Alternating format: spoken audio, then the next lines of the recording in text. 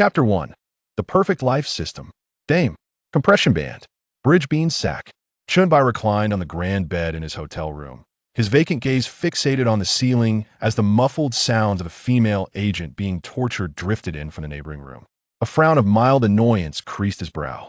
He sighed deeply, casting a glance at an unopened 4-inch cake on the table and a text message left unread.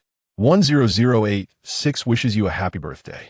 His gaze lingered on the cake, pulling his thoughts back to his university days. Last year, he celebrated his birthday at university, accompanied by his younger girlfriend. Since graduating this year, communication with her had dwindled significantly. Physical contact was now a distant memory. Occasional phone calls were merely requests for money to purchase bags and clothing, urging him to strive for success. As for his parents, he had been an orphan, raised in a welfare institution in the bustling metropolis. It mattered little. One must inevitably sacrifice something on the path to success. Yet, working overtime had left him utterly exhausted, and his meager salary offered little consolation. It is said that successful individuals are forged through hardship. Could it be that he was a product of cesarean delivery? Ring, ring, ring. Suddenly, the phone rang, and Chen Bai exhaled in relief. Surely, his girlfriend Li Ting would not forget his birthday. A smile crept onto his lips as he answered the call. Ting Ting, are you done with your work? Have you forgotten what day it is today? It's already 11 o'clock. Li Ting's voice, tinged with displeasure, resonated through the receiver. Chen Bai was about to inform her that she needn't bring any gifts, but his expression abruptly darkened. The May Day holiday is nearly over, and you still haven't given me a present. Why did I even choose you as my girlfriend?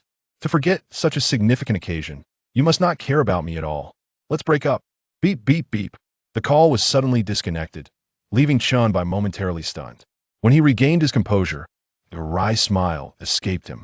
He understood the change in Li Ting's demeanor all too well. He had entered the workforce, laboring like a beast of burden, while she remained a vibrant junior, attracting throngs of admirers. Well then, I might as well wish myself a happy birthday. Chen Bai unwrapped the cake, realizing there were no candles and additional 5 yuan was required for that. It was unnecessary to let such a woman wound his heart. Life was already harsh enough. Beep, detecting that the host has wished for wealth on their birthday for 10 consecutive years, binding the perfect life system. Chen Bai's hand, poised to bring the cake to his mouth, halted abruptly. A system? The kind from the novels he had read? As an avid reader of urban fantasy, having perused over 100 works, he was well aware of what a system entailed. Sending daily pension to the host, 5,000 yuan, has been deposited into bank account ending in 9527 Dragon Country. The pension serves as the host's basic living guarantee. A competent system would never leave the host unprotected. The daily 5,000 yuan encompasses the host's necessities, ensuring they are well fed and cared for. In addition to the daily pension, any expenditure made by the host will yield a cashback of 210 times. The host is encouraged to indulge. Unexpected rewards may await. Master, what a remarkable nature. Chen Bai praised sincerely, realizing that he was indeed taking off. With the system in place, why would he still rely on 001? Why would he toil like a beast of burden? I certainly do not consume beef. Suddenly, his phone illuminated, and Chen Bai held his breath as he checked the bank notification. 5,000. He truly received 5,000. So, can I get cash back from any expenditure? Chen Bai swallowed hard. Indeed, host. However, spending on beautiful women or engaging in indulgent spending behaviors may trigger a critical cashback bonus. Understood. Chen Bai comprehended that the system's intention was to liberate him from the constraints of rules. He could do whatever he desired. Knock, knock, knock. Just as Chen Bai reveled in the joy of having a system, there was a knock on the hotel room door. Who is it? He called out, wondering who would seek him out in the dead of night. Could it be the authorities checking rooms? He, Huang, had no dealings with gambling or drugs. Upon opening the hotel door, he was momentarily taken aback. Junior, what brings you here?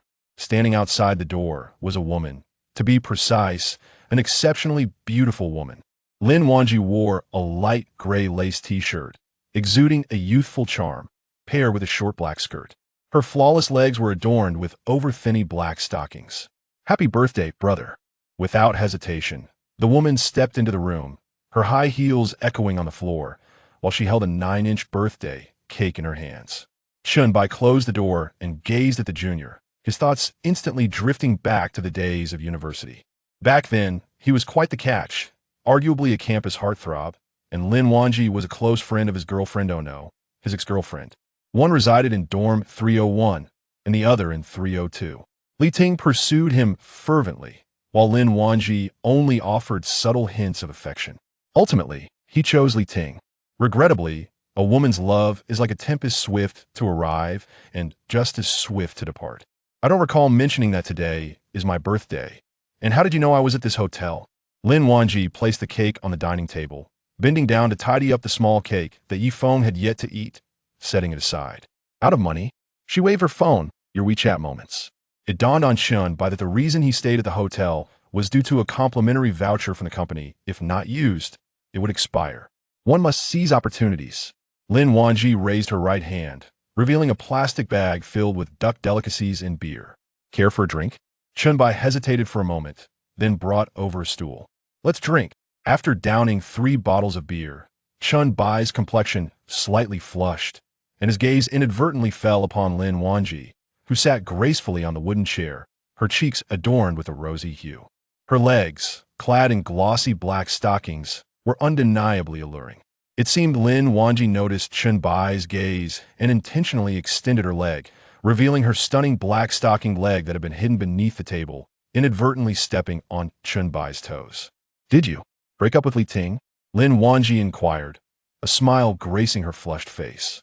Chen Bai felt a tingling sensation in his toes and instinctively replied, yes. With a sense of affirmation, Lin Wanji could not suppress the upward curve of her lips, which involuntarily blossomed into a smile. Oh, do not be disheartened. Dear brother, you are deserving of far better. Chen Bai chuckled softly, downing a bottle of beer. I have also severed ties with Li Ting. I simply cannot tolerate her any longer. Chen Bai waved his hand dismissively. I believe I have deduced it, Junior. Indeed, he is a car salesman named Ding Han, possessing quite a silver tongue. Nevertheless, I ought to express my gratitude to Ding Han, for it is through him that you, dear brother, have been granted a new lease on life, allowing other exceptional women the opportunity to pursue you.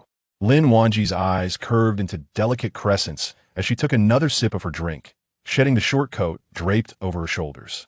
Chen Bai swallowed hard, his gaze fixated in astonishment. He had never realized the depth of his junior's character before. As she chewed, her demeanor was adorably charming, and a hint of sophistication beyond her years radiated from her slightly flushed cheeks. Chen Bai's thoughts wandered to the system's cashback feature. May I pose a question? In your eyes, which woman do you find the most beautiful? Lin Wanji paused momentarily. The most beautiful woman? That would undoubtedly be my mother. Chen Bai was taken aback, nodding thoughtfully, remaining silent for an extended time. Could I perhaps see a photograph of your mother? Ah, you. Lin Wanji was momentarily flustered. Chen Bai chuckled, inspired by the 5,000 he received from his benefactor, conceiving a bold idea.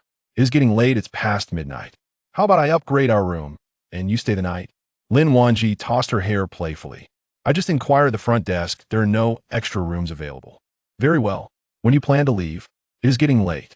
Pardon me for saying, brother, but do you truly think it wise for me to return alone in this darkness? I have consumed alcohol. Lin Wanji pouted, murmuring softly. Chen Bai glanced at his phone for the time. Shall I accompany you? Lin Wanji smiled seductively, her gaze slightly unfocused, perhaps influenced by the drink. No need. I think I shall sleep in your bed tonight. Chapter 2. Cashback on Consumption. Savings reaching $1 million. The following morning, Chen Bai awoke groggily, rubbing his head in an attempt to dispel the remnants of sleep. A headache throbbed, and his mouth felt parched. He regretted drinking so much the night before the agony of a hangover was truly unbearable. Habitually, he reached for a lighter on the bedside table, igniting a cigarette. With a soft crackle, he took a couple of puffs, only to realize that he was alone. Chen Bai yanked the charging cable from his phone, noting that it was already 10:30. He discovered a message from Lin Wanji waiting for him on WeChat. Good morning, cat, dancing emoji. I arrived so hastily last night, allow me to treat you to hot pot this evening as an apology. Chen Bai stared at the message, reminiscing about the events of the previous night. Eventually, he had lost track of time and could not recall much, other than Lin Wanji assuring him that she was a sound sleeper who would not kick off the blankets. The truth, however, was that a woman's words often masked the absurdity of reality. Chen Bai respread the half-fallen blanket across the bed and replied to Lin Wanzi's message. Tentatively, he called out, "System, are you there? Beep host, what instructions do you have?" Chen Bai exhaled deeply, realizing he was not dreaming. Everything that transpired yesterday was indeed real. He had truly become extraordinary, endowed with an extraordinary advantage. From now on, would not others greet him with a respectful 666? It's nothing, just confirming. Beep. The host has indulged in slumber until 10:30, meeting the indulgence criteria. Therefore, an indulgence task is hereby assigned. The premise for indulgence is to have sufficient funds. Please increase your savings to 1 million. Task reward: a random draw for a fuel or electric vehicle valued above 500,000. The host may choose between a fuel vehicle or an electric vehicle for the draw. Chen Bai gazed at the virtual panel before him, his hand trembling slightly as he held the cigarette. Achieving 1 million in savings seemed attainable, especially since spending would yield cash back. Choosing between a fuel vehicle or electric vehicle. Was there even a choice? Real men drive V8s. Electric vehicles are for the timid. Without a moment's hesitation, he donned his clothes and checked out of his hotel. He hailed a taxi at the roadside, resolutely heading towards the Guamao shopping mall. Half an hour later, Chen Bai scanned the taxi's payment code, effortlessly paying 45 without a hint of remorse. Detected host expenditure 5x cashback of 225.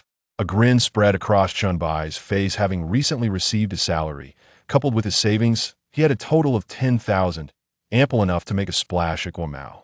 As he stepped into the Guamao Tower, a wave of nervousness washed over him. So long had he lived in fear of poverty. He could scarcely afford to spend even a penny here before. Could he not feel anxious? A single cup of iced water could cost a day's wages. Gazing at the bustling stores of LV, Hermes, and Gucci, he noticed they were brimming with people. Indeed, the affluent abound in society. Yet soon enough, he would find himself among the ranks of the wealthy. Chen Bai excitedly rubbed his hands together, making a beeline for the LV store. 20 minutes later, humming a cheerful tune, clad in trendy attire and clutching several luxury shopping bags, he stood before a mirror, constantly adjusting his hairstyle. He had frequented nearly all luxury boutiques and even customized a guitar. It had been a long-held dream of his to learn the instrument during his university days, but his finances had held him back. Gazing into the mirror, he noted that his hair was still short. He would need to visit Tony, who to get a fashionable haircut when it grew longer. Indeed, one's appearance can greatly influence perception. Chen Bai beheld his reflection and felt a stark contrast to his previous self, adorned in shabby clothing. He believed his looks now rivaled those of the most discerning readers. Detected host expenditure of 10,000, 5 times cashback of 50,000. Detected host expenditure of 40,000, 7 times cashback of 280,000. Detected host expenditure. Beep. Congratulations, host, on achieving 1 million in savings. As the system's notification echoed in his mind, he reveled in its delightful tone. He picked up his phone, holding his breath as he checked the balance in his bank account. 1,001,000. Such an amount, he realized, would take him 2.5 years of labor without sustenance to earn. Now drawing for the host's fuel vehicle. Before Chen Bai, a blue screen materialized, showcasing a spinning wheel segmented into numerous sections, each inscribed with the name of a different luxury car. The pointer began to spin and ultimately came to a gentle halt on the luxurious Lamborghini Urus. Congratulations to the host for acquiring the Lamborghini Urus. Please proceed to the 4S dealership in Xujiang District to collect your vehicle. A complimentary gift. The art of discerning character. Chen Bai swallowed hard. He had never experienced the luck of winning a lottery in his life. It seemed fortune had favored him in this draw. A luxury car valued at approximately 500,000 was now his, a Lamborghini worth 3 million. A V8 engine. A genuine V8 engine. What man could resist? One cannot possess both a Lamborghini and feelings of inadequacy. What is there to feel insecure or doubtful about, except for the absence of a Lamborghini? However, what is this art of discerning character? Upon reviewing the detailed description, Chen Bai suddenly had an epiphany. Hello, handsome, may I add you on WeChat? Just as Chen Bai was basking in the joy of owning a Lamborghini, a woman clad in a backless, short dress with heavy makeup approached him. Turning to look, the system's discerning ability activated automatically. Name: Hululu. Age: 28. Attractiveness: 76 out of 100. Figure: 80 out of 100. Loyalty: 5. Chen Bai shook his head. No, I'm sorry. Hululu was taken aback. It was the first time a man had rejected her request for contact information. All right then, handsome, she replied.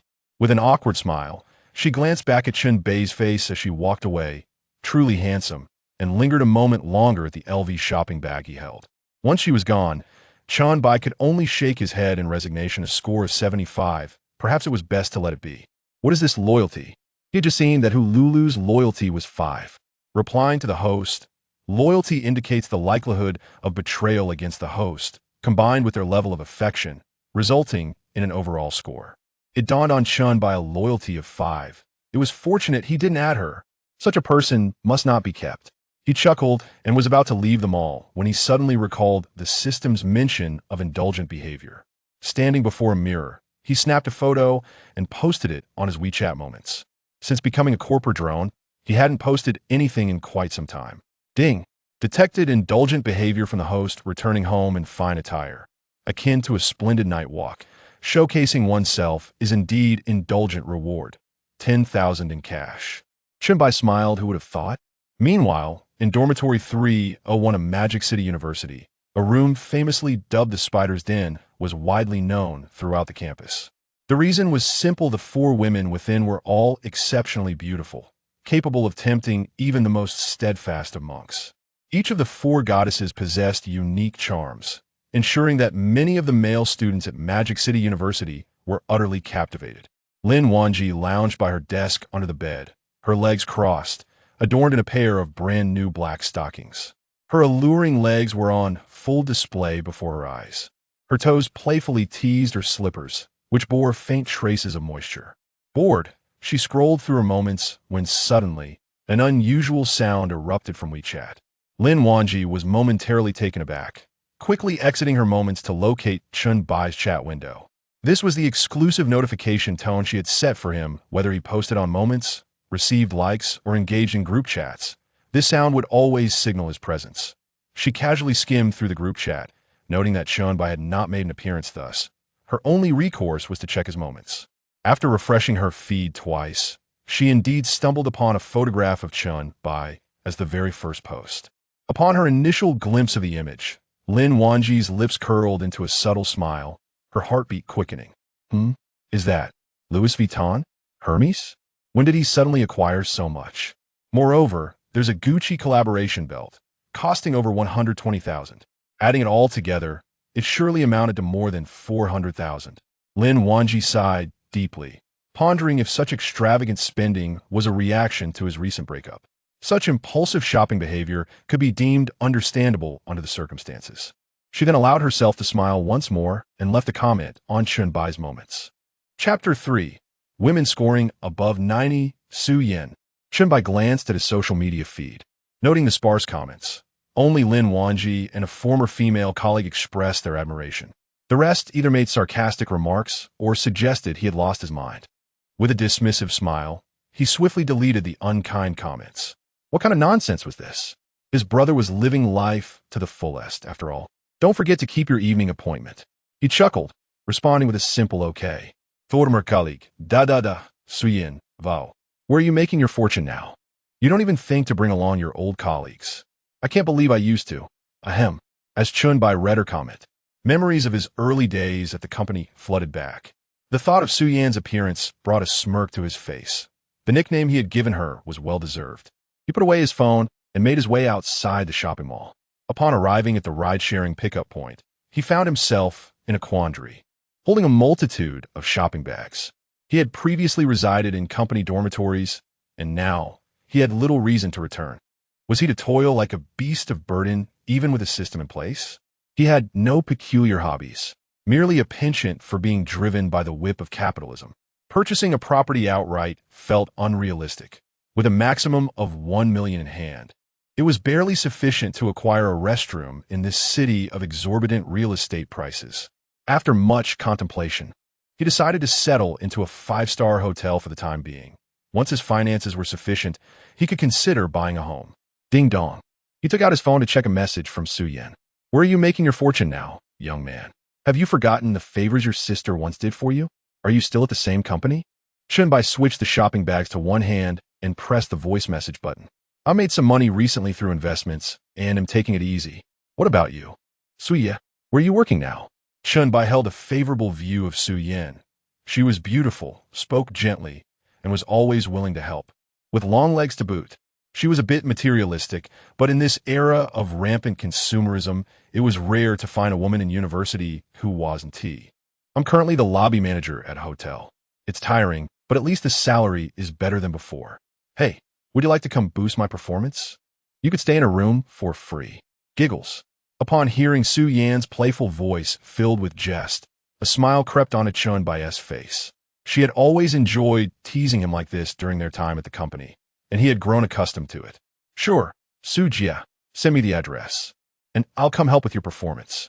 Here is the location on the map. Contact me when you arrive. I'll personally come to greet you. On the other end of the line, Su Yan sat in the lounge, adjusting her gold-rimmed glasses, and flashed a charming smile at the phone screen. She wore a somewhat formal office attire that exuded an unusual charm when adorned on her figure. It perfectly illustrated that a great physique complements any outfit. Her elegantly crossed legs, ensconced in black stockings, enveloped her flawless, shapely thighs. Su Yan was entirely unconcerned about the situation. There were no business trips or meetings to attend. So what was the need for a hotel room? She had often joked with this handsome younger brother in the past. Upon hearing this, Chen Bai merely chuckled, not taking it to heart. Although it was true that sincere words were often expressed in jest, she couldn't deny that Chen Bai was indeed quite handsome. However, considering that she worked at a five-star hotel, which was rather expensive, costing tens of thousands per night, she assumed that Chen Bai was simply seeking amusement at her expense.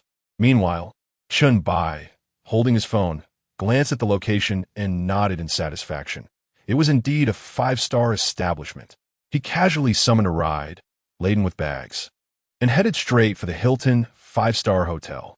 In less than 10 minutes, the ride-sharing vehicle came to a gentle stop beside the Hilton. One reason for his choice of this hotel was its prime location, affording a view of the Huangpu River. Chen Bai retrieved his phone to settle the fare and dialed Su Yan's WeChat. The call was quickly answered, and a slightly teasing voice emerged from the speaker. Oh, little brother, you can't possibly be yearning for your sister, can you? Why not come and indulge with me? Chen Bai chuckled. Indeed, I've come to indulge with you. Aren't you coming out to greet me? Really? You've actually come? Wait for me. The surprise in Su Yan's voice was palpable, followed by the sound of high heels clattering against the floor. Chen Bai acknowledged her and ended the call, entering the hotel lobby with an array of luxurious shopping bags. Upon stepping inside, he was immediately enveloped by an aura of opulence. Good sir, are you here to check in? We still have available rooms. A smiling receptionist approached him, her hair elegantly styled. I'm here to see a friend, Chen Bai replied nonchalantly. The receptionist glanced at the bags he carried, her expression conveying an understanding.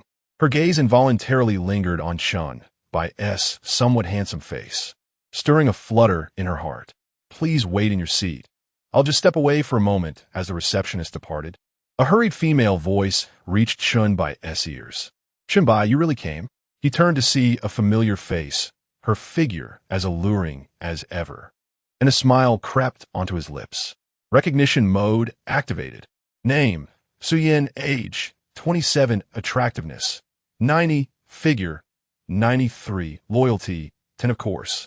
Since Su Yan had initiated the conversation, he felt compelled to assist her in boosting her performance. Su Yan hurried over, her chest rising and falling with the exertion. Observing Chen Bai's serious demeanor left her somewhat flustered. Are you really going through with this? Su Yan glanced at the receptionist, then quickly took Chen Bai's hand, leading him a few steps aside. Leaning closer, she whispered in his ear, this room is a trap for unsuspecting fools. It's quite expensive. Chen Bai chuckled, inhaling her faint fragrance, admiring her alluring peach blossom eyes, willow leaf brows, and her tempting figure, boldly suggesting, since you've brought it up, what if I played the role of that unsuspecting fool? After uttering those words, he conspiratorially leaned towards Su Yan and inquired, Regarding the room arrangements you mentioned, does that still apply? Su Yin chuckled softly, playfully tapping Chen Bai's chest with her hand. You cheeky little rascal. Have you become so glib in just a few months? At that moment, an incongruous voice interrupted. Oh, this handsome lad must be here for you, Sister Su. How fortunate you are. The receptionist, just emerging from the restroom, caught sight of Chen Bai whispering to Su Yin, stirring a pang of envy within her. Ahem, friends. Please refrain from such antics. Su Yin's cheeks flushed slightly as she feigned seriousness, adjusting her gold-rimmed glasses. I know, Sister Su. It's quite selfish of you to keep this all to yourself. Don't you think you should share a bit with your sisters? Feeling a bit embarrassed, Su Yin still clutched Chen Bai's hand tightly. Chen Bai chuckled awkwardly, shifting the mood. Enough of the jesting. Let us discuss something serious. How much is your finest suite per day? Chapter 4. Are you staying at 5-star hotel monthly? After Chen Bai posed this question, Su Yin tightened her grip on his hand. Don't jest. If you're missing me, how about we go out for coffee? I still have an hour of lunch break. Su Yin smiled slightly, feeling a bit awkward about dampening Chen Bai's spirits. The finest room here costs over 40,000 for a single night, equivalent to half a year's salary for many. Even if Chen Bai did not intend to stay, he would gladly accompany her for a stroll. Chen Bai, suppressing his usual smile, earnestly draped his arm around Su Yan's shoulders. Sister Su, I speak sincerely. I've recently earned a bit of money. Finding a hotel to simply relax in is a win-win, and rather than enrich outsiders, why not indulge such a beautiful sister? Just as he finished speaking, the front desk attendant, standing nearby with an amused expression, let out a playful hiss. Sister Su, you've deceived me so terribly. Drinking until I was tipsy? You made me weep. I kept saying you should let me introduce you to a boyfriend, yet you stubbornly refused. Su Yin shot a disapproving glance at the front desk. Oh, please stop gossiping. You're disrupting our sister-brother bond. She then turned back to Chen Bai, her expression slightly serious. Are you being genuine? The finest suite in this hotel is not cheap. It costs 42,000 a night. If you're truly staying, I can offer you a discount. Su Yin was somewhat astonished. Could it be that Chen Bai had genuinely struck it rich? Spending a night to experience the luxury hotel services and facilities could indeed be justifiable. If he had indeed come into wealth, it was natural to want to indulge in experiences previously unattainable. Chen Bai nodded affirmatively. Yes, Sister Su. Please tell me about the presidential suite. The female attendant at the front desk was momentarily taken aback. Really staying? It's over 40,000 for one night. Judging by Su Yan's demeanor, Chen Bai did not seem like a particularly wealthy young master. Yet he was undeniably handsome. With this thought, she couldn't help but glance towards the restroom. Let me share a little secret. Sister Su finishes her shift at 6 o'clock, and after that, her time belongs to you, she said with a cheeky grin. Su Yan's face flushed slightly, and she playfully scolded, Stop causing trouble. What on earth are you thinking about every day? She then turned serious as she faced Chen Bai. Once in work mode, Su Yin transformed, displaying utmost dedication to her responsibilities. The presidential suite comes with a private butler and a professional 5-star chef to cater to guest meals. The total area. After listening to the introduction, Chen Bai nodded with conviction, chuckling as he followed Su Yin to the front desk, calmly producing his ID to hand to her. Thank you. Sister Su. Su Yin, standing at the counter, rolled her eyes. Are we really having this conversation? Just one night, right? If this room isn't booked for tomorrow, you can stay until 2 in the afternoon, and checkout time is still up to me. It's not just for one night. Chen Bai waved his hands in denial. What? Su Yin paused in her check-in process, feeling somewhat embarrassed, and spoke as delicately as possible. Dear brother, this suite cannot be booked by the hour. Chen Bai scrutinized her somewhat inappropriate figure, suddenly pausing at her words. No, it's for a month. How long? How much? The two women instinctively exclaimed, their eyes wide and fixed on Chen Bai. Brother, this is not a joke. Su Yin was the first to regain her composure, gently reminding him. I'm not joking. It's for a month. If it's over 40,000 a day, is there a discount for a month? If it could be reduced to 1 million, I'd pay with my card. If it's over 100,000, I'd have to split the payment due to card limits.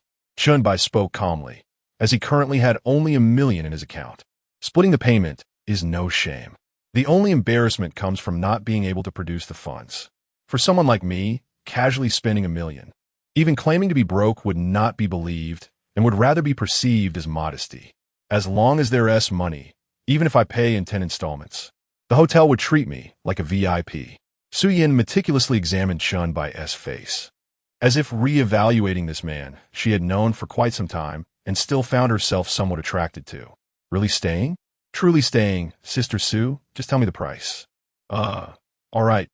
Let me calculate the cost. Su Yin took a calculator, repeatedly verifying the maximum discount she could offer. At $42,000 a day, a month-long stay could be reduced to $30,000 a day. The presidential suite was seldom occupied. Most of the time, it remained vacant.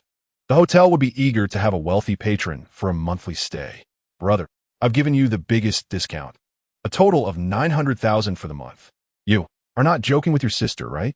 Su Yin brushed her hair back, feeling a shiver run down her spine. Many people stayed in five-star hotels, and quite a few occupied presidential suites. Yet in her few months of employment, she had never encountered someone treating a five-star presidential suite like a simple inn, even monthly stay. Was this even a reasonable thing to say? This was too extravagant. Swipe the card. Chen Bai nonchalantly produced his bank card. $900,000 within limits. It secured the accommodation and would even yield a cashback of several million. A profitable deal. As Su Yin received the card, her mind went blank. And as the magnetic card passed through the POS machine, an electronic sound echoed through the lobby. Successful deduction, $900,000. Detected expenditure of $900,000. Triple cashback, $2,700,000. Su Yin's loyalty 10. Su Yin's loyalty 10. Su Yin's loyalty 10. Chen Bai was elated. Triple cashback. His net worth had surpassed $2 million. Spending. Delightful. And it could even increase loyalty? What could be done with increased loyalty? This still needed to be explored. The hotel lobby fell into silence. Wow. The receptionist was the first to lose her composure, looking at Chen Bai with eyes nearly popping out of her head. Sister Su, didn't we agree to share the blessings? How could you do this behind my back? Su Yin, equally incredulous, covered her mouth. $900,000. A one-time payment? A monthly stay in a presidential suite? Was this the Chen Bai she knew? She picked up her room key card and, in her high-heeled shoes, gracefully approached Chen Bai, directly placing his arm around her slender waist.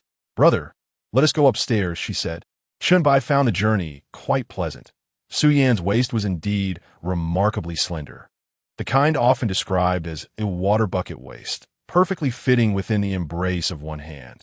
However, as he held her waist, it was inevitable that he would encounter a transgression.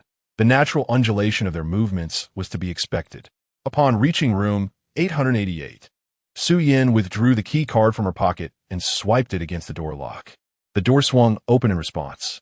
Chen Bai stepped inside and had just settled onto the sofa when he heard the door slam shut with a thud. Gulping, he watched as Su Yin gently peeled off her OL uniform jacket, casually tossing it to the floor. She was left clad only in a white shirt, the fitting fabric straining against her alluring figure. Chapter 5 Exclusive Massage? Seriously, Sister Su, is that really appropriate? Chen Bai chuckled awkwardly, verbally expressing his disapproval while his gaze lingered unabashedly. Su Yin tossed her outerwear onto the floor and kicked it aside, her cheeks flushing deeper at Chen Bai's words. What nonsense are you spouting? I'm just feeling warm, she retorted, tying her hair up into a high ponytail and turning on the air conditioning. Su Yin was still reeling from the tingling sensation coursing through her scalp. $900,000. Chen Bai had claimed it was a small fortune. But how substantial could that truly be? Chen Bai leaned back on the sofa, casually surveying the room, his gaze gradually shifting to Su Yin as the light illuminated her figure. This woman's physique was simply mesmerizing, reminiscent of a leading lady stepping out from a risque comic, particularly with those alluring peach blossom eyes that could melt anyone's heart, let alone a man's. The snug white t-shirt she wore had been stretched to the brink, revealing a tantalizing glimpse of her waist. Stop staring. It's embarrassing, Su Yin said, feeling bashful as she swallowed hard and hurriedly sat beside Chen Bai. He inhaled deeply, recalling how she had not seemed shy at all during their encounters at the office. Sister Su, you didn't appear bashful back then. Su Yin playfully brushed her toe, clad in black stockings, against the top of Chen Bai's foot. At that time, I had no inkling that a certain handsome young man was so affluent. Truly, you're my ideal type. She had often mused that she would rather starve or leap from the company building than settle for anything less than a wealthy and handsome partner, never imagining that such a man would be right beside her. Chen Bai naturally placed his hand on Su Yan's waist, feeling her body shiver slightly as she feigned composure against his shoulder. He had observed a curious pattern. The louder the declarations a woman made, the more she seemed to cherish her virtue. Brother, I won't assign a personal butler for this room. I shall take on the responsibility of caring for you. Su Yan adjusted her gold-rimmed glasses, burying her head against Chen Bai's shoulder. Is this service included with the room reservation? Does everyone get this? If that's the case, I might just have to consider extending my stay. With a playful huff, she added, what are you thinking? I am your exclusive service. She had no doubts about Chen Bai's intentions to extend the stay. If he could afford $900,000 for a hotel, an additional month would be a mere trifle. All right, what services does this exclusive personal butler provide? I want the whole package. Su Yan tugged at her black stockings. How about massage? That can certainly be arranged. Chen Bai replied, a smirk playing on his lips as he tightened his hold around her waist. Manager, we have a guest with a room issue that requires your attention. Came a sudden call over the intercom, just as Su Yan was about to showcase her skills. She picked up the intercom, responding, understood, I'll be right down. Brother, let us save this project for tonight. She winked playfully at him. Chen Bai, with a hint of resignation, pulled out his phone. I'll be waiting for you tonight, Sister Su. As Su Yan departed, Chen Bai, feeling somewhat bored, began to scroll through Douyin. At just past noon, Chen Bai planned to pick up his junior from Modi University for a hot pot meal, sparing himself the hassle of multiple trips. He glanced at several attractive female streamers who had begun their live broadcasts at midday. Without hesitation, he clicked not interested. While showering streamers with gifts could be swift, it lacked substance. Some streamers originally charged $598 per hour, yet due to the presence of such willing patrons, prices have been artificially inflated. What could once be enjoyed for $998 with endless revelry now required them to exert effort in showcasing their talents, all while ensuring emotional engagement and singing heartfelt songs. These patrons, willing to spend hundreds of thousands just to hear a term of endearment, treated their idols as mere vessels for their desires. Was this fair? The prices of streamers ought to be reduced, making it accessible for all. As Chen Bai continued scrolling through Douyin, he suddenly encountered a streamer who evoked a pang of guilt within him. In his youth, he had often sought to impress, frequently posing with his hands as if holding a cup, chasing dreams. He felt a sense of remorse towards this particular streamer, acknowledging that such feelings were natural. Previously, he could only utter an apology, but now, with newfound wealth, he felt it was only right to make amends. Intrigued, Chen Bai entered the live stream of a host named Tu In Liang, where the viewership was bustling with 30,000 online. The woman in the stream donned a form-fitting leather outfit, her flawless long legs resting on the desk. Her face was adorned with exquisite makeup, and the blush on her cheeks exuded a certain allure. Name, Shan Shiyun, age, 21, appearance, 89, figure, 91, loyalty, 0. Chen Bai examined the unexpectedly revealed statistics and nodded in satisfaction, recognizing that such data was indeed exceptional among streamers. Meanwhile, Tu In Liang was engaging with the comments. Welcome, bye-bye to the stream. Are you already bidding farewell upon our first meeting? But I simply can't bear to say goodbye to you. Don't you wish to hold my hand and snuggle a bit, bye-bye? A smile crept across Chen Bai's face. This was precisely the vibe he appreciated. The comments section erupted in excitement. Ha ha ha. Tu In Liang is teasing Xiao Chunin again. Are you envious? I'm not. This is just a typical day with Tuesday. Sorry, teacher Tu In Liang. Is this not human nature? On the contrary, those who claim the opposite truly need to reconsider. Noticing Chen Bai, who had remained silent, Tu In Liang's lips curled into a smile. It seemed another genuine Xiao Chunin had entered, enhancing the live stream's allure. Bye-bye, why so quiet? Speak. Do you like your teacher? Do you wish to hold hands with her? Spread the word. Tu In Liang is teasing Xiao Chunin again. At this moment, how I wish I were bye-bye. Chen Bai watched the live stream, overwhelmed by the experience. He quickly recharged 30,000 yuan, seeking gifts from the carnival selection. Bai Bai has generously bestowed a carnival gift of 10, and the charming Tu In Liang feels a sense of smug delight at Chen Bai's shyness. Suddenly, she receives a substantial gift that nearly causes her astonishment to spill over the screen. Is this grand figure truly so extravagant? A sum of 30,000. Wow. Thank you. Bai Bai. Please, let's connect later, dear host. Shun Shuyun Loyalty 10 detected that the host has spent 30,000. Five-fold cashback. 150. 000. The public screen is flooded with confused contributions from various patrons, and at last, Chen Bai feels a measure of relief from her guilt. She exits the live broadcast room and opens her private messages, discovering numerous unfamiliar female admirers reaching out to her. Unsurprisingly, their messages are filled with flirtatious poses and playful antics. Chen Bai chuckles softly.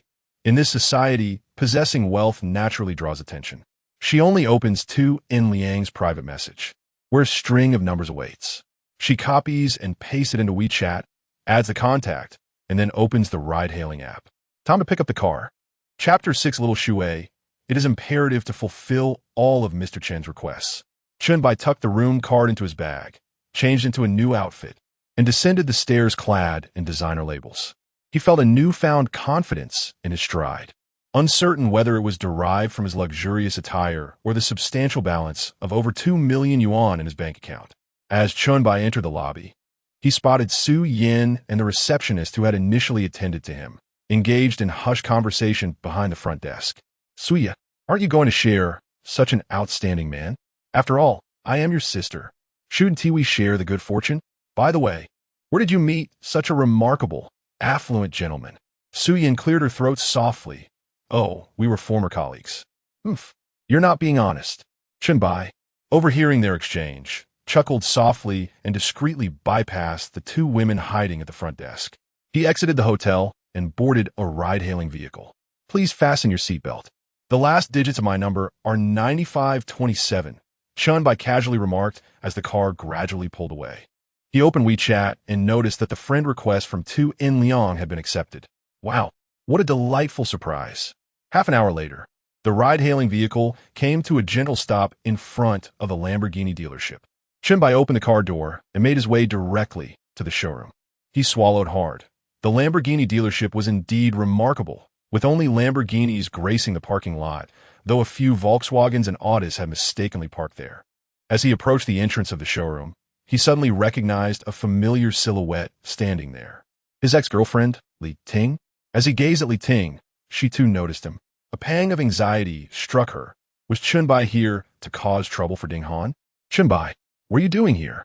She asked, apprehensive, knowing that the Lamborghini dealership valued its brand reputation greatly. If Chen Bai were to create a scene, Ding Han would undoubtedly be fired. That would mean the loss of her monthly allowance, and Ding Han would surely blame her for it. Chen Bai merely smirked disdainfully, ignoring Li Ting completely. I'll do whatever I please. He strode directly into the showroom without pausing at the entrance.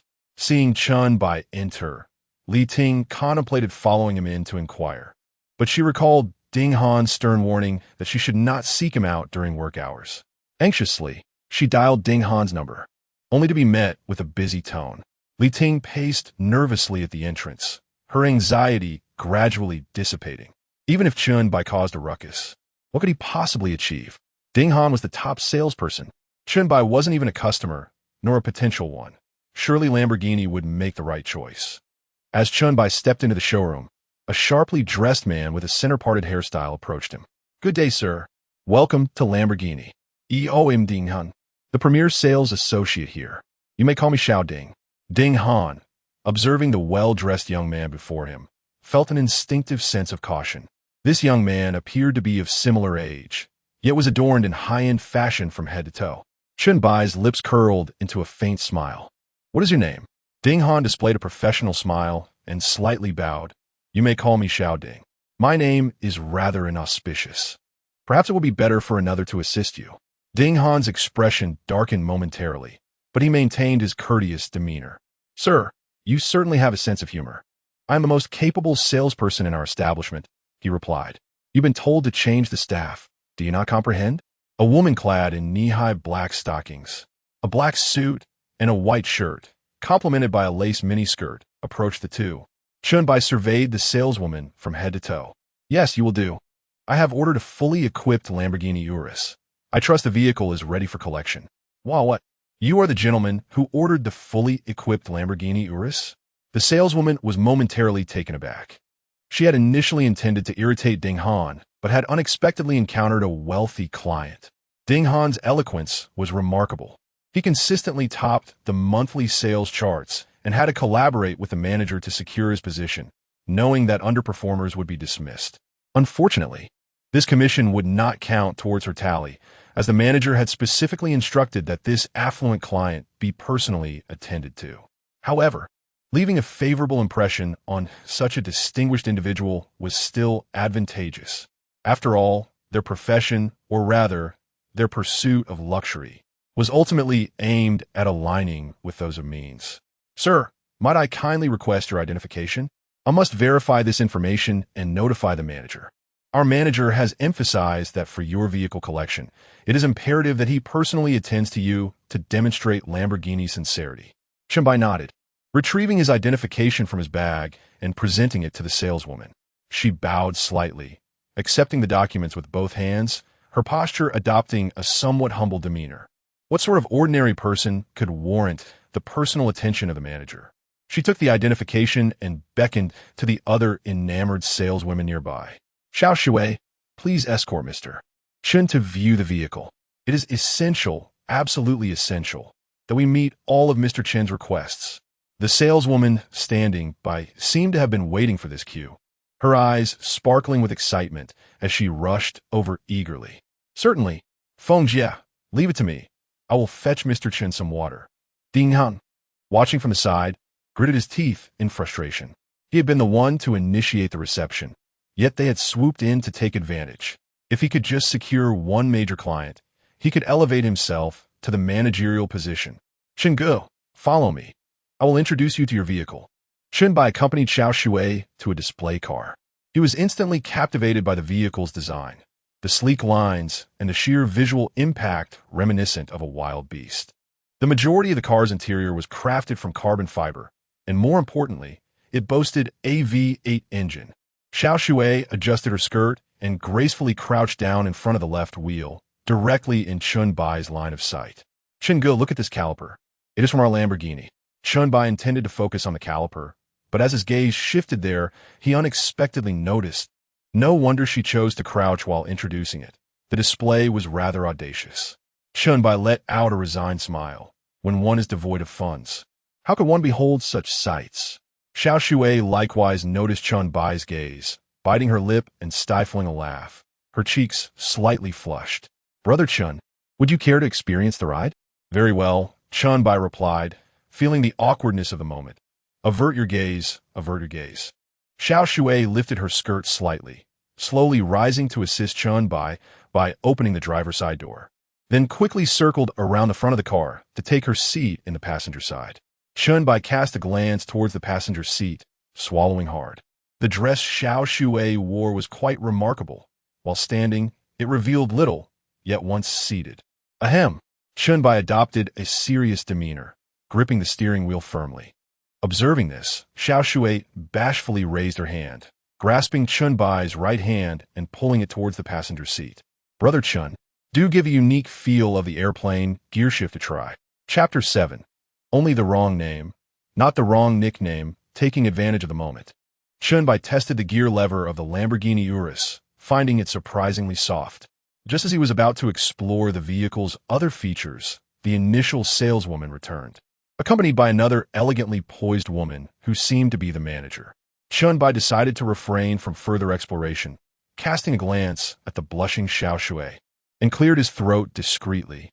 In the blink of an eye, the manager stood smiling beside the driver's seat, tapping on the window. Good day, Mr. Chen. I am Gu, the manager of this Lamborghini dealership. It is a pleasure to serve you, and I am delighted that you have chosen Lamborghini. Chen Bai offered a slight smile, opened the car door, and upon stepping out, he noticed Gu extending her hand. He reciprocated, grasping her immaculate hands. Manager Yu, please chat with Brother Chen first. I need to visit the restroom, Xiao Shui said as she hurriedly descended from the passenger seat and dashed towards the lavatory. Chen Bai chuckled softly, reflecting that the adage held true. Only the wrong name is taken, never the wrong nickname.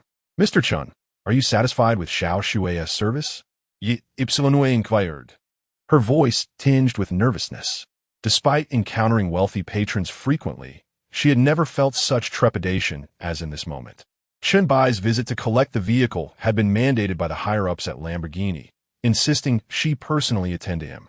Quite satisfied, Chen Bai replied, glancing at the interior of the Lamborghini Urus and the passenger seat of the display vehicle. That is wonderful to hear. To be candid, Mr. Chen, I have been given strict instructions to fulfill all your requirements. Please feel free to express any needs you may have, and I will do my utmost to accommodate them. Gu exhaled, beads of cold sweat forming on her lovely face. Oh, Chen Bai raised an eyebrow, fully aware that the higher-ups were exerting their influence. In fact, I do have a request. Please dismiss that salesperson named Ding Han. A complete industry ban would be ideal. Gu momentarily faltered. Mr. Chen, does he have some sort of grievance with you? Chen Bai shook his head. No, I simply find him disagreeable. Is that too much to ask?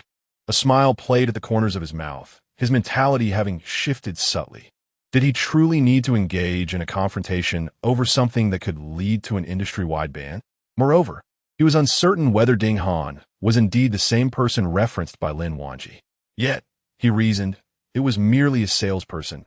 Dismissing him would not be a challenge.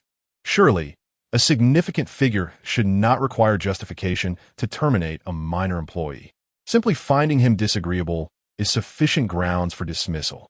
If it turns out to be a case of mistaken identity, then that would simply be his misfortune. No. Xiaofeng, contact the HR department immediately and ensure Ding Han receives a negative evaluation, leading to an industry-wide ban. Gu hastily instructed the saleswoman who had initially attended to Chen Bai. Mr. Chen, I will keep you updated on the progress. Chen Bai waved his hand dismissively, maintaining an air of nonchalance. There is no need for updates. Where's the vehicle I ordered? Is it ready for me to drive away? He truly was not inclined to monitor the developments closely. It is ready. Everything has been taken care of. I shall take you to. Gu's smile widened as she led Chen Bai toward the garage. Upon arriving, Chen Bai spotted a brand-new Lamborghini Urus parked within, its yellow paint shimmering subtly under the glow of the lights. Here are the keys, and I have also arranged the temporary license plates for you. Gu promptly handed over a key emblazoned with the Lamborghini logo. Chen Bai, brimming with excitement, took the keys, opened the door, ignited the engine, and started the vehicle. As Gu watched the Lamborghini gradually disappear from view, her taut nerves finally relaxed. Chen Bai was simply terrifying. Her legs felt somewhat weak. Meanwhile, Ding Han sat in the sales lounge, troubled by the prospect of missing out on a promotion to manager by just one deal. Suddenly, the HR personnel pushed open the lounge door. Sister Hui, what brings you here? Did the store manager say I could skip the assessment and be promoted to manager directly? Ding Han trembled with excitement. The HR staff, however, expressionless, slapped a piece of paper onto the lounge table. You've been fired. N+1 has been deducted from your card. You may leave. Ding Han felt as though struck by a bolt from the blue. What? Why? I have diligently worked for the company. The HR personnel turned and departed, leaving behind a single remark. The big shot wants you gone. Is a reason necessary? The big shot. The big shot. Who have I offended? Ding Han's mind spiraled into confusion as he cradled his head, pondering. After a while, he gathered his belongings and walked out of the dealership, lost and dejected. Darling, you're off work? Li Ting waited at the entrance of the dealership, momentarily taken aback by Ding Han's vacant expression, and quickly linked her arm with his, a foreboding feeling stirring within her. Darling, why are you so silent? By the way, Chen Bai didn't cause any trouble, did he? My ex-boyfriend was like that. So neurotic, don't let it bother you. Ding Han suddenly snapped back to reality, gritting his teeth as he inquired. Chen Bai is your ex-boyfriend? Li Ting chuckled, completely oblivious to Ding Han's distress. Yes, I broke up with him to be with you. A sharp slap resonated at the dealership entrance. You hit me. Li Ting gasped in disbelief, clutching her rapidly swelling face. tears brimming in her eyes as she looked at Ding Han. "You deceitful wretch. Didn't you say you had already broken up? Get lost. Just get out of my sight. Do you have any idea how much you've ruined my life? After all my hard work, all the resources I accumulated are gone because of you." With reddened eyes, Ding Han quickly realized the reason behind his dismissal. The more he thought about it, the angrier he became, delivering another resounding slap. "Get lost. Just get out." As Li Ting stood in bewilderment, Ding Han walked away, gradually distancing himself. Chen Bai, parked at the entrance of the dealership, witnessed this dramatic scene unfold. With a soft click, he lit a cigarette, murmuring to himself, "Marvelous, simply marvelous." Li Ting, with teary eyes and hands covering her face, scanned the surroundings, searching for Chen Bai. It was all Chen Bai's fault that she broke up with Ding Han. Li Ting had vividly imagined the scene of Chen by creating a ruckus at the Four Sons store. As she glanced around, her gaze unexpectedly locked with that of Chen Bai, who was smiling from inside a Lamborghini Urus. Li Ting's eyes widened in disbelief, and she instinctively covered her mouth. Her mind a blank. She felt as though she were gasping for air. Chen Bai, how could he possibly be sitting in a Lamborghini? And a Lamborghini Urus at that? It was said that even the base model costs over $3 million. Before Li Ting could regain her composure, Chen Bai accelerated past her in a flash, leaving her stunned in place. She longed to chase after him to inquire about the situation, to understand why he was in the Lamborghini. Unfortunately, she was left inhaling exhaust fumes. At that moment, she felt a twinge of regret. Had Chen Bai been testing her all along? Chapter 8. Bystanders in shock. Is my goddess getting a boyfriend? As Chen Bai emerged from the luxury dealership, he merged into the bustling traffic, pressing the accelerator firmly. The Lamborghini's engine roared to life with a feral growl. A true man drives a V8. However, Chen Bai soon realized a troubling issue. This dealership was quite the ripoff. Just as he exited its doors, the fuel gauge plummeted. He sensed that the remaining fuel would barely suffice to reach the nearest gas station. With a slight grimace, he activated his phone's navigation system and set off towards the closest station. In under 10 minutes, he arrived just in time, the needle hovering and empty.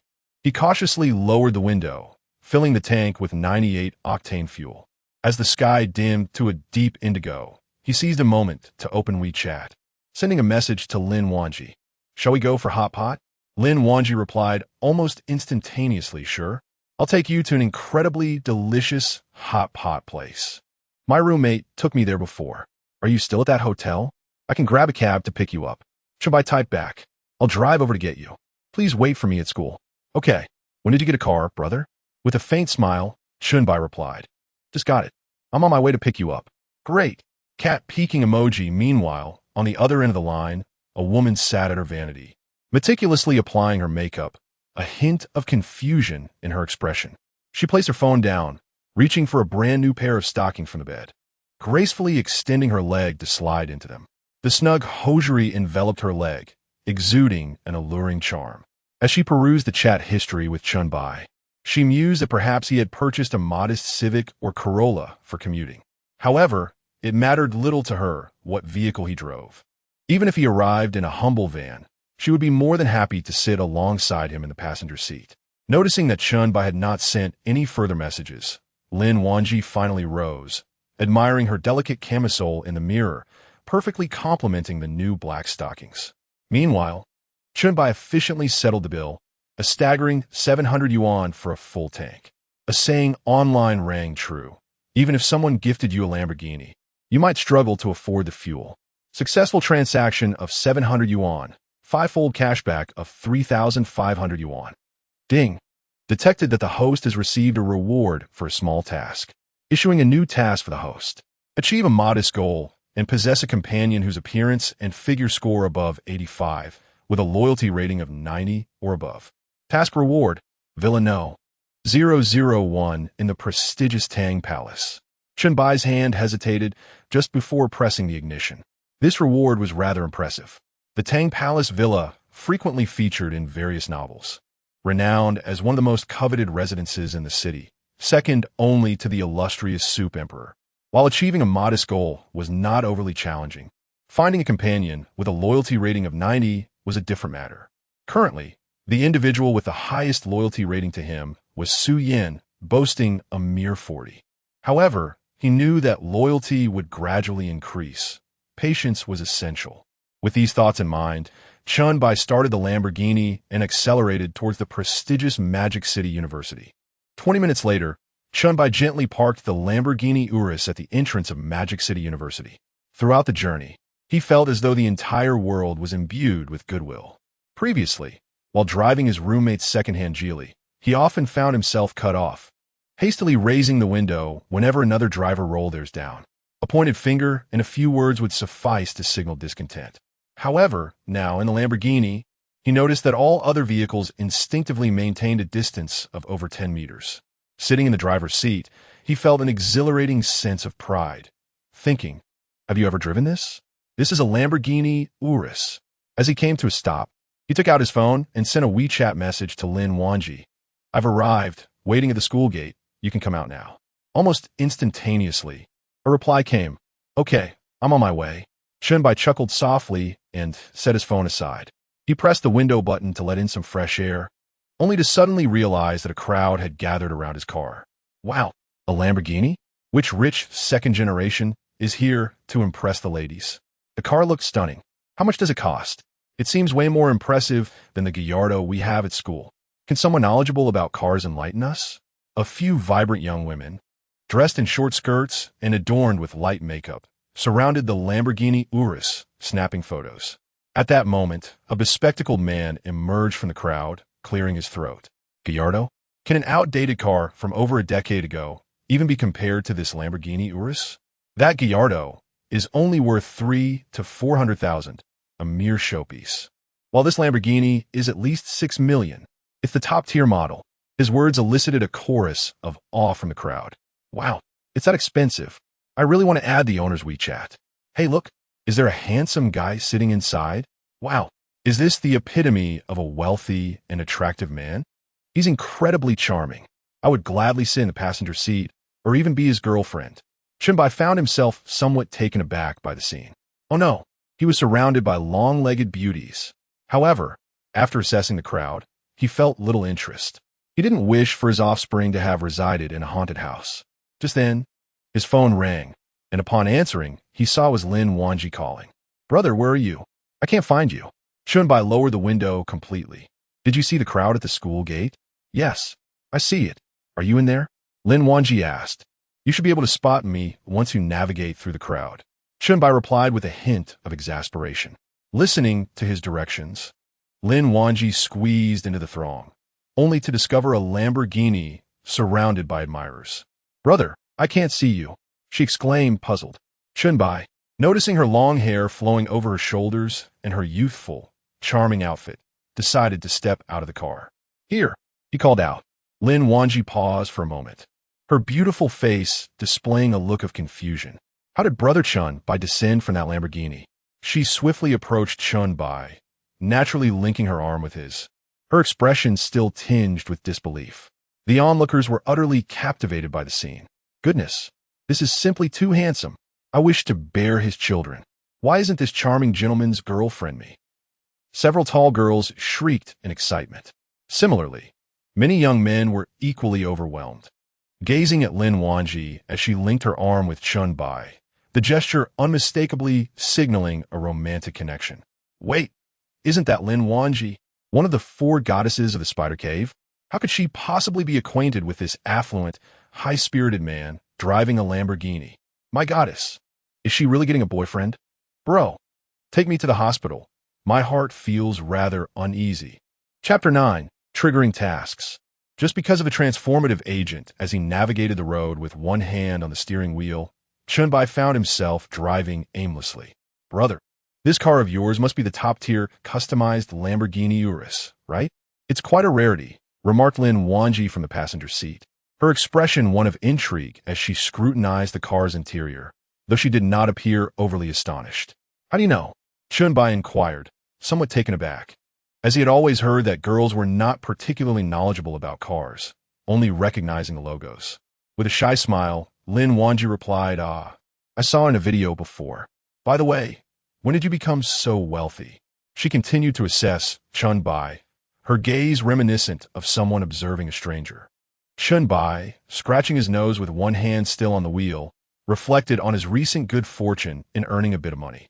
He too was observing Lin Wanji, noting how the deep V neckline and ultra-short skirt suited her, exuding the air of a young heiress, soft and fragrant. Where shall we go for hot pot? Or would you prefer sushi?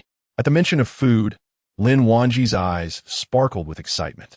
Brother, let me tell you, there is an authentic hot pot place from Sichuan that is absolutely delicious. My roommate from Sichuan took me there last time, and I can't stop thinking about it. Chen Bai chuckled. Is it really that good? Lin Wanji swallowed hard. It's incredibly delicious. I wanted to invite you before, but you hadn't broken up yet, so I thought it best to keep some distance. A smirk played on Chen Bai's lips as he pressed down on the accelerator. So, there's no need to maintain distance now. Lin Wanji bit her lip, though her smile betrayed her joy. Well now, haha.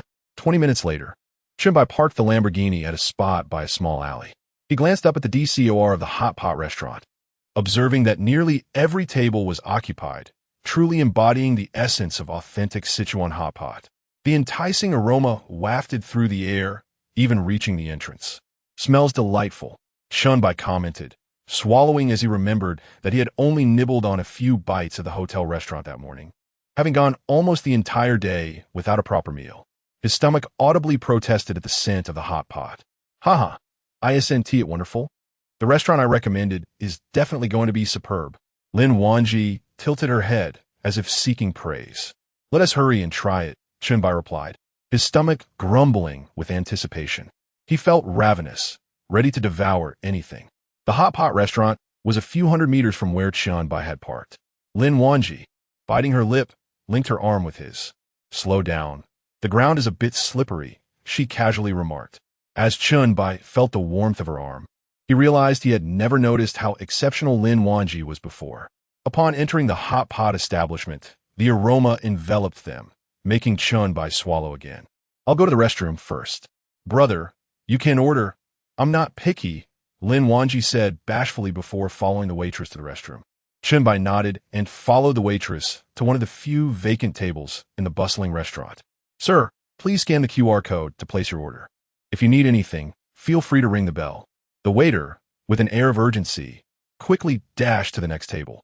Chen Bai acknowledged with a nod and took out his phone to scan the QR code on the table.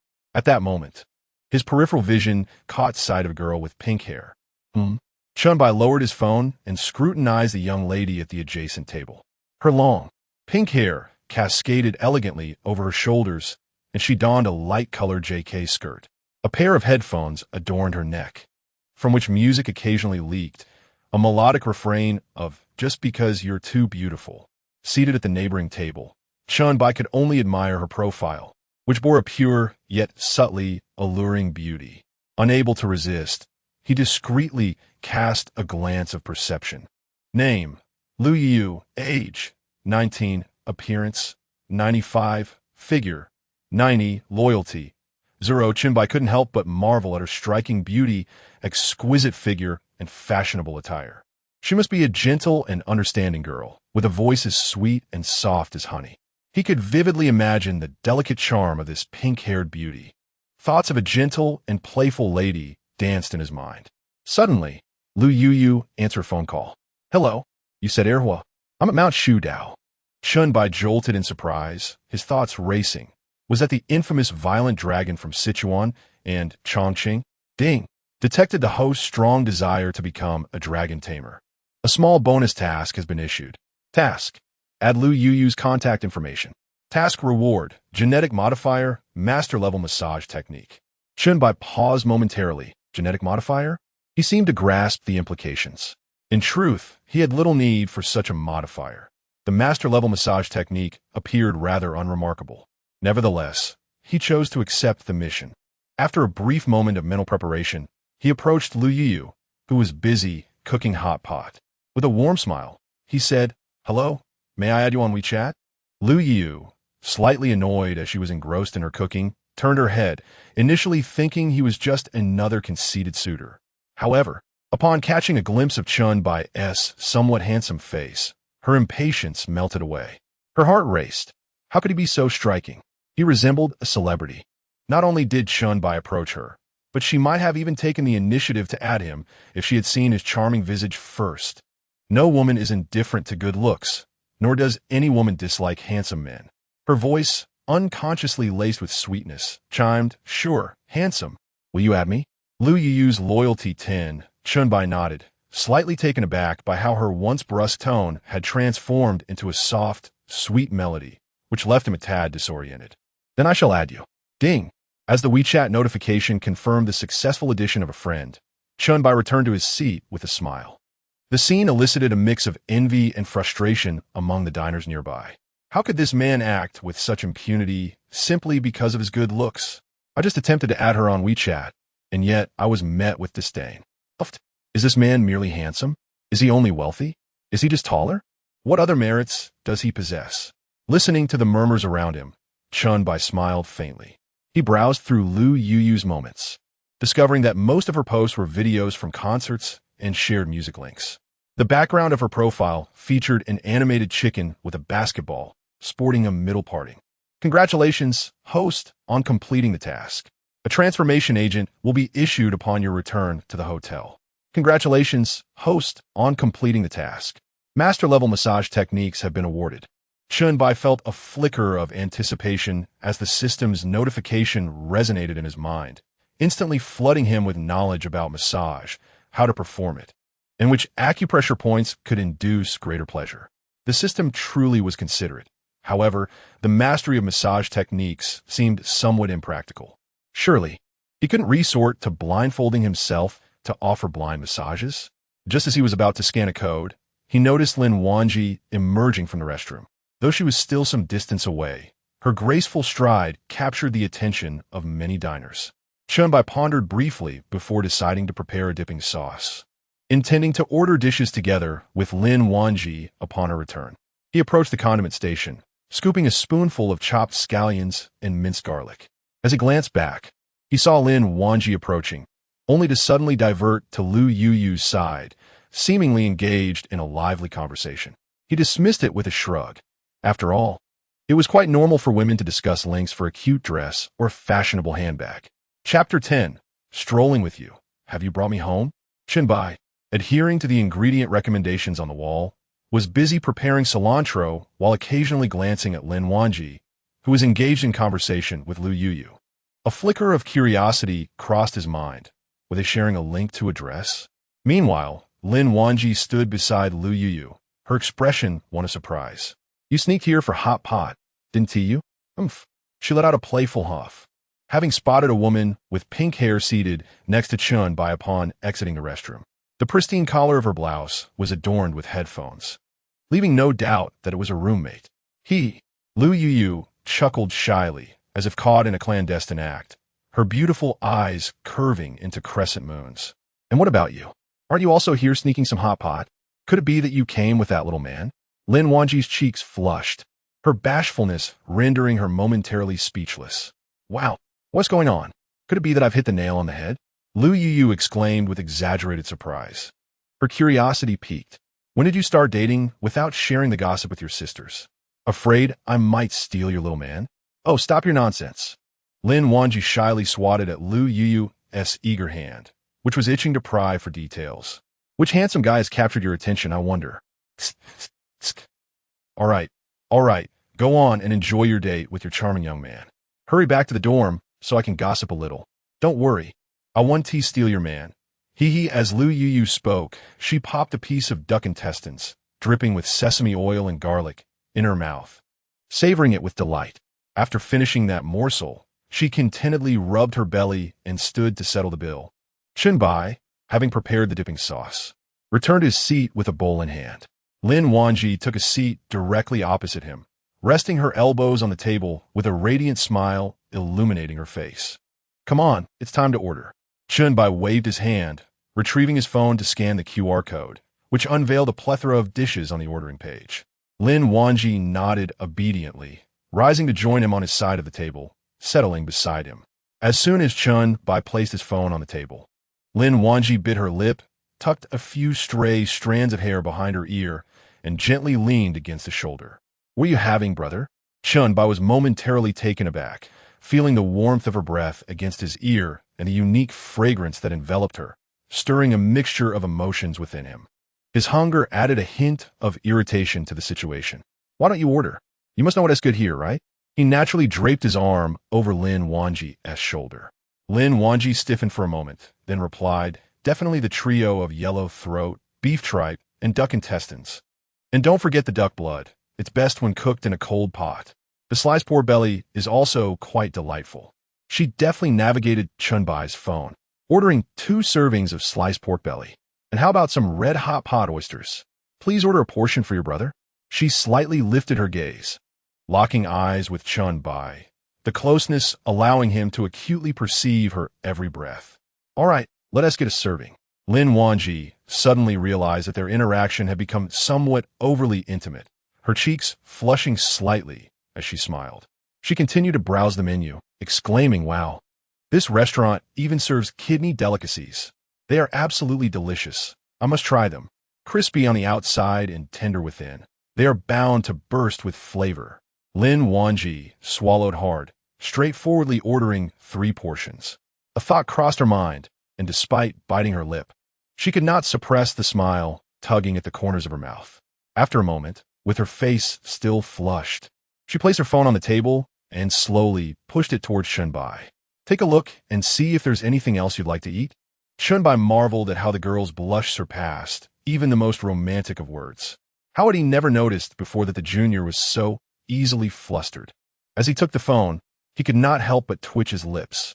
The menu featured only the usual trio of tripe, while the other dishes were quite unconventional: chives, kidney, sliced pork loin, oysters, and other peculiar items. "Do you typically enjoy such dishes?" Lin Wanji smiled mysteriously. "They are incredibly tasty. Trust me." Within 10 minutes, a variety of dishes arrived at their table. Generous portions of tripe, duck intestines, yellow throat, and the infamous trio of a urinary system. Lin Wanji first picked up a slice of pork loin and placed it into the hot pot. After a mere few seconds, the pork began to curl slightly. With a beaming smile, she transferred the slice into a bowl, dipping it into the sauce. She then lifted the pork to Chen Bai's lips, gazing at him expectantly. "Open your mouth and tell me how it tastes." Chen Bai bit into the pork, nodding in approval. "Indeed, it's quite good, with no strange flavors. And your dipping sauce is well prepared." Lin Wanji tossed her hair playfully. "Really?" She then dipped the same chopsticks Chen Bai had used into the sauce, lifting them to her mouth. "Just perfect. Brother, hurry and eat. I'll help you cook the chicken kidney." The diners at the adjacent table watched this scene with a tinge of envy. Damn, with a table full of urinary delicacies, and such an exquisite woman helping him cook the hot pot. What a divine life. Why don't I have a girl in stockings cooking hot pot for me? One of them remarked, glancing at Chen Bai's car keys. "A Lamborghini? Ah, never mind." 40 minutes later, Chen Bai rubbed his belly contentedly. This meal had truly satisfied his appetite. He rarely indulged in hot pot due to its cumbersome nature. Cooking one slice at a time often left him still hungry. However, today's experience was delightful, as Lin Wanji had mostly been cooking for him. He felt pleasantly full, but also slightly bloated, a peculiar warmth bubbling within him. "Are you full?" "Yes, quite full," he replied, rubbing his stomach. "You ate so little. Won't you be hungry later?" Lin Wanji smiled shyly. "I plan to eat something else later." Chen Bai nodded, understanding that for girls, full often meant there was still room for fruit, snacks, or a cup of milk tea afterward. For men, being full implied that even a single extra bite could diminish their vitality. Chen Bai checked the time on his phone. It was already past 8. He opened WeChat to settle the bill. Detected host consumption of 550 yuan, 6-fold cashback, 3,300. "Shall we leave? It's past 8. I can escort you back to school." Chen Bai withdrew a piece of paper to wipe his mouth and rose to his feet. "I would like to stroll with you a while longer. The dormitory doesn't close until 10. Lin Wanji's voice was somewhat faint. "How about we go out for a walk to aid digestion?" Chen Bai readily agreed, feeling somewhat full after the meal, a sensation he had not experienced in quite some time. "All right, let's take a leisurely walk." A hint of joy appeared on Lin Wanji's face as she linked her arm with Chen Bai's, walking outside amidst the envious gazes of others. The two strolled casually through the alley, and before long, they reached its end. At the alley's conclusion stood a brightly illuminated sign. Home in. Chapter 11. Love whispers on the wind. Time stops, yet feelings linger at this moment. Chen Bai felt an intense heat coursing through his body. An impulse to take Lin Wanji inside with him. Lin Wanji, playfully adjusting her bangs, remarked, "I'm full. I'm a bit tired too. How about we go inside and rest for a while?" Her gaze fixed on Chen Bai's profile. Her heartbeat quickened noticeably. Chen Bai, too, felt a stirring within. Retrieving his phone from his pocket to check the time. It was 9:20. With a deep sigh, he suggested, "Let us head back. I'll take you back to school. The dorm will close soon." His feelings for Lin Wanji were distinctly different. Had it been another woman, he might have unhesitatingly invited her in for a bit of fun. But Lin Wanji was special. They had been close friends since university, and she was always the first to lend a hand whenever needed. With only 40 minutes until the dormitory closed, there wasn't much time left to do anything. "Okay," Lin Wanji replied softly, lowering her head as they walked together towards the parking lot. In less than 10 minutes, as Chen Bai approached the parking space, he noticed a man crouched by the rear of a Lamborghini, engrossed in his phone, the screen's glow illuminating his face. Chen Bai retrieved his car key and pressed the unlock button, causing the headlights to flash twice. Upon seeing this, the man quickly stood up, pulling a pack of cigarettes from his pocket, and with a sycophantic smile, he offered Chen Bai a cigarette, saying, "Hey, could you please move your car? Mine is parked behind yours, and I'm worried about scratching it when I leave." Chen Bai was momentarily taken aback. "Didn't I leave my number on the window? If you needed me to move my car, you could just call me." He pointed at the windshield. When he picked up the car, the dealership had given him a mat and a "move the car" sign, leaving him puzzled as to why the man was crouching behind his vehicle.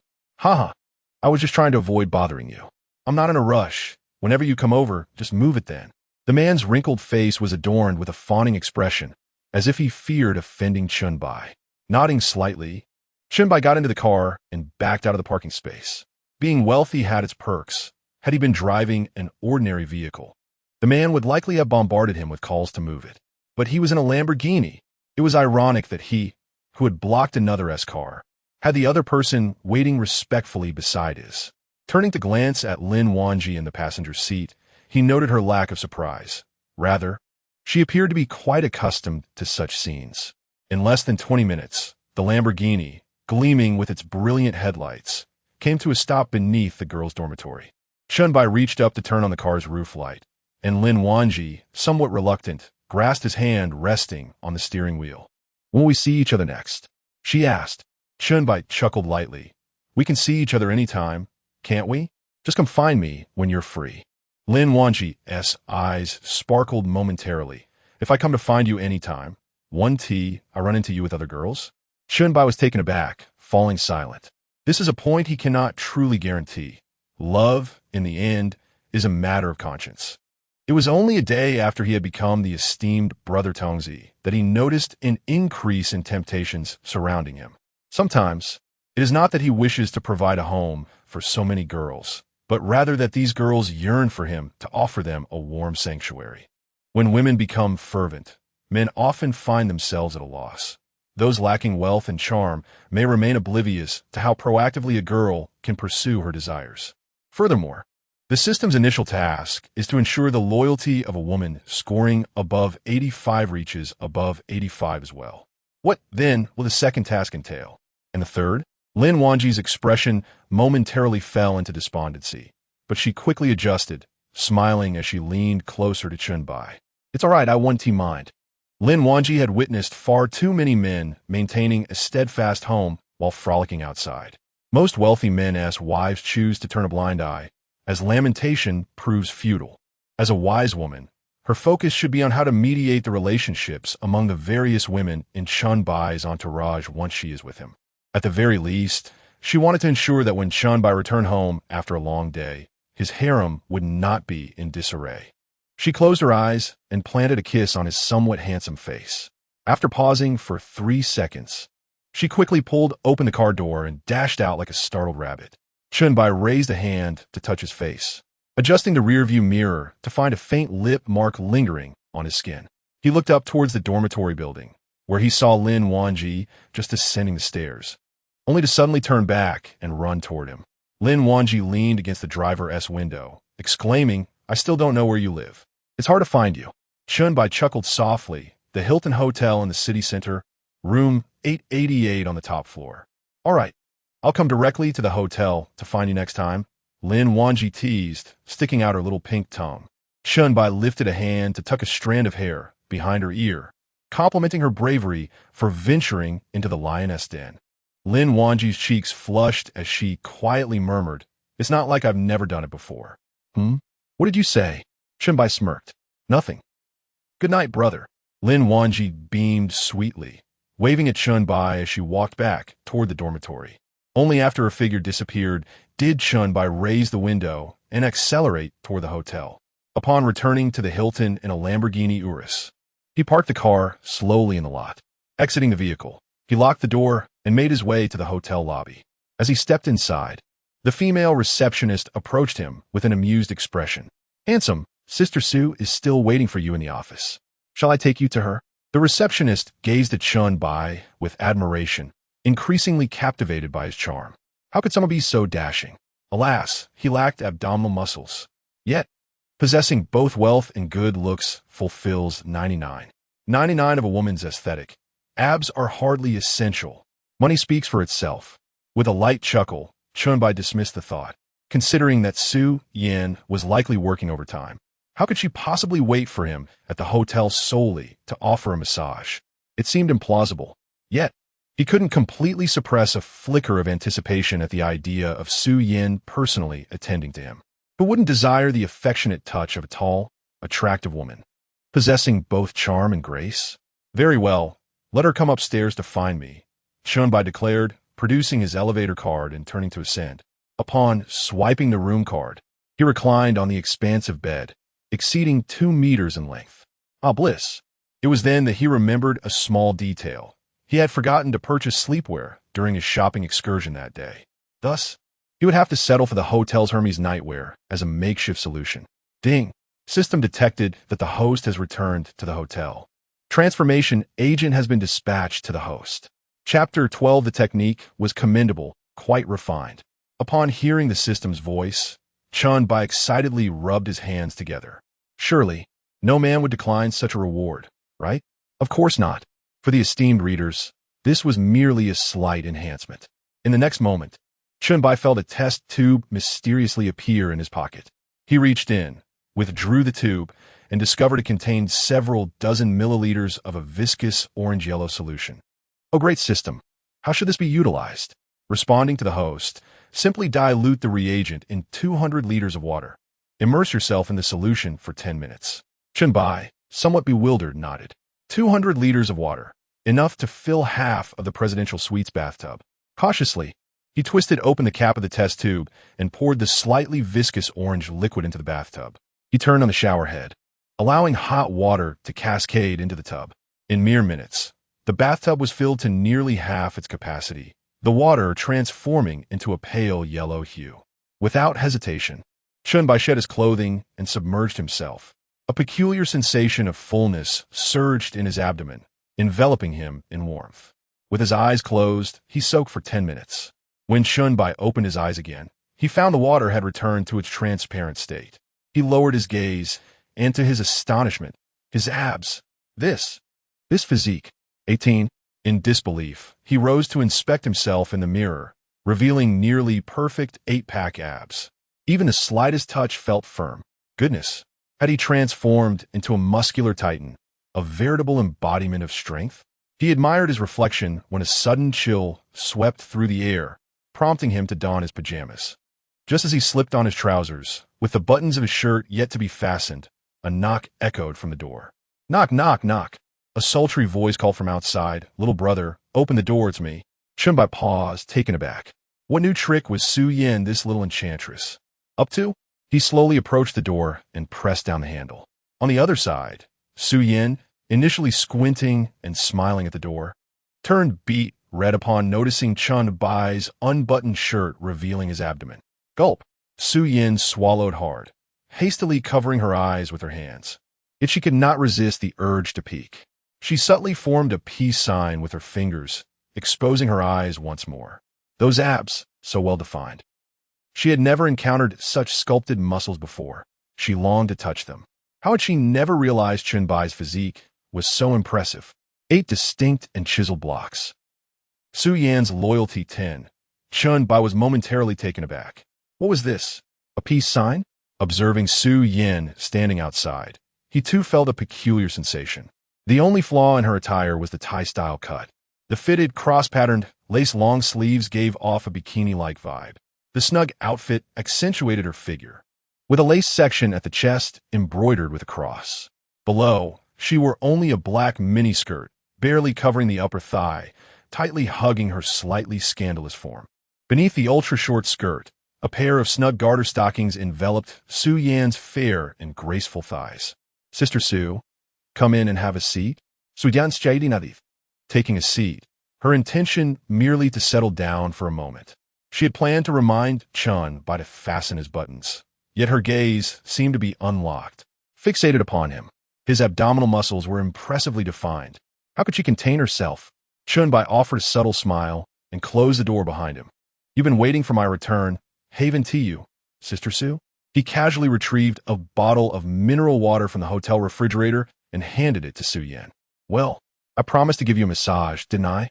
A promise is a promise. Initially, Su Yan had merely sought a pretext to engage closely with Chen Bai, never anticipating that his abs would be so sculpted. Now, she found herself anticipating the massage with eagerness. Surely, when it came to massaging his front, a discreet touch of those abs would be permissible, wouldn't it? With such chiseled abs and striking features, how could any man be so handsome and wealthy? Su Yan's loyalty won. Chen Bai observed Su Yan, perched on the sofa with her legs crossed, swallowing hard, somewhat bemused. Who was truly giving a massage here? Wasn't love supposed to be like the wind, rising and falling with the heart's desires? Chen Bai felt as though the clock was ticking in reverse. Dear brother, please don't just sit there. Lie down on the bed. I've learned a few massage techniques from videos before. Let me give it a try. Su Yan's expression bore a hint of allure, her dainty foot playfully brushing against Chen Bai's leg. With a touch of resignation, Chen Bai laid down on the spacious bed. Sister Su, I'm ready, but shouldn't tea massages involve essential oils or something? Do you have any prepared? Su Yan was momentarily at a loss for words. No worries. Sister can manage just fine without oils. Chen Bai, slightly skeptical, lay on the bed awaiting her touch. Su Yan gazed at Chen Bai's nearly perfect latissimus dorsi, swallowing again. Brother, please wait a moment. I've had a bit too much to drink. I need to use the restroom. Chen Bai acknowledged her request, turning his head and inadvertently noticing the unopened bottle of mineral water on the table, puzzled. Perhaps Sister Su had overindulged in the office. Shortly thereafter, the sound of running water and the rustle of paper towels echoed from the bathroom. With a soft thud, Su Yan returned to the presidential suite in her high heels. Her cheeks flushed. Are you ready, brother? Here I come. Chen Bai replied affirmatively. I'm ready, but please be gentle. It has been a while since I've had a massage, and I'm not sure I can handle too much pressure. No problem at all. Su Yan slipped off her high heels and climbed onto the bed, her hands pressing against his trapezius, kneading his shoulders rhythmically. How does that feel? Is it comfortable? She inquired softly. Yes, your technique is quite good, Sister Su. You can apply a bit more pressure. Su Yan's touch was rather gentle, hardly making an impression on his shoulders. The essence of a massage was to relax the muscles, and a light touch would yield little effect. Of course, some had ulterior motives beyond mere relaxation. Yet, Chen Bai genuinely wished to unwind. All right. Su Yan gradually increased her grip, clasping the nape of Chen Bai's neck and kneading it gently. Is this all right? Does it feel good? While her hands continued their rhythmic motion, her gaze remained fixed upon the contours of Chen Bai's latissimus dorsi. She was tempted to inquire how he achieved such a physique. The definition of his muscles surpassed that of even the most skilled fitness trainers. More aesthetically pleasing than those young men on social media who relied on their physiques for popularity. Su Yan's loyalty won. Chen Bai was momentarily taken aback. Her technique was commendable, and a bit more pressure would be welcome. As he observed the steadily rising affection level on the system interface before him, he found himself questioning his existence. Was this truly not a reverse clock? Nevertheless, Su Yan's delicate hands were undeniably soft, providing a soothing sensation across his skin. Silky to the touch. If one were to articulate it, he would borrow a phrase from a renowned figure. Very smooth. Chapter 13. The clock in reverse. Chen Bai gang had barely enjoyed 20 minutes when Su Yan had already made 2 trips to the restroom. This made him wonder if there was an issue with her kidneys, as it seemed rather excessive. He gradually sensed that the strength in Su Yan's hand was diminishing, prompting him to gently pat her thigh. Chen Bai gang felt that something was amiss, yet he could not quite articulate what it was.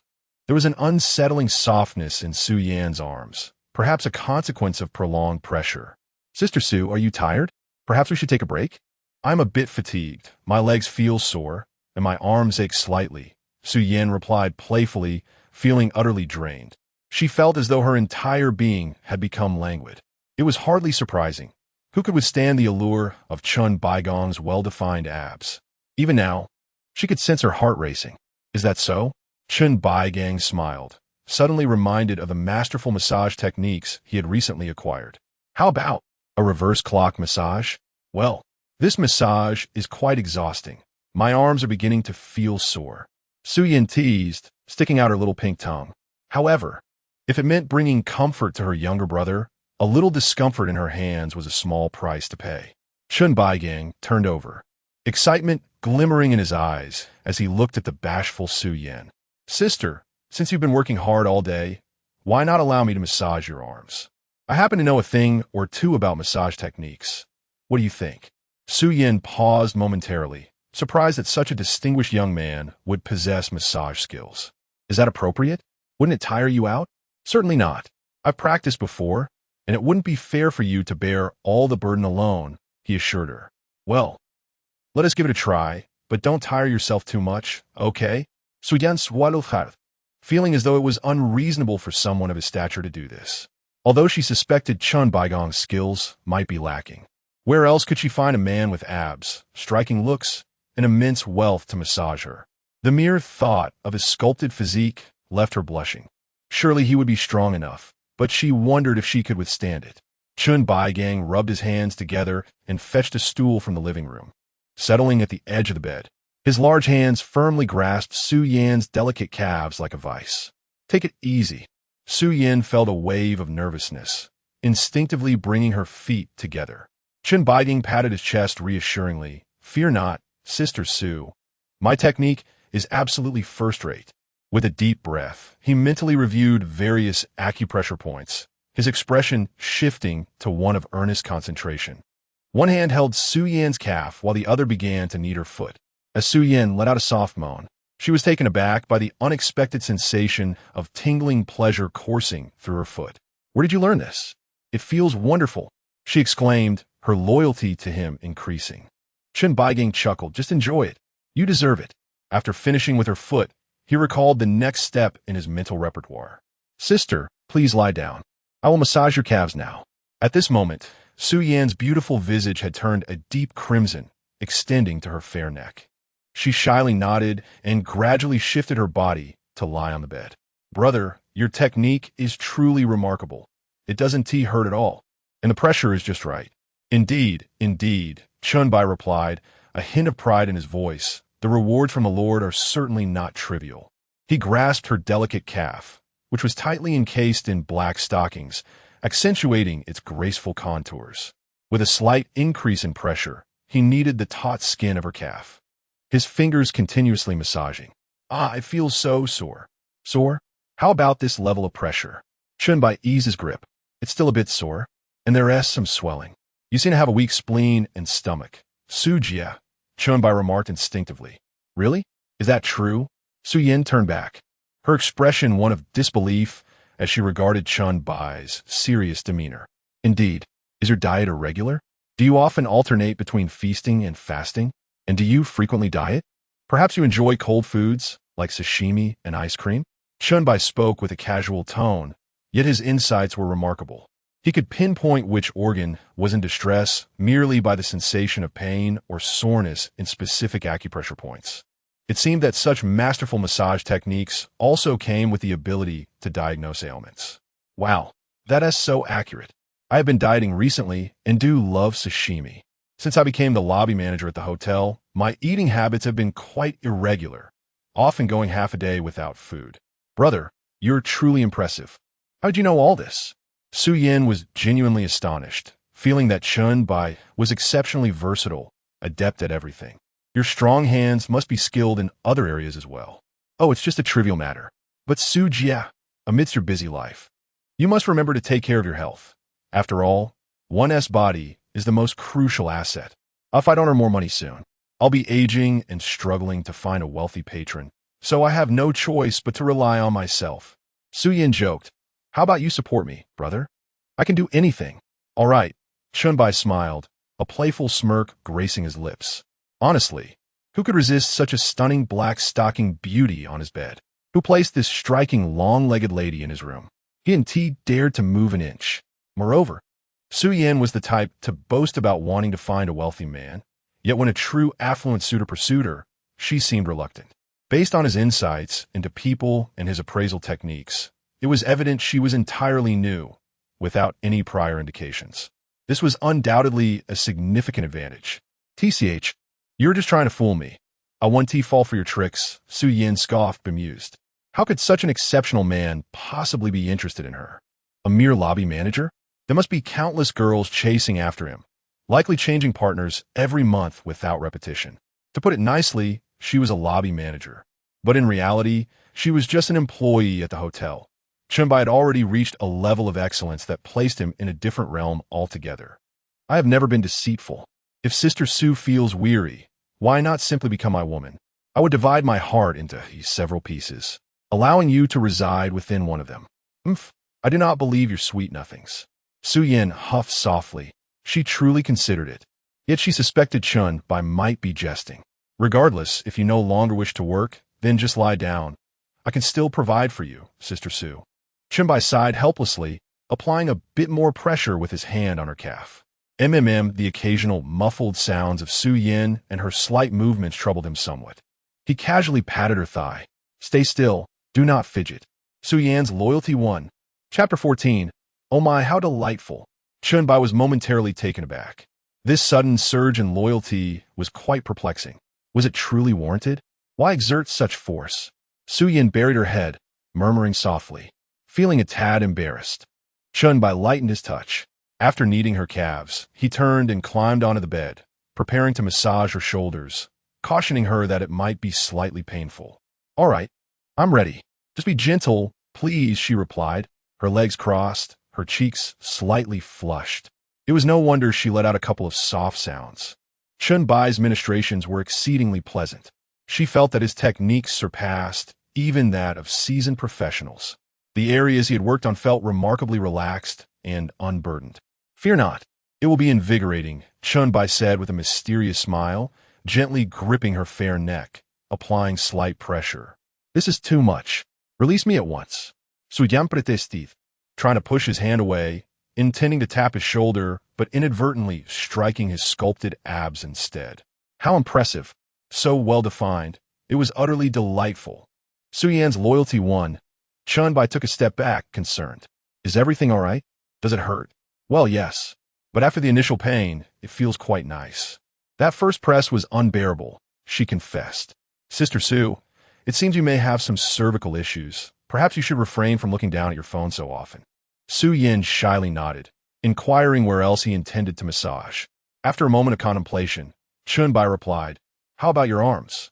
You can sit up now. As Su Yin turned over, Chen Bai noticed her entire face was a deep shade of crimson. This was the unique charm of a mature woman.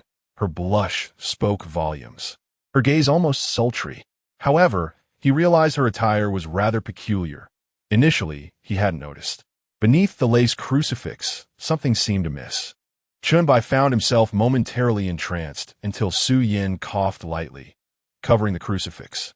An awkward atmosphere enveloped them. His mind froze for a few seconds, and then he clasped his hands in prayer, gazing devoutly at the crucifix on her chest. In that instant, Chen Bai felt his intellect surpassed that of Einstein. Su Yin chuckled, You've worked hard, dear brother. After such a lengthy massage, should I treat you to a grand meal tomorrow? Chen Bai readily agreed, Of course. You can choose the venue. As he continued to massage her arms, he increased the pressure, noticing her complexion growing ever more flushed. "Brother, please stop. I need to use the restroom."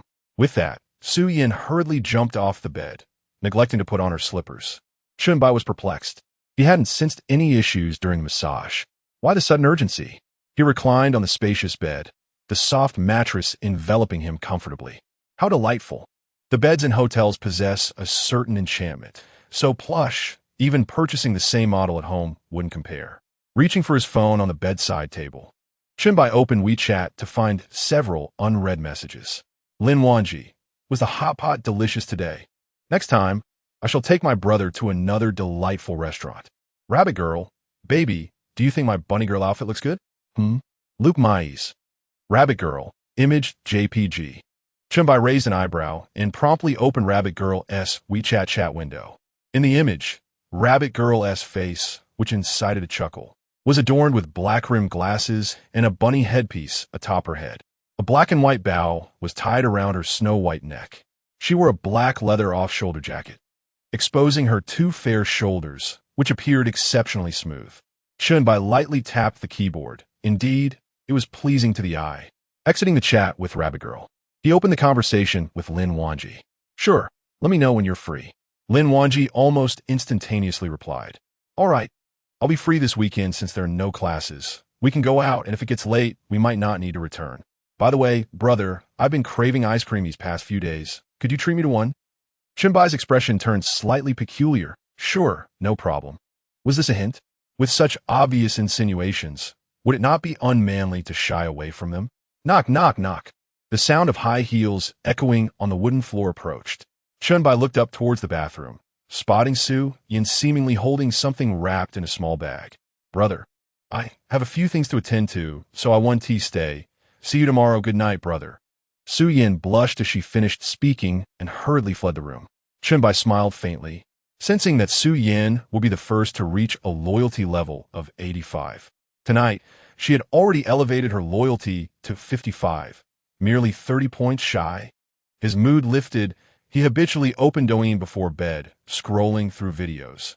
On the other side, Su Yin tightly held the small black bag as she entered the elevator. Upon reaching the lobby, the receptionist approached with a cheerful smile. "Sister Su, you've been up there for quite a while. Is it that?" Su Yin quickly shook her head. "Please don't make wild guesses. What are you thinking all day?" "I'm off to sleep." The receptionist clicked her tongue, feeling a twinge of jealousy. How fortunate for her to be so close to him. If only she had met Chen Bai first, wouldn't tea tonight have been hers? Su Yin returned to the office. Her face flushed and leaned against the door, panting heavily. Images of Chen Bai's abs and his extraordinarily handsome face inadvertently flooded her mind. Just the thought quickened her heartbeat. She nearly lost her composure. "Su Yin, what are you doing? How could you?" She muttered to herself. Having worked as a manager in a five-star hotel for so long, she had encountered all manner of wealthy heirs, yet none resembled her ideal type like Chen Bai. Spending $1 million to stay at a hotel, boasting an 8-pack, being so handsome, and knowing how to give massages. As she contemplated, she unconsciously tensed her body and walked towards the bathroom, placing the small bag into the sink, letting it soak in warm water. As Chen Bai lay on his bed, engrossed in scrolling through Douyin, he suddenly paused. Was this a self-strategy? How puzzling it was to gain such inexplicable loyalty points. Scratching his head, he resumed his scrolling, and the next video was a live stream from Rabbit Girl Yang, as suggested by the system. "What? You wish to see the teacher's graduation photo? Oh dear. Let us continue listening to the teacher explain this problem. Can anyone provide an answer? Does this problem include? Does it not?" Upon hearing that voice, Chen Bai felt an instant connection and clicked in without hesitation. The public screen was flooded with comments. "This is way too, my friend." His entrance effect was rather conspicuous, and Rabbit Girl Yang immediately recognized this prominent figure who had been fervently supporting the carnival. "Welcome. Are you here to express your affection for Rabbit? Do you wish to hold the teacher's hand?" Despairing Captain Wow, the #1 supporter, has entered the live stream.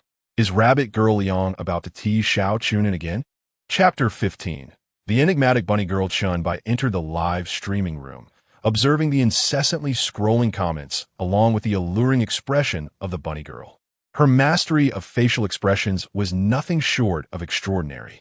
The moment he glimpsed her visage, a singular phrase involuntarily surfaced in his mind, an innate charm. Bye-bye. Why are you silent? Is it that you desire not to stroll hand in hand with your teacher? Or perhaps you wish to forego learning trigonometric functions with me? You mischievous man. The bunny girl pouted in the live stream, feigning an air of aggrievement. Chen Bai offered a subtle smile, sensing that she was merely leveraging him for the sake of entertainment, mistaking him for Xiao Chun Nan. Nevertheless, he genuinely appreciated her performance. It was, in all honesty, quite captivating. He promptly accessed his Douyin account to check his balance, which was sufficient for a handful of festive gifts. Bye-bye sends out Carnival 10. Bye-bye sends out Carnival 10. Bye-bye sends out Carnival 10. Detected host spending of 120,000 with a 6x cashback of 720,000 cashback. Delightful. In an instant, the entire live stream erupted in fervor, with the festive gift effects flashing continuously, rendering the comments nearly indecipherable. At the pinnacle of the stream, a resplendent line of text materialized. Bye-bye has sent out Carnival 30 in the Bunny Girl's live stream. Wow. Incredible. Oh my goodness, indeed. Goodness gracious, so many gifts. The Bunny Girl, who had been languidly seated, suddenly sprang from her chair, her eyes wide with astonishment. The comments exploded in excitement.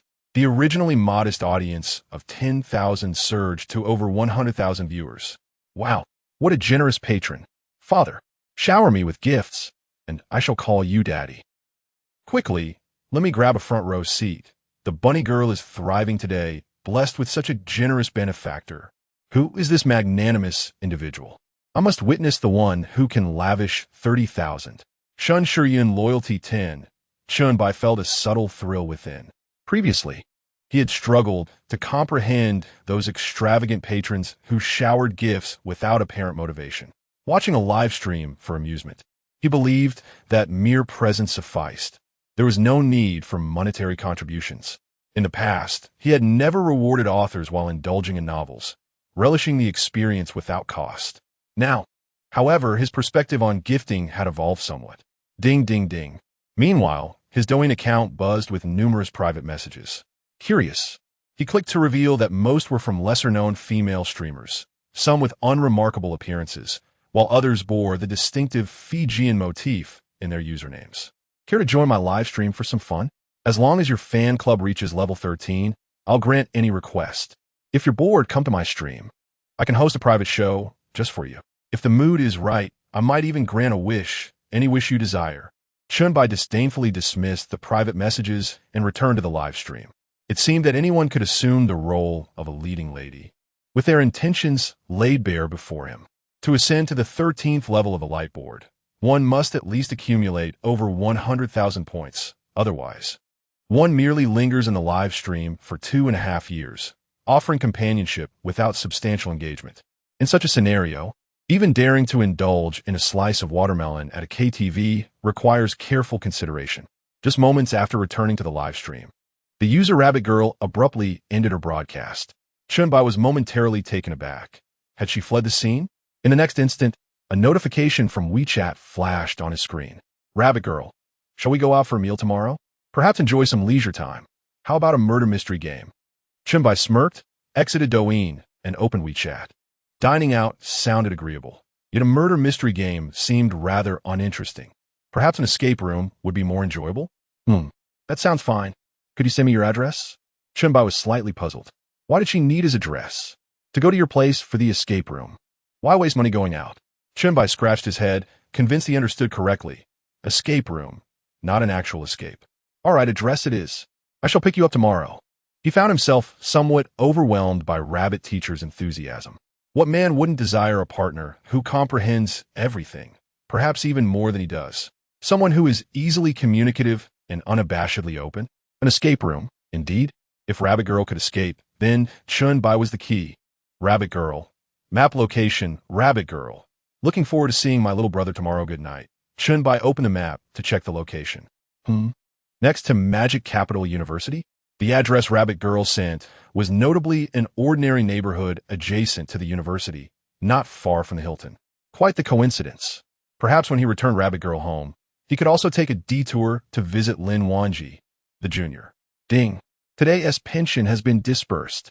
5,000 yuan has been transferred to the bank account, ending in 9527. It was only then that Chen Bai realized it was already midnight. True to form, the system never delayed the pension by even a minute. Living a retirement lifestyle at such a young age was surprisingly pleasant. Indeed, the notion of having the elderly work while the youth enjoy retirement seemed to hold merit. Meanwhile, Rabbit Girl sat in her gaming chair, her legs crossed atop the desk. Slowly placing her phone on the table, she thoughtfully tugged at the tights draped over her legs. This Bai must be quite affluent. She had rarely seen that name in her live streams before, and here he was showering her with 4 or 5 dozen carnival points right off the bat. As a competent female streamer, she ought to possess such professional instincts. Before becoming a streamer, her thoughts revolved around how one could align themselves with the wealthy. Now, her focus was solely on how to successfully secure such alliances. Streaming is a fleeting career. It is better to seize victory while one possesses capital. At least throughout her time streaming, she had not encountered such a generous benefactor. Yet, she wondered just how old Chen Bai truly was. Suddenly, her phone chimed, and Rabbit Girl glanced at the screen. It was a message from their 4-person dormitory group chat. Gentle Dragon, Wanji, do share some gossip. Who did you go to the hot pot with tonight? Wanji Flower, it's a secret. Gentle Dragon, it seems our esteemed young lady has her moments of affection. This gentleman must be exceedingly handsome. Rabbit Girl, I'm intrigued as well. Who is he? What's the story? Do tell.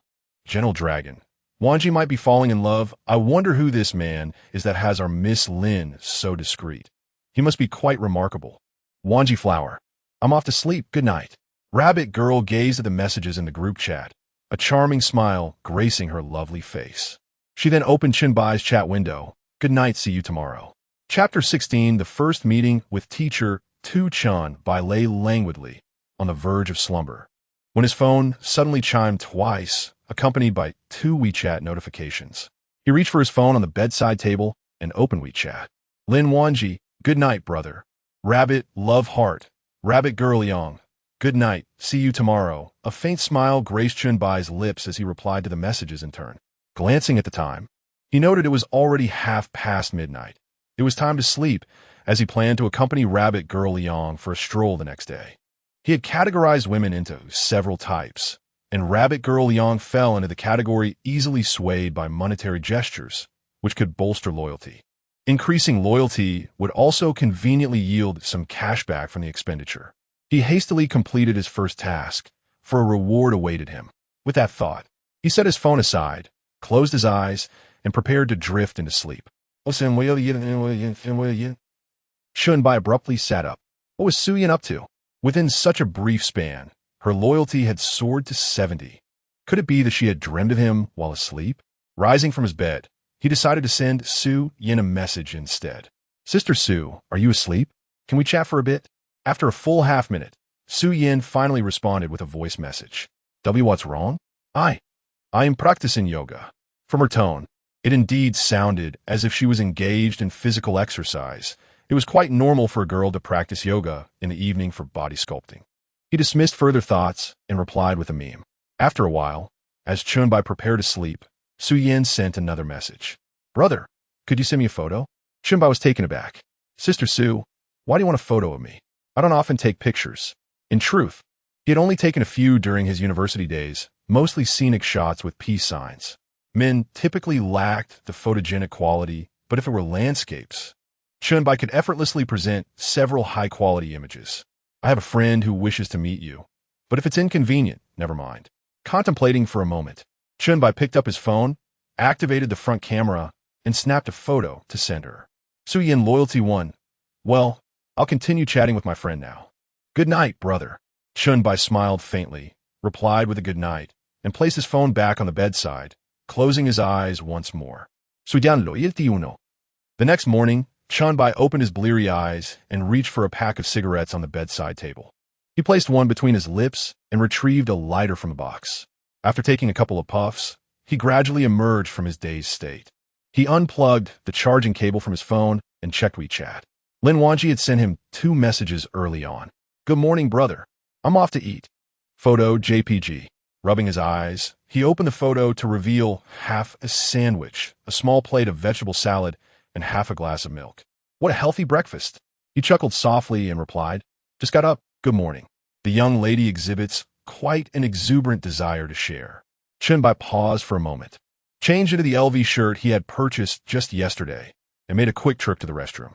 It is a profound sign of respect for one's date when a man takes a moment for such a necessity before heading out.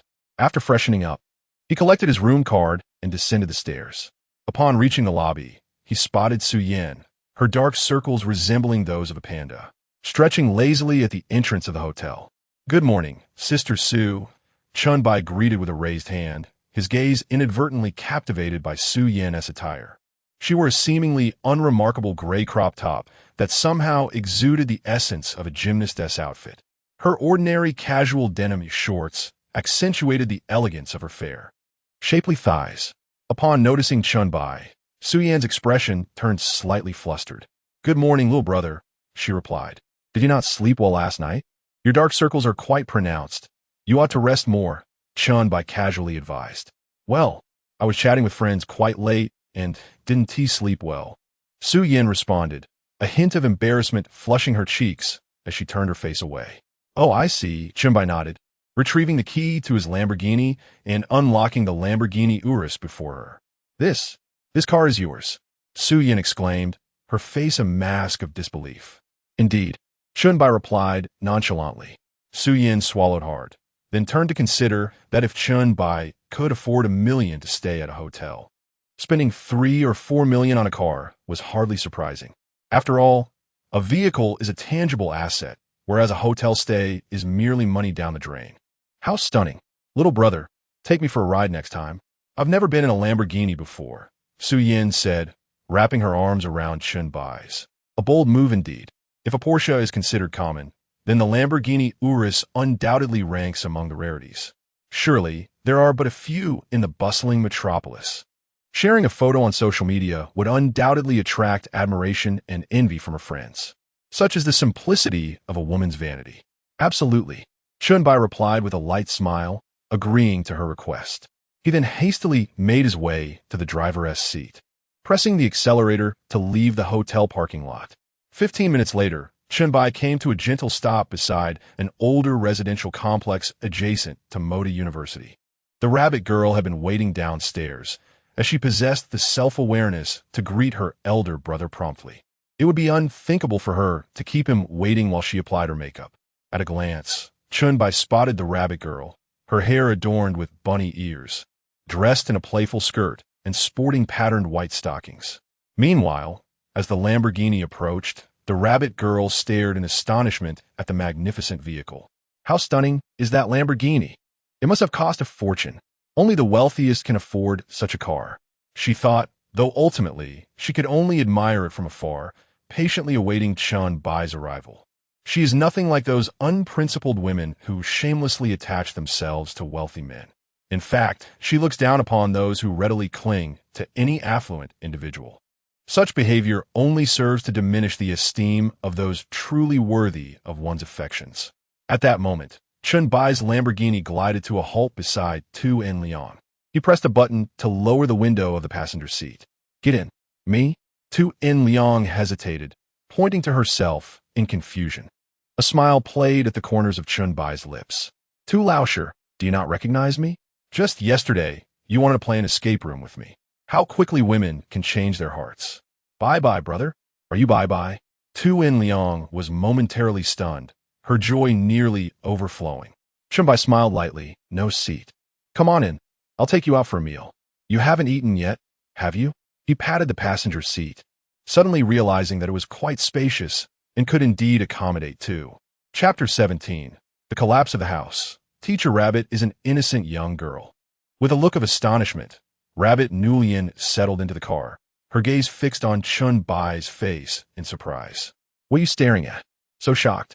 Chen Bai smiled faintly, taking the opportunity before starting the vehicle to admire Rabbit Nulian's attire and her alluring visage. You are incredibly handsome," Rabbit Nulian exclaimed, taken aback. She had envisioned the top-tier big brother as a middle-aged man with a receding hairline, never anticipating that he would be such a striking gentleman, driving a Lamborghini no less. Fortunately, Teacher Rabbit was quite beautiful herself. Chen Bai exuded a calm composure, undaunted by the situation. Rabbit Nulian smirked, with such charm and wealth. She had to seize the opportunity. Before the car ignited, she lifted her delicate hand, adorned in lace gloves, and gently placed it over Chen Bai's, firmly grasping the steering wheel. Why are you so nervous? Is it because you feel a bit shy seeing me? How about we hold hands? I haven't held hands in ages.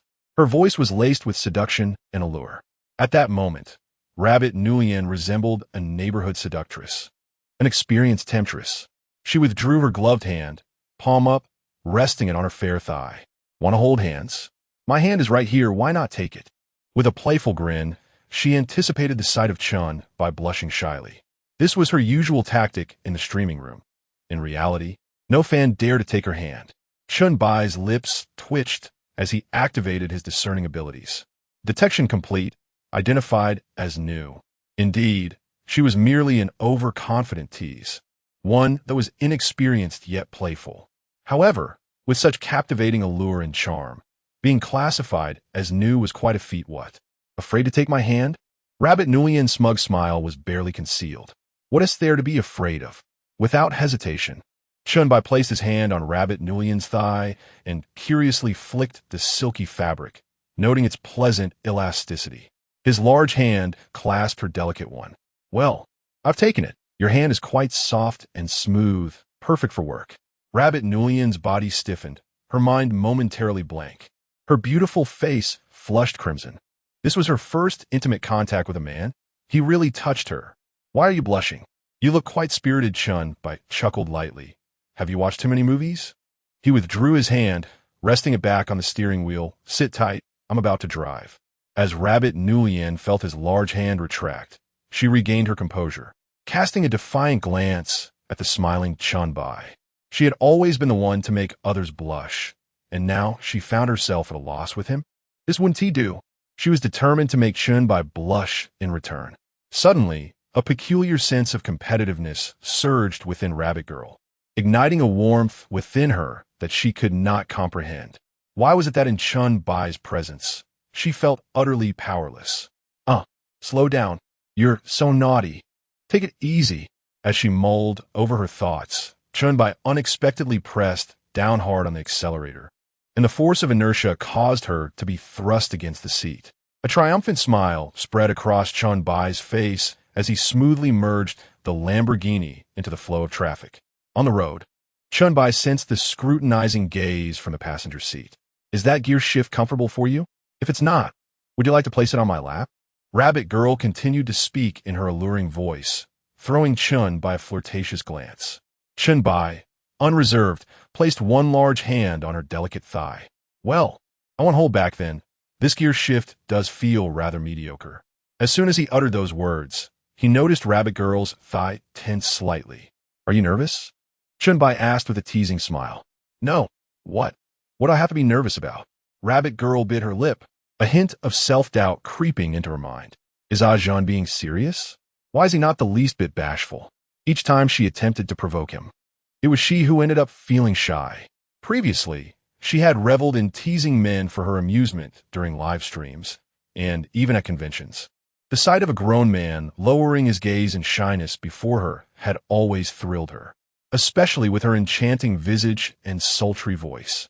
Ordinary men often found it hard to resist. Moreover, Chen Bai's hand occasionally squeezed her thigh, leaving her to wonder if it was merely a primal reaction of masculinity. With one hand on the steering wheel, Chen Bai couldn't help but admire the ingenuity of the Lamborghini's design. The distance between the driver and passenger seats was perfectly calibrated, unobstructed by any armrest. Half an hour later, Chen Bai parked the Lamborghini in the lot of an international shopping center. He exited the car with the keys in hand, walking alongside Rabbit Girl into the mall.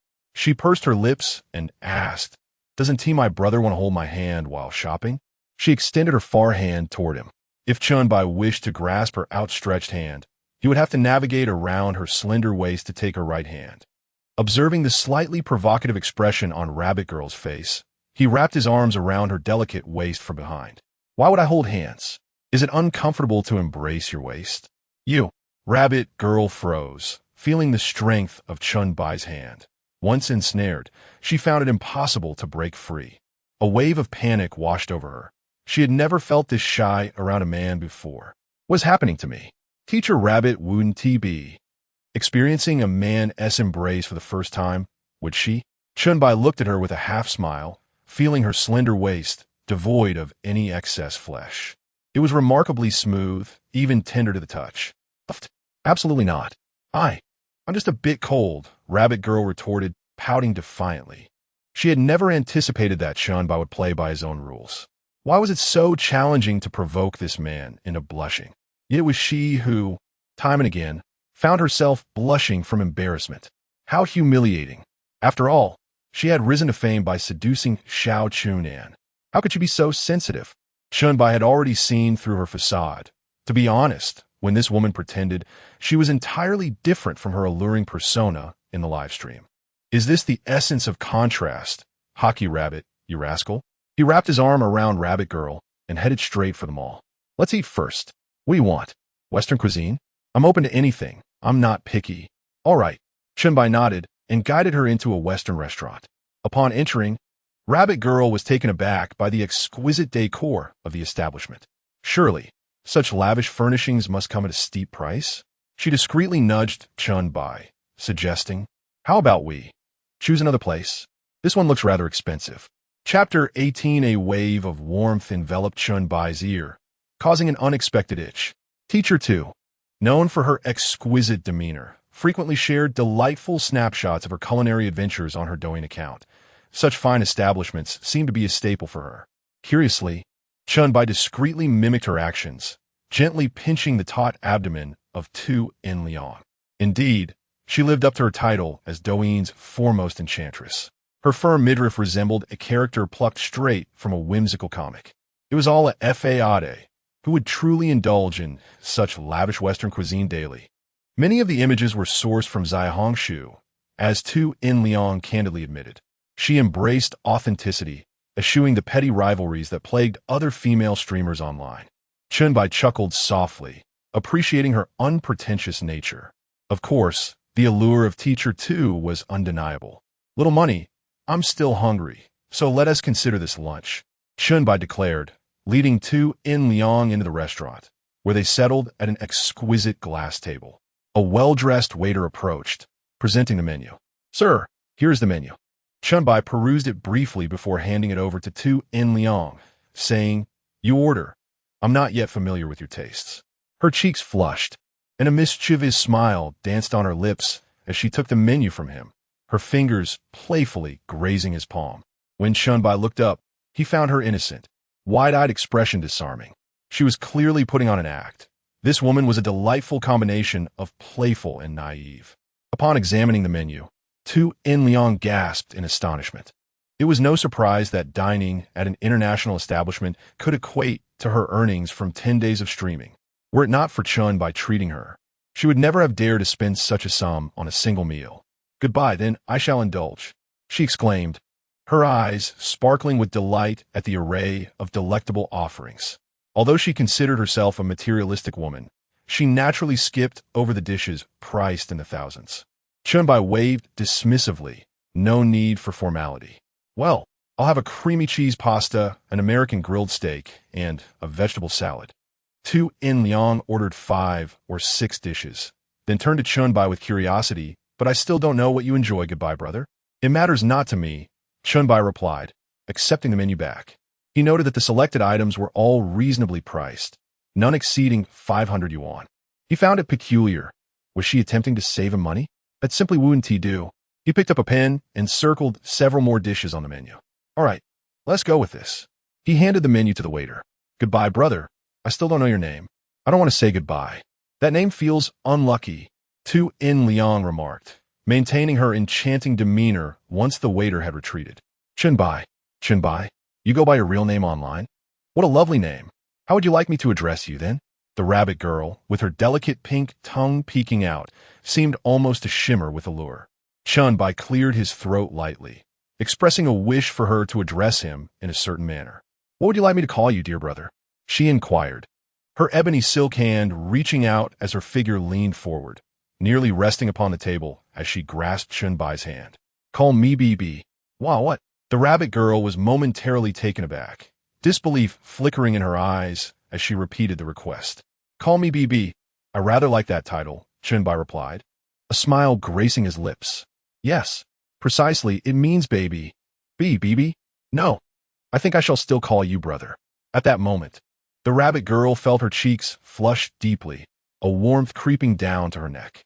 She longed to utter something flirtatious, yet the words eluded her. Chen Bai truly intrigued her. She sensed that whatever she requested, he would gladly oblige. No, she thought, I must not let myself be too bold. Yet, there was something undeniably handsome about him, in contrast to those like Xiao Chun-nan, who blushed at the slightest provocation. Chen Bai's calm demeanor in the face of her teasing made her heart race. The thrill of teasing Xiao Chun-nan lay in watching him turn crimson. But after spending considerable time with him, she realized that he lacked the maturity and composure characteristic of a truly sophisticated man. A man like Chen Bai, who remained unflustered while still managing to evoke a blush in her, stirred her emotions. Loyalty of Shun Shuyun Ten. Chen Bai was momentarily astonished. Could one truly increase loyalty in such a manner? Calling him brother felt lacking in creativity. What else could she call him? BB was out of question. The rabbit girl pouted, occasionally fiddling with the tip of her nose. "See, you asked me to choose a title, yet when I do, you seem displeased." Chen Bai feigned a look of discontent, his gaze occasionally drifting towards the rabbit girl seated opposite him. Brother, please don't be like that. Let us agree on it for the future, shall we?" She tugged at his sleeve with urgency. Chen Bai sighed dramatically, pretending to be sorrowful. "Oh, the future? Will you truly call me that then?" "Yes, deal." A radiant smile broke across Chen Bai's face as he readily acquiesced. The rabbit girl paused, momentarily stunned. Had she just fallen into a trap? At that moment, a server approached, carrying several exquisitely arranged plates, placing the beautifully garnished dishes upon the table. "Ladies and gentlemen, enjoy your meal. All the dishes have been served," the server said with a gentle smile, marking the items on the receipt. Excitedly, the rabbit girl pulled out her phone, capturing several photos from various angles. Her gaze darted towards Chen Bai. "Brother, do you mind if I include your plate and utensils in the picture?" Chen Bai was slightly taken aback, but replied nonchalantly, "Not at all. What is the harm in photographing a plate?" With a grin, the rabbit girl switched her camera to wide-angle mode, ensuring the entire table of dishes was captured in the frame. In one corner of the photo, a large hand, unmistakably masculine, a plate with utensils, and a phone were all included in the shot. Meanwhile, Rabbit Girl captured the knife, fork, and beverage at her table within the frame of her camera. After taking the photos, she unhesitatingly posted them on her secondary Douyin account as well as on her social circle. The caption read, "Feasting today." Chen Bai observed her as she finished taking pictures and offered a faint smile before picking up the knife and fork to slice into a piece of charcoal grilled steak. As she savored it, the rich flavor of the fat enveloped her palate, though it was slightly greasy. Chen Bai then lifted a glass of freshly squeezed orange juice and took a couple of sips. "Brother, may I taste your orange juice to see if it's delicious?" Without hesitation, Rabbit Girl seized the glass Chen Bai had just drunk from and bit down on the straw. Chapter 19. 600,000 for a bag. Extravagance beyond measure. Chen Bai was momentarily taken aback. His freshly served juice had already been half consumed. That was rather unfortunate. Truly sweet. Rabbit Girl Yang tilted her head back, maintaining a somewhat alluring expression. Chen Bai chuckled softly, continuing to savor his pasta. During this time, Rabbit Girl Yang's phone buzzed incessantly. After glancing at it, she merely offered a faint smile, refraining from replying. Who could be? Why not respond? Chen Bai casually speared a piece of black truffle Iberian ham with his fork. My roommates are gossiping.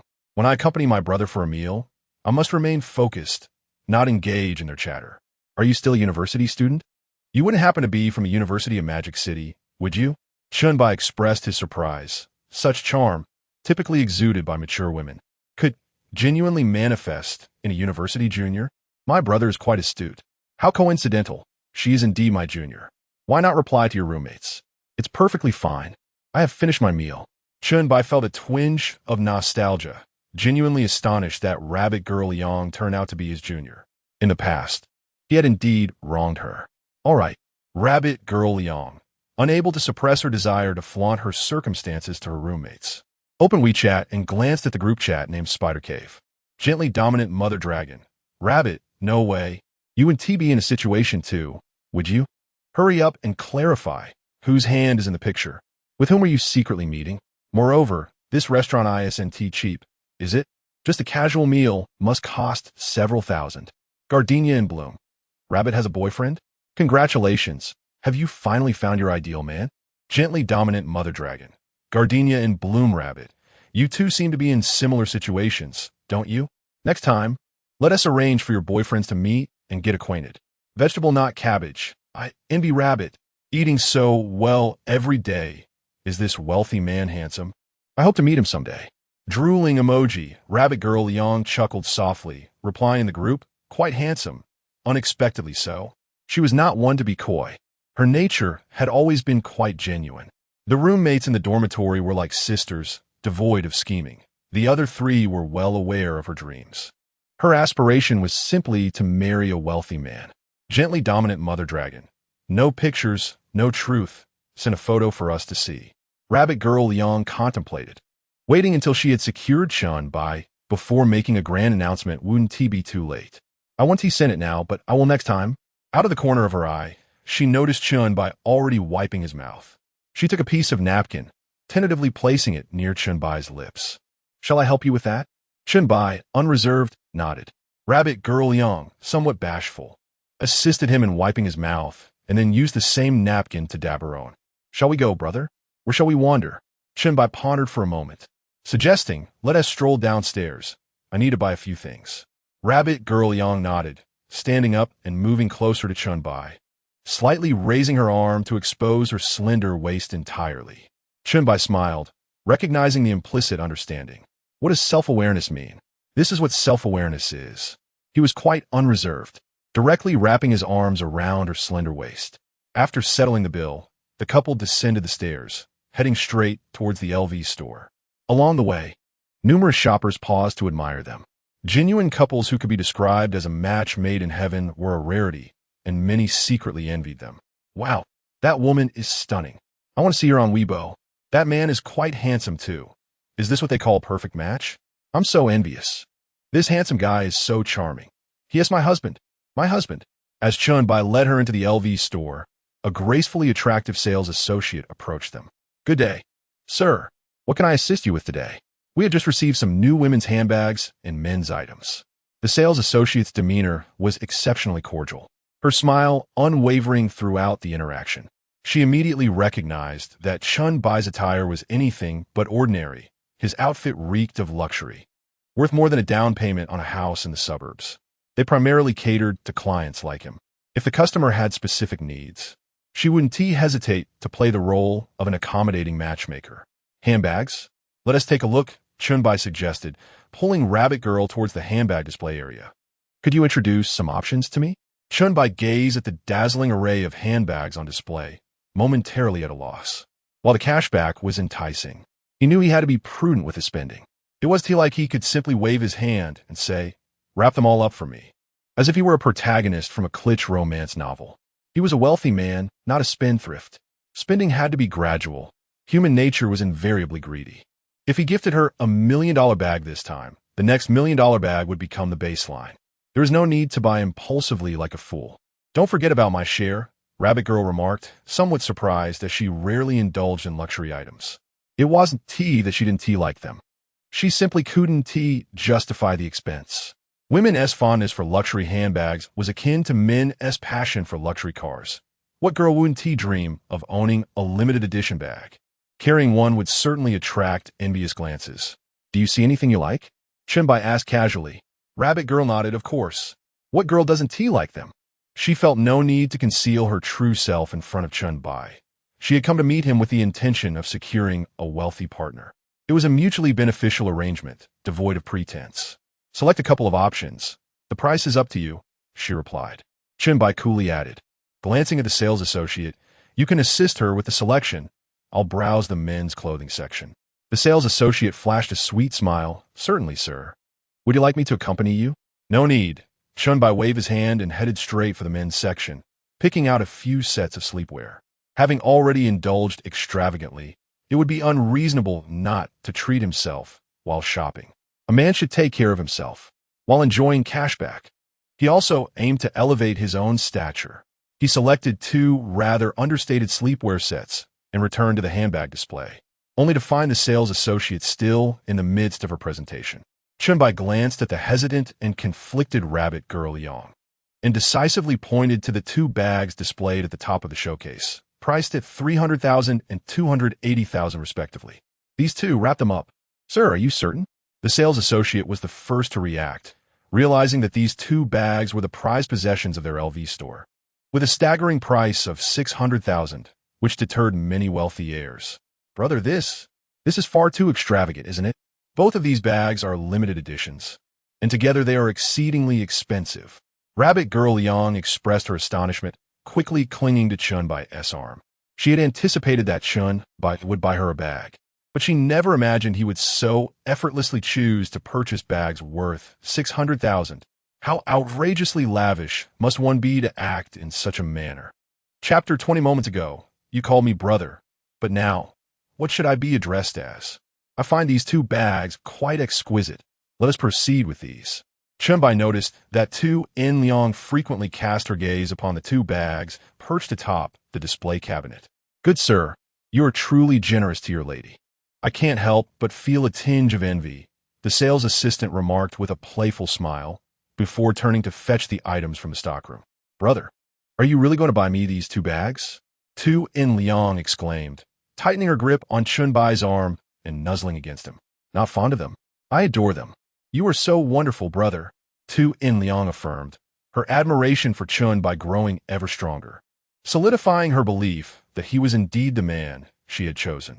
What shall you call me? Chen Bai inquired, a smile playing on his lips as he affectionately tousled Tu In Liang's hair. Brother, you just called me brother, and I am not one to be difficult. What do you believe you should call me now? Chen Bai's smile broadened mischievously. Husband. Tu In Liang's cheeks flushed crimson as she lowered her gaze, though her body leaned earnestly against Chen Bai's chest. Feigning ignorance, Chen Bai asked, what was that? I did not quite catch it. Could you repeat it? Husband Tu In Liang tiptoed, her lips nearly brushing against Chen Bai's ear as she sweetly urged him once more. Chen Bai responded, a delightful, tingling sensation coursing through him. What a captivating enchantress she was! As Tu In Liang's hand inadvertently grazed Chen Bai's abdomen, she was taken aback to discover the firm, chiseled contours beneath. Husband, you have abs, she exclaimed, her astonishment palpable as she gently traced the definition of his muscles. 8-pack. It seemed she had truly stumbled upon a treasure. Is it so surprising that I possess abdominal muscles? Chen Bai replied with a nonchalant smile. Not at all. I presume that someone as wealthy and handsome as you would not toil away at the gym. I never anticipated this. You are simply remarkable, husband. I feel as though I have struck gold. I adore you, Tu In Liang said excitedly, swallowing hard.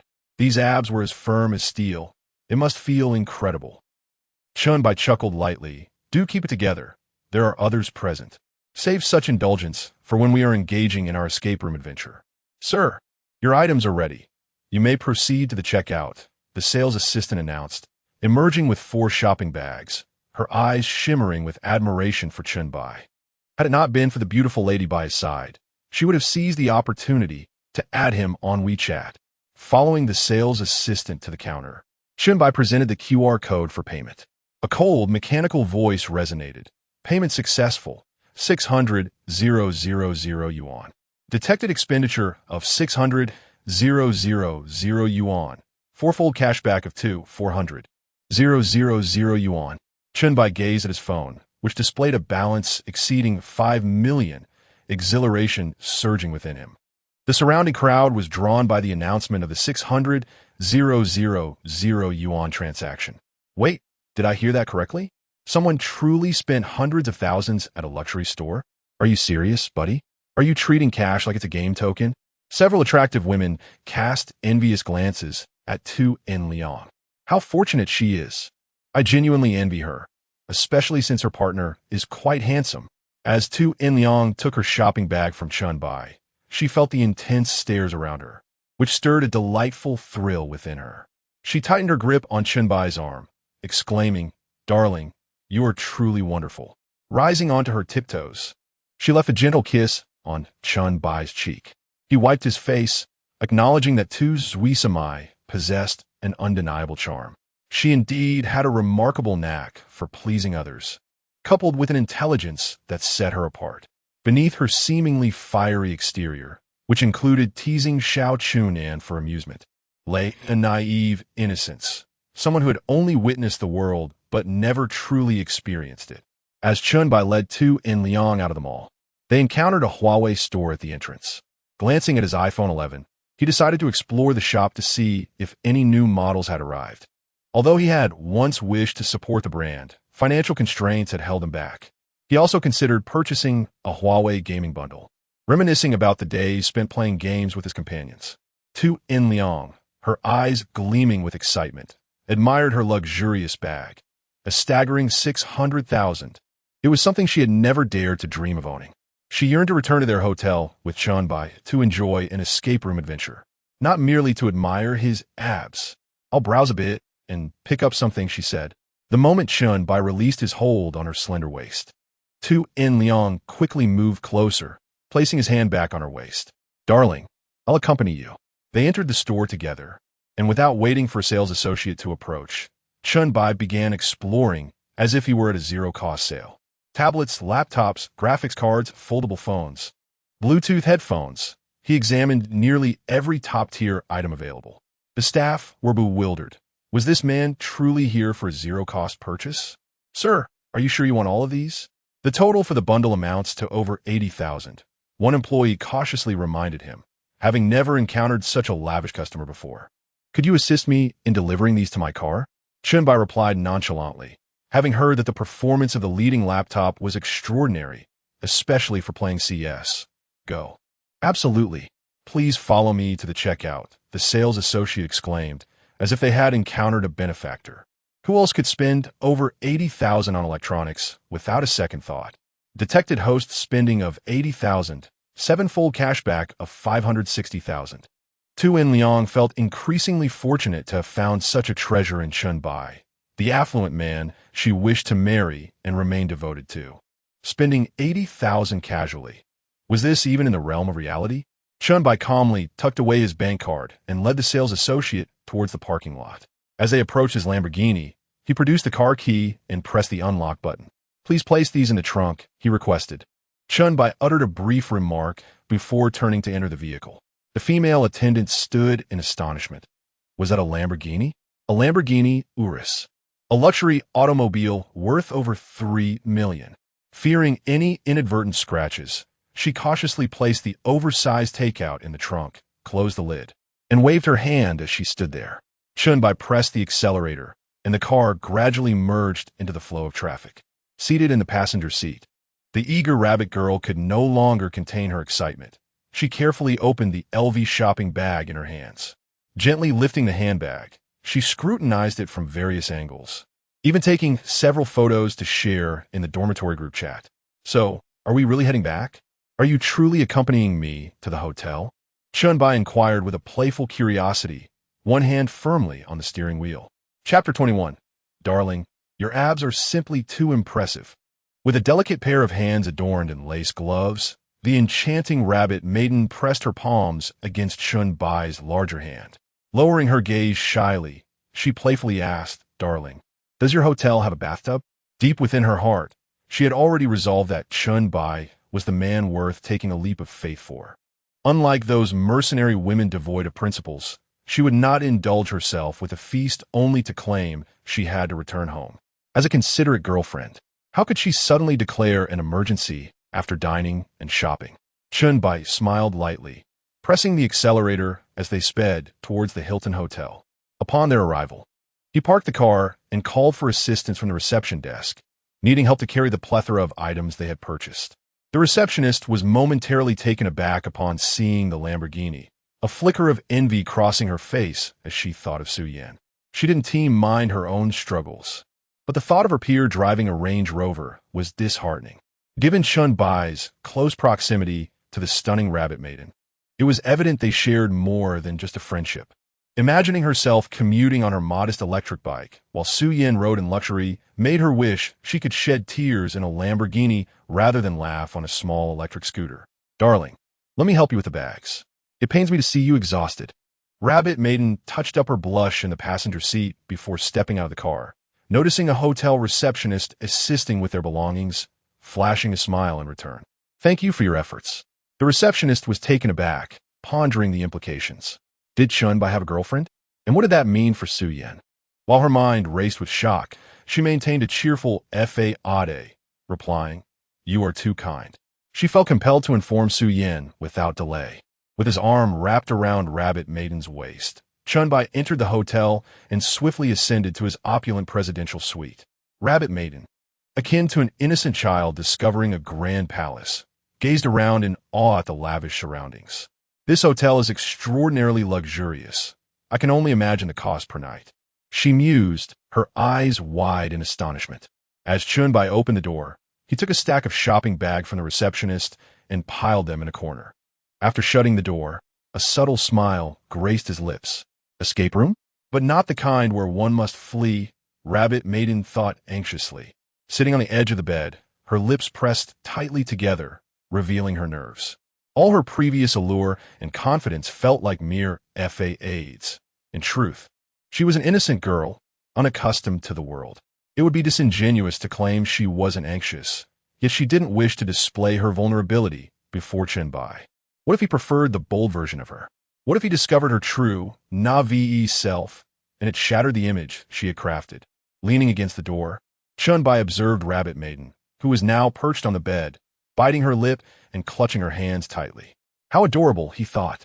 Surely, she isn't trying to maintain an act here, nervously contemplating an escape, yet striving to maintain an air of composure and understanding. "Hockey Rabbit, you rascal." "Junior Rabbit, why do you seem so anxious?" Chen Bai inquired, feigning ignorance. Rabbit in Liang was jolted from a reverie. "Am I anxious? No, that can't be. How could I possibly be nervous? I often tease Xiao Chun in during live streams. I possess ample experience." Her cheeks flushed deeper, unsure whether it was the blush or the teasing that caused her embarrassment. "Oh, so the junior has such abundant experience? Shall I turn off the lights then?" Chen Bai remarked, reaching for the switch beside the door. "No. How about we watch a movie instead?" Rabbit in Liang suggested, pointing to the projector aimed at the large bed that spanned over 2 meters. Chen Bai suppressed a laugh. If anyone were to witness Rabbit in Liang's bashfulness, they would surely perceive her as an innocent young girl, and the entire platform would erupt in reactions. This would undoubtedly be a scandal. "Come on," Rabbit in Liang urged, seeing Chen Bai still standing there as she reclined on the bed, enticingly patting the sheets. Chen Bai extinguished the lights and joined her on the bed, propping himself against the cushions. After an extensive search through the projector for a film, he settled on an action romance flick. As the film began to play, Rabbit in Liang, tense and restless, clutched the bedsheets tightly and leaned against Chen Bai's shoulder. Her eager hands gradually slipped beneath the covers. "Wow, darling, your abs are quite impressive," Rabbit in Liang exclaimed, eyes shut, savoring the sensation of her palm against his skin. "Which ones?" Chen Bai quickly grasped her eager hands. "If this continues, I might need to excuse myself to the restroom. Darling, could you pause for a moment?" Just as she attempted to escape from the bed, Chen Bai's large hand pressed her back down onto the mattress. "Is the escape room commencing?" At that moment, a line from the ancient action romance film resonated through the projector. "Having seen the true dragon, why do you not kneel?" Chen Bai, provoked by the dialogue, felt a surge of heat rising within him. A vigorous captain in his early 20s, recently licensed, easily managing 3 flights a day. Was he amusing? He was merely a valiant pilot. Rabbit in Liang, slightly flustered, swallowed hard. She gritted her teeth, prepared for the impending encounter, recognizing that Chen Bai had lavished her with tens of thousands today, and she firmly believed him to be the affluent man she had long awaited.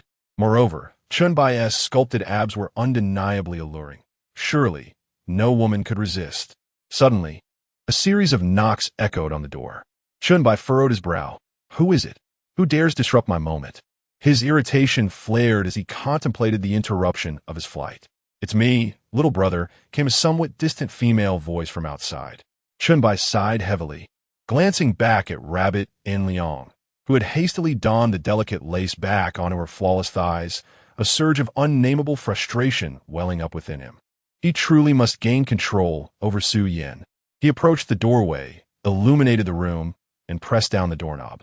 Upon seeing Su Yin outside, donned in casual yet alluring attire, adjusting her gold-rimmed glasses with a hint of anxiety in her eyes, he inquired, "Is something the matter, Sister Su?" It's nothing. Just wanted to ask if my brother would like to join me for dinner this evening." Su Yin hastily concocted an excuse, her gaze evasive. Glancing into the room intermittently, she discovered a woman reclining on the bed, engrossed in a film, instantly feeling a chill of despair. The woman's figure bore a striking resemblance to her own. Women understand women best, and this one exuded an air of multifaceted charm, undeniably seductive in nature. To put it plainly, she was simply breathtaking. Chapter 22.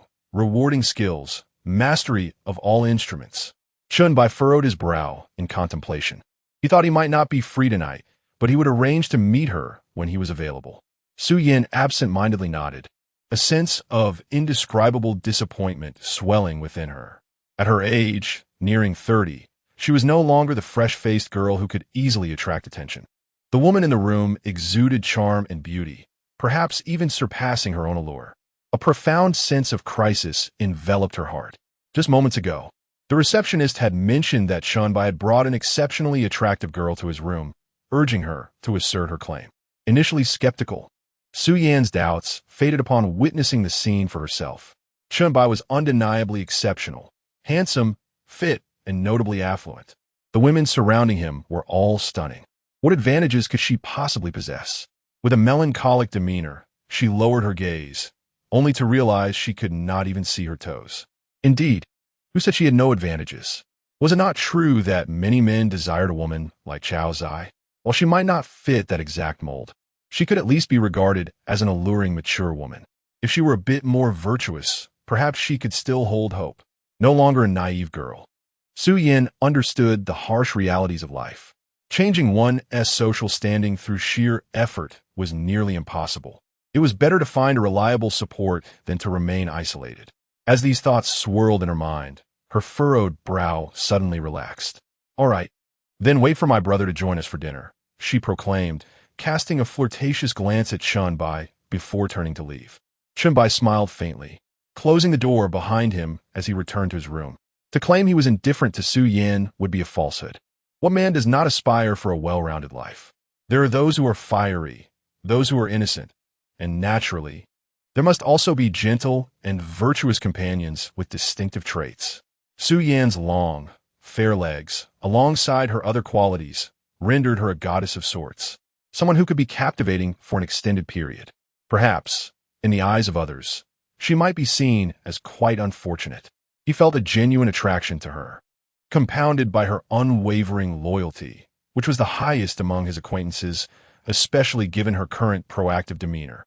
Chen Bai settled back on the bed, casting a glance at the serious-faced rabbit girl Liang, who lay on the bed engrossed in a movie. He playfully tapped her long, encased legs. "Are you still planning to escape?" At this point, the room should be free from interruptions. Shen Shiyan, loyalty 1. Something seemed amiss. Following the earlier disturbance, rabbit girl Liang's impulsive excitement gradually subsided. "You're not escaping now, are you, darling?" she murmured softly. The recent interruption had dampened her enthusiasm. Perhaps in a few days, they could find a quiet place devoid of distractions to fully immerse themselves in an escape room experience. Rabbit girl Liang spoke with delicate, almost fragile tones. The sudden disruption had quelled any immediate thoughts of excitement. She was not in the mood for an escape. Engaging in an escape room experience without the thrill of the game would lead to a lackluster experience for both. She needed to actively participate, allowing Chen Bai to pursue her for the experience to be truly enjoyable. If she merely stood still like a lifeless fish and only pretended to flee when he approached, the tension and joy of the game would dissipate. She wanted to provide Chen Bai with an unforgettable experience, one that would linger in his memory. In the mind of Tu In Liang, the image of Su Yin knocking on the door suddenly resurfaced. It seemed that being an exceptionally charming woman was no easy feat amidst such fierce competition. "Darling, who was that just now? It seemed like you were quite close," she inquired. Chen Bai sat at the edge of the bed, his irritation gradually subsiding as he fished a cigarette from his pocket. "Just a friend. Known her for quite a while," he replied nonchalantly, exhaling a puff of smoke. "Oh, perhaps we can have a meal together sometime," Tu In Liang remarked casually. When the thought of securing a wealthy partner first crossed her mind, she had already convinced herself that a rich man wouldn't engage in a monogamous relationship. Having been a streamer for some time, she had discerned the underlying truths. Did she really believe that a song and dance troupe was merely that? Homes left unoccupied for long would deteriorate.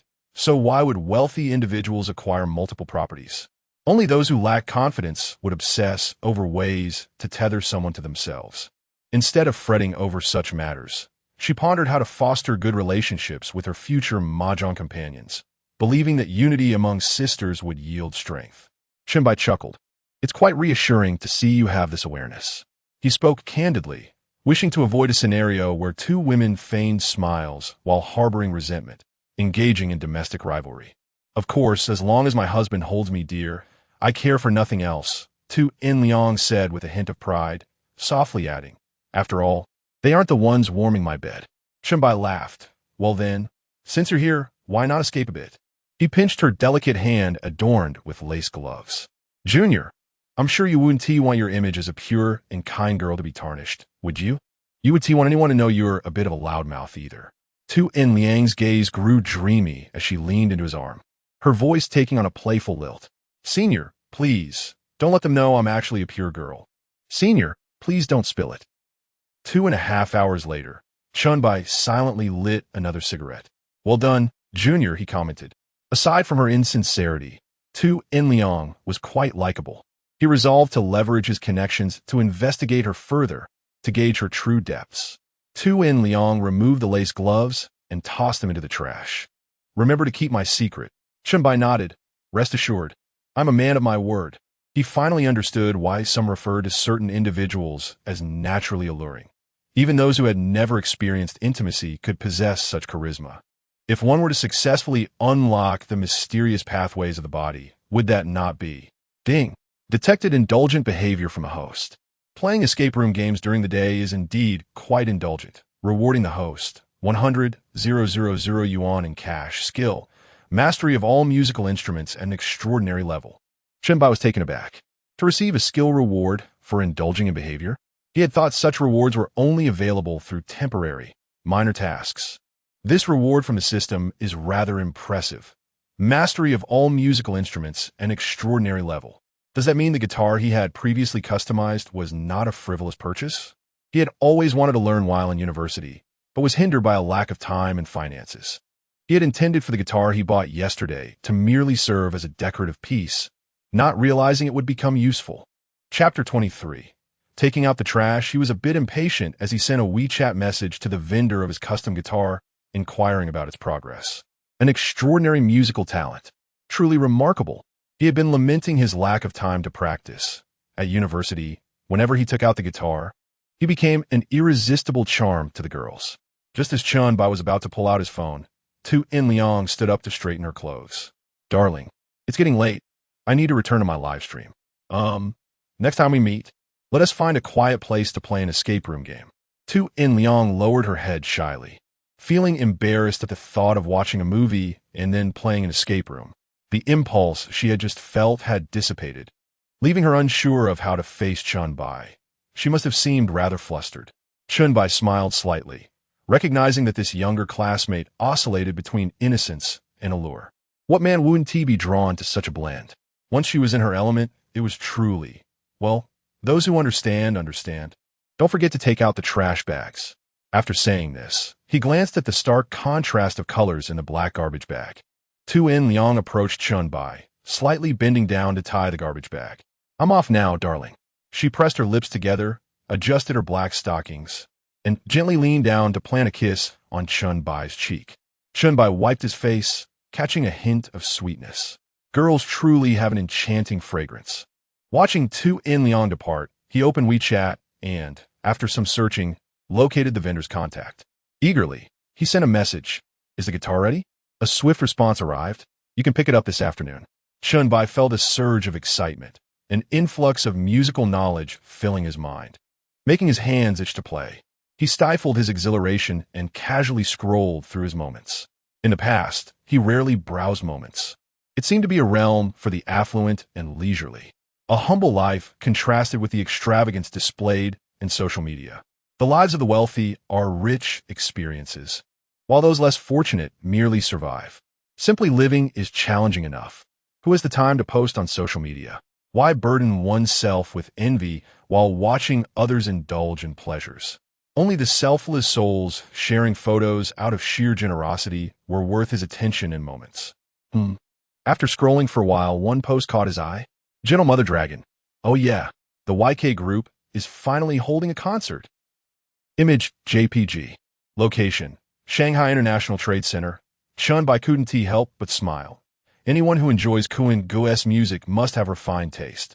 It was only natural to appreciate music. After browsing for a bit longer, he suddenly remembered how long it had been since he last played Go. He hurriedly got out of bed and retrieved his superior chess set. Meanwhile, as Tu In Liang stepped out of the elevator, she spotted Su Yin waiting at the hotel entrance. She pondered for a moment, realizing that they would likely encounter each other frequently. Judging by Su Yan's demeanor, it seemed she had no intentions of monopolizing Chen Bai's affections. Coincidentally, she did not harbor any intentions of monopolizing Chen Bai's affections. Such an exceptional man could not be tethered by her alone. She took the initiative to approach Su Yin, offering a sweet smile. Hello, sister. Shall we exchange WeChat? It would be wonderful to stay in touch. Su Yin was taken aback. She had been waiting in the hotel lobby for Rabbit Girl to descend, contemplating that even if she were to appear somewhat humble, securing Rabbit Girl's contact information would facilitate everything. A man like Chen Bai, undoubtedly engrossed in his career, would be burdened by the competition for his affection upon returning home. It was imperative for a sensible woman to assist Chen Bai in fostering connections among the sisters. Having worked at the hotel for quite some time, she was well aware of the various personalities and how to navigate relationships harmoniously. However, she certainly did not anticipate that Rabbit Girl would proactively seek her contact details. All right, I will add you. If it's not too forward, you can call me Xiao Su, or Su Jia is also fine. Rabbit Girl beamed. Great. From now on, I shall call you sister, and you can simply refer to me as Shiyun Mei Mei. What a lovely name, Shur Mei Mei. Suyan Yingyun li complementif.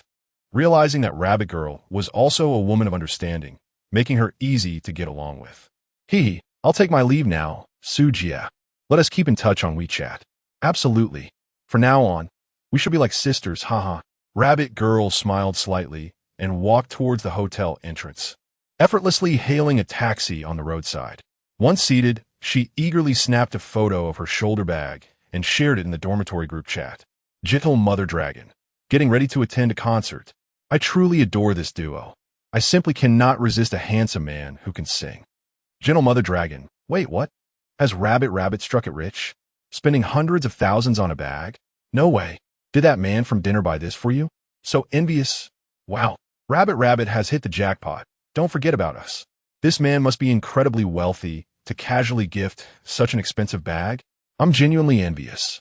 Greedy emoji. Seeing the messages, Rabbit Girl could hardly contain her smile. It was exhilarating.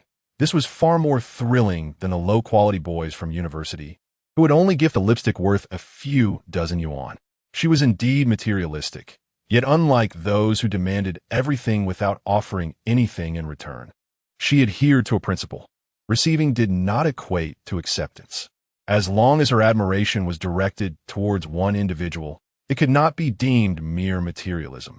But in today's society, who isn't materialistic, men, under immense pressure, also seek affluent women. Aren't they materialistic too? Reflecting on this, her mind involuntarily recalled her earlier encounter in the hotel, eliciting an inexplicable rush of warmth and a rapid heartbeat. Shen Shiyun Loyalty 5, Chen Bai, engrossed in his game, stared blankly at the system interface before him. Has Rabbit Girl managed to self-strategize again? However, his attention was swiftly diverted by the sound of his computer. It was said that in other shooting games, players constantly called out for their mothers. Yet in this game, the dialogue was entirely different. Ding, ding, ding. The sudden ringing of his phone interrupted him. With one hand, he answered the call while the other continued typing. Hello, who is this? Chen Bai, do you still wish to keep your job? Missing work for a day is one thing, but to do so without a word is unacceptable. Do you still see me as your leader? Is this project still significant to you? Chen Bai, upon hearing the oppressive tone that seemed to compress the speaker's vocal cords, instinctively furrowed his brow. The caller was none other than his immediate superior, Lu Dehai, who relentlessly pushed his subordinates to toil until 11 at night, merely to curry favor with the chairman. Why are you silent? Chen Bai, do you even want to keep your job? Do you realize that the project you are holding in your hands could determine the fate of countless individuals? As Chen Bai remained silent on the other end of the call, the volume of the shouting escalated. Upon hearing those words, Chen Bai felt a surge of energy. You mean to say, this project in my hands could dictate your very existence? Chapter 24. Allow me to tune your instrument. Chen Bai smirked, realizing that his previous projects could indeed influence Lin Dehai's career. He tentatively inquired, Manager Lin, if I do not undertake this project, can others not handle it? Why must it be assigned to me? What nonsense! How can anyone else initiate the connections from scratch? The deadline for the proposal was fast approaching. How could other colleagues possibly draft it anew? Chen Bai, do you wish to be dismissed? Are you aware that failing to submit this proposal will cost you your job? I will face repercussions as well. Lin Dehai bellowed, his voice almost a roar. Chen Bai, with one hand covering his ear, casually lowered the volume. He had no desire to linger on the sight of Lin Dehai, the sycophant who vented his frustrations on subordinates after receiving a reprimand from his superiors. So, if I do not complete this proposal, you too will face disciplinary action? The man on the phone momentarily faltered. Are you not aware of our company's collective responsibility policy? Chen Bai, do you have something on your mind? If there is something troubling you, let us discuss it. The company has treated you well, and I have always regarded you as my successor. Let us finish this proposal first, shall we? Listening to Lin Dehai's almost pleading tone, Chen Bai felt a surge of amusement within. To hell with you. Now you wish to have a heart-to-heart. Previously, you insisted that our team work overtime until midnight without compensation, not even covering taxi or subway fares. You demanded we arrive at the office by 7 for an 8 o'clock start, all under the pretense of enhancing productivity. Where was the concern then? Chen Bai, focus on completing this now, and by the end of the month, I can assist you in applying for a 500 yuan bonus. If you fail, you'll be dismissed. You know how difficult it is to find a job these days. I too will face severe penalties, and you wouldn't want your actions to hinder your old leaderess advancement, would you? Chen Bai chuckled softly. The latter part of Lin Dehai's statement rang true to him. He lowered the receiver's volume further. Draft the proposal? Not a chance. If I fail to produce it, your promotion is at stake, right? Perfect, that is precisely what I desire. After venting his frustrations, Chen Bai abruptly terminated the call, blocking all contact details. What relief. He resumed playing Go at his computer, feeling an exhilarating sense of liberation. It was no wonder that Taoism advocates for settling scores immediately. Otherwise, it could disturb one's moral compass. Now he understood. While forming a team, he spotted a very familiar gaming ID.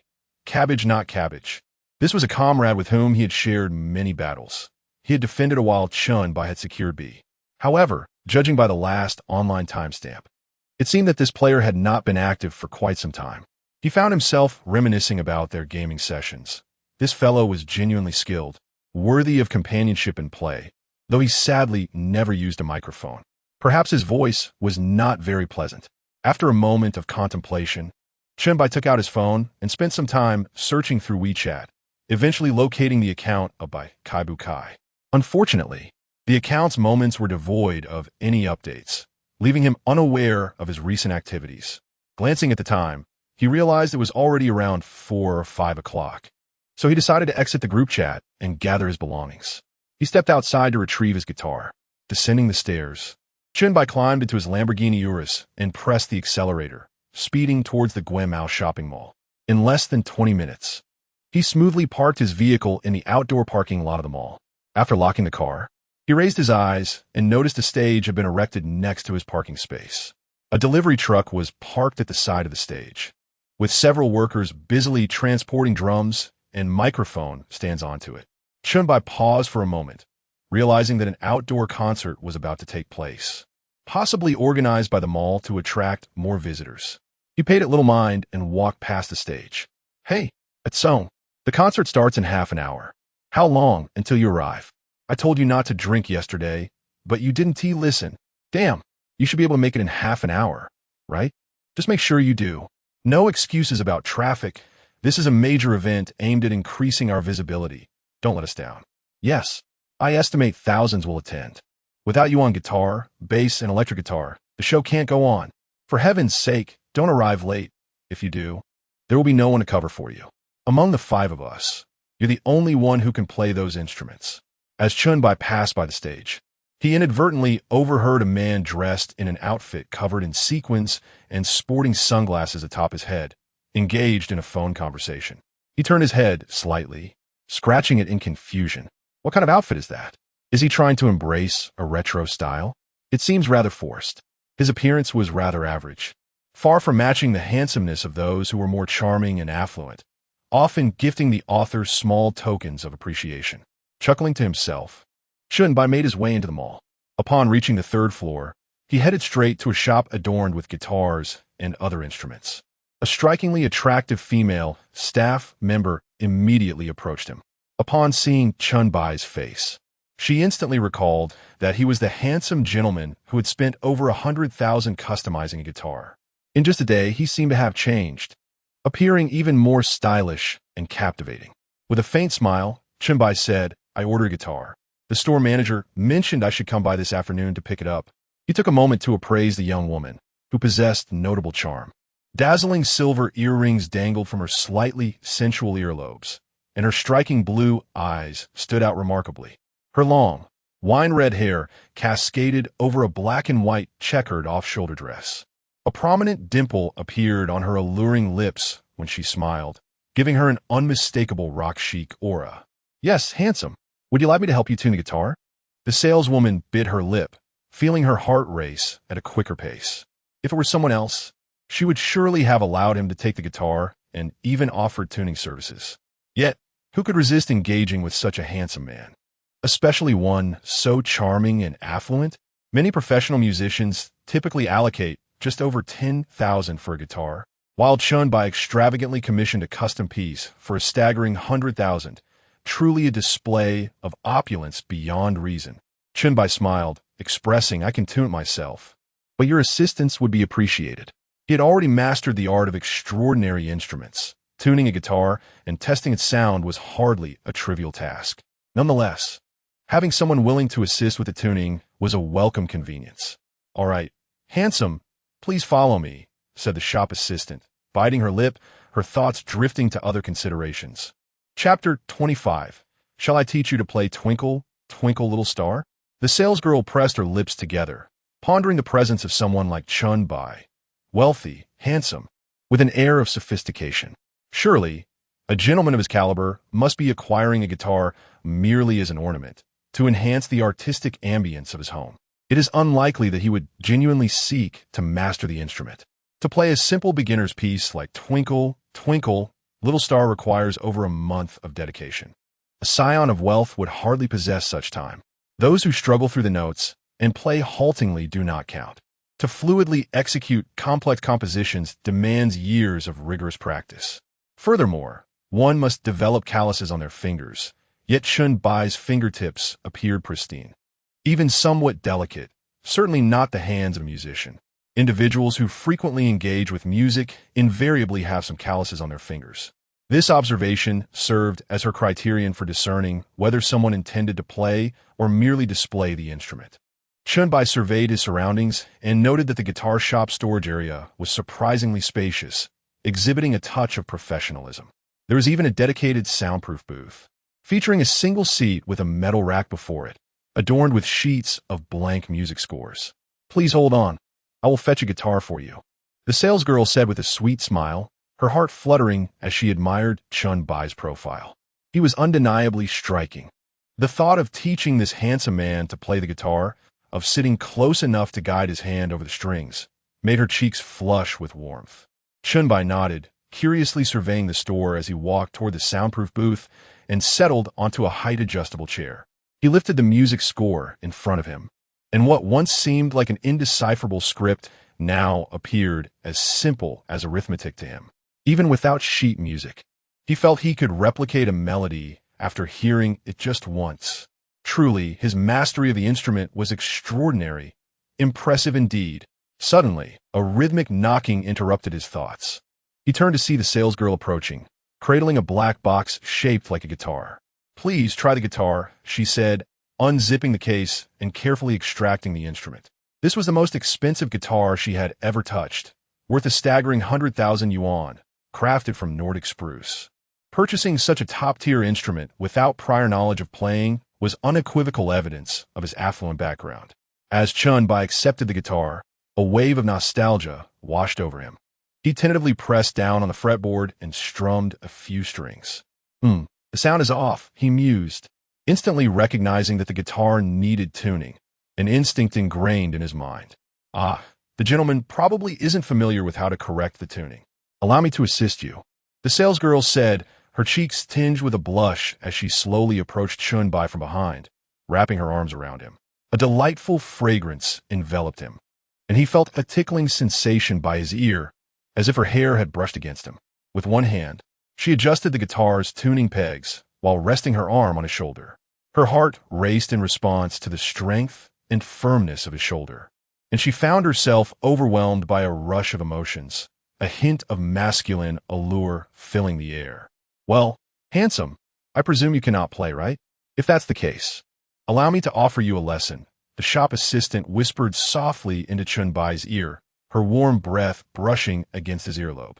Chen Bai felt a tingling sensation coursing through his body and inexplicably nodded in agreement. "How will you teach me? Does purchasing a guitar come with complimentary lessons from a beautiful instructor?" He jested, though he had to admit that the shop assistant's beauty was striking, easily scoring above 85 in his estimation. "Indeed, I would be delighted to offer such a dashing gentleman a complimentary lesson," the shop assistant responded candidly, her gaze sincere as it lingered on Chen Bai. In contrast, Chen Bai found himself slightly evasive under her earnest scrutiny, wondering why she was being so genuine. "Handsome, I sense your foundation is rather weak. Perhaps we should begin with Twinkle, Twinkle, Little Star. It is the simplest piece in all the sheet music," she suggested. "I will hold your hand so you can feel the rhythm." She turned to the first page of the sheet music, revealing Twinkle, Twinkle, Little Star. She felt a twinge of concern, fearing that if Chen Bai struggled with such a basic song, it would take considerable time and practice to progress from novice to even a modest level of proficiency. However, if he proved unable to play, it would work to her advantage, providing her with more opportunities to engage with him. Should he invite her to his home for private lessons, she would readily accept. Even without compensation, being in the company of a handsome fellow like Chen Bai made her feel invigorated, as though her very existence was enhanced by his presence. What a delightful experience. "All right," Chen Bai said, settling into the chair, his left hand gripping the fretboard and his right hand poised over the strings. The shop assistant wrapped her arms around him from behind, resting her chin on his shoulder, her delicate hand enveloping his. Chen Bai could distinctly feel the warmth of her breath. She guided his hand to strum the strings, convinced that he had no prior experience with the guitar. It seemed that her wish for more interactions with this handsome man might soon come true. "Twinkle, Twinkle, Little Star." The melodious notes resonated, and to Chen Bai, this simple melody felt as elementary as a graduate student performing basic arithmetic. "I think I've got it. Let me try on my own," he declared. The shop assistant paused, a flicker of surprise dancing in her eyes. "You learned that so quickly? All right, give it a go. If you struggle, I'll be here to assist you. I have plenty of time," she replied, reluctantly releasing her hold on him. Yet, she understood that newcomers often possessed an inexplicable confidence. If he played a few notes and found himself at a loss, he would surely ask her for further instruction. After all, her proficiency as a private instructor was undeniable, Even if Chen Bai mastered Twinkle Twinkle Little Star, he would still seek her guidance for more complex pieces. She relished the experience of teaching such an attractive novice. She gazed at Chen Bai, ready to point out any mistakes he might make as he played.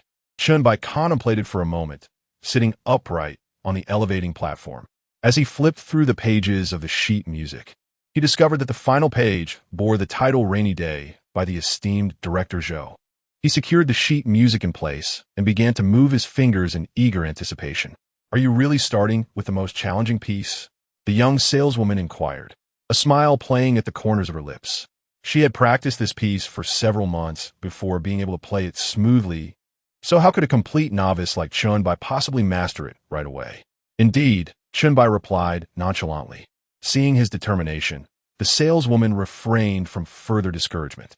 Once he attempts to play, he will soon realize its difficulty. At that point, he'll have to seek my guidance, she thought, feeling an involuntary thrill at the thought of being close to Chen Bai and the intoxicating aura he exuded. As Chen Bai gently plucked the strings of the piano, the familiar opening notes resonated through the air, and he softly hummed the lyrics. "On this windy day, I try to hold your hand, but alas, the rain gradually." Chapter 26. The most lethal form of subtlety. With each stroke of his fingers, the guitar strings emitted a melodious sound, a symphony of elegance. He cast a fleeting glance at the sheet music, hardly needing to refer to it, as if the notes were indelibly etched in his mind. The young shop assistant stood agape in astonishment. "Wow, sir, are you truly a complete novice? This is astonishing." She admired him from the side, her fingertips dancing over the guitar strings, and with the gentle hum of the lyrics escaping his lips, she was utterly captivated by the enchanting melody. The sight and sound of such a handsome man playing the guitar was an exquisite delight. She found herself beside Chen Bai, softly humming along, her attractive face flushed with admiration as she gazed at him. The more she listened, the more she was astounded. This was no beginner. Many advanced techniques, which she struggled to master, he executed with remarkable ease. As the final notes faded, Chen Bai slowly opened his eyes and offered a faint smile. "I learned a little in the past, but it's been a while since I've played, so I'm a bit rusty." Applause erupted from the shop assistant, her gaze towards him shimmering with admiration. "Incredible. Your skills are certainly not those of a novice. I almost want to ask you to be my mentor." Chen Bai smiled modestly, placing the guitar back in its case. "You're too generous. Your playing is quite commendable as well. Sir, you're far too humble. Your technique is undoubtedly masterful. I find myself in awe of you." The shop assistant's cheeks flushed slightly as she recalled her previous thoughts, feeling a tinge of embarrassment. Chen Bai's prowess far surpassed her own. Yet, she felt a flutter of excitement. Here was a man who was not only handsome and affluent, but also gifted in the arts, truly her ideal type. Chen Bai chuckled softly. This was indeed the proper way to engage with the guitar. What man could remain unaffected amidst such accolades? Learning to play guitar and singing for oneself can be a means of enjoying solitude and expressing one's emotions. But Chen Bai believed he did not possess such lofty pretensions. He learned to impress. However, to impress subtly is the most potent form of allure. Even in his university dormitory, mastering the guitar could elicit a casual, "You're quite skilled," from his roommates, merely a commendation of average ability. "Your guitar is well made. I'll come to you if I need anything in the future," he concluded, fastening the lid of the guitar case and zipping it up, exuding the essence of a rock musician. "Great. Let us add each other on WeChat. When you come by next time, do let me know in advance. If possible, I'd love to gather a few friends to play music together. My sisters would be envious." The shop assistant's eyes sparkled with admiration, her gaze growing more fervent. Chen Bai nodded, revealing his QR code. "Sure, we can definitely keep in touch." This shop assistant, with her charm and grace, was undeniably above average. There was no reason not to connect. Ding. A request to add you as a friend has been sent. His fingers moved slightly, quickly accepting the request, adding a note, and casually browsing through her moments. "Gentle Mother Dragon, how exciting. I will soon see the YK group." Chen Bai smiled, but he felt an inexplicable familiarity with this stage. He brushed it aside, shouldering his guitar case as he made his way out of the shop. Upon reaching the entrance of the mall, he noticed a Rolex store. Chen Bai glanced down at his bare wrist. As the saying goes, the impoverished play with cars while the affluent adorn themselves with watches. The price of a single watch could easily yield him a handsome sum of several million. While he could forego wearing one, he could not imagine being without it. He turned and stepped into the Rolex store, his eyes dazzled by the array of exquisite timepieces. Yet, amidst the myriad of options, one caught his eye immediately: the green Submariner. When purchasing a watch, one seeks emotional value, while others may not recognize different models. Mention the green Submariner, and most will be aware of it. At that moment, a saleswoman with her hair elegantly styled emerged from the break room. Upon seeing Chen Bai, her heart raced. He was undeniably handsome. She found herself believing in love at first sight. Such a striking gentleman would be a pleasure to assist, even if he did not intend to purchase a watch. "Good day, sir. Is there a particular style that catches your fancy?" The saleswoman offered a genuine smile, a reflection of her delight at encountering such a charming man. "I'm just browsing," Chen Bai replied nonchalantly, sensing that the green Submariner was rather reasonably priced. The saleswoman felt a brief pang of disappointment. He was merely a window shopper. However, it was quite common for patrons to peruse without purchasing. Of 100 customers, perhaps only one would make a transaction. This did not deter her enthusiasm to assist Chen Bai. "Certainly, please feel free to ask any questions you may have. Is the smoky green model in stock?" Chen Bai suddenly inquired about a model that piqued his interest. The price was also quite appealing. The saleswoman was momentarily taken aback. Was he really asking about the availability of the smoky green model, while seemingly just browsing? One could not rely solely on good looks to dictate the terms. Yet, he showed no sign of embarrassment in his inquiry. This was a coveted high-end piece, with a price tag that intimidated many affluent buyers. Nevertheless, she maintained a professional smile. "Yes, we have it available, sir. However, the price is slightly steep at 350,000. No worries. You may certainly explore other models." Chen Bai nodded. "All right. Wrap it up for me. Would you like to look at any other styles?" "I will be delighted to assist you further," the saleswoman offered, her enthusiasm slightly wavering as she realized something was amiss. "What did you just say?" "I said to wrap it up for me. I'll pay by card." Chen Bai produced his bank card. Of all the timepieces in the store, only the smoky green model truly appealed to him. The others were either too inexpensive or simply unattractive. Wearing a hideously ugly watch was far less appealing than purchasing a children's watch, which could at least bring him some joy. The saleswoman stood in stunned silence, her mouth agape. Had she misheard? Trembling, she accepted the bank card and cautiously swiped it on the POS terminal, which promptly displayed a successful transaction. The realization struck her like a thunderclap. Was this truly happening? You casually mentioned just taking a glance, yet you purchase a watch worth 350,000 without batting an eye? How outrageous! It's one thing to be strikingly handsome, but to be a wealthy gentleman as well? What are the other men? Go assist me in procuring the goods. There's no need for packaging. I shall wear it directly. Chen Bai casually tapped the glass table, speaking with a composed demeanor. Certainly, certainly. The saleswoman's smile nearly split her face.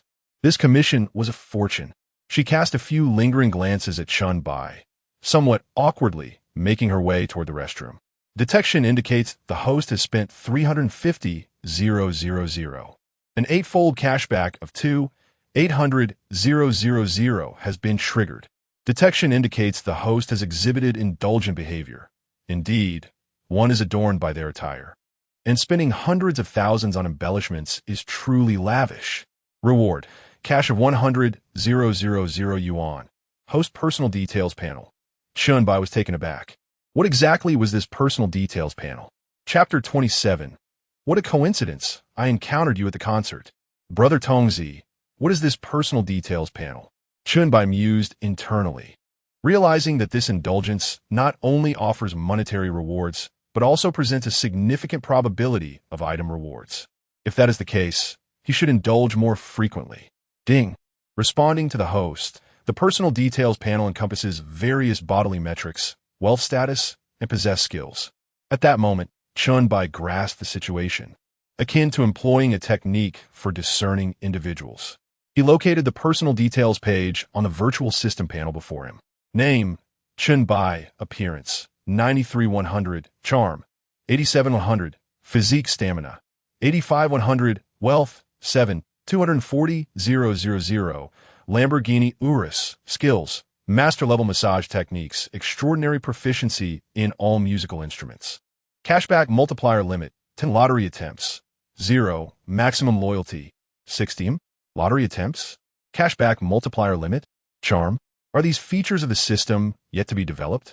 Chen Bai pondered, realizing that this personal page was rather intricate, containing numerous functionalities not previously mentioned by the system. It was likely that these would unlock upon completing the main quest related to loyalty or upon reaching a certain level of wealth. Sir, this is your smoky green wristwatch. Please take care of it. The sales associate hurriedly emerged from the inventory room, presenting a somewhat exquisite watch while displaying various certificates to Chen Bai. All right, he replied nonchalantly, donning the watch on his wrist, which fit perfectly. It suited his demeanor splendidly, not overly ostentatious, yet not too understated. Sir, would you like to add me on WeChat? The sales associate gulped nervously. She had not encountered such a high-quality, rich second generation in quite some time, and she was determined to seize the opportunity. The ultimate goal in selling luxury items is to align oneself with affluent individuals, even if it means engaging in clandestine romances. Chen Bai glanced up and decided against it. The woman's appearance barely registered above 80 points. In the face of such advances, it was imperative to decline. The adage of not missing a good woman and not letting a bad woman slip away applies only when the latter possesses some degree of beauty. He slowly exited the mall, inhaling the fresh air and taking a deep breath. Upon raising his gaze, he discovered that the stage beside the parking lot had become crowded with people. From a mall, he could see 4 individuals anxiously pacing backstage while on their phones. Curiously, he stepped into the parking lot, merging with the relatively orderly crowd, listening to the numerous complaints surrounding him. Where is Atsong? When is this concert starting? I've been standing here for over 10 minutes. If he doesn't arrive soon, I might just leave.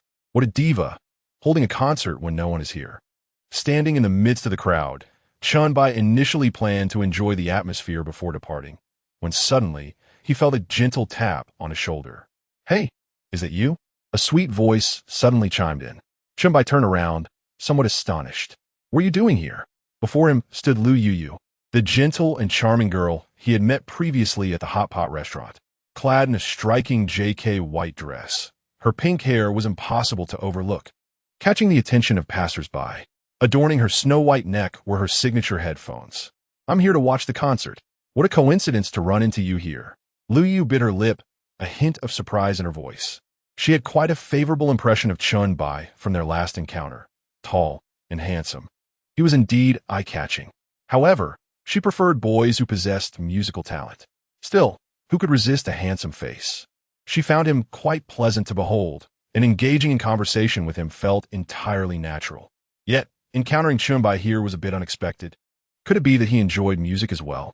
Chen Bai smiled, secretly finding this lively girl rather appealing. Sweet girl, he mused. As a mature man, one ought to develop in all aspects. While an older sister may nurture, a sweet girl knows how to be charming. Indeed, it is a coincidence.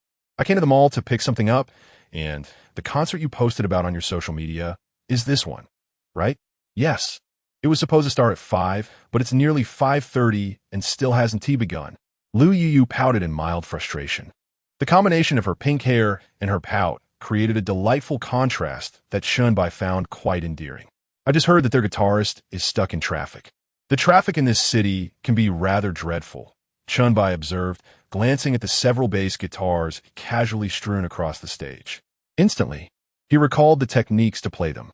Ah, that explains the delay. Without a guitarist, the band cannot commence, he remarked. Had I known it would be this late, I would have arrived later. Waiting so long without a show is rather disappointing, Lu Yu lamented, her cheeks puffed out adorably. At that moment, Lu Yu's gaze fell upon the guitar case slung over Chen Bai's shoulder. Is that a guitar case? Do you play an instrument?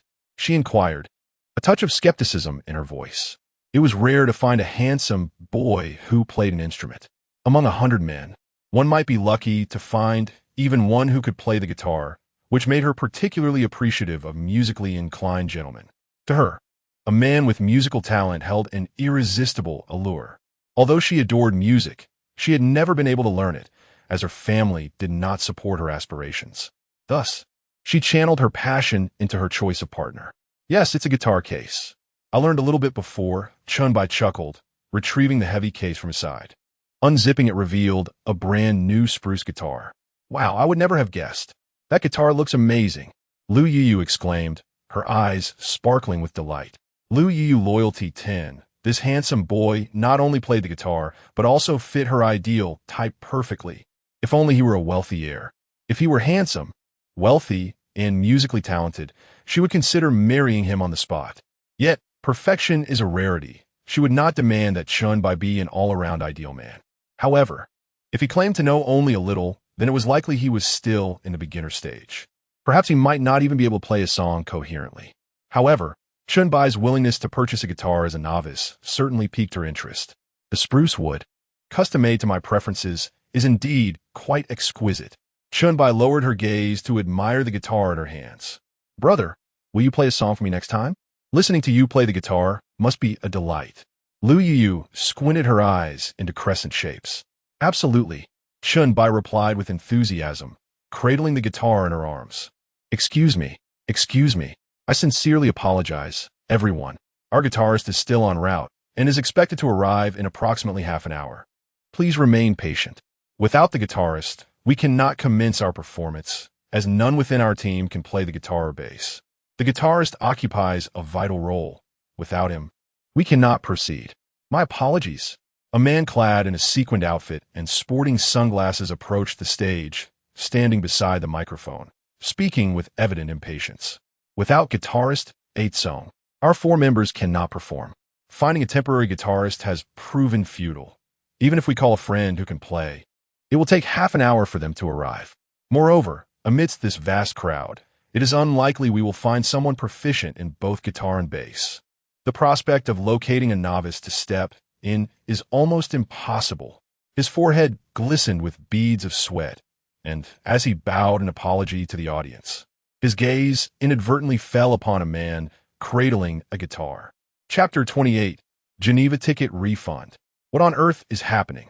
There is still half an hour to go, and the traffic jam is not an unforeseen circumstance. You could have arrived earlier. It seems you do not care for this concert at all. It feels like you wish to leave. Where's the semblance of a concert when fans are left waiting for half an hour? Do you genuinely believe your ensemble is of such high stature? Geneva, refund please. Who would want to stand idly by for such an extended period? The atmosphere in the air grew increasingly tense, and the expression of the lead vocalist on stage turned notably pale. Chen Bai stood beside Lu Yu, feeling rather disinterested, primarily due to the overwhelming auditory assault akin to a barrage from a tank. Even a single shout pierced the air with a sonic boom. He found it somewhat amusing that, during calmer moments, the fans could elevate a music group to celestial heights. Yet, even the slightest mishap concerning these fans could swiftly bring the ensemble crashing down from their pedestal.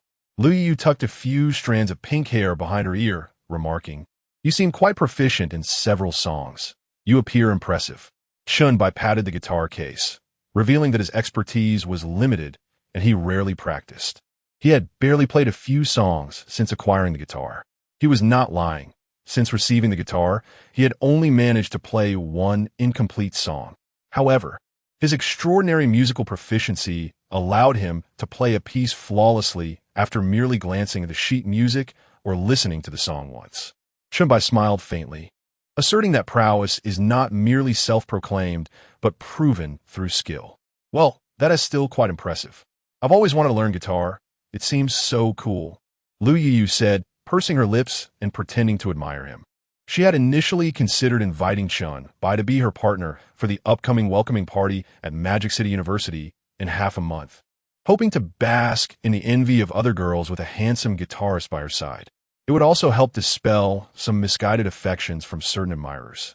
Unfortunately, since Chen Bai was not particularly skilled at guitar, there was no need for such an invitation. It's actually quite easy to learn. Just start with this and that, and you'll get the hang of it. If you're interested, I can teach you step by step next time, Chen Bai remarked with a slight smile, pondering the emphasis on teaching. Lu Yu nodded lightly, not taking it to heart. Boys of Chen Bai's age often care about their image and like to put on a brave front. He might only know a few basic techniques, but before such a handsome boy, she found it difficult to refuse. Just as Chen Bai concluded his sentence, a slightly plump man clad in band attire rushed to the lead vocalist, whispering a few words while covering the microphone. The vocalist's face displayed clear signs of distress as he tapped the microphone. Ladies and gentlemen, we sincerely apologize. Our guitarist is on his way as quickly as possible. To avoid keeping you waiting indefinitely, we have decided to invite a volunteer to join us as a guitarist for a few songs. Is there anyone in the audience who can play the guitar and would like to step forward? The lead vocalist awkwardly raised his left hand, scanning the crowd with his gaze fixated on Chen Bai's direction.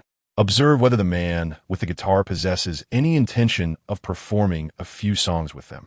He is unconcerned about Chen Bai's proficiency. He merely requires someone to step in and save the day.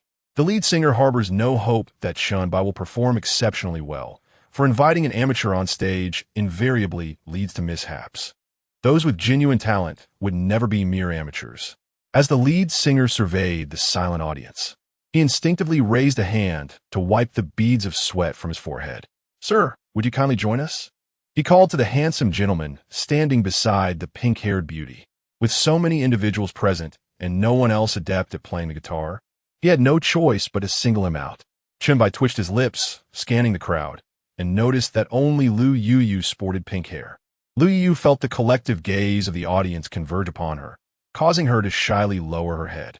"Brother, would you like to give it a try?" She thought, her emotions a tangled web of apprehension and excitement. She feared that if Chen Bai faltered, she would feel embarrassed. Yet, should he perform splendidly, her pride would soar. Many in the crowd turned their heads, engaging in hushed discussions. "Wow, this man seems rather handsome," one remarked. "Oh, are you swooning again? How handsome could he possibly be?" Another retorted. "Wait, I must admit, he does have a certain charm." Charm is irrelevant. We came to enjoy a concert, not to admire handsome men. Someone interjected. "How good could an amateur possibly play?" Another voice chimed in. "Isn't it a bit absurd to invite a stranger to sing at your concert? What extraordinary musical talent could they possess?" "Indeed, refund," came a chorus of disgruntled voices. "Is this not a mockery of the fans? To call upon a mere passerby to perform is quite irresponsible, don't you think? Just because someone carries a guitar does not imply musical ability." Listening to the surrounding skepticism and noticing the mix of concern and anticipation on Lu Yu's face, Chen Bai recognized an opportunity to earn their loyalty. He nonchalantly slung the guitar over his back, maneuvered through the crowd, and ascended the stage from the side. The lead singer was momentarily taken aback. He had not anticipated Chen Bai's swift agreement. "Let's give a round of applause to encourage this courageous gentleman," he exclaimed. Yet the audience remained largely silent, many watching with skeptical eyes, eager to witness Chen Bai's potential failure. With a calm smile, Chen Bai placed the guitar case on the stage floor, unzipped it, and retrieved his custom spruce guitar. "What piece shall I perform? Please show me the sheet music," he requested. The lead singer, recovering from his surprise, quickly beckoned the other band members to join him on stage. The drummer approached Chen Bai with a slight smile, his eyes reflecting a hint of sympathy, fully aware that a last-minute amateur would likely falter. He extended the sheet music toward Chen Bai. Chen Bai accepted it seamlessly, glancing over the piece, and in an instant, various techniques began to materialize in his mind. As he perused the music, murmurs of skepticism arose from the audience once more. What a conspicuous show-off, needing to look at the sheet music to perform. Perhaps he knows nothing and simply desires to impress that pink-haired girl. Lu Yu, listening to the rising doubts around her, clenched her delicate hands tightly. "Brother Chen Bai, keep it up." If Chen Bai cannot play, she, as a fellow performer, would be utterly embarrassed. "How about it, my friend? This piece poses a certain level of difficulty. I fear you may need 10 minutes to familiarize yourself." The lead singer squatted beside Chen Bai, a look of concern etched on his face. "No need, I can start right now," Chen Bai replied with an air of nonchalance, exuding a calm demeanor. "All right, you three prepare yourselves." The lead singer instructed the other three band members, feeling somewhat desperate, especially given the brief time Chen Bai had to read the score. Even the top guitarist in the band, Song, required half a day to transition from reading the score to playing it proficiently. Chapter 29. Is this handsome guy really just an amateur? Chen Bai sat upon the lift chair position on stage, his eyes gently closed as he mentally rehearsed the melody. His right hand delicately rested upon the guitar strings, softly plucking them. The melodious prelude resonated through the air, causing the lead vocalist to turn back in disbelief, momentarily neglecting his composure. The most vital instrument for this piece was, without doubt, the guitar. Who could have anticipated Chen Bai's remarkable proficiency? Was he truly just someone who had glanced at the sheet music for a mere few minutes? As the prelude concluded, the drummer and the horsehead fiddle player seamlessly complemented Chen Bai's performance. The lead vocalist, standing before the microphone, gradually began to sing, his distinctive, smoky voice emanating from the speakers. Let me see you once more, from the south to the north, like the blindfolded eyes along the northern Fifth Ring Road. The unique timbre of his voice rendered the once boisterous crowd into an instant hush, as the audience became enraptured by the profound lyrics. As the song reached its climax, featuring a guitar solo, the lead singer glanced back at Chen Bai, unconsciously feeling a surge of anxiety for him. A guitar solo. Even Song had practiced extensively to command the stage solo. Could Chen Bai rise to the occasion? Had he been too hasty in forgetting that this song contained a pivotal guitar solo? In the audience, Lu Yu watched Chen Bai with bated breath, judging by the prelude. His skill was indisputable. Could it be that he had been modest? Or had he perhaps practiced this song beforehand, merely encountering it by chance? Chen Bai maintained his composure on the lift chair, rhythmically tapping the guitar's body with his wrist, the percussive sounds harmonizing with the strummed notes. Many in the audience closed their eyes, surrendering themselves to the music. As the song concluded, applause erupted from the crowd. Wow, this handsome guy is no ordinary person. Is he truly not just an idle trainee who hasn't debuted yet? With such looks and guitar skills, he rivals even those who dance and rap. Oh my goodness, I feel like my ears are about to conceive. Handsome, I'm carrying your child. How long will you keep this up? Come home and marry me already. Bah, maybe you just fortuitously practiced this song before. What is so surprising about that? Let's see him perform another. Don't throw shade. If you think you could do better, take the guitar. Alas, the handsome guy on stage has just claimed the MVP title. At this moment, Lu Yu stood in the audience, her hands clasped together before her chest, her heart fluttering as she gazed at the spirited Chen Bai on stage. He was her ideal type. She thought he appeared 10 times more charming than before. Lu Yu, Loyalty 10, seated on the lift chair. Chen Bai raised an eyebrow as he observed the system panel before him. The classic notion of playing the fool to catch the tiger was indeed the swiftest path to garnering loyalty. It was akin to a friend who consistently mooched off you for essentials, suddenly revealing one day that he was a billionaire showering you with millions. Who could resist the allure of such a deceptive charm? Shall we perform another piece? The lead singer, with a look of astonishment, approached Chen Bai and gently patted his shoulder. Chen Bai shrugged and replied, "All right. Could you please show me the sheet music first?" The lead singer nodded and retrieved a sheet of blank music paper from behind the stage. Just as he handed it to Chen Bai, he prepared to announce a 10-minute intermission at the microphone. After all, for a guitarist to familiarize himself with a challenging song, a minimum of 10 minutes is essential. Even seasoned experts typically require 5 minutes to hum through it and mentally rehearse. Before the lead singer could reach the microphone, Chen Bai calmly interjected, "All right, we can begin now." "What? Are you certain?" The lead singer was genuinely bewildered. It had barely been 20 seconds since he handed over the sheet, and Chen Bai was already ready to play. "Yes, I'm certain. Let us start," Chen Bai replied nonchalantly. The other band members exchanged glances, and the horse-headed fiddler pulled out a harmonica, nodding in agreement. The lead singer approached the microphone and exchanged a knowing glance with Chen Bai. Chen Bai nodded, his slender fingers deftly plucking the guitar strings. As the melody unfolded, intertwining with the harmonica, the audience was overcome with emotion, reminiscent of carefree summer days. I once found it difficult to extricate myself from the vastness of the world, and I was entranced by my own dreams. The lead singer's melodious voice resonated through the speakers, yet it could not overshadow the sound emanating from Chen Bai's guitar. The final segment of the guitar and harmonica duet brought a wave of emotion, causing many in the audience to feel a lump in their throats. As the song concluded, Chen Bai slowly opened his eyes. Lu Yuyu's loyalty 10. Lu Yuyu's loyalty 10. Lu Yuyu's loyalty 10. Goodness. 30 points of loyalty gained in an instant. Lu Yuyu's loyalty has now reached 50 points.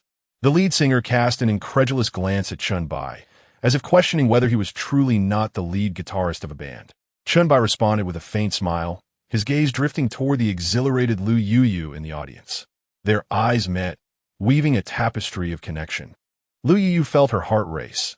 This man was her ideal type. He had no flaws, save for not being a wealthy heir. He was simply perfect. "You're amazing, brother," she exclaimed, only to shyly lower her head afterward. Among the crowd, several women pouted, imitating her, calling out, "You're incredible, darling. Come into my arms. Sweetheart, they are all after your body, but I am merely captivated by you. Stop teasing and let us go home." Who was it that said this handsome guy couldn't play the guitar? His performance was extraordinary. Where are those envious critics now? They're silent. Simply envious of my husband's talent. Chen Bai couldn't help but twitch his lips, contemplating a retreat. If this continued, it would no longer be a concert. It would devolve into a grand spectacle of marriage proposals. Moreover, he couldn't disregard the desires of these women, which put him in quite a predicament. Ultimately, deciding whom to choose had become a dilemma. It is indeed a dilemma on how to refuse.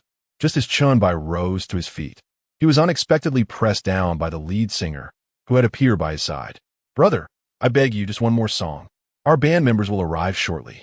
Please assist us," the lead singer implored, his eyes filled with a near pleading expression as he whispered in Chen Bai's ear. The brilliance of Chen Bai's guitar playing was truly remarkable. Collaborating with such a guitarist was an absolute delight. It even evoked the essence of the original singer's performance. Could Chen Bai truly be an ordinary person? Had it not been for his long-standing partnership with Song, he would have been tempted to suggest replacing him. Reluctantly, Chen Bai nodded, conceding, "All right, just one last song." The visible joy on the lead singer's face was unmistakable. "All right, just a final one." Meanwhile, this entire scene was witnessed by Song, the main guitarist, who had hurriedly sprinted to the roadside of the parking lot, leaning against the utility pole while gasping for breath. Chapter 30. Did you just finish playing guitar and drive off in a Lamborghini? Song leaned against the utility pole, panting as he gazed at the stage, his innocent heart brimming with perplexing questions. What on earth was happening? The band had commenced their performance in his absence? Who was that guitarist? Damn, why did it feel as though he had been forsaken? Wasn't it just a 30-minute delay? Moreover, he was a masterful guitarist, sought after by numerous bands. Did this young man on stage truly comprehend the essence of playing? As the prelude echoed, Chen Bai's guitar solo resonated throughout the parking lot, accompanied by the exuberant cheers of the crowd, some even calling him husband. Weren't those female fans his? They typically referred to him as Song, darling. In that moment, he felt his heart shatter into 1,000 pieces. Due to a traffic jam, he arrived only to find his spot usurped and his fans had defected. Who could withstand such a tumult? Meanwhile, Chen Bai played his solo on stage with an air of tranquility, humming the lyrics. "Singing this song for you. There's no particular style." The lead singer exchanged glances with the other band members, their initial astonishment morphing into sheer terror. They had intended for Chen Bai to collaborate more with them, yet his guitar skills surpassed their expectations. Now, they merely hoped that Song would arrive soon. If this continued, he might lose his position as lead singer. Who was this prodigy? Such exceptional musical prowess, likely exceeding that of some music college instructors. As the song approached its conclusion, only Chen Bai's guitar solo remained. Oh no, the ending included a bass solo. The lead singer gasped, unable to contain an expletive. The concert had been hastily arranged, and amidst various unforeseen circumstances, he had forgotten that only Song could play the bass. Chen Bai might be able to play the guitar with divine finesse, but surely he could not also master the bass. It is crucial to understand that the challenges presented by the bass are worlds apart from those of the guitar. While muscle memory aids in guitar playing, Even if Chen Bai could play the bass, no one could set down a guitar and immediately transition to the bass. Furthermore, Chen Bai's proficiency on the guitar was something many would spend a lifetime striving to achieve. To master the guitar and then excel at the bass? Perfection such as this seemed implausible. However, in the next moment, Chen Bai set down the guitar and swiftly grabbed the bass during a brief 10-second pause. With a gentle strum of the pick across the strings, the thunderous sound of the bass erupted from Chen Bai's presence. What the hell? The lead singer immediately turned his head, staring at Chen Bai as if he had seen a ghost. This was undoubtedly master-level bass technique. "Oh, darling, I love you," exclaimed a fan. "Wow, my darling is singing a love song to me. I adore it. How can you do everything? You can even play the bass. What else have you been hiding from me? Debut already. I'll promote you every day." Lu Yu listened to the surrounding crowd's incessant cheers and, unwilling to be outdone, pouted slightly. With so many voices shouting, she figured a secret shout wouldn't attract attention. "Brother, love you," she called out, feeling a twinge of guilt. At that moment, Chen Bai abruptly rose, placing his bass aside. He casually approached the microphone and asked, "What did you say? I couldn't hear you." With a faint smile, he gazed at Lu Yu, noting that each girl has her unique way of being won over. For a music-loving girl like Lu Yu, it was essential to tease her at the pinnacle of her excitement. The crowd erupted in fervor. "Oh my goodness, darling, you must have mistaken me for someone else. I'm right here, right here." The envy was palpable among the onlookers, who lamented the delightful experiences Lu Yu seemed to enjoy daily, filled with both visual and auditory indulgence. Lu Yu met Chen Bai's somewhat predatory gaze, her heart racing wildly. I really like you," she exclaimed, then shyly lowered her head. Just then, a Tsung hurried up the side steps of the stage. "Apologies, everyone, for my tardiness. I hope you won't mind." He turned to Chen Bai. "Thank you for playing for so long." A Tsung quickly took his designated spot. He felt utterly disheartened, initially believing Chen Bai was merely there to fill in. As a professional musician, he recognized immediately that Chen Bai's technical prowess surpassed his own by a significant margin. Even his bass skills were far superior. If he didn't get back on stage soon, his livelihood would be at stake. Chen Bai nodded, placing his guitar into its case before descending the stage from the side. A throng of fans surged toward him, eager for photographs. Chen Bai smirked, walking directly to Lu Yu and gently ruffling her pink hair. "So, how was my performance? Not too shabby, right?" Lu Yu swallowed hard. "You're lying? You big bad wolf." "What do you mean I'm lying?" Chen Bai replied, feigning innocence. Chen Bai, am a man of my word. But earlier you claimed your playing was average. This was anything but average. It was fantastic. You're the best guitarist and bassist, big brother." Lu Yu gazed at Chen Bai with adoration, acutely aware of the jealous glares from other women nearby, which made her smile even wider. The spotlight was on her. As this prominent male star was hers, the feeling was utterly exhilarating. The sensation of envy was worth more than any luxury handbag. Chen Bai smiled faintly. "I think it was just average." After scanning the crowd, he leaned down to whisper in the ear of the petite girl beside him. "I feel like it's a bit crowded here. Shall we chat in the car?" He caught a whiff of her uniquely fragrant hair, inhaling deeply. "Wow, you smell divine." All right," Lu Yu replied, her cheeks flushed as she lowered her head, her pink hair cascading down. Chen Bai had a car, a young man, handsome and wealthy. With a vehicle, even if it were just a modest one, it would still be impressive. She recalled reading a statistic that owning a car by the age of 22 placed a boy in the top one of his peers. She extended her delicate hand, willingly placing it into Chen Bai's palm, allowing him to lead her towards the parking lot behind. As Chen Bai departed, the lead singer on stage finally exhaled in relief. If he continued singing, he might lose his position as the lead. Was there any instrument that this enchanting creature could not master? Ahem, ladies and gentlemen.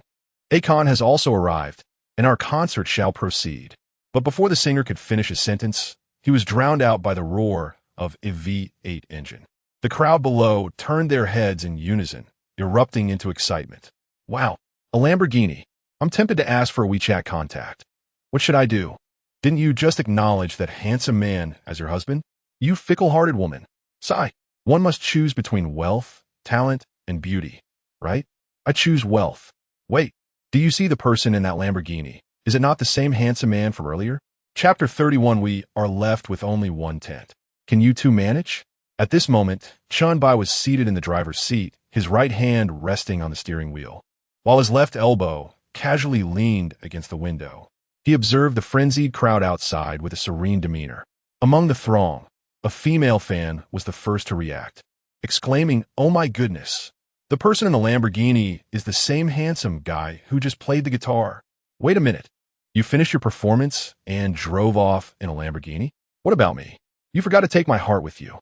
In an instant, the atmosphere erupted. Who would have anticipated that the strikingly handsome guitarist, who had just entertained them moments ago, would be seen driving away in a Lamborghini? This meant he possessed all the attributes of a wealthy and attractive man. Who could possibly resist that? Many began to raise their phones, capturing snapshots of Chen Bai's face. The lead singer on stage was equally bewildered, exchanging a glance with Akon. After a sigh of relief, he thought to himself how fortunate it was that the Lamborghini driver would hardly be impressed by their modest performance. Noticing that the situation was spiraling out of control, Chen Bai swiftly pressed the accelerator to make his exit. As the crowd witnessed Chen Bai driving away, expressions of regret were evident on every face. Let us continue the performance. Please return to your positions in an orderly fashion. Toss the handkerchief. No seats. The lead singer concluded, and into the microphone, he continued to croon with his smoky voice. How unpleasant. He left. And this guitarist is far less appealing than that handsome fellow. Indeed, without my husband's accompaniment, the singer's performance is rather mediocre. Boring. I shall return home to dig up information about my husband. Perhaps he is a wealthy heir from some prominent family. I intend to support him for a lifetime. Chen Bai, with both hands firmly grasping the steering wheel, glanced at the rearview mirror and, upon seeing no one pursuing him, finally parked by the roadside. Turning to the astonished Lu Yu, he found the situation amusing. What's the matter? Is it hard to believe? Yes, absolutely incredible. Lu Yu's beautiful eyes were wide with astonishment, her voice rising an octave. A wealthy and talented man. How could such descriptors possibly belong to one individual? Why didn't you mention that you drive a Lamborghini before? We didn't know each other then. Should I have messaged you to say I own a Lamborghini? Chen Bai replied with a hint of jest. After that, I would surely find myself trending online, accompanied by a caption of utter disbelief. Lu Yu loyalty 5, Lu Yu chuckled. You exaggerate, though you do have a point. She glanced back at her seat cushion and indeed noticed a Lamborghini logo. May I take a photo? Feel free. Chen Bai shrugged nonchalantly. Lu Yu reached into her bag, retrieving her phone and striking various poses to capture several photos. She perused them, deleting the unsatisfactory ones to retake. She slightly tilted her body, holding her phone horizontally, capturing not only the Lamborghini logo, but also Chen Bai's profile. Lu Yu's beautiful eyes roamed up and down Chen Bai's side face. She felt herself on the brink of surrender. Alas, she was falling in love. It is often said that the wise do not succumb to love, and those who do are drowned in its depths. But Lu Yu found it hard to suppress her fluttering heart. Where could she find a man like Chen Bai, who was not only wealthy and handsome, but also talented? Her mind involuntarily conjured images of rolling on pristine white sheets with Chen Bai. Lu Yu quickly halted such peculiar thoughts. Perhaps it was because her two roommates had recently found relationships that she was having such strange ideas. Lu Yu continually reassured herself, blaming her roommates. Where to? Should I take you home, or shall we dine together? Chen Bai lowered the car window, and the sunset painted half the sky in crimson hues. Let's have dinner together, shall we? It would be rather dull to return to school so early, and tomorrow is Sunday. I need not head back. I would love to hear you play a few more songs, if that is all right. Brother, upon hearing this, Chen Bai instantly understood. They were both adults. No need for pretense. He was not like a friend surnamed Yang. Faced with such an invitation, Chen Bai knew that to refuse would seem unromantic. You don't have any dietary restrictions, do you? What do you love to eat? No restrictions. I love chicken. Chen Bai signaled an okay with his hand, shifted to drive, and merged into the traffic. Half an hour later, the Lamborghini Urus pulled into a parking lot of a campsite named Fenghua. Chen Bai slowly exited the vehicle, retrieving a guitar case from the trunk. To win Lu Yuyu's affection, he needed to engage her interests. As dusk settled, he turned to gaze at the campsite, where dozens of koi swam in a pond, and peach blossoms bloomed vibrantly on several trees. Tents encircled a crackling bonfire. Soothing folk music played in the background, and a group of men and women enjoyed beer beside a few barbecue grills. The air was filled with the enticing aroma of grilled meat. Wow, what a beautiful place. Such an enchanting atmosphere. Lu Yu exclaimed as she stepped out from the passenger seat, her eyes sparkling with surprise. Chen Bai smiled lightly. We can even stay here tonight. Isn't that wonderful? Stay in a tent? Lu Yu inquired curiously, brushing her loose hair aside. Indeed, the tents are quite spacious and soundproof, Chen Bai replied. Upon hearing this, Lu Yu eagerly took Chen Bai's large hand, leading him toward the bonfire. The scattered groups around the fire also noticed the commotion, turning to glance. They discovered that a Lamborghini Urus had appeared in the parking lot unbeknownst to them. That woman with pink hair is stunning. She looks like she stepped out from comic. One exclaimed, and that man is so handsome. Is he carrying a guitar? Does that mean we can sing together soon? A young girl with chestnut hair, clad in casual attire, took an excited sip of her beer. A man dressed in a suit rode up to Chen Bai on a bicycle from a nearby wooden cabin. Greetings. Are you two looking to dine or stay overnight? Chen Bai exchanged a glance with Lu Yu. Let us stay overnight.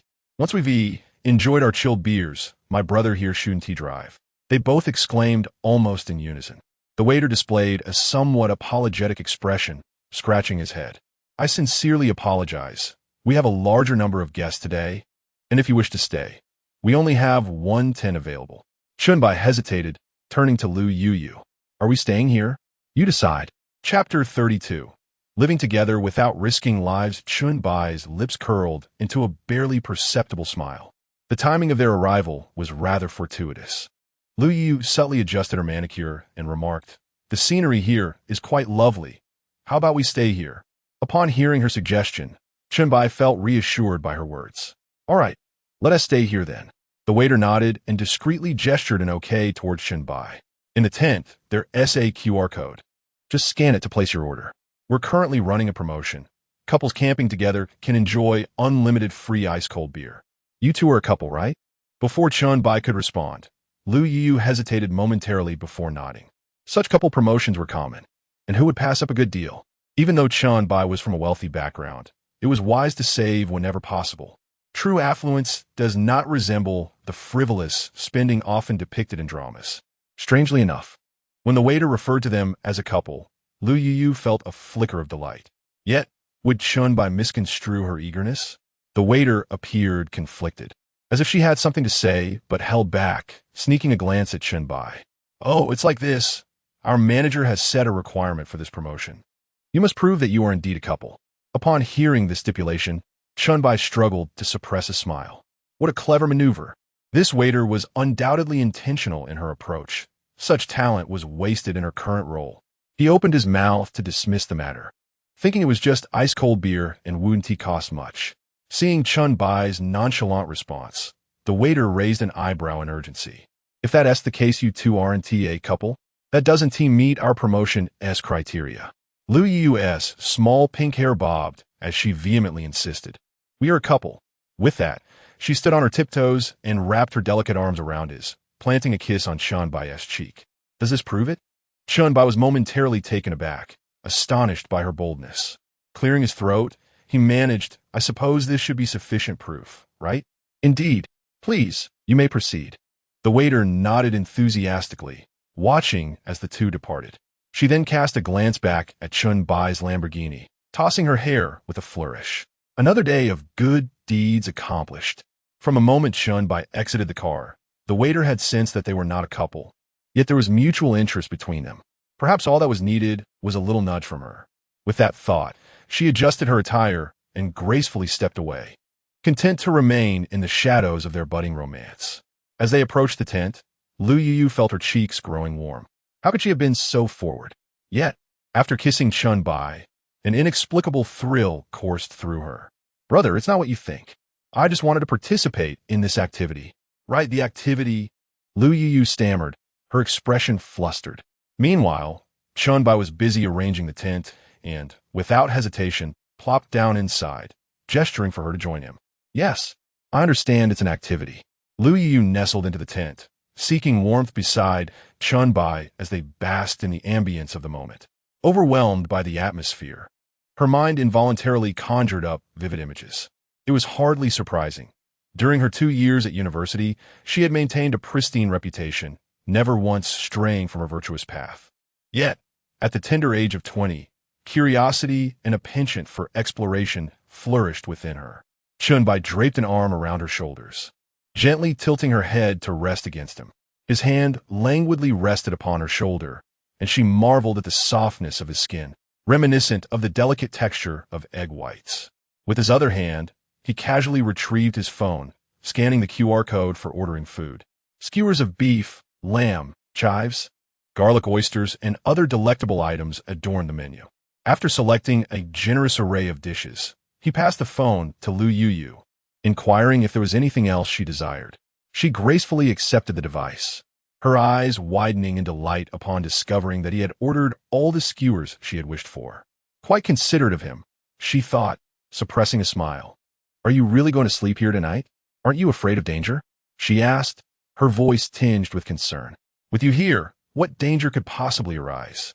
It's not as if someone would lose their life, Lu Yu replied, her tone almost innocent, only to realize how peculiar her words sounded. Chen Bai suppressed a smirk, fully aware that he might be the greatest peril in the absence of any external threats. Inviting a wolf into a sheepfold and expecting it to guard the sheep? He surveyed the tent, noting its modest dimensions, barely accommodating a single bed and a solitary blanket. Above them, a translucent glass panel allowed the stars to peek through. Yet the lack of adequate bedding posed a dilemma. Feeling a blush creep on her cheeks, Lu Yu suggested, "Shall we squeeze in together? I want to steal the blanket while sleeping. What if we were to fold it?" She proposed, her voice trailing off. Chen Bai quickly covered her mouth. "Sure. We cannot speak of such things." Her words muffled, Lu Yu could only emit soft sounds of protest. Realizing her predicament, Chen Bai released his grip, fearful that she might utter something even more inappropriate. He had discerned that beneath her seemingly innocent appearance lay a playful spirit. "Your grip is surprisingly strong," she remarked, tugging at her white stockings with a hint of complaint. "It must hurt to hit someone, right?" Only then did Chen Bai take note of her attire. Her sheer stockings exuded a blend of sensuality and cuteness, while her top, a delicate camisole, had one strap slipping down her arm. He rubbed his nose, acutely aware of the intoxicating scent that enveloped the tent. Should they share the confined space tonight, it would certainly not be resolved with a mere apology. To claim he had no ulterior motives would be disingenuous. To deny desire would be hypocritical. Yet, Chen Bai considered himself no paragon of virtue. In his youth, he had naively dabbled in mischief, even applying glue to the most frightening passages of horror novels. Let him endure such temptation. Is this truly a test for the cadres? Which cadre can withstand such a trial? Chen Bai sighed deeply, feeling a tinge of melancholy as he lit a cigarette. At that moment, a striking young woman clad in a form-fitting purple outfit made her way directly to Chen Bai's tent. "Hello, handsome. Would you like to join us for a game at the table later? It's just my best friend and me, and barbecuing and drinking can get a bit dull," she said, her eyes sparkling with anticipation as she gazed at Chen Bai. Lu Yu glanced up, swallowing hard, unconsciously straightening her posture and puffing out her chest for comparison. That seems agreeable," Chen Bai replied nonchalantly. "That's wonderful. I'll move over to the tent next to yours with my friend soon." Chapter 33. The tattooed, twin-tailed Loli, a remarkably vivacious woman, brimming with excitement, dashed to the opposite side of the bonfire, calling for her girlfriend to assist with the luggage. Chen Bai offered an awkward smile, turning to see the initially amiable server approaching, carrying a tray laden with dishes and a bucket of charcoal. "Sir, here are your dishes, and I will prepare the charcoal for you now. Is that acceptable?" "Certainly," Chen Bai nodded, watching as the server expertly ignited the charcoal until it glowed red, then arranged the skewers on the grill. The server then brought forth a metal bucket filled with chilled water and ice, within which rested a dozen bottles of beer. Only then did Chen Bai retrieve a folding chair from the tent and extract a bottle of beer from the bucket, taking several hearty gulps. Lu Yu sidled up next to him. I'm not very good with alcohol. If I happen to get tipsy and start rambling, you wouldn't mind, would you?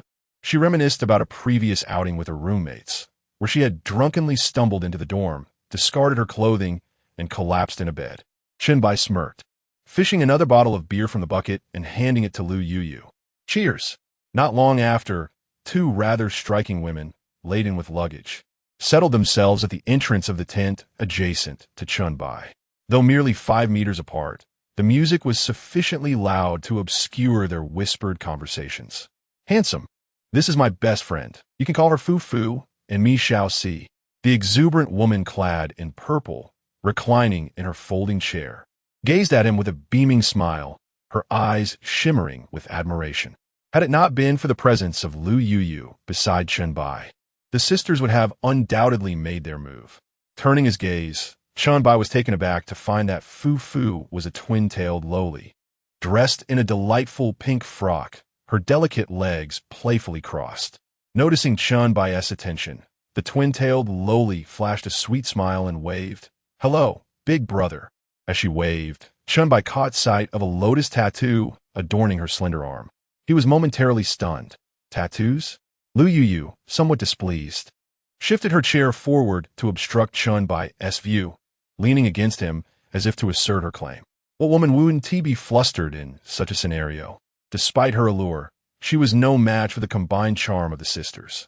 However, as a seasoned player in the realm of romance, she remained confident.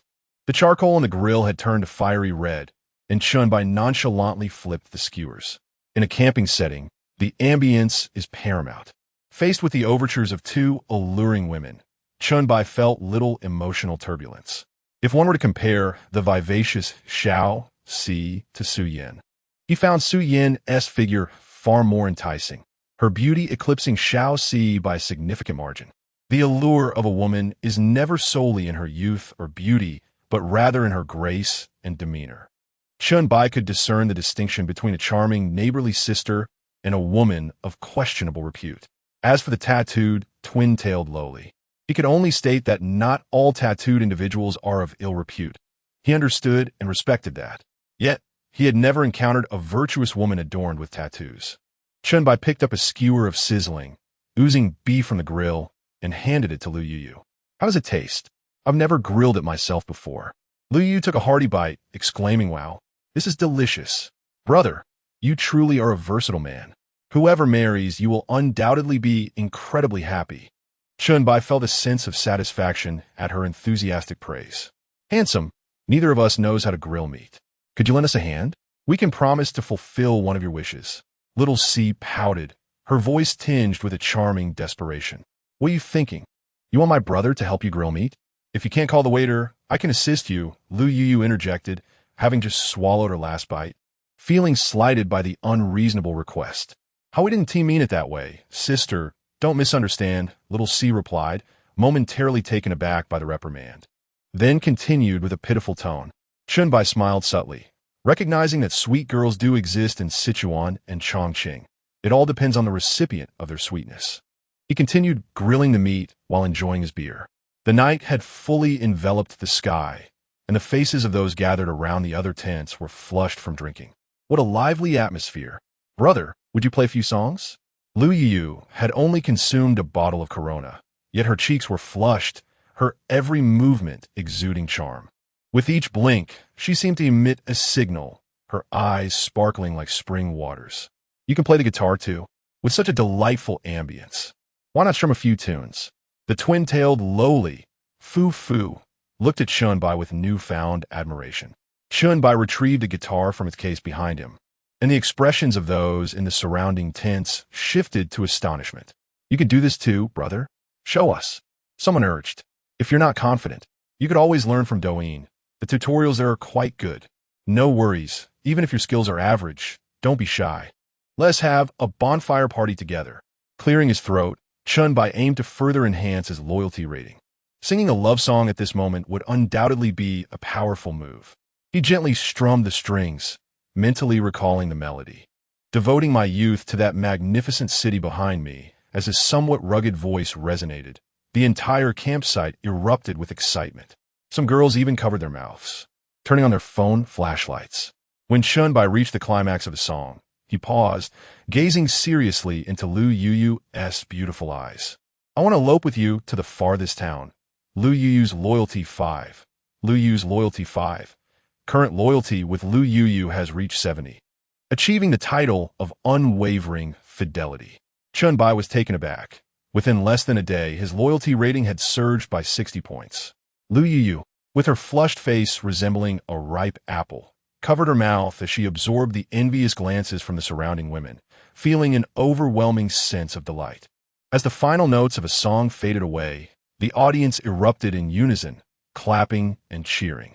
One more, they called out. My goodness, that was truly delightful. Comparable to the original artist, exclaimed a voice in the crowd. Incredible, my friend. You are absolutely phenomenal. I believe the TikTok influencers should take you as their mentor.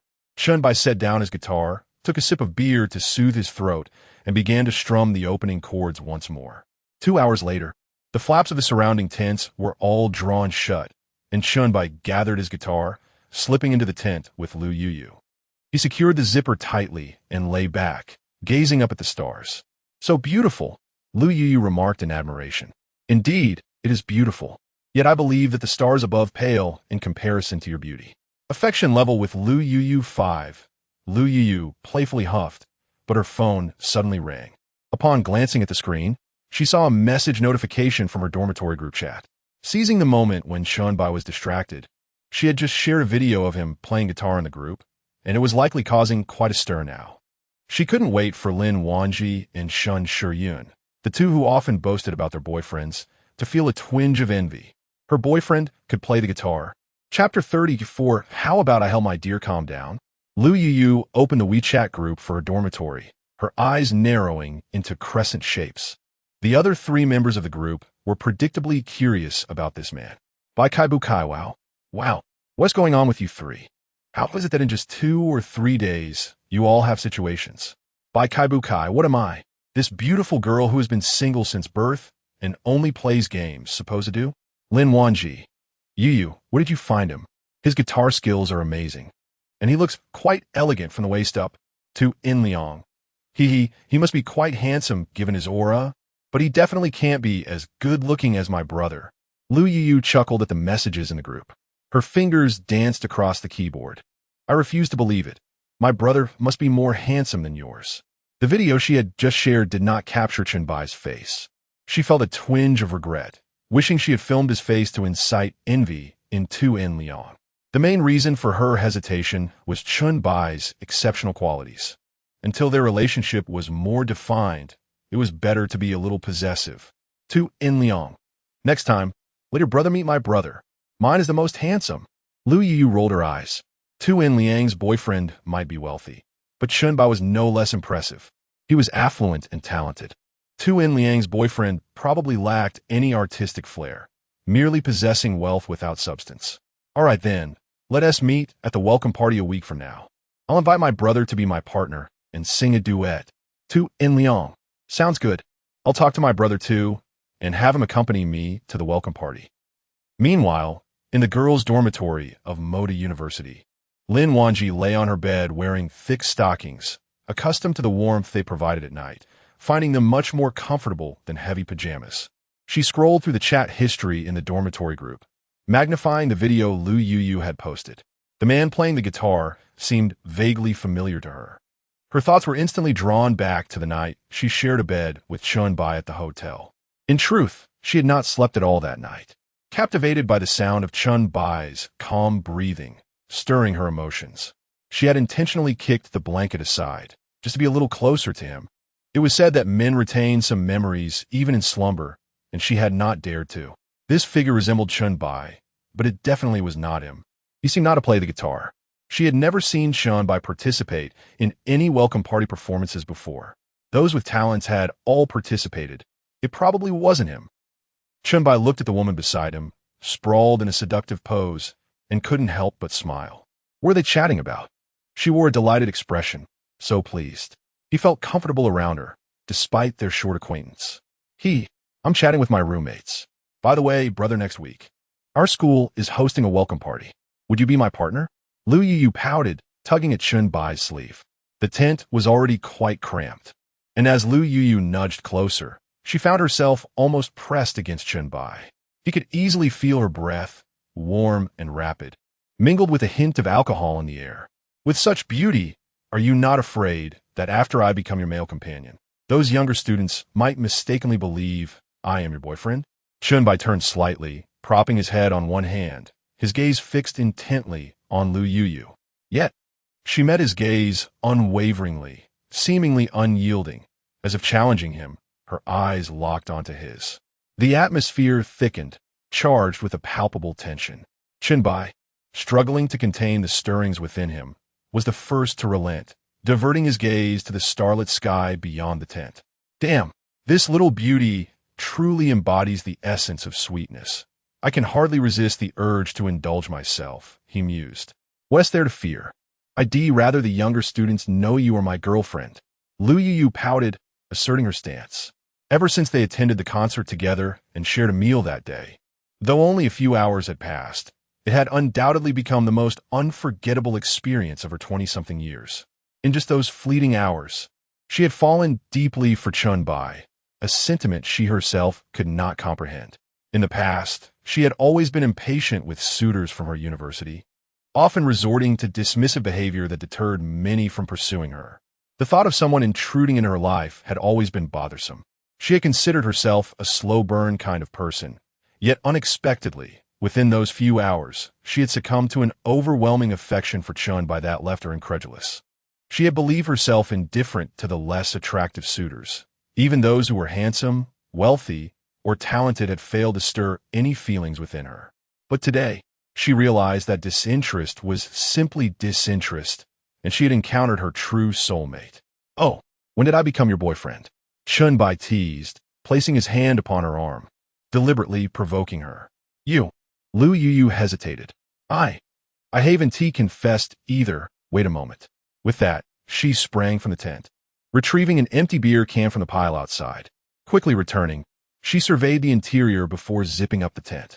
Seizing Chen Bai's hand, she placed the can into his palm. I tend to be rather straightforward and haven't confessed before. Would you be willing to be my boyfriend? Chen Bai was taken aback. What a twist of fate. To be the recipient of such a bold declaration was unexpected. He knew that girls from Sichuan and Chongqing were often forthright. Yet this was a level of candor he hadn't anticipated. Given the charged atmosphere and the fact that a girl who had never been in a relationship was making advances toward him, to reject her would surely reflect poorly on him.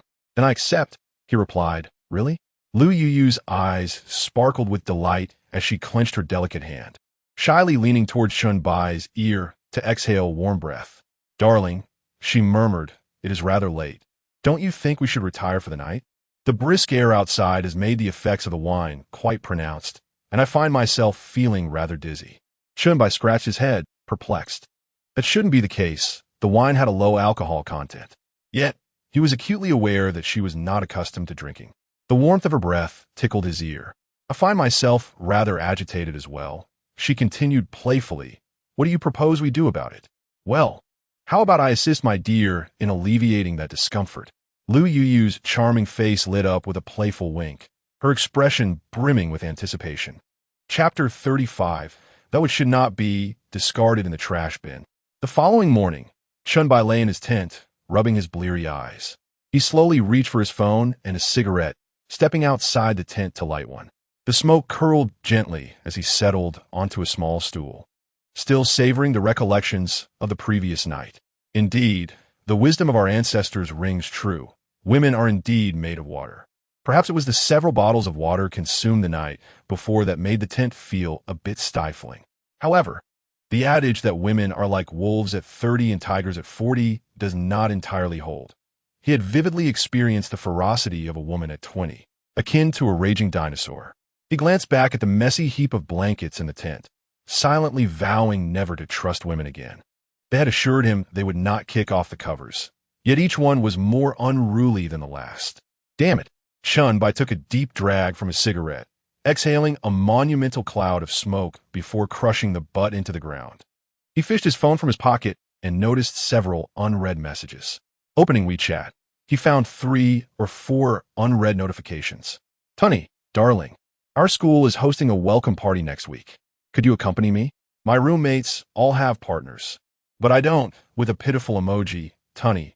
Poor little puppy emoji, Tunny. Darling, I want my roommates to witness our moment. I wish to give myself entirely to you. Chen Bai scrolled through the chat, scratching his head in bewilderment. How could Tunny, from Magic City University, have a welcome party at the same time as Lu Yu's school? Yet, he recalled hearing of 2 universities that hosted their welcome parties simultaneously or a day apart while he was still studying. It was indeed a hectic time. With a sigh, he conceded. Since she wished to give herself completely, he felt he had no reason to refuse. Tunny, really? That's wonderful. Love you, darling. Chen Bai smiled faintly, realizing that titles would soon change. Tunny. Playing coy emoji. Tunny. You must mean I should start calling you baby, right? A charming smile crept across Chen Bai's lips as he glanced back at Lu Yu, still blissfully sleeping. She had a nice ring to it. Soon, she would understand. Tunny. You're naughty. Darling. Responding with an emoji, he stood from his stool and ducked into the tent, giving Lu Yu's thigh a gentle pat. It was time to rise. It was nearly 11 o'clock. Good morning, my dear. I wish to sleep a little longer. My face and legs ache, and I didn't sleep well last night, Lu Yu murmured lazily, turning over. With a sigh, Chen Bai scanned the QR code on the tent to settle the expenses.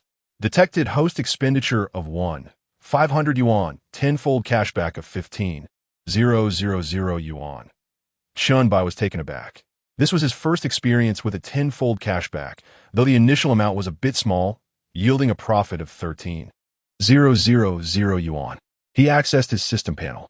Name, Chen Bai, attractiveness, 93-100, charm, 87-100, stamina persistence, 85-100, wealth, 7, 241, 350, Lamborghini Urus, skills, master-level massage techniques, extraordinary proficiency in all musical instruments, cashback multiplier cap, 10, lottery chances, 0, max loyalty, 80. It seems I need to hustle to earn some more money.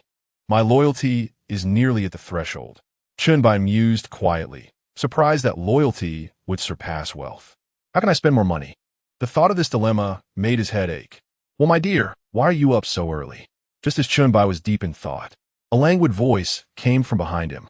Turning around, he saw Lu Yu rubbing her eyes. Her tousled, slightly disheveled hair cascaded casually over her shoulders. Even without makeup, her beauty remained striking. Can't sleep. Do you have something on your mind? Lu Yu paused momentarily before sitting beside Chen Bai, gazing with concern at his profile. It's the weekend. I can stay with you all day. What troubles you? You can share with me. Lu Yu, ever considerate, took Chen Bai's hand and placed it on her slender waist. Upon hearing this, Chen Bai abruptly lifted his head. Don't you have class today? Uh-huh. Besides, my muscles are sore, so I can't go to class. Chen Bai chuckled. The way you say it makes it sound like I bullied you last night. That is pure slander. Lu Yu's cheeks flushed, and she playfully curled her finger. I like being bullied by you. This scene was overheard by a few people who had just emerged from their tent. The group stumbled back in disbelief. What? Are we being subjected to a display of affection this early in the morning? Let me go. I can't take this anymore. I want to jump off this. Hey, why don't you stop me? Cut it out. No matter how much you flaunt your love, I still prefer my precious right hand. Chen Bai smiled, exchanging a glance with Lu Yu before rising to pack his belongings. Where shall we go today, my dear? Lu Yu inquired with a hint of anticipation as she tidied up the items in the tent. How about I take you shopping? Or was there anything you desire? Shopping. My legs are a bit sore. Lu Yu pouted, wrapping her arms around Chen Bai's. Aren't girls usually excited about shopping? Don't you want to go? Lu Yu shook her head. I don't particularly enjoy shopping. She indeed preferred selecting quality items and making immediate purchases, finding shopping to be a taxing endeavor that drained her energy. She didn't want Chen Bai to tire himself out, especially since they wouldn't be returning to the dormitory tonight. Chen Bai silently nodded, his mind racing. How about we visit a musical instrument store? We could see if there's anything you like.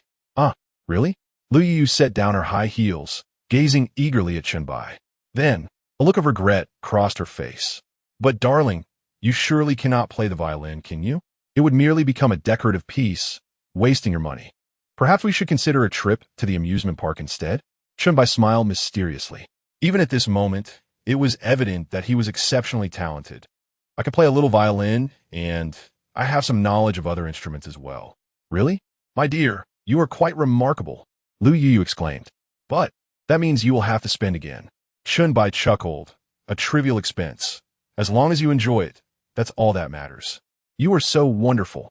Being your woman brings such happiness, Lu Yu said, her smile radiant as she packed her belongings. She glanced at the torn stockings she was putting into her bag. That one should be discarded. Throw it in the trash. Chapter 36. I am responsible for eating. Half an hour later, Chen Bai halted his Lamborghini Urus before the parking lot of the Guanmao shopping mall. He pulled the door handle and stepped out, only to find that the stage erected the previous day had already been dismantled. Nevertheless, Chen Bai couldn't shake the feeling that the gazes of passers-by today were somewhat peculiar, almost as if they were eager to devour him, or perhaps as if they were beholding a celebrity. How strange, he murmured. What's wrong, dear? Lu Yu stepped out from the passenger seat, basking in the envious glances directed at her from others in the parking lot, feeling utterly exhilarated. Oh, it's nothing. Just a strange feeling from the looks of the pedestrians today, Chen Bai muttered softly, not dwelling on it. Perhaps it's because my darling is simply too handsome? How could that woman not be smitten by you?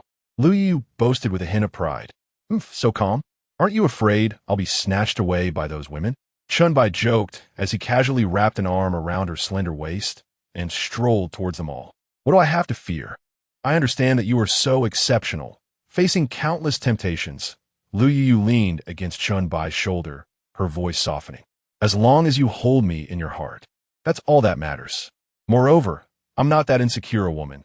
It's the insecure ones who constantly worry about keeping their men close. Chen Bai tightened his embrace around her waist. What a wonderful woman. You truly comprehend the temptations I encounter daily. When one lacks wealth and charm, one cannot fathom how women can ignite their passions without a man's involvement. Their cunning is boundless. There is nothing they cannot achieve. I only hope my darling can return home often. Once I graduate, I will cook and give you massages. My culinary skills are quite commendable. Chen Bai affectionately ruffled her hair. All right, you handle the cooking, and I shall take on the eating. A thought formed in his mind. The reward for completing the 85 loyalty main task was a villa, albeit in the heart of the magical city, specifically the new district. However, both Tu Liang and Lin Wanji were at Magic City University, and Su Yin worked near the Hilton, also close to the university. Lu Yu's school might be in the old district. Perhaps it would be better to purchase an apartment directly in the old district. Just then, Lu Yu pursed her lips. I can also take responsibility for eating. Upon entering the mall, the two made their way straight to the third floor.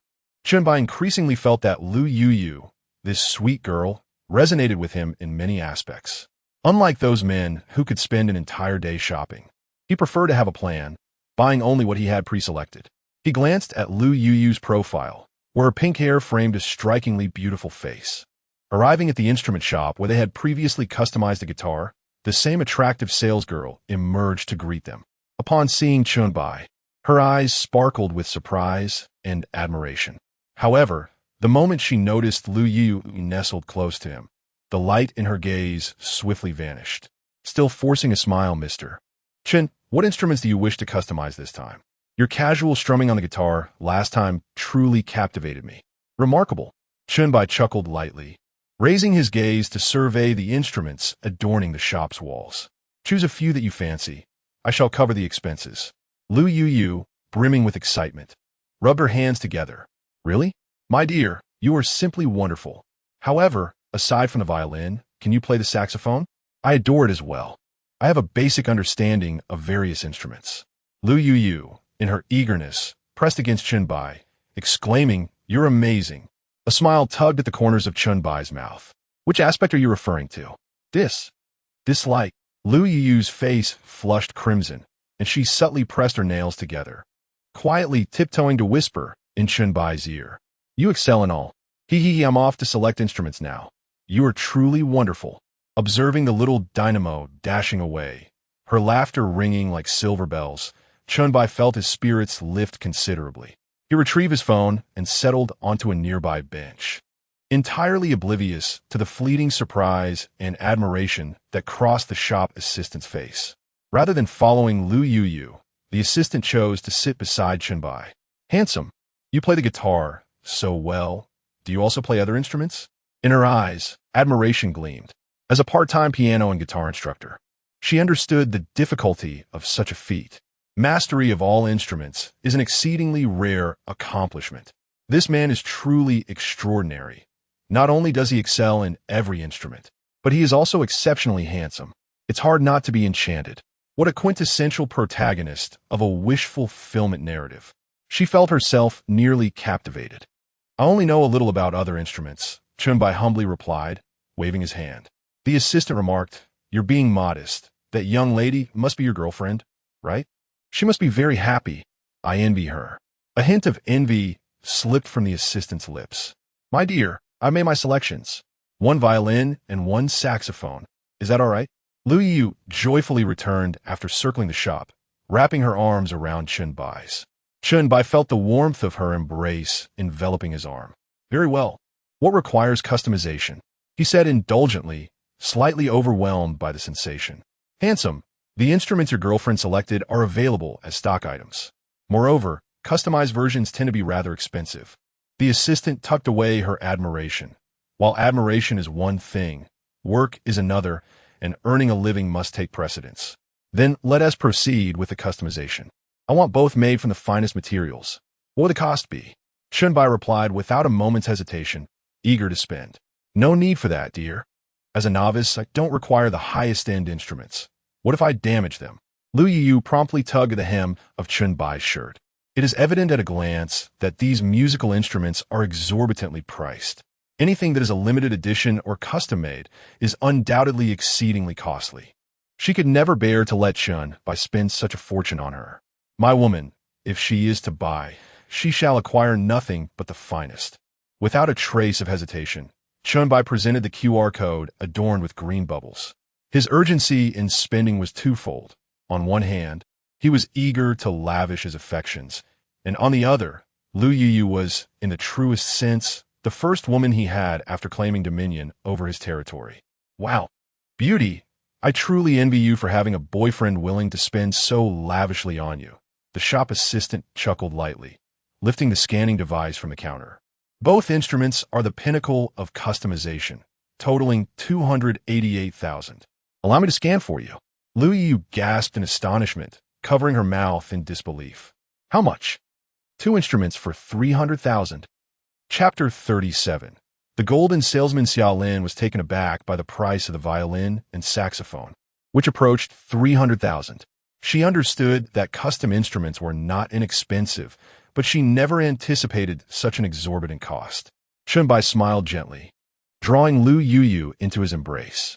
"A musical instrument inherently holds little value. But do you know why I chose to gift you this particular one?" Lu Yu paused, bewildered, shaking her head in confusion, her beautiful eyes wide with anticipation for Chen Bai's answer. "Because you cherish this instrument, it becomes imbued with significance.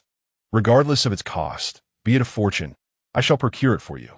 Lu Yu bit her lip and clung tightly to Chen Bai.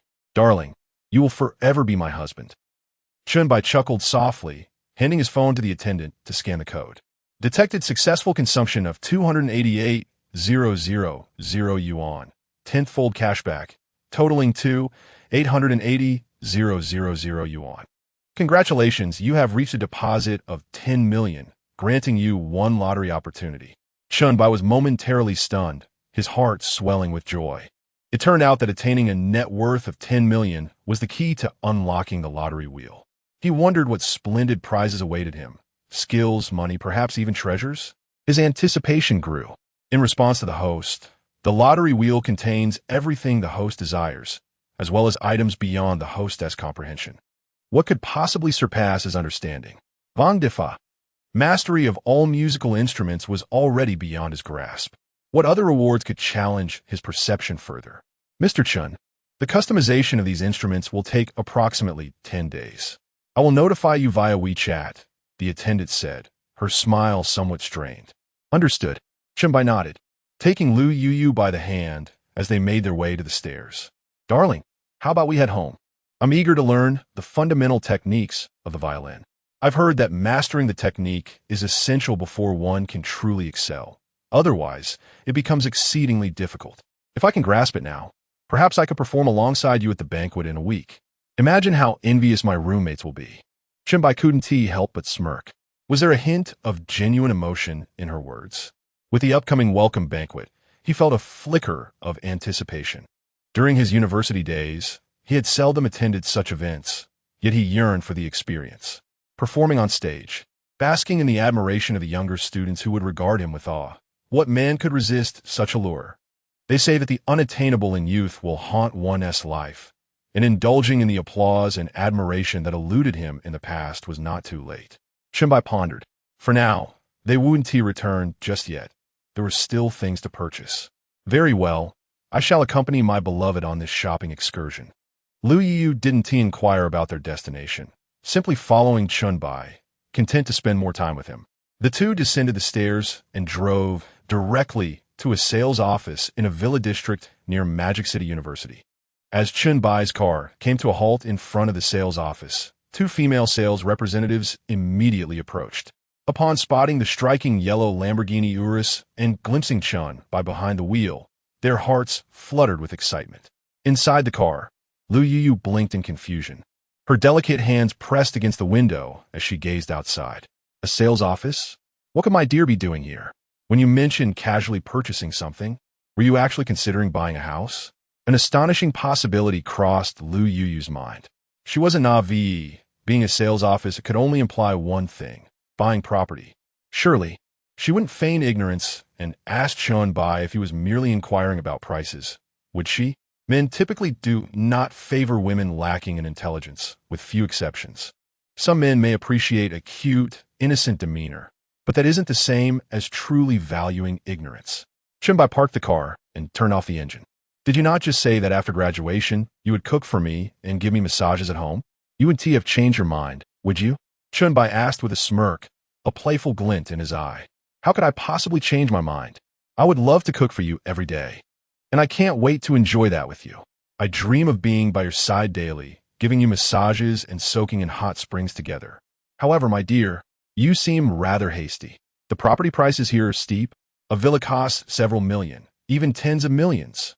Lu Yu's cheeks flushed momentarily, before she earnestly informed Chen Bai about the prices in the villa district. Girls often indulge in fantasies, believing that owning a home equates to security. While idly browsing Douyin for what love was, she had stumbled upon promotional advertisements for this villa district. A standalone villa costs several million, even tens of millions. In Magic City, an ordinary house could cost around 1 to 2 million, sums many would toil a lifetime to accumulate. Chen Bai waved his hand dismissively and exited the vehicle. Now that you are mine, it would be unacceptable not to have a place to live. He circled the car and opened the passenger door, gently pulling Lu Yu out. Together, they followed the sales representatives into the office. Sir, this is the model of our villa district. Please have a look and see if any properties catch your fancy.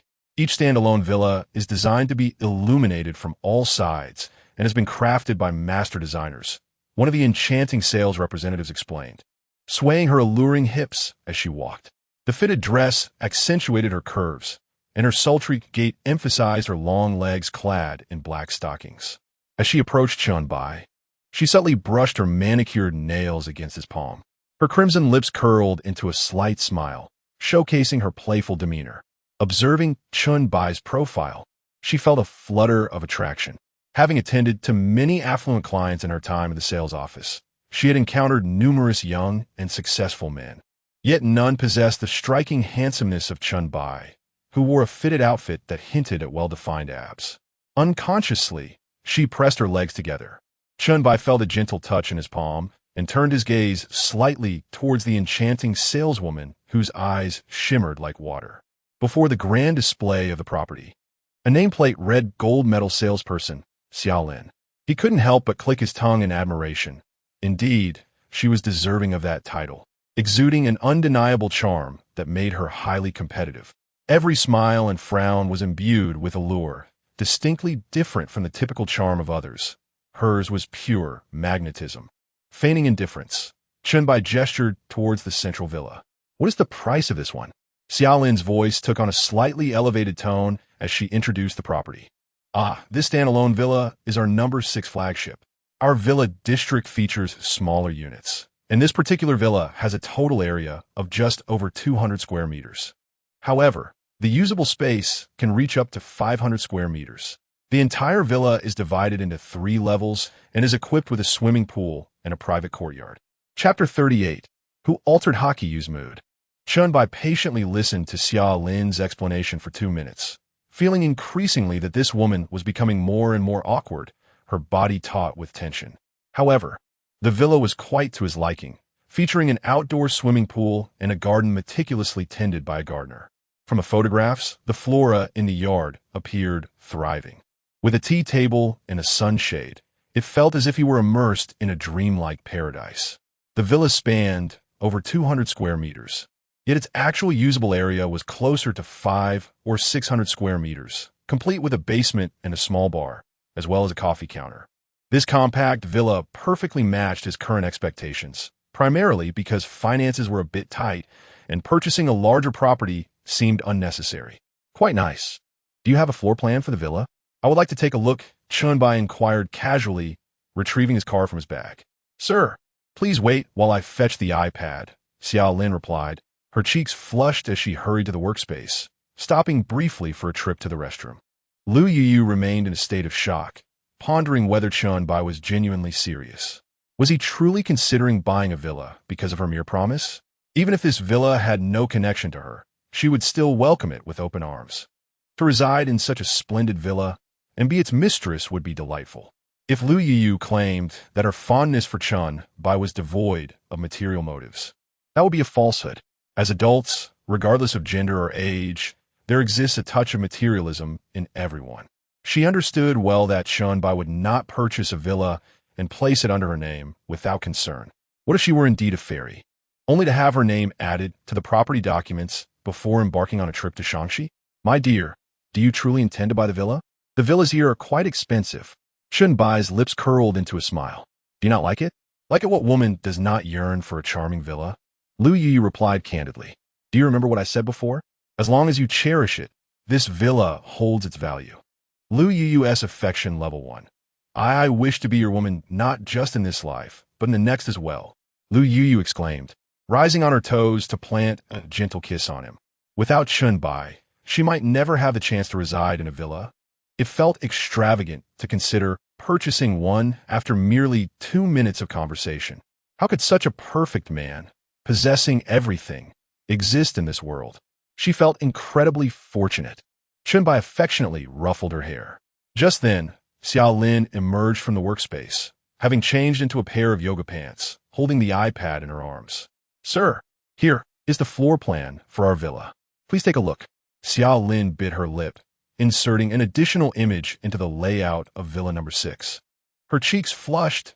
She had often hinted at such matters to clients before, but this time, faced with Chen Bai, she felt an innocent shyness akin to that of a young girl. Chen Bai took the iPad, flipping through several images, examining the floor plan and the actual photographs.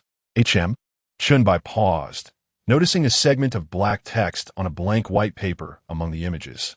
The text clearly read, "As for the performance-related matters, I entrust them to you." In the realm of luxury real estate, Chen Bai found himself momentarily taken aback by the extravagant proposition. How much for the entire payment of this property? He pondered, as Xiao Lin, bewildered by the opulence, questioned the practicality of such a purchase. It was common knowledge that affluent buyers often opted for installment plans, allowing them to collaborate with banks for substantial savings, sometimes nearly $1 million. Could it be that Chen Bai was simply averse to the hassle, or was he truly unfazed by the monetary burden?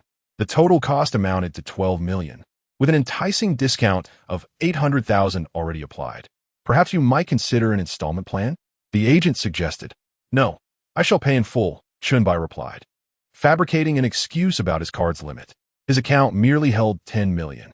Such a transaction, he mused, would not only reflect his financial prowess, but might also earn him admiration for his unique approach to payments. Very well, sir, Xiao Lin responded, her demeanor shifting to one of professionalism as she accepted his card and retreated to retrieve the POS machine. The momentous transaction commenced. Detected expenditure of 10 million. Ninefold cashback, totaling 90 million. Detected expenditure of 2 million. Tenfold cashback, totaling 20 million. Chen Bai's satisfaction radiated as he listened to the chime of returns. With a fortune exceeding 100 million, he only needed to cultivate a touch more loyalty from Lu Yuyu. "Here is your card, sir." Xia Lin's attitude transformed considerably, her expressions becoming more alluring. Her physical proximity evident as she leaned against him. "Where are the keys? We should be able to move in now, correct?" Chen Bai inquired. "Indeed. Allow me a moment to fetch them," she replied, her charming smile captivating as she made her way to the workspace. Gently, he patted Lu Yuyu's soft head, whispering, "From this moment, this shall be our home." Lu Yuyu, still in shock, covered her mouth in disbelief. While she was aware of Chen Bai's wealth, the magnitude of his affluence surpassed her wildest expectations. He had effortlessly swiped for $1 million villa. The phrase "our home" tugged at her heartstrings. "Husband, you're so good to me. I struggle to express my love for you," she confessed, resting her head on his shoulder, his smile more radiant than ever. "If words fail, let actions speak," he replied, envisioning the grand bathtub that awaited them in their new abode. Lu Yuyu's loyalty won. Lu Yuyu's loyalty reaches 85. Ding. Congratulations, host, for completing the main quest. Reward: Magic City, Sandalwood Villa, Building 001. Please proceed to the Sandalwood sales office to collect your keys. A surge of exhilaration coursed through Chen Bai. This was truly remarkable. The Sandalwood Villa carried a value of at least 100 million, and this was merely the first main quest, with much more yet to come. The next reward must be extraordinary, beyond his wildest imaginings. Lu Yuyu, observing Chen Bai's expression of delight, recalled his earlier words and couldn't help but indulge in her thoughts. It seemed her physique was indeed quite admirable. A phrase surfaced in her mind: "Do not pity me merely because I am a delicate flower." Chen Bai, startled, took 2 steps back, his eyes wide with disbelief. For heaven's sake, who had the audacity to bestow such a title upon Hakiyu? This had nothing to do with him, good grief. At that moment, Xia Lin emerged from the workspace, having changed into a new outfit. She donned a pair of yoga clothes, clearly prepared for a vigorous workout. Chapter 39. Dispatching tasks once more. The trio engaged in lively conversation as they made their way towards the residential area behind the sales office. Upon entering the community, the air felt significantly more refreshing. Chen Bai surveyed the verdant surroundings. Indeed, it was far superior to an ordinary neighborhood. Lu Yu gazed around with curiosity, her excitement palpable at the thought of soon residing in a villa. Under Xia Lin's guidance, they arrived at the entrance of a standalone villa. As Chen Bai inserted the key and pushed the door open, he was greeted by the lush greenery of banana trees and a plethora of flowers and plants that nearly enveloped the entire courtyard. "Brother Chen, our property management will provide professional gardeners. These plants can be expertly tended to, and you can even customize their appearance. Just imagine waking up in your grand bed on the 2nd floor, drawing back the curtains to see each tree saluting you." Chen Bai nodded, admiring the environment of the courtyard. The density of the greenery could easily evoke the ambience of a jungle. A jungle, the wild cosplay? "This is the courtyard of my dreams. My dear, I adore it," Lu Yu exclaimed, excitedly pulling out her phone to snap several photos. She could hardly fathom how vibrant and joyful her life would be living here every day. Chen Bai affectionately patted her head as the 3 ventured into the rooms. Exploring every corner, Lu Yu quickly familiarized herself and dashed off to photograph and boast about her new abode, leaving only Xia Lin and Chen Bai seated on the sofa in the main bedroom. "Handsome, I truly appreciate your support for my little sister. Did you see the images on my iPad just now?" Xia Lin asked, sitting somewhat awkwardly on the sofa, her hands clasped tightly together. "Yes, no need for gratitude. I did not purchase the property solely for that reason," Chen Bai replied with a subtle smile. He thought to himself that women like her were best suited for fleeting encounters. Seeking enduring loyalty was another matter entirely. With wealth in hand, they would readily approach him. Rather than investing time and energy, it was wiser to spend more on self-improvement. This arrangement was merely a mutual understanding, each party fulfilling their respective needs. He had no desire for his future children to dwell in a haunted house. Brother Chen, I genuinely want to express my gratitude. Otherwise, I would feel somewhat guilty, Xiaolin said, standing up and walking to the door. She pressed down the doorknob, ensuring silence as she closed the door before returning to her seat on the sofa. Chen Bai was taken aback. Was she about to discuss something privately? He remained relaxed, crossing his legs with little change in his expression. Brother Chen, from now on, I shall be your personal housekeeper. For any needs you may have, feel free to contact me. If your girlfriend is away or on business, I could warm your bed during the cold nights. She added, however, this would incur an additional housekeeping fee. What do you think? Upon hearing this, Chen Bai finally understood. She was essentially proposing an additional service that would require extra payment. Compared to other overt advances, this was akin to being taken out for a late-night snack. By the way, Brother Chen, thank you for your support for my little sister. 5 minutes later, Chen Bai rose and walked to the door, opening it. With an air of nonchalance, he wiped his mouth and discarded the tissue into the trash bin. No wonder he was vacuum-sealed. He had been waiting for him. How much does a private butler cost per month? Chen Bai casually took out his phone and added Xiaolin on WeChat. Xiaolin was delighted. She had never worked as a private butler before. However, in the current economic downturn, selling properties had become increasingly challenging, and some affluent individuals preferred to hoard their wealth rather than invest in fixed assets. If she could serve as Chen Bai's private butler, she would gladly accept, as it would be akin to acquiring an additional high-income salary. And moreover, she genuinely admired Chen Bai. He was incredibly handsome. There was even an impulsive urge to offer herself freely. Tentatively, she extended a slender, fair finger, her delicate hand raised in a somewhat flirtatious manner. Chen Bai accepted with pleasure, transferring 100,000 directly to Xiaolin's WeChat. Let her serve as a private butler for 1 month. Detected host spending of 100,000, five-fold cashback, 500,000, initiating identity recognition and appraisal for the host. Name, Xiaolin. Age, 27. Attractiveness, 91. Figure, 95.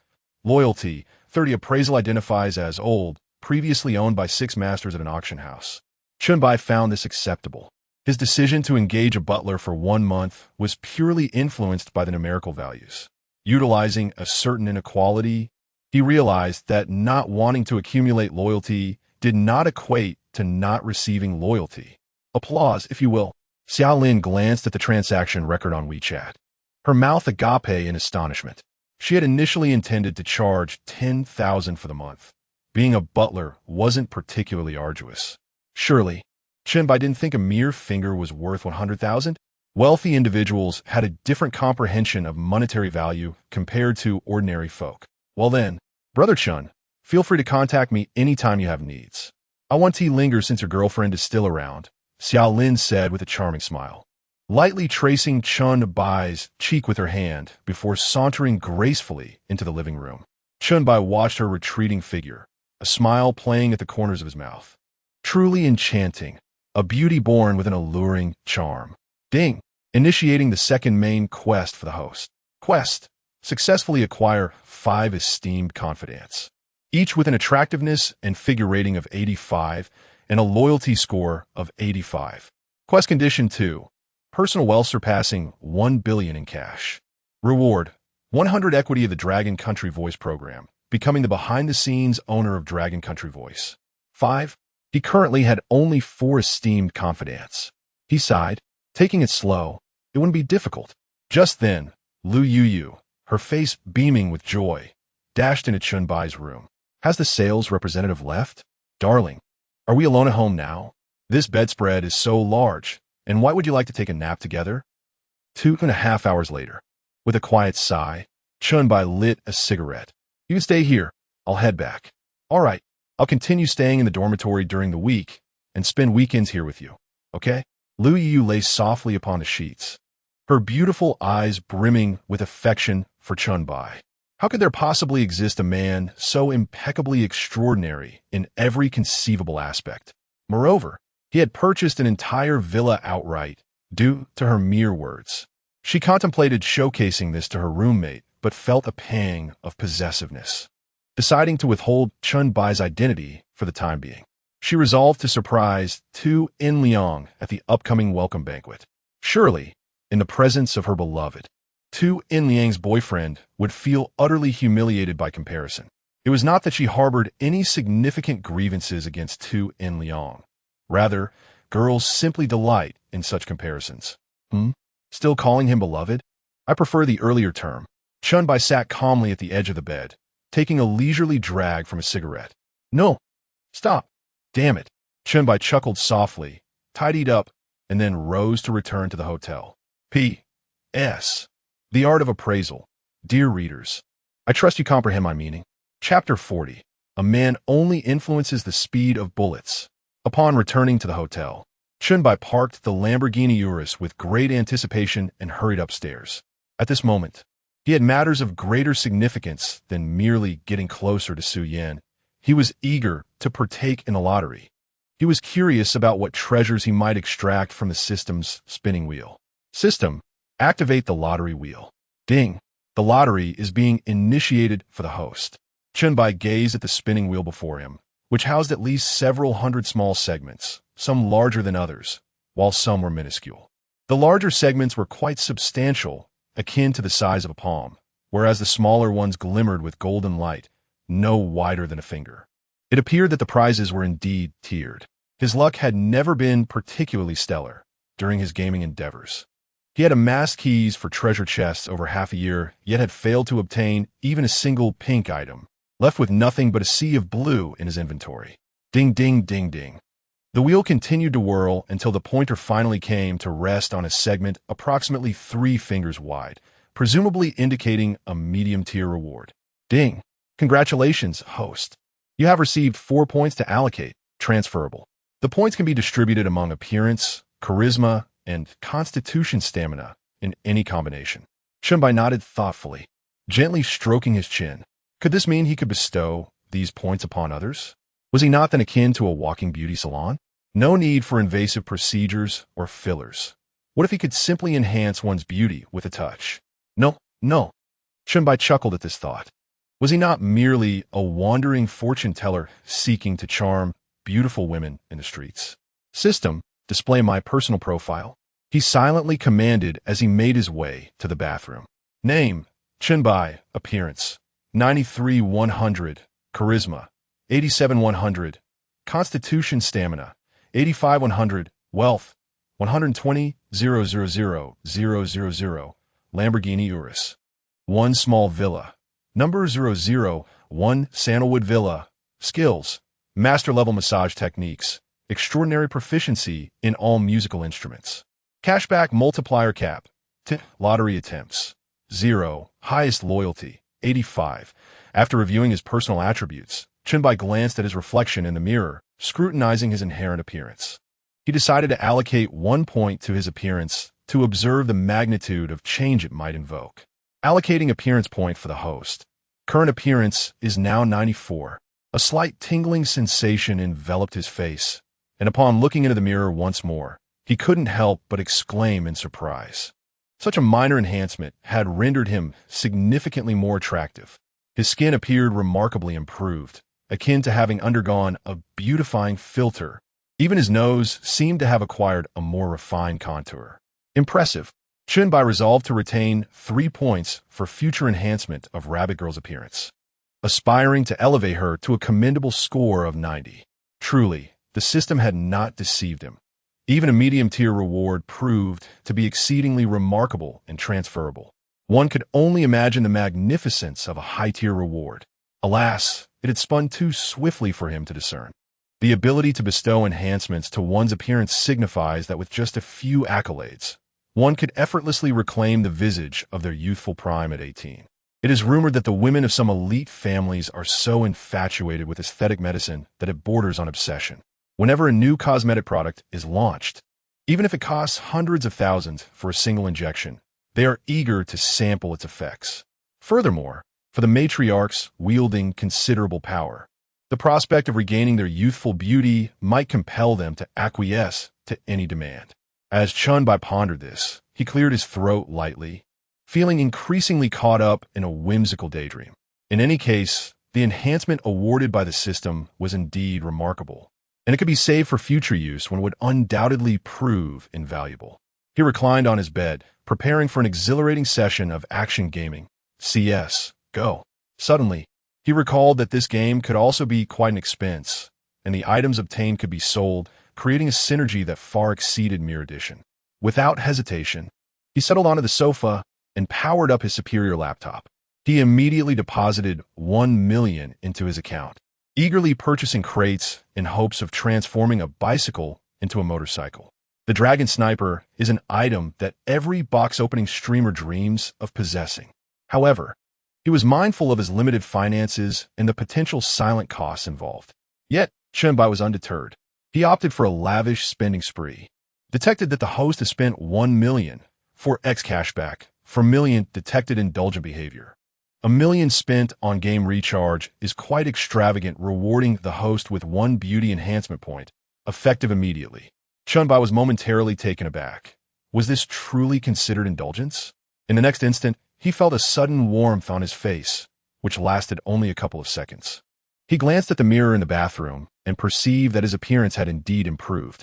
He realized that the personal beauty enhancement points awarded for indulgent behavior were distinct from those gained through a lottery. The rarity lay in the ability to bestow such enhancements upon others. He resumed his focus on the computer screen, continuing to open crates. Ding! Your gaming friend by Kai Bu. Kai has logged in. Chen Bai's heart leapt with joy at the sudden notification in the upper left corner of his screen. He abandoned the crates and promptly invited Bai Kai Bu Kai to team up.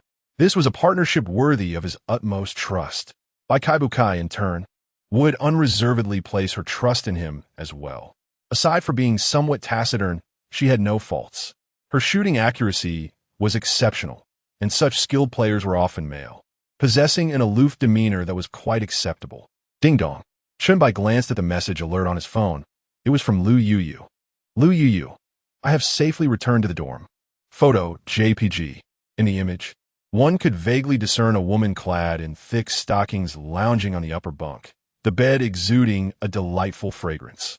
Meanwhile, a youthful girl in a lowly dress, possessing a cherubic countenance, was seated at the computer desk on the lower bunk, engrossed in a game. However, her face remained indistinct. Indeed, like a Trax-like, and Lu Yuyu's roommates were all exceptionally beautiful. Moreover, they exuded an undeniable grace. The allure of a woman transcends mere physical beauty. It encompasses an intangible charisma. Why has she suddenly returned to the dorm? Has she left the villa? Lu Yu, isn't it to spare my dear from worry? In the dormitory, surrounded by my roommates, every action is subject to their scrutiny. Thus, I felt it necessary to inform my beloved that I am returning to the dormitory. On the other end of the line, Lu Yuyu, clad in delicate black stockings, sat on her bed, her lips curling into a mischievous smile. What could be the source of such joy? The little girl, practicing her shooting at the computer, displayed a puzzled grin. Indeed, my dear is simply too perfect. The mere thought brings a smile to my face.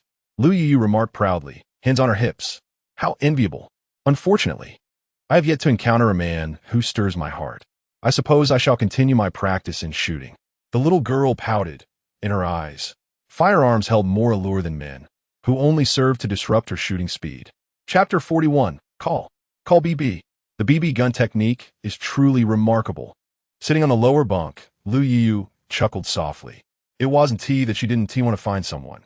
Rather, she simply couldn't find anyone worthwhile.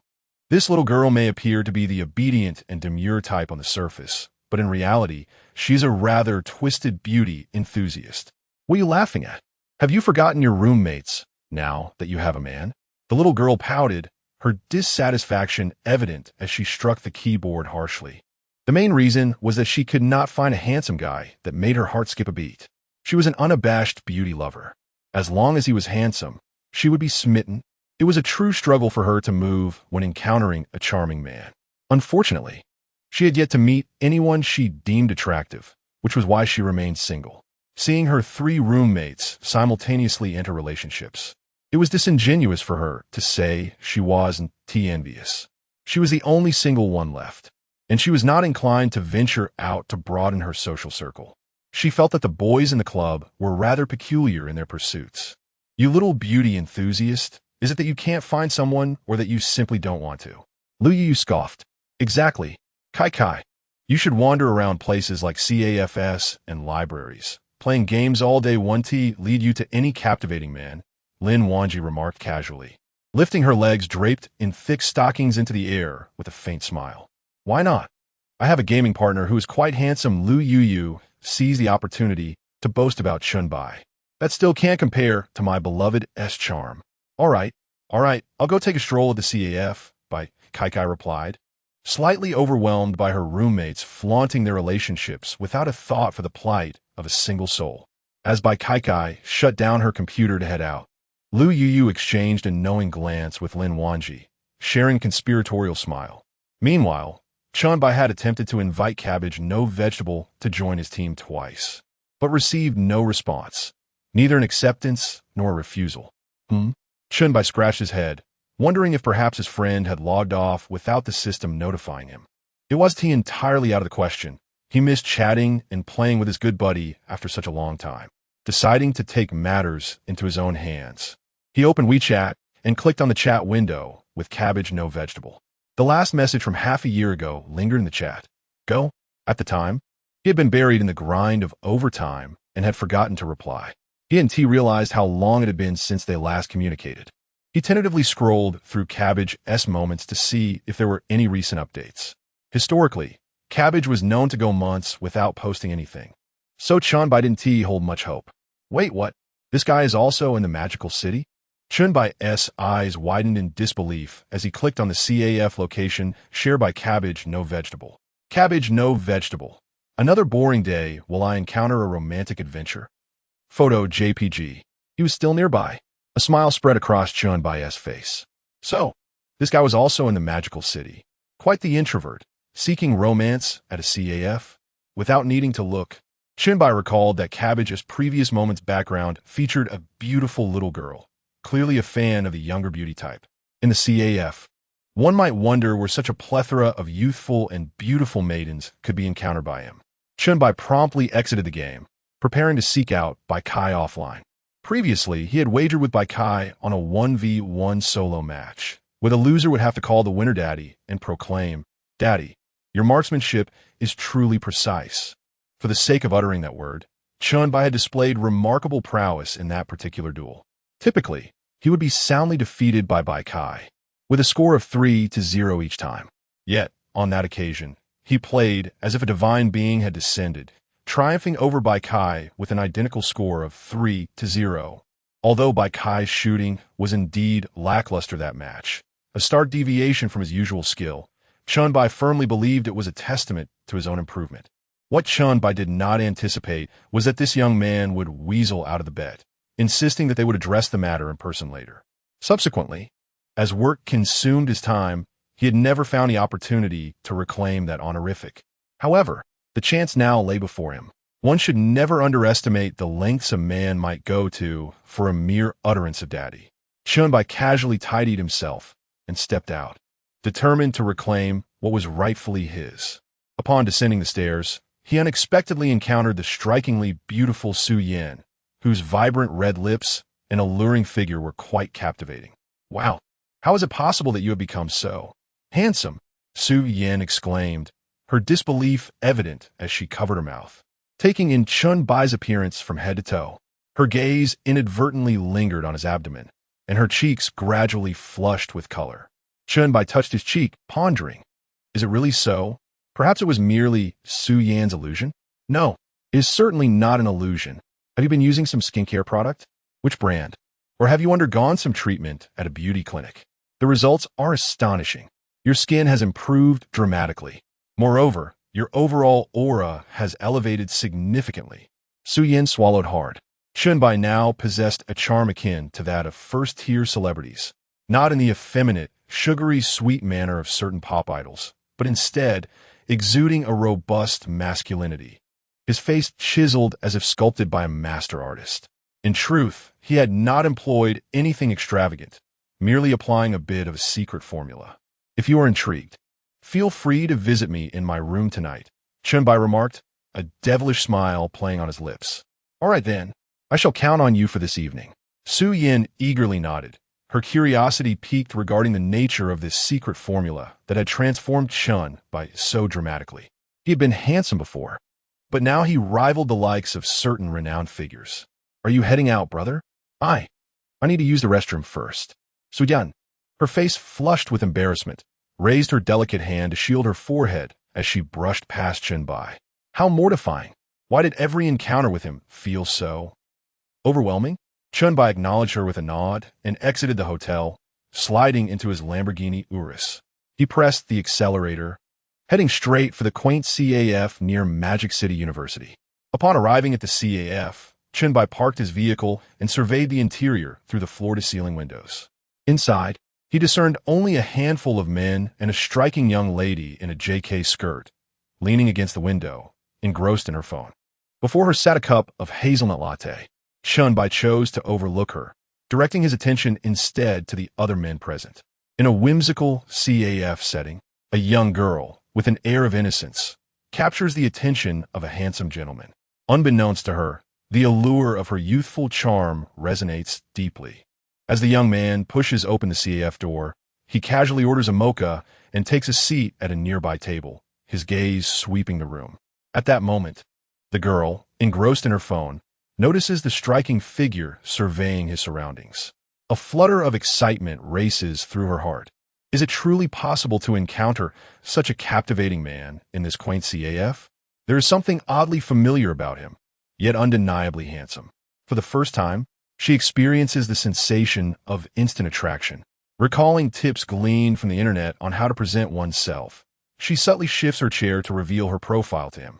In a casual yet intentional manner, she brushes aside her hair, allowing her youthful and endearing features to be fully visible to the gentleman. Chapter 42. Do you still acknowledge the 3 calls of daddy? Chen Bai sat in a CAF, surveying the men around him. Within 5 minutes, the CAF emptied, leaving only a petite girl at the floor-to-ceiling window. Puzzled, he scratched his head, wondering why everyone had left. He had initially thought that anyone who asked for the WeChat of the lovely girl would owe him a playful call of daddy. Could it be otherwise? Taking out his phone, Chen Bai opened the WeChat chat with the girl. "Are you still at the CAF you posted about on Moments?" Ding. In the otherwise silent CAF, the girl's phone buzzed beside him. Chen Bai was taken aback and glanced over, appraising the girl. She had an impressive figure, truly a legitimate beauty. He noticed Bai Kai's surprise as she lowered her head, holding her phone with both hands. "Bai Kai. Yes, what? Are you coming to find me?" Reading the message, Chen Bai was momentarily stunned. "So, if I find you, does that mean you still owe me a call of daddy for losing our previous match?" Ding. The girl's phone buzzed again. A faint suspicion began to form in Chen Bai's mind. Could she really be Bai Kai? Bai Kai, of course. "If you come to find me, I'll call you 3 times. Chen Bai stared at the message in disbelief, unable to reconcile such bold words with the innocent girl before him. It was hard to imagine this petite girl as someone who often engaged in playful banter while playing games. As Chen Bai grappled with his confusion, Bai Kai suddenly stood up, brushed her hair back, and walked towards him. She bit her lip, struggling to resist the allure of his handsome features. He was simply too attractive. Had he been even slightly less so, he might not have aligned with her aesthetic. Yet, Chen Bai's profile perfectly matched her taste. How could anyone be so good-looking? "May I add you on WeChat?" Bai Kai asked nervously, fidgeting with her clothing. This was her first time asking someone for their WeChat. Chen Bai was momentarily taken aback, his mind still processing the situation, and he quickly displayed his QR code. It was likely that this girl was not one of his friends. His friend Bai, who had seen his photo, would surely recognize him. Ding. You and the other party are now friends. Bai Cai's WeChat automatically redirected to the friends page.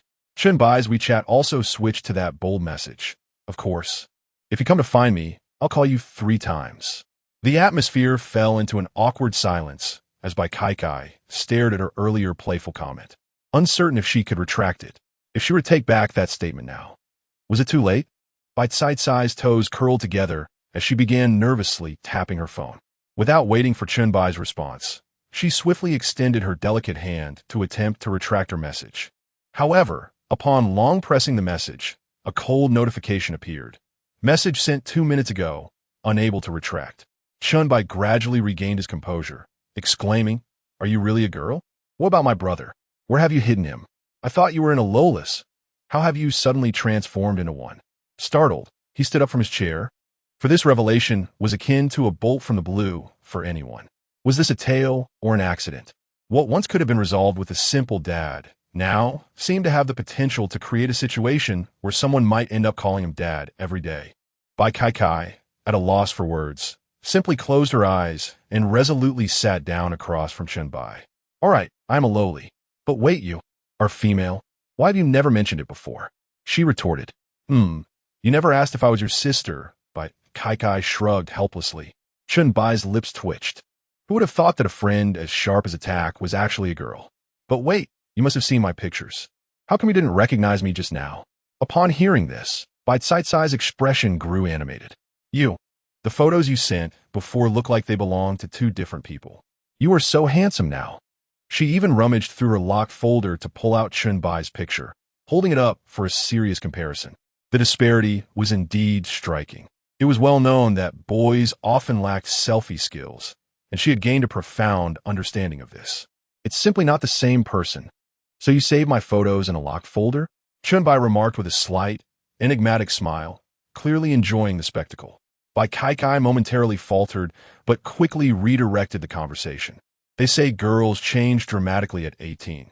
Do boys also undergo such transformations? With your current charm, it would be a pity if you didn't become an idol trainee. Chen Bai chuckled dismissively. It's not that exaggerated. It is. Bai Kai insisted firmly. Loyalty of Bai Kai. Chen Bai took a sip of his coffee, realizing that the effect of this newfound charm was indeed quite remarkable. The atmosphere grew tense, as Chen Bai was evidently unprepared for his brother's transformation into such an astonishing girl. After all, it was one thing for her to simply be a girl, but an exceptionally stunning one made things quite complicated for him. If she were just an average-looking girl, they could still maintain their brotherly bond. However, her striking beauty made it difficult for him to suppress any inappropriate thoughts. His brother was simply irresistible. Though Chen Bai considered himself not to be a lowly enthusiast, having always looked down on those who were, he wondered why one would prefer a lowly over a mature woman or a sweet girl. He had always failed to see the appeal of twin-tailed lolis, but upon encountering one with such a figure and allure, he realized he had been fooling himself. The undeniable truth of attraction was inescapable for anyone. Bai Kai, cradling her coffee cup, gazed at the handsome figure before her, feeling her heart race. Why don't we have dinner together? I remember you love garlic oysters. Let's go to a street vendor. While she was aware of Chen Bai's modest financial situation, she couldn't help but be drawn to him. After all, money was something men would eventually acquire. In the past, while gaming, Chen Bai often chattered incessantly. Apart from her bank account number, she had nearly uncovered all of Chen Bai's inner secrets. She was aware that Chen Bai had once been a heartthrob in his childhood. During a spring outing organized by the orphanage to the countryside, intended to experience life, Chen Bai accidentally set fire to the firewood stove at a place called Heart's Home, thus earning the moniker of Heart's Arsonist. Chen Bai nonchalantly nodded. All right, by the way, he hesitated, feeling that his question might be somewhat impolite. Bai Kai brushed her hair aside, her youthful face adorned with a look of curiosity. It's just about you calling out Dad 3 times, is that still valid? Chapter 43. Father, do not speak. Bai Cai's face flushed crimson. She never anticipated that Chen Bai would appear in person. She had initially thought that their relationship, so ambiguously intimate, could bear a light-hearted jest. To her astonishment, Chen Bai took her jest seriously, with an expression of eager anticipation. He mused that this call of father was indeed worth it. Once a man, he was now transformed into a lowly. I am not greedy. One utterance will suffice. Chen Bai resolutely tilted his head back.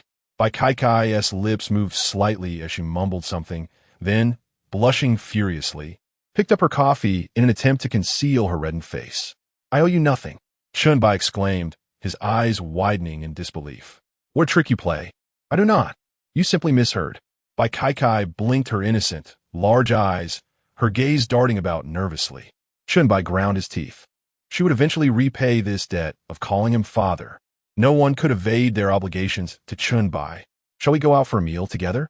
Bai Kai quickly changed the subject, feeling an overwhelming sense of social embarrassment, akin to a public faux pas. She had no idea what Chen Bai, this dog of a man, was thinking, even if she were to call him that. It could not be at this moment. "All right, let us go." Chen Bai, feeling the pangs of hunger himself, glanced at the time. It was already 6 or 7 o'clock, not particularly early. The two exited together, and as Chen Bai pulled out the Lamborghini car key, Bai Kai snatched it from his hand before he could unlock it. "Did I not tell you to smoke less?" Chen Bai was taken aback, recalling how, during their CS.Go sessions, he would often be chastised for lighting up while on the mic. He had once wondered if someone of bite-sized caliber would refrain from smoking while gaming. Who would have imagined that a lowly would be the one nagging him? Picturing a lowly in a JK skirt, sitting at a computer with a cigarette dangling from her lips, was quite the absurd image. "Well, I've already cut down considerably," he replied, pouting slightly as he grasped bite-sized delicate wrist and reclaimed the car key. "Then why do you still have a lighter?" Bai Kai asked, somewhat displeased, placing her hands on her hips. She was well aware of Chen Bai's family background. She could even accurately state the balance in his bank account to 1 decimal place. If she was not mistaken, that was indeed the key to a Lamborghini. "What lighter? This is a car key." Chen Bai was momentarily taken aback. Did she truly believe it was a lighter? Still holding bite-sized slender wrist, he pressed the unlock button. The headlights of the bright yellow Lamborghini Urus flickered twice. "Is this really your car?" Bai Kai exclaimed, her expression one of utter disbelief, her delicate features agape. "Bai Kai Loyalty 20. Indeed, my friend has become quite successful." Chen Bai chuckled, taking a few quick steps to open the car door and get inside. Curious about the light blue system panel before him, he decided to check bite-sized personal information. Name, Bai Kai age, 20 UD, 93, figure, 95, loyalty, 60. Chen Bai was taken aback. Bite-sized loyalty had already reached 60. They had only just met. This implied she had a prior loyalty of 30 towards him. Tongzi Gu, employ the appraisal technique. Chen Bai silently muttered to himself. Ding, appraisal result, new. A smile curled at the corners of Chen Bai's mouth. "I'm sorry, my friend." Bai Kai, without hesitation, took her seat in the passenger side, her expression still caught in surprise. She fixated on the interior, exclaiming, "When did you become so wealthy?" She blinked her bright, sparkling eyes, recalling how she had thought his car key was merely a prop to flaunt. How embarrassing. Having recently invested in some stocks, fortune had unexpectedly favored him. Perhaps his good deeds had caught the attention of the heavens. Chen Bai, with one hand on the steering wheel, touched his nose and gently pressed the accelerator. He had no choice but to fabricate an excuse. She already knew too many of his secrets. With a chuckle, Bai Kai realized that whenever Chen Bai touched his nose, he was undoubtedly lying. However, she refrained from probing further. Everyone harbored their own little secrets. "What are you laughing at? You don't believe me, do you?"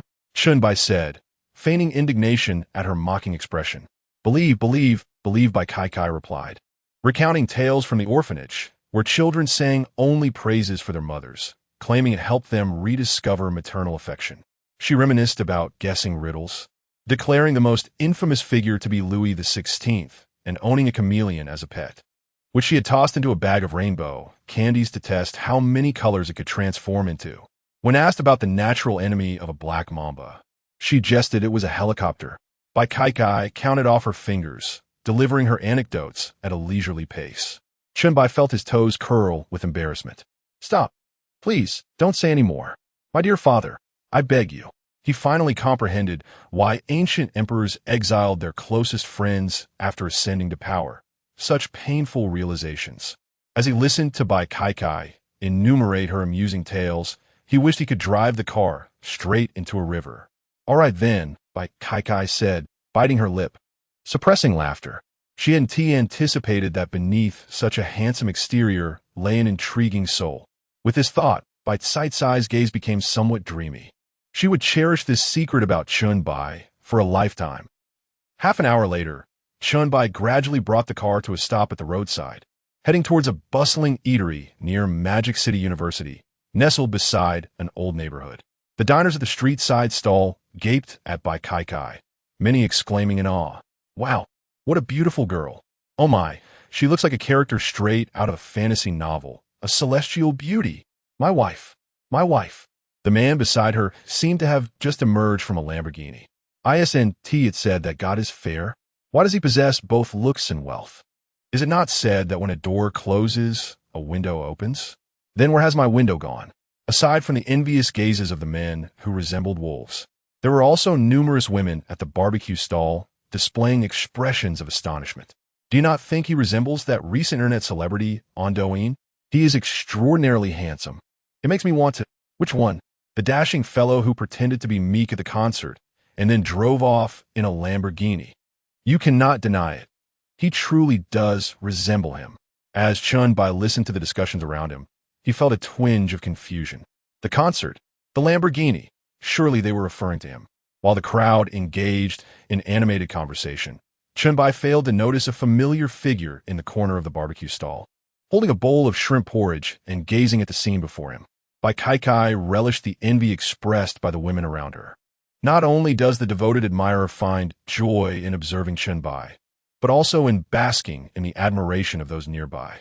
Just as Chen Bai and his companions settled down, before they could even begin to order, a voice called out to Bai Kai from behind. Kai, are you also out for a midnight snack? A woman's voice resonated from behind Chen Bai. He found the voice somewhat familiar, and, as he set down his phone, which he had just scanned, he turned around, his heart sinking. This is bad. Why is Rabbit Girl here? Chapter 44. Regardless of the circumstances, one must indulge in a hearty meal. Chen Bai cast a glance over his shoulder at the enchanting figure of Tu In-liang, clad in casual loungewear that nonetheless accentuated her alluring form, exuding an undeniable charm. He inwardly lamented his misfortune. Dining near Modi University was ill-advised, and he had not anticipated encountering Tu In-liang. It had slipped his mind that she resided in close proximity, nor did he foresee her descending to dine. Shiyin? What a coincidence. You come to eat as well. Shall we share a table? Allow me to introduce you to Mai. Bai Kai gazed affectionately at Chen Bai, feeling uncertain about how to appropriately present their current relationship. Her roommates had consistently advised her to maintain a degree of modesty. Otherwise, she would be inclined to lean against Chen Bai without hesitation. This is my male friend, Chen Bai. Bai Kai hestita, biting her lip. After a moment's contemplation, she added a touch of intimacy to her introduction. Upon completing her words, she scrutinized Chen Bai's expression, relieved to find no sign of discomfort before introducing Tu In-liang. This is my roommate, Shan Shiyun. You must have seen her on Douyin, right? She is quite popular online, known as Tu In-liang, as she has quite a few admirers. Bai Kai continued, unfortunately, my roommate is already taken, and her boyfriend seems rather affluent. Oh, just like you. You drive a Lamborghini as well. Chen Bai felt a twinge of awkwardness, nodding towards the unperturbed Tu In-liang, who displayed no hint of distress. Damn it, her boyfriend drives the same car as he does. Could it be him? Was it necessary for Bai Kai to introduce him to Tu In-liang? He was already fully aware of her dimensions, an unspoken understanding between them. Tu In-liang maintained her composure, a smile gracing her lips as she nodded in acknowledgement.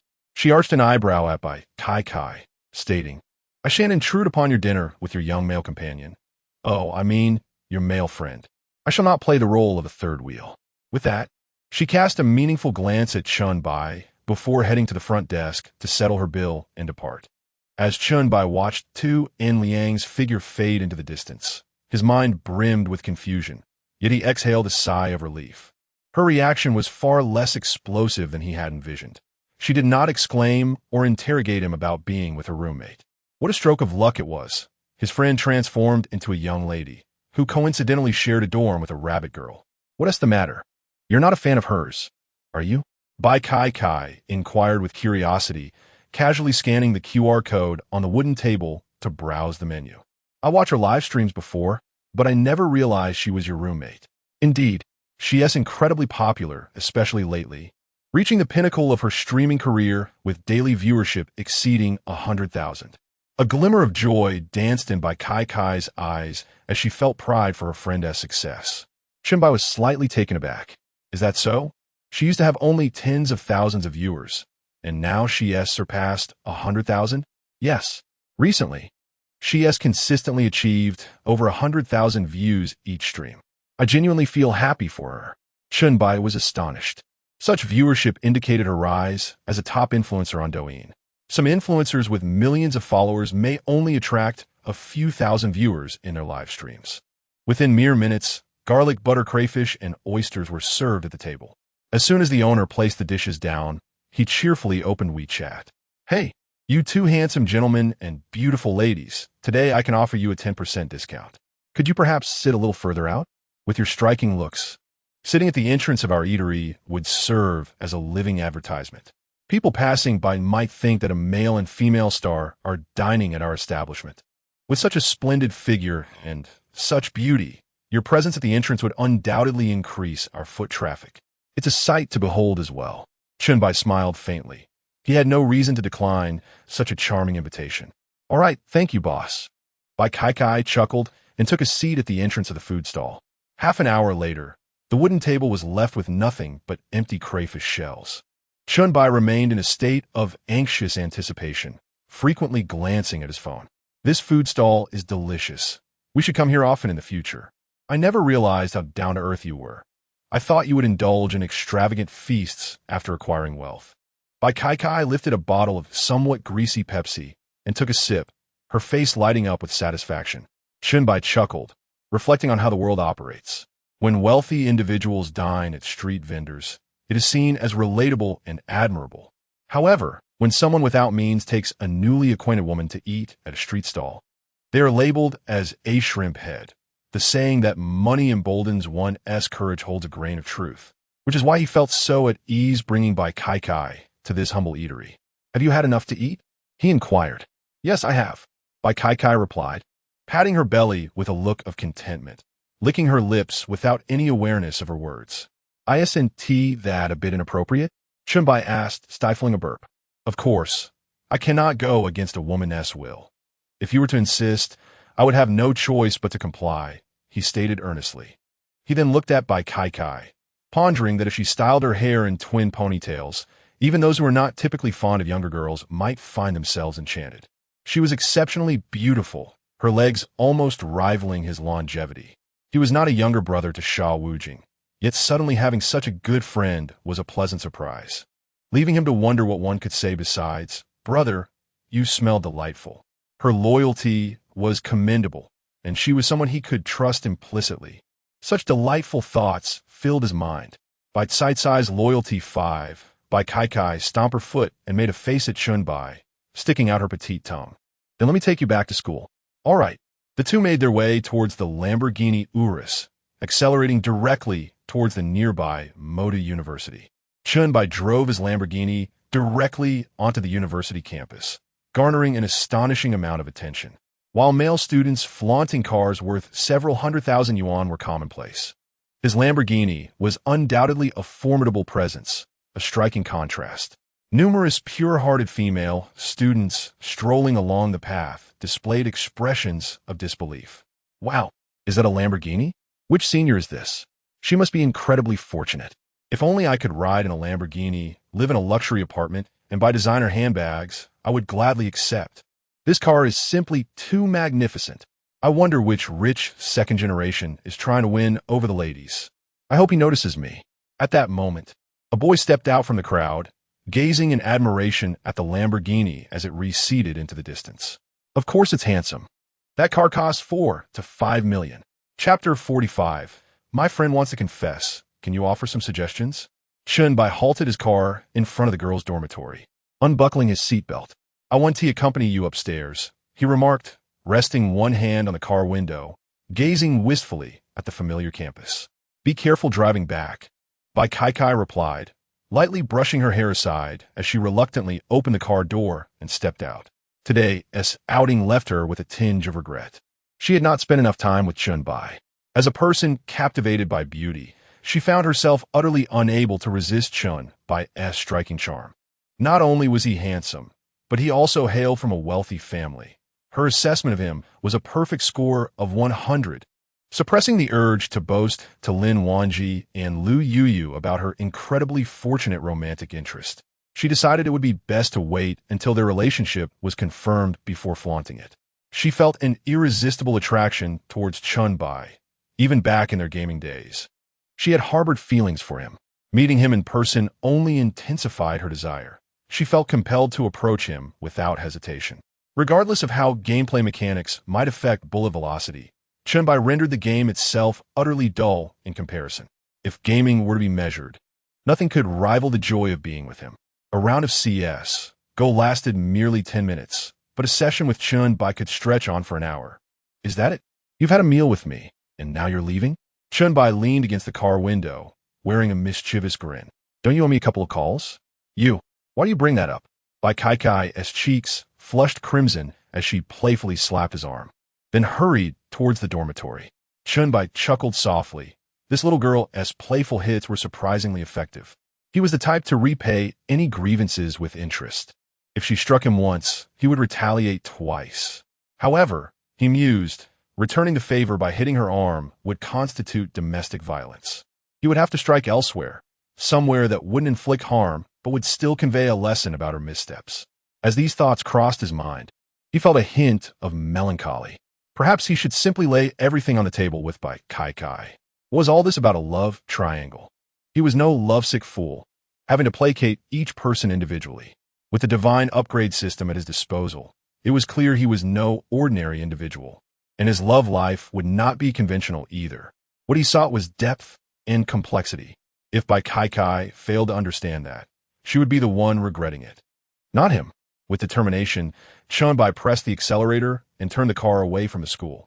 In the girls' dormitory, room 301, Lin Wanji stood by the window, adorned in black, thick stockings, an emblem of her identity, save for the occasions when she ventured out to meet Chen Bai. She gazed at the Lamborghini that had just driven away, its bright yellow paint strikingly familiar. Could be Chen Bai. Why had he contacted her in 2 days? A wave of anxiety washed over her as she absent-mindedly ran her fingers through her hair. If only Chen Bai would confess his feelings for her, she would reply without hesitation. That night, she had been ready to surrender herself to him, but he had fallen asleep. The mere thought of his visage sent her heart racing. After a moment of hesitation, she took out her phone and sent him a message. What are you up to, big brother? Chen Bai parked his car at the entrance of the hotel. He lit a cigarette, relishing the solitude of smoking alone in the car. Suddenly, the sound of a WeChat notification broke the silence. He retrieved his phone from the holder and glanced at the message. Still at the hotel? Could it be that the junior is thinking of me? A faint smile graced Chen Bai's lips as he sent his reply. He realized that his mindset was gradually shifting. Lin Wanji, yes, I do think of you a little. Lin Wanji, a friend of mine, asked me a question. How should a girl express her feelings to the man she likes dearly? Chen Bai pondered over the message. It was certainly inappropriate to confess over WeChat. It would lack sincerity. Perhaps she could arrange for a friend to meet him in person at a romantic spot and present him with a bouquet. Many men would find such a gesture irresistible. Imagining the scene brought a smile to his face. Most men receive their first bouquet in a small box. As long as the man harbors even a slight interest in her friend, he is unlikely to decline. Lin Wanji. Oh, should my friend inform him in advance when she invites him out? Certainly not. It should be a delightful surprise. She could simply suggest they have a meal or go out for some fun. Lin Wanji. All right, I'll tell her. Thank you. Big brother. Lin Wanji. By the way, do you have time a day after tomorrow? Want to go out together? Without much thought, Chen Bai agreed. He harbored a deep fondness for this junior. She was sensible, exuded an intellectual beauty, and possessed a calm demeanor. Truly a woman of grace, suitable for a prominent role. It would be illogical to choose someone frivolous or extravagant as a partner.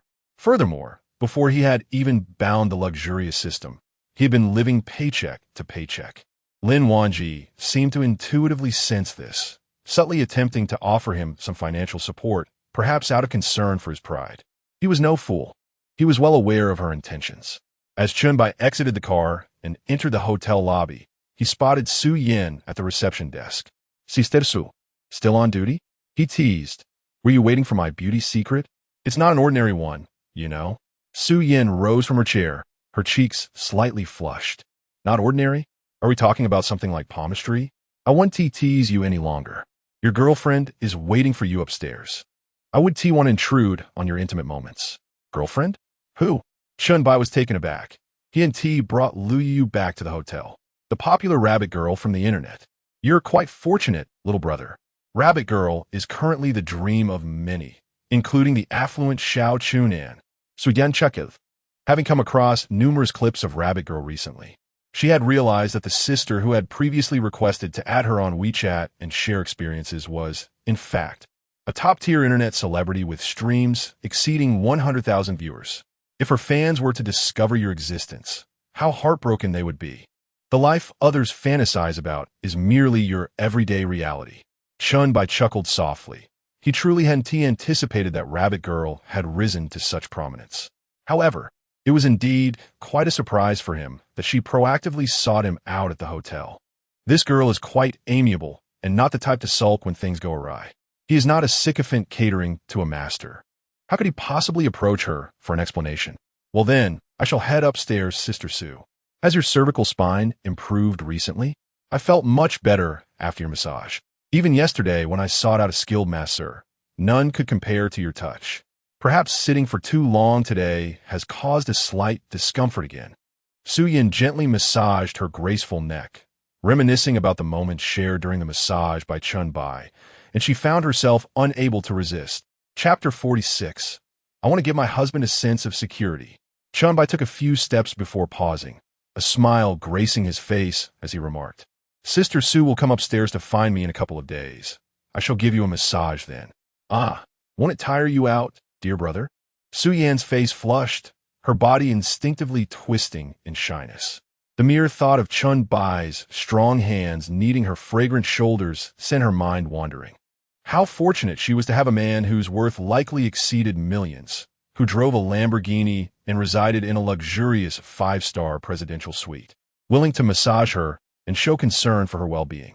More importantly, the pleasure derived from the massage was not confined to the areas being needed.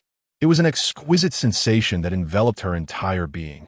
Being massaged by Chen Bai's powerful hands was simply a transcendent experience. How could massaging Sister Sue be tiring? I find it quite enjoyable, Chen Bai chuckled. The delicate, tender skin of her shoulders was simply irresistible. What man could possibly refuse such an enticing invitation? Even brother Jia could not resist. Su Yin, with her beautifully manicured hands covering her mouth, gazed at Chen Bai with eyes shaped like crescent moons, deep and shimmering. As she said, Then I shall come to see you next time. Thank you for your hard work, dear brother. Chen Bai nodded, politely acknowledging Sister Sue, and then ascended the stairs with purposeful strides, heading to the top floor. Upon swiping his room card and stepping into the darkened presidential suite, he found the curtains drawn, leaving the room nearly devoid of light. As he entered, he inserted the card into the power switch and flicked on the lights. Darling, you're back? A slightly commanding voice drifted from the bedroom.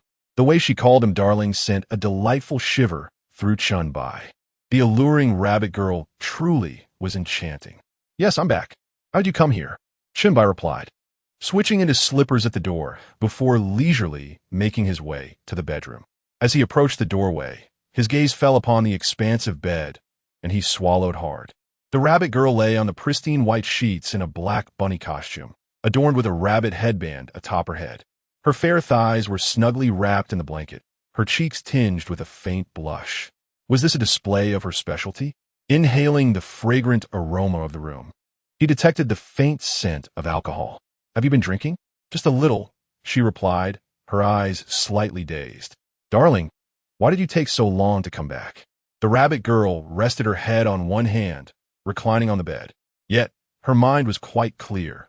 Feigning drunkenness was a fundamental skill for a woman. The rabbit girl was no exception.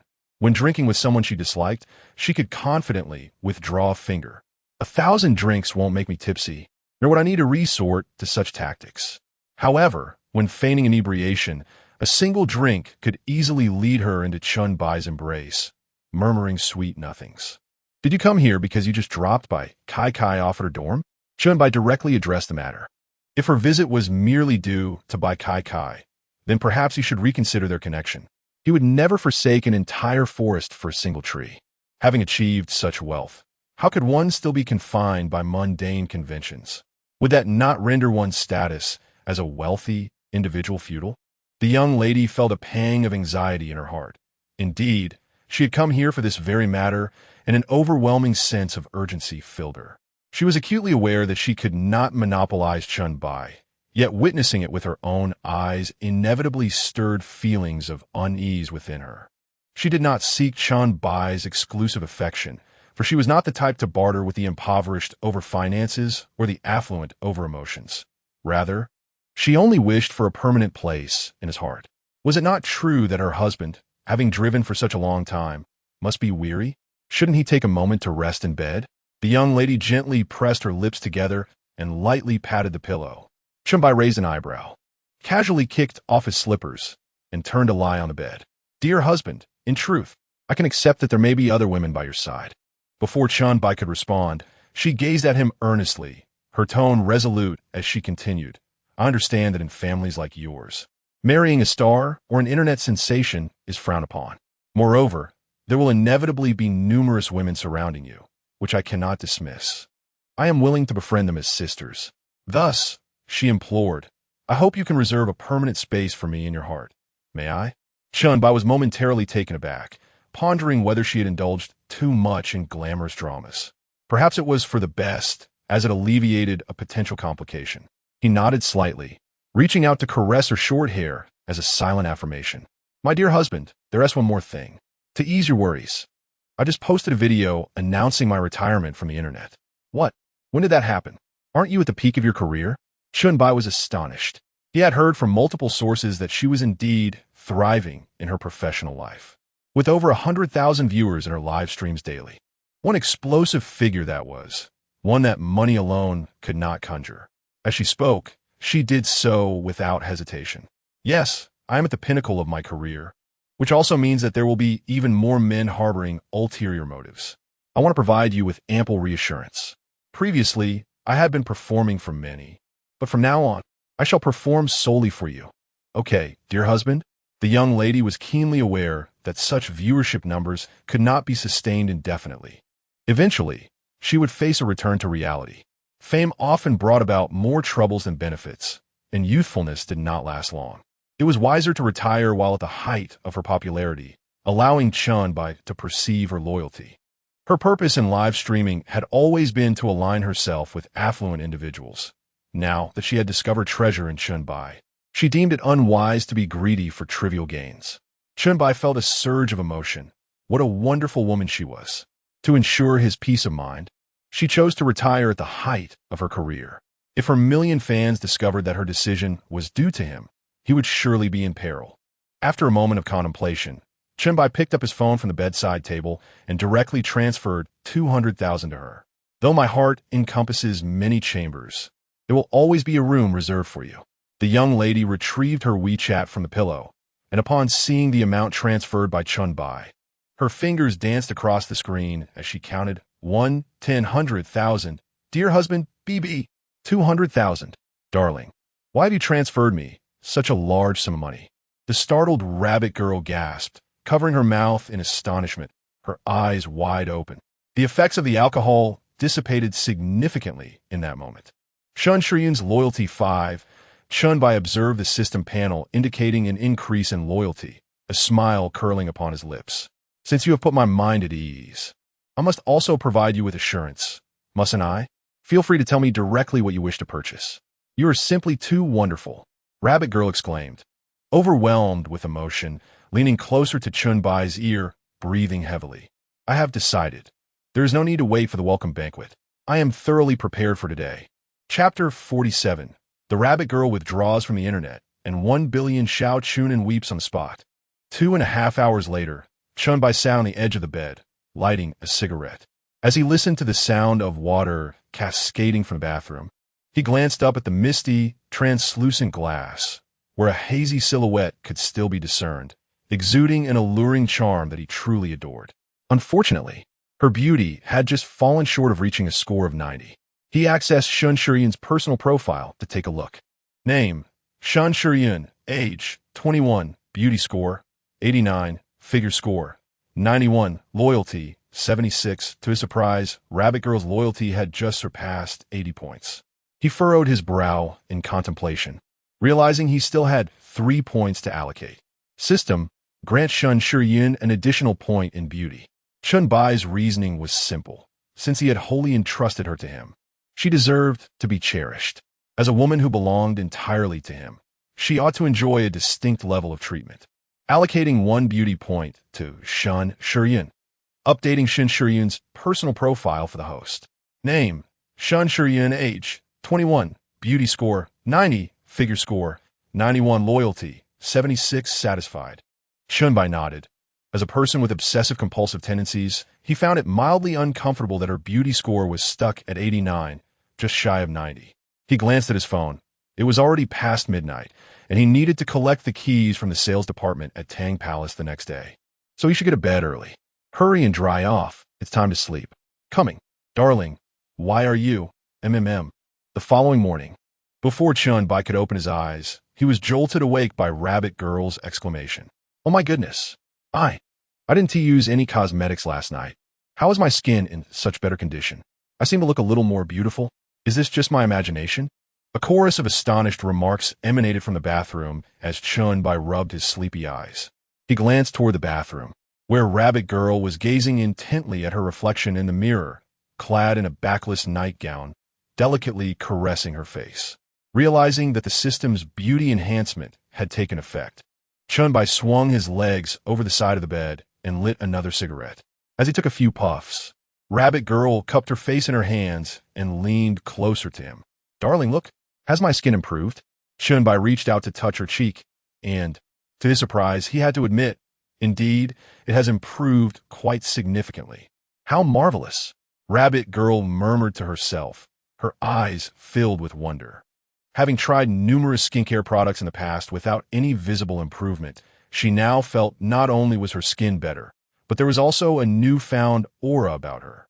Her entire visage seemed considerably more appealing. But I didn't use any skincare products yesterday. I only... Could it be related to Chen Bai? Is there truly a skincare benefit? Loyalty of Chen Shiyun 4. Chen Bai was momentarily taken aback, having just extinguished his cigarette in the ashtray. Turning to his side, he found the bunny girl gazing at him with a shimmering intensity, reminiscent of a wolf eyeing a delicate rabbit. What? What do you intend to do? In the next instant, the bunny girl pounced upon him with the ferocity of a famished tiger. An hour later, Chen Bai sat at the edge of the bed, his face a portrait of frustration as he scrolled through his phone. The bunny girl, meanwhile, was engrossed in admiring her own reflection in the bathroom mirror. Whether it was merely a psychological effect or not, she felt that her skin had improved just a tad. As Chen Bai browsed through videos, he inadvertently clicked into the trending topics of the day. The first trending topic read, "The entire internet is stunned." Recently, the explosive online sensation Bunny Girl unexpectedly announces her withdrawal from the internet late at night. 10 billion Xiao Chunan weeps on the spot. The second topic declared, "Nationwide search for a person." A god-tier amateur contestant appeared at the YK concert in Magic City. Stunning looks, music theory knowledge surpassing that of trainees. The third topic proclaimed, "Brother Cohen wins the lawsuit. The Cohen family stands in unison." Oh no, I woke up to find myself part of the regular army. Chen Bai furrowed his brow. 2 of the 3 trending topics were about him. What on earth was happening? How could Bunny Girl's withdrawal from the internet top the trending list, while his concert video claimed the second spot? And to overshadow Brother Cohen, he clicked on the first trending video, which was indeed the Bunny Girl's farewell message released the previous night. The video had amassed over 3 million likes and garnered hundreds of thousands of comments. In the video, the bunny girl wore a delicate makeup and waved at the camera. It was a farewell video. Goodbye, everyone. Xiao Chunan, I may have found my beloved other half, so I will no longer continue to live stream or post videos. I do not wish for my cherished partner to feel jealous. From now on, I will only broadcast for him, and I will belong solely to him. Lastly, I hope my fans, after watching the video, Chen Bai felt a twinge of exhilaration. He had once been a fan of Bunny Girl. Chen Bai, not only wanted to savor the meal, but also to overturn the table. Clicking into the comment section, he was met with an avalanche of crying emojis. Bunny, how can I possibly live without you? Bunny, my heart is shattered. Just a few days ago, I witnessed my goddess driving a bright yellow Lamborghini Urus. And now she yes off to find love. Someone, take me to the hospital. Who is it that is living so well? Previously, I would guess that Bunny Girl was my wife, but how did a real contender sneak in? Bunny Girl is my wife. You scoundrel. We are sworn enemies now. Images of mice licking honey. Is this what overflowing happiness looks like? It is simply too sweet, crying. Bunny Girl can publicly announce her affection for that man, while you, dear friend, remain solely devoted to Xiao Chunan. Teacher Bunny Girl, I implore you to live stream just one more time. I can hardly endure it. Please. I feel as if ants are crawling all over me. I beg you, just one more stream. Who is that man who has taken our teacher bunny away? Have you ever considered our Xiao Chunan? Chen Bai chuckled softly, casting a glance at the rabbit girl, Liang, who was preening in front of the mirror. The delight in his heart became all the more evident. Look, your fans would devour me alive if they could. Chen Bai slowly approached the restroom, raising his phone to show Liang the comments. That simply won't do. No one could bully my husband. It should be those Xiao Chunan girls who are heartbroken, as I have snatched away such an exceptional man. Haha. It seems that you're trending second on Douyin, dear husband. I had no idea you could play the guitar. Liang scrolled through the comments and inadvertently stumbled upon the video that had secured the second spot on the trending list. The male lead in the video, strumming a guitar at the center of the stage, was none other than Chen Bai. Chapter 48. I am the owner of Billionaire. 001 Chen Bai glanced at his phone and, as expected, discovered a high-definition video captured from a front row C of the concert. There he was on stage, strumming his guitar and singing, while the audience below erupted in cheers, calling him husband. Indeed, he possessed a modicum of guitar skills, as well as a smattering of knowledge about other instruments. Oh, husband, you are simply magnificent. It seems there is nothing you cannot do. I finally understand why I never won even $5 in the lottery before, remarked the enigmatic rabbit girl. Chen Bai raised an eyebrow. Why is that? Because I used up all my luck just to meet you, husband. It must be true. Rabbit girl pouted slightly. As Chen Bai paused the video, still playing on his phone, he could hear the women in the footage passionately shouting his name, stirring a pang of jealousy within him. It appeared that his decision to withdraw from the online world had been wise. However, a sudden thought struck him. Lu Yu must have attended the concert as well, right? Moreover, she had shared a video in their group of her boyfriend performing with a guitar that bore an uncanny resemblance to the one Chen Bai had on stage. Gasp! Could it be that the sisterhood, once casually mentioned, might indeed be shared? Surely, the vow of loyalty among sisters would not be broken. Was it possible that the four of them would perform on the same stage at the welcome party 6 days hence? The thought sent a thrill through her. Yet the idea of sharing Chen Bai with others filled her with a hint of disquiet. If it were to be shared with her sisters, though, then perhaps it would be acceptable. Chen Bai, blissfully unaware of Rabbit Girl's inner musings, smiled and began perusing the comments. Next time, I shall sing a song just for you. Wonderful. I am so looking forward to it. But I have class soon, so I cannot accompany you today, husband. Rabbit Girl felt a twinge of disappointment. She longed to remain by Chen Bai's side. If that's the case, would I not continue to become more beautiful? I also need to step out for a bit. Shall I give you a ride? No need to trouble yourself. Husband, I will take my leave now. Rabbit Girl waved goodbye, changing into a loose-fitting t-shirt that concealed her figure. Chen Bai nodded, watching her depart before returning to the comments beneath the video. Many had unearthed his Douyin account, continuously tagging him in the comment section. He couldn't help but marvel at the current generation of netizens. They could uncover everything except for their girlfriends. He began to read through the tag comments one by one. Wow, this handsome guy can't possibly be a hidden idol trainee, can he? He is too attractive. I might faint. I never believed in love at first sight until now. I want to have his children. His musical prowess is undoubtedly superior to that of a conventional singer. He is at least better than those performing rituals. Unbelievable. He is so handsome he straightened me out. Who would dare believe that an amateur could play better than a main guitarist? He nearly outshone the band's lead. What are you thinking? This handsome fellow drove off in a Lamborghini afterward. Does he really need any more money? Oh my goodness. I adore him even more. Husband, stop playing the guitar and play me instead. Chen Bai perused the comment section and noted a fair number of envious remarks, though they were promptly countered. Such is human nature. He understood well that the saying about sour grapes aptly describes the human condition. Exiting the video, he discovered that in less than 10 minutes, his private messages had surged with over 100 notifications. 90% of these messages were declarations of affection, and as for appearances, they were best left unspoken. None aligned with Chen Bai's tastes, so he deemed it unworthy of his time. Just as he contemplated leaving Douyin to retrieve the key to the prestigious villa, his peripheral vision caught sight of an unusual private message. "Handsome, I am Xiao Xiaoman, the manager of singer Deng Siki. May I inquire if you are available for an in-person meeting in the Magic City?" Chen Bai scratched his head, pondering Deng Siki. Was she not the illustrious pop diva reigning over the Chinese music scene with both striking beauty and exceptional vocal talent? He could hum along to every one of her songs, undeniably a powerhouse in her field. Her looks certainly stood out among the myriad of bizarrely adorned female artists, firmly placing her in the top 10. Her fame could easily be likened to that of a superstar. Would such a renowned figure seek him out? Surely, there would be countless male artists clamoring for a collaboration with her. It reeked of a scam. Even swindlers should strive for originality, as even the small-time cons had outgrown such cliché tactics. After a supposed meeting in the Magic City, would he have to accompany Deng Siki abroad for a performance, only to first procure a passport? Chen Bai chuckled dismissively, exited Douyin, and after a brief tidy-up, set out with the room, key in hand. He drove straight to the Tan Palace Villa District.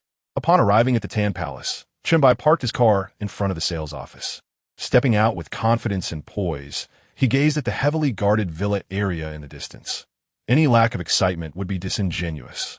As a resident of the Magic City, he had long heard tales of the exorbitant prices of the Tan Palace villas, and the prospect of residing there was indeed thrilling. Entering the sales office, he found only a few bored receptionists idly scrolling through their phones. For them, this job was merely a source of retirement income. The company offered 5 insurance benefits and a pension fund, with a 6-day work week and a base salary of 5,000 yuan, which was decent in an otherwise easy job in the Magic City. It was a relaxed environment. If anyone came in, they would assist, and if not, they would watch live streams on Douyin, where the male hosts were quite entertaining. The Tan Palace had been established for quite some time, and those who could afford to buy had likely already done so. As Chen Bai pushed open the grand door of the sales office, the saleswomen instinctively donned professional smiles and rose from their seats. "Hello, sir. Are you interested in viewing a property or capturing some footage?" They dared not display any hint of disdain. A single negative expression could jeopardize their jobs. Moreover, with Chen Bai's striking looks, who would he want to engage with such a handsome man? His attractiveness was of a caliber that would prompt individuals he encountered on the street to request his WeChat. "I am here to collect the key to villa number 001. The female salesperson was momentarily taken aback, her expression transforming into one of sudden realization. "Are you the new colleague? How unfortunate that someone so handsome is here selling houses. But then again, should you encounter a wealthy woman, you might just strike it rich. If I were a wealthy lady, I would certainly want to boost your sales," she chuckled, covering her mouth with her hand, her eyes sparkling with delight. "However, the villa number 001 has already been sold. I hear the owner is quite a powerful figure. Perhaps you could inquire with your clients about villa number 003? She suddenly found this job less tedious, as at the very least, she could enjoy the sight of such an attractive colleague every day at work. There might even be opportunities for deeper connections in the future." Chen Bai felt a bit awkward and tugged at the corner of his mouth. "I am actually the owner of villa number 001.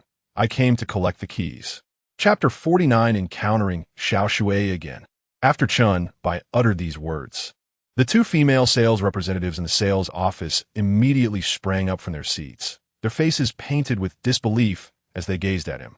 The astonishment in their beautiful eyes was palpable. "Are you truly the owner of Villa 001? The saleswoman who initially attended to Chen Bai gasped, covering her mouth in shock, her mind a blank canvas. Could this be a mistake? Their superiors had explicitly informed them that Villa 001 belonged to a formidable individual with an unfathomable background. How could it possibly be this handsome young man? "Well, could you please hand me the keys? The transfer should have been completed by now." "Yes, it has been transferred." "Aye. I will fetch the keys for you right away. Upon receiving Chen Bai's affirmative response, the saleswoman's face flushed with embarrassment. What had she just said? She had dared to jest with such a significant figure? She even joked about wanting to support him financially. To think she had mistaken this esteemed individual for a newly hired colleague. It was utterly mortifying. Thankfully, she had refrained from uttering any inappropriate remarks. Otherwise, she would have been in deep trouble. The saleswoman managed an awkward smile directed at Chen Bai before turning to retrieve the keys. Chen Bai, meanwhile, settled comfortably onto the sofa, crossing his legs and scrolling through Douyin. Ding dong. The notification sound of WeChat suddenly chimed, prompting him to click on the message, which led him directly to the app. Lin Wanji. Senior, let's go out to play tomorrow. Don't forget. Yes, I remember. I will come to the school to pick you up tomorrow, Chen Bai replied nonchalantly, tapping on the keyboard. At that moment, he heard the distinct sound of high heels clicking against the floor, coming from the direction of the restroom. Curiosity piqued. He turned his head to look, momentarily taken aback. Xiao Shui, what are you doing here? A woman in a white shirt, which did little to conceal her figure, was in front of the restroom mirror, biting her hair tie and deftly tying it into a knot with her tongue. With her hands raised above her head and her back straightened, she was none other than the saleswoman who had attended to him at the 4S dealership. Chengge. Xiao Shui quickly turned around, her expression shifting to one of surprise as she blushed upon seeing Chen Bai. Memories of that day flooded back to her. Chen Bai's powerful hands. Chen Bai nodded, patting the sofa beside him to invite her to sit. What a coincidence. Could it be that Xiao Shui was a recurring NPC in his life? Xiao Shui, a bit shy, perched herself on the edge of the sofa beside Chen Bai. They conversed as if they were old friends catching up, devoid of any awkwardness, having already crossed certain boundaries. Are you no longer working at the Lamborghini dealership? What brings you to the realm of real estate all of a sudden? Chen Bai raised an eyebrow, puzzled. A look of resignation crossed Xiao Shui's face. My performance was lacking, and the competition at the 4S dealership was fierce. To sell a car, one had to establish some rapport with the clients. Her cheeks flushed as she continued. You might not believe this, Chengge, but I'm not the kind of woman who is easily swayed. She chuckled awkwardly, fully aware that Chen Bai would find it hard to believe. That day had been an anomaly, perhaps spurred by Chen Bai's striking looks. In truth, she had never even held hands with a boy throughout her life. On the day at the dealership, Chen Bai raised an eyebrow, feeling somewhat incredulous. If one were truly virtuous, how could such a nickname have arisen? His initial impression of Xiao Shui was that her name was remarkably unusual. After a moment's contemplation, Chen Bai activated his skills of discernment and appraisal. Name, Chen Xiushek, age, 25, attractiveness, 88, figure, 93, loyalty, 40, determined conclusion, new. Chen Bai was momentarily taken aback. Was Xiao Shui indeed speaking the truth? The prejudices harbored in one's heart are indeed formidable. He had called her Xiao Shui merely due to the presence of water in her name. Nevertheless, it seemed her name was quite apartment. Xiao Shui fixed her beautiful gaze upon Chen Bai, and upon noticing his moment of distraction, she offered a somewhat bittersweet smile. Ha! I was just joking, Brother Chen, don't take it to heart. I believe you, Chen Bai affirmed with a nod, subsequently breaking into a gentle smile. However, you may feel free to be a bit casual with me. Do you truly trust me, Brother Chen? Such words would certainly be met with skepticism from others. Xiao Shui revealed a self-deprecating smile. But, Brother Chen, are you here to purchase a house? I just started, so I might not be able to offer you substantial discounts. Chen Bai nodded. I am here to collect the keys. Would you accompany me to view the house afterwards? Sure. I'm also quite curious about what the Tangwa Villa looks like. Xiao Shui exclaimed, her excitement palpable as she rubbed her hands together. This was a goal she had long aspired to. The Tangwa Villa was surely a dream home for countless individuals across the nation.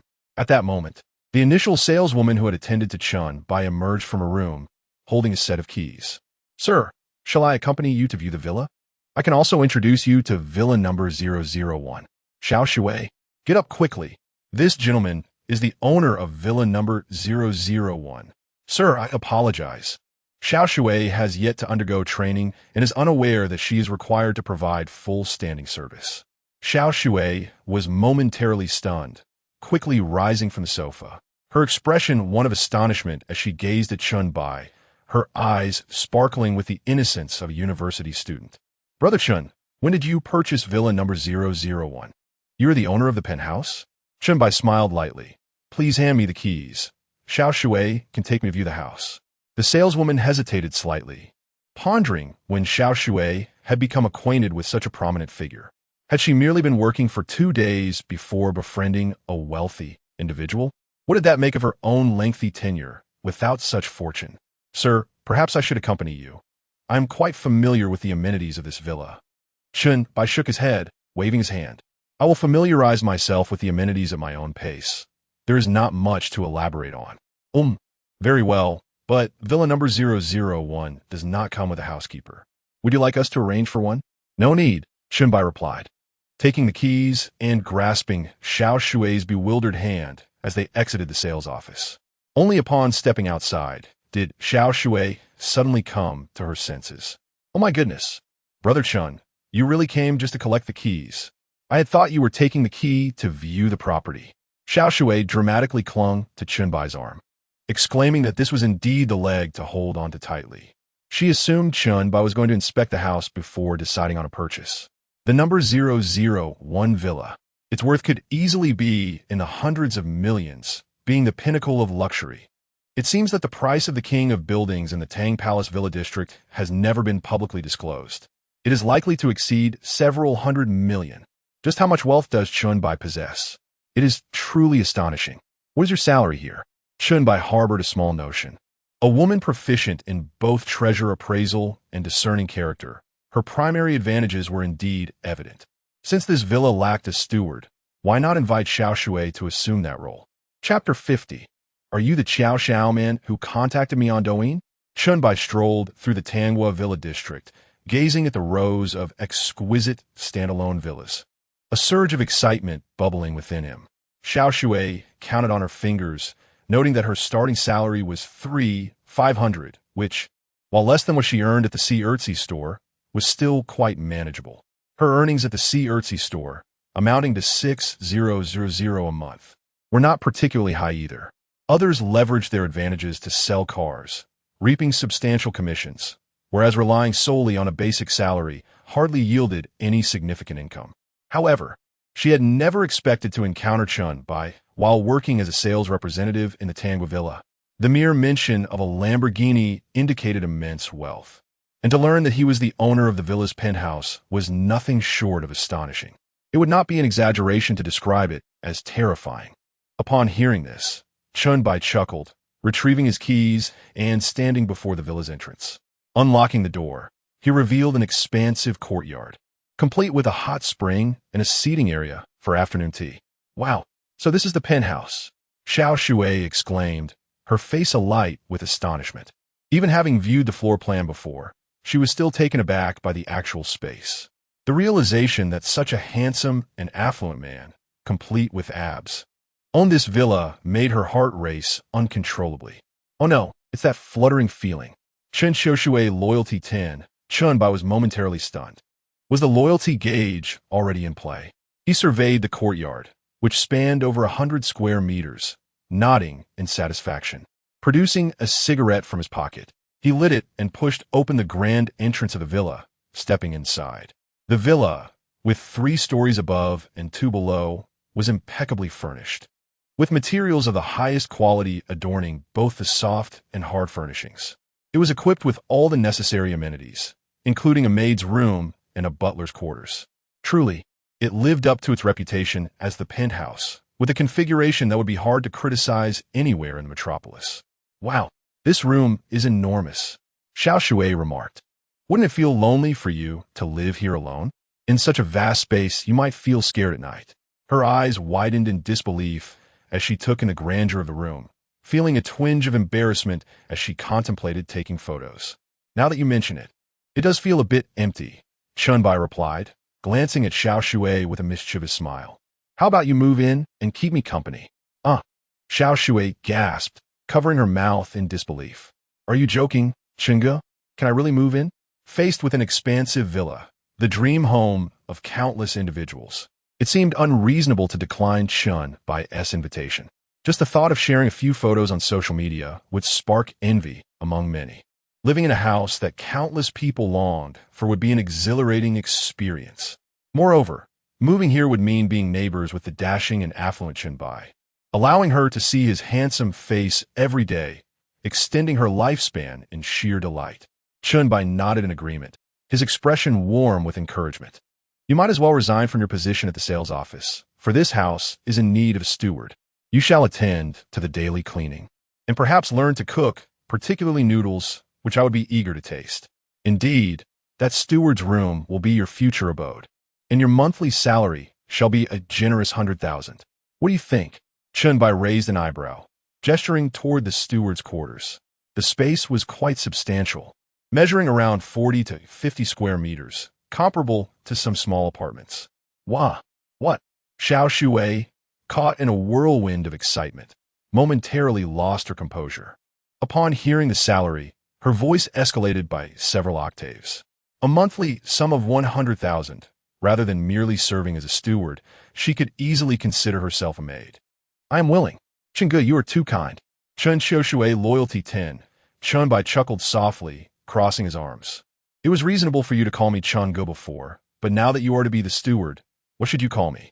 Xiao Shui's cheeks flushed, her mind instinctively drifting to that day at the Fourth Sun shop with Chen Bai. Shall I call you boss? Boss seems rather distant. Does it not? Perhaps. Master? This title was rather appealing. Privately, it could certainly be permissible. Chen Bai felt a surge of satisfaction. She was remarkably perceptive. With this arrangement, both villas would be adequately staffed with a steward.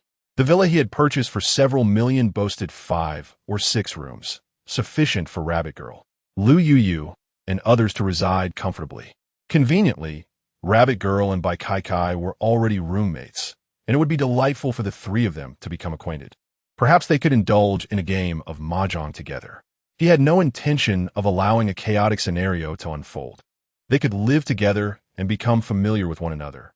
Suddenly, Chen Bai realized that the 3 young women were of similar ages, likely possessing shared interests that would facilitate conversation. He wouldn't need to worry about anything. Then, may I move in with just my suitcase? Xiao Shui's eyes sparkled with anticipation at the thought of soon residing in a grand villa, her excitement bubbling over. Yes, you may stay here. I must take my leave for now. Chen Bai smiled gently, handing Xiao Shui a key to the villa. The immediate priority was to elevate Su Yan's and Rabbit Girl's loyalty to 85 before addressing the loyalty of those who were slightly less committed. All right, as Xiao Shui accepted the key, her fingertips accidentally brushed against Chen Bai's large hand, which was remarkably well-formed. She imagined that such hands would possess a firm grip. When their fingers inadvertently touched, she felt a jolt of static electricity course through her heart. Chen Bai smiled and turned to exit the villa. At the entrance, he lit a cigarette. Just as he had taken a couple of puffs, a hesitant voice called out his name. Chen Bai, are you the one who has recently become a sensation online? Chen Bai paused, glancing in the direction of the voice. A woman clad in a purple qipao, her long hair elegantly pinned with a jade stick and wearing black high heels, regarded him with a mixture of confusion and curiosity in her eyes. Chen Bai scratched his head. And you are?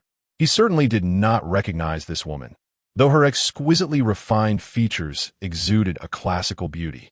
She embodies a sense of national tranquility and classical elegance. Her beauty undoubtedly scores above 90. It is said that the finest enhancement for a woman is the qipao. Donning this traditional attire elevates one's figure to a score exceeding 95. A pair of fiery red lips accentuates her classical charm. Allow me to introduce myself. My name is Xiao Xiaoman. I sent you a private message on Douyin today, but perhaps you were too occupied to notice. However, I must say, you're even more handsome in person than in your videos. Xiao Xiaoman? Chen Bai murmured, isn't she the one associated with that scam? The very individual I deliberately ignored to protect my own interests? How could she possibly be in the Tangong Villa district? Are you the Xiao Xiaoman who claims to be Deng Siki's agent on Douyin? Chapter 51. Women with looks and figures above 95. It is I. I never anticipated that you would be so much more handsome in person than in the videos. Xiao Xiaoman, with a demeanor both respectful and self-assured, remarked, revealing a captivating smile. Her curious gaze roamed over Chen Bai, her smile growing ever more radiant. As Deng Siki's manager, she understood how rare it was to encounter someone with both striking looks and profound knowledge of music theory. If this handsome gentleman were to join Deng Siki in the upcoming commercial performance, it would surely propel him into the limelight. Chen Bai reciprocated her inquisitive gaze, surveying the woman before him. Such beauty! Could she truly be a manager? He found it hard to believe. Her allure likely rivaled that of Deng Siki herself. Master Tongzi, activate your ability to discern and appraise, Chen Bai murmured inwardly. Activating discernment and appraisal for the host. Name, Xiao Xiaoman, age, fee, appearance, 95, figure, 96, loyalty. Appraisal results indicate she is old and has previously had a treasure owner. Chen Bai's expression turned quizzical. He had indeed never encountered someone with such a high score in beauty. At 30, her charm was unparalleled, radiating a mature femininity that distinctly set her apart from innocent university students. Each smile and frown exuded the unique allure of a mature woman. Are you truly Deng Siki's manager? Yes. I saw your video online and immediately thought you would be the perfect partner for my artist. I would like to invite you to participate in a commercial performance in the Mandarin music scene in half a month, Xiao Xiaoman replied, crossing her arms, her delicate, ivory hands resting against her chest, her eyes brimming with admiration. This, Deng Siki must have plenty of people eager to perform alongside her. Why choose me? Chen Bai pondered, somewhat perplexed. Given Deng Siki's stature, countless aspiring trainees would wish to align themselves with her. Performing together would undoubtedly catapult their visibility. Moreover, it seemed rather unusual for a manager to reside in a luxurious abode. Do agents earn that much? That is not convenient to disclose. Perhaps we could exchange WeChat contacts instead? You might consider it more thoroughly, Xiao Xiaoman suggested with a light laugh, which significantly increased Chen Bai's fondness for her. Mistaking youthful innocence for treasure, it was the mature woman who captured one's heart. Her enchanting eyes slightly curved, and her alluring crimson lips rendered her irresistibly captivating. Sure, we can add each other, Chen Bai acquiesced, taking out his phone to display his QR code. Ding! Xiao Xiaoman has sent a request to add you as a friend. Chen Bai quickly accepted, casting a cursory glance at Xiao Xiaoman's moments. There were numerous photos with Deng Siki, as well as with other singers, affirming her identity as a genuine manager. Oh, and once you've made your decision, feel free to contact me via WeChat. May I ask for your address? If everything is confirmed, we can negotiate the performance fee in person. Our initial budget is set at 200,000 for the performance. Chen Bai nodded, inquiring in return. Is this Villa 002? Is this your residence? Xiao Xiaoman paused for a moment, her elegant jade hand gently brushing aside her hair. Yes, this is Villa 002, but I do not reside here. I came to check on an artist. No sooner had Xiao Xiaoman finished speaking than the sound of the door to Chen Bai's Villa 001 creaked open. The two villas were remarkably close, separated only by a single wall, and Xiao Shui had just stepped outside. Upon seeing Chen Bai engaged in conversation with an exceptionally attractive woman, she instinctively pressed her lips together. Brother Chen, you haven't left yet? Chen Bai smiled lightly. Where are you headed? Xiao Shui replied with a bittersweet smile. I'm going to buy some cleaning supplies. Your place is rather large, so I might as well tidy up a bit. Chen Bai nodded, acknowledging that the size of the building could indeed be daunting for Xiao Shui to manage alone. Shall I hire a permanent cleaning lady? You could just focus on preparing my meals. No need. I can handle it, Xiao Shui insisted. And who is this beautiful sister? She blinked her charming eyes, curiously observing the woman, who stood tall at 170 centimeters, her form fitting snugly in a purple qipao that accentuated her long, fair legs. I'm an artist manager, here to discuss a performance with Mr. Chen. Xiao Xiaoman displayed a professional smile.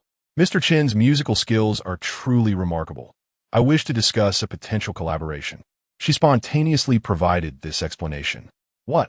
Brother Chen, you can sing? That's impressive. Xiao Shui's eyes widened in astonishment. What kind of extraordinary man was she encountering? Wealthy and handsome, not to mention talented? No woman could resist a wealthy and sophisticated man with skills. Xiao Shui felt her heart quicken, the noise around her fading as she became acutely aware of her own heartbeat. Just a little, Chen Bai replied with a faint smile. Xiao Shui rolled her eyes playfully. Well then, I want to interrupt your conversation with this lovely sister. I shall go shopping now. She waved her hand in a considerate gesture, her expression adorably charming. Once Xiao Shui departed, Xiao Xiaoman's beautiful face was etched with shock, her enchanting eyes brimming with disbelief. You are the owner of Villa 001? Chen Bai nodded. Yes, if you need to find me, you can come here. As for the performance, the financial aspect is not my priority. I'll see if I have the time and consider it. For him, 20,000 was trivial, akin to casually purchasing a watch that could yield a return of 300,000. However, the prospect of a close encounter with Deng Siki was indeed intriguing. All right. Then please contact me once you've decided. Xiao Xiaoman's demeanor shifted to one of respect. Her calculations having failed to anticipate that Chen Bai was the enigmatic owner of Villa 001. She had assumed he was merely visiting a friend, only to discover he was the proprietor of the luxurious residence. At that moment, Xiao Xiaoman found her initial offer of 20,000 somewhat laughable.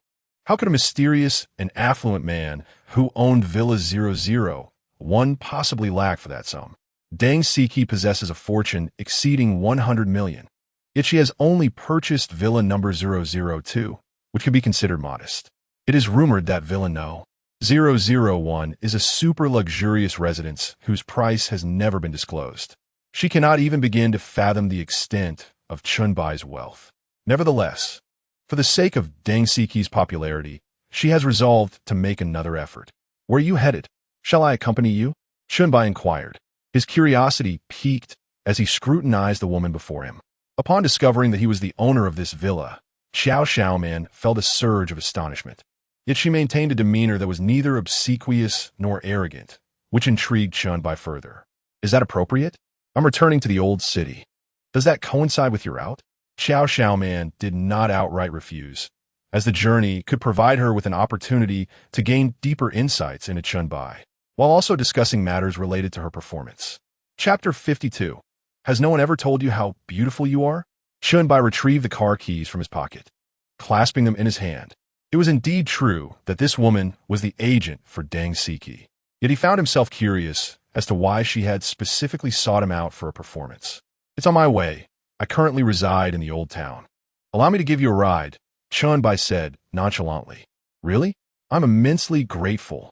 I happen to not drive here today, Xiao Xiaoman replied, lifting her delicate hand to brush her hair aside, her captivating eyes inadvertently glancing toward Chen Bai. His visage was remarkably suited for the entertainment industry. How could someone so strikingly handsome be an ordinary person? Having been Deng Siki's agent for quite some time, she had encountered numerous celebrities in reality. Yet none of the adored stars could rival Chen Bai's allure. Xiao Xiaoman believed she had developed a certain immunity to such charming faces. Yet upon seeing Chen Bai, her heart inexplicably raced. I am already 30. Why am I still fluttering over a youthful, handsome man? She chided herself internally. As Chen Bai led the way, he occasionally caught a glimpse of a radiant light flashing from the corner of his eye. Turning his head, he beheld Xiao Xiaoman's long, luminous legs emerging from her violet qipao. As Deng Siki's agent, have you never considered becoming a star yourself? Chen Bai inquired, narrowing the distance between them as they walked toward the sales office. Me? Xiao Xiaoman replied, a gentle smile gracing her lips as she slowed her pace. Her expression one of disbelief. Chen Bai nodded. With her striking beauty rated at 95, her long legs seemed to promise a more lucrative career than her current one. Few could astonish him at first glance, but Xiao Xiaoman was certainly one of them. Is it because of age? That is merely my old self. They say 30 is the new youthful age, shedding the innocence of girlhood for a unique charm. As for me, relying on my looks alone would likely lead to starvation. She chuckled, her laughter resembling the sound of silver bells, her long, fair hands covering her lips as her shoulders trembled with mirth. Chen Bai clicked his tongue in mild surprise. Has no one ever told you how truly beautiful you are? Is that for real? She responded, a hint of disbelief lacing her words. Well, even if it's a lie, I relish hearing it. with a playful toss of her head. Her alabaster neck was fully exposed to Chen Bai's gaze. He was astonished to discover that the color of her neck matched that of her face, indicating her inherent fairness. Coupled with her exceptional figure, one could say she was of a quality deserving of admiration. As they approached the sales office, they noticed a throng of elegantly dressed female sales representatives gathered around a parking spot. "There are so many people," Xiaoman remarked, her confusion evident as she scrutinized the scene. After a moment's reflection, she seemed to understand. It must be some affluent owner arriving in a luxury car. Chen Bai remained silent, producing the keys to his Lamborghini Urus from his pocket and pressing the unlock button. Instantly, two bright yellow lights flashed in the midst of the crowd. Is the owner arriving now? Where is he? Upon pressing the unlock button, the elegantly adorned saleswomen turned their heads in unison, keenly observing who among them held the car keys.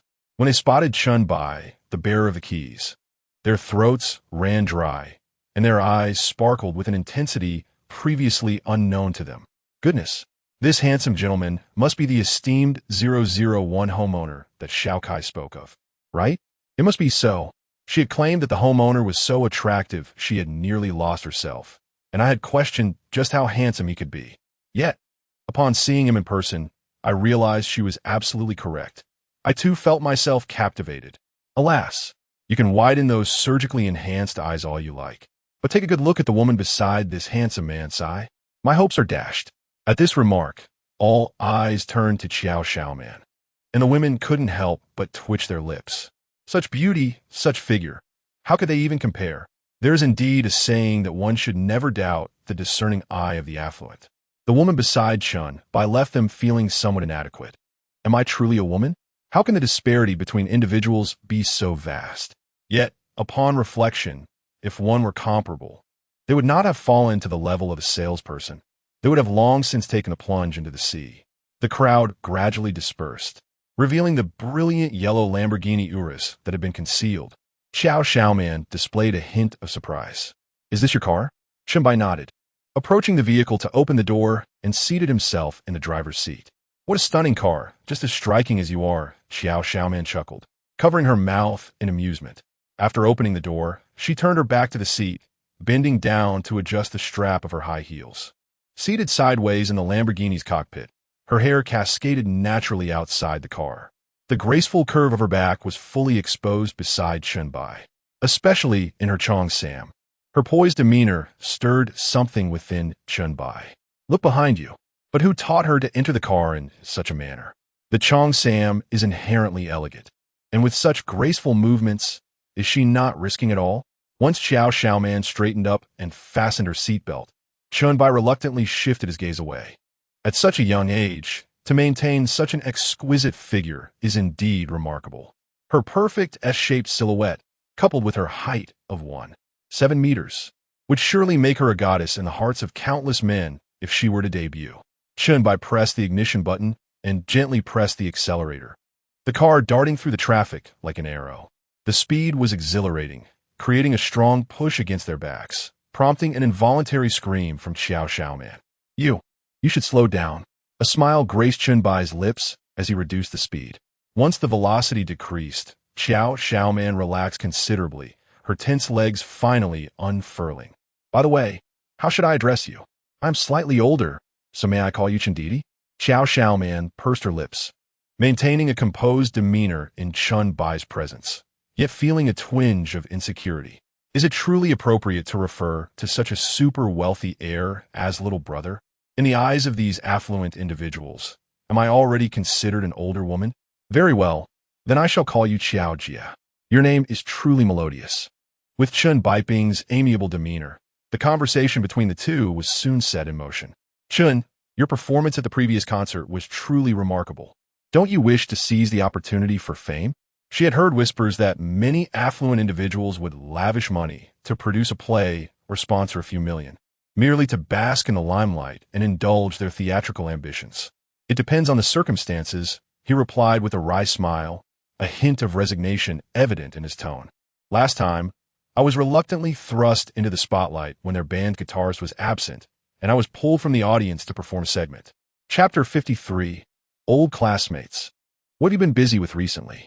Chen Bai's reluctance to refuse or accept indeed depends on the circumstances. The system's second task required him to have 5 women with a loyalty rating of over 85, and the third task might demand 10. Refusing could be a bit hurtful. Moreover, Xiaoman is undoubtedly the most visually appealing among those he knows, possessing an undeniable charm. Chen Bai suddenly realized he might have a slight obsession. He yearned for all types. In the days before he was bound to the system, he could easily fall for 20 different types within 10 minutes. Now that he has the system, shouldn't he indulge in the unattainable desires of his youth? All right, if you manage to contact her, please let me know promptly. My artist watched your performance video and believes you would truly make an excellent partner. Xiaoman felt a tinge of disappointment. A man who drives a luxury car worth millions and resides in a villa worth over 100 million might indeed look down on participating in such performances. Money alone would hardly sway him. Besides, with Chen Bai's dashing looks, what type of woman could he not attract? Why would he need to seek the spotlight at a concert? He embodies the essence of the tall, rich, and handsome archetype. Even she, who has seen countless male celebrities and considered herself immune to their charms, felt her heart race at first glance. Chen Bai's attractiveness seemed to transcend conventional dimensions, as if some advanced technology had sculpted his features to perfection. Deng Siki should have no trouble finding a partner, right? If he wishes, he could even invite seasoned veterans from the industry. Why must he seek me out? Steering with one hand while the other rested against the car window, Chen Bai lowered it. As they passed by, the sight often elicited excited screams from women on the street. Upon hearing this, Xiaoman's smile faltered with a hint of resignation. She wished to invite those prominent figures too, but Deng Siki was currently facing a potential public relations crisis. Anyone she invited would inevitably be implicated. Additionally, as this was a commercial performance, they could only hire newcomers. Sigh, it's truly inconvenient to discuss this with you, dear Chen. Xiaoman lamented, covering her head in frustration at the thought. Chen Bai nodded in understanding. The car gradually came to a halt beneath Xiaoman's residence, a new residential complex where the prices hovered around 20,000 per square meter. This could be classified as a moderately luxurious community with an array of BMW, Benz, and Audi vehicles parked below.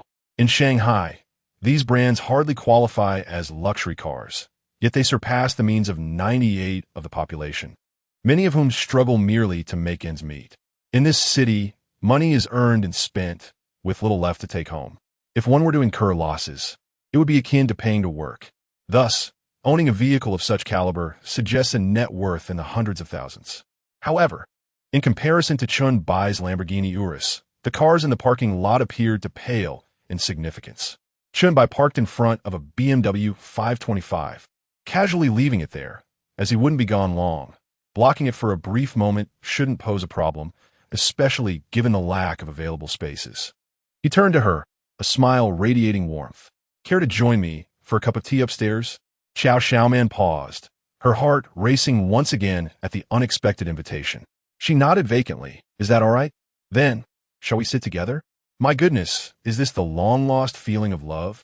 No, what am I thinking? Perhaps Chen Bai is simply thirsty. Yes, that must be it. Then I won't be polite with Sister Qiao. I am indeed a bit parched. No need to be polite, and I should thank you for escorting me home. Xiaoman chuckled softly, her beautiful eyes shimmering with deep affection.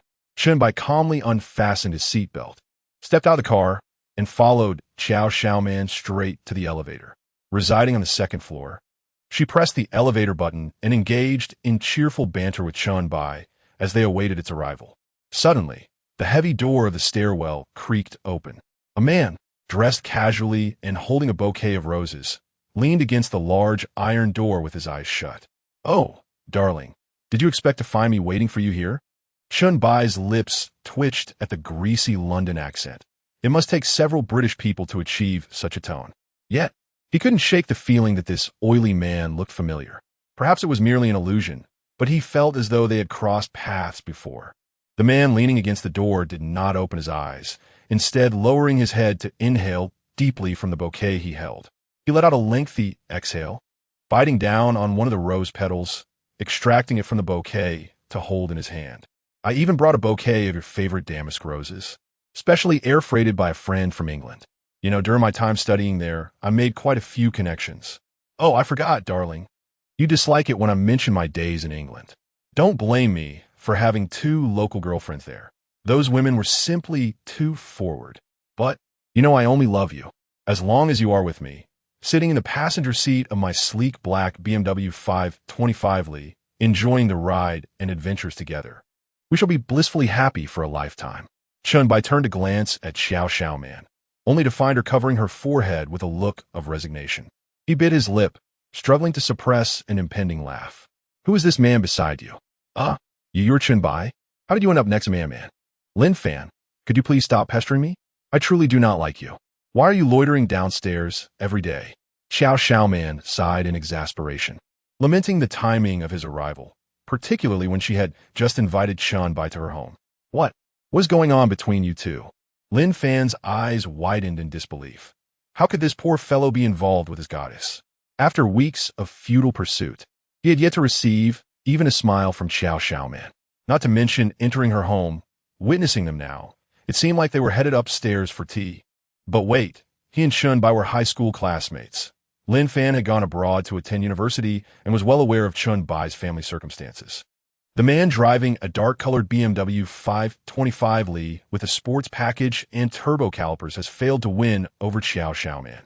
What right does a poor lad like Chen Bai have to succeed? Contemplating this, Lin Fan's lips curled into a wry smile as he extended a rose forward. Chen Bai, long time no see, old classmate. What have you been up to lately? You have no idea how much I miss high school during my days studying abroad. The cost of living in Eagle Country is exorbitant. Ordinary folks can hardly afford it. Upon my return, I purchased a dark-colored BMW 525Li with a sports package and turbo calipers. You still don't have a car, do you? Would you like me to take you for a drive? Chen Bai twitched his lips, feeling somewhat exasperated. Was the BMW paying him for endorsements? Or was there another reason to emphasize the model so clearly? Chapter 54. What are you explaining? Chen Bai curled his lips slightly, choosing silence. If he were to take out the keys to his Lamborghini and flaunt it, what difference would there be between him and Lin Fan? Xiao Man felt a sense of helplessness. Lin Fan, I have already told you that I will not be with you. Please stop embarrassing yourself here. For reasons unknown, being pursued by such a character in front of Chen Bai made her feel somewhat guilty. Perhaps it was the fear of losing face in front of friends. It had nothing to do with Chen Bai. She reassured herself. What's wrong, Xiao Man? Lin Fan asked. I'm just reminiscing with my high school classmate. Chen Bai is a good buddy in my heart. During my time in Eagle Country, I often missed the days spent playing basketball with Chen Bai. It truly felt like wanting to buy osmanthus flowers while carrying wine. Look at me now, driving a BMW 525Li Sport with upgraded calipers. Yet I feel no joy. Being wealthy isn't necessarily a blessing. I was happier when I had less. You see, Chen Bai should be carefree and happy now, right? With no money, there's nothing to worry about. Lin Fan cradled a bouquet of roses, his smile radiant. A poor boy like Chen Bai should not provoke the owner of a sleek black BMW 525Li Sport with upgraded calipers. It would be utterly embarrassing before the goddess, and one must hide their daggers behind smiles, constantly comparing their own merits to Chen Bai's, making him feel utterly ashamed. Naturally, he would distance himself from his goddess. Realizing he was unworthy of such an exceptional pursuer, Lin Fan pursed his lips, striving to maintain his gentlemanly demeanor. Chen Bai was momentarily taken aback. Yes, I'm quite happy now. What about you? Are you not happy?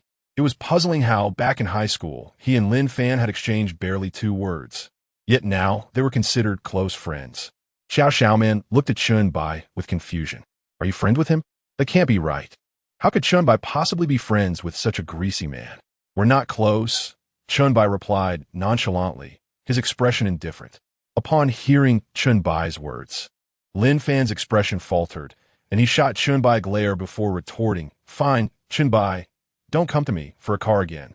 And don't even think about riding in my black BMW 525Li Sport. As Lin Fan exited the building with the roses, Xiao Man finally exhaled, her elegant visage relaxing.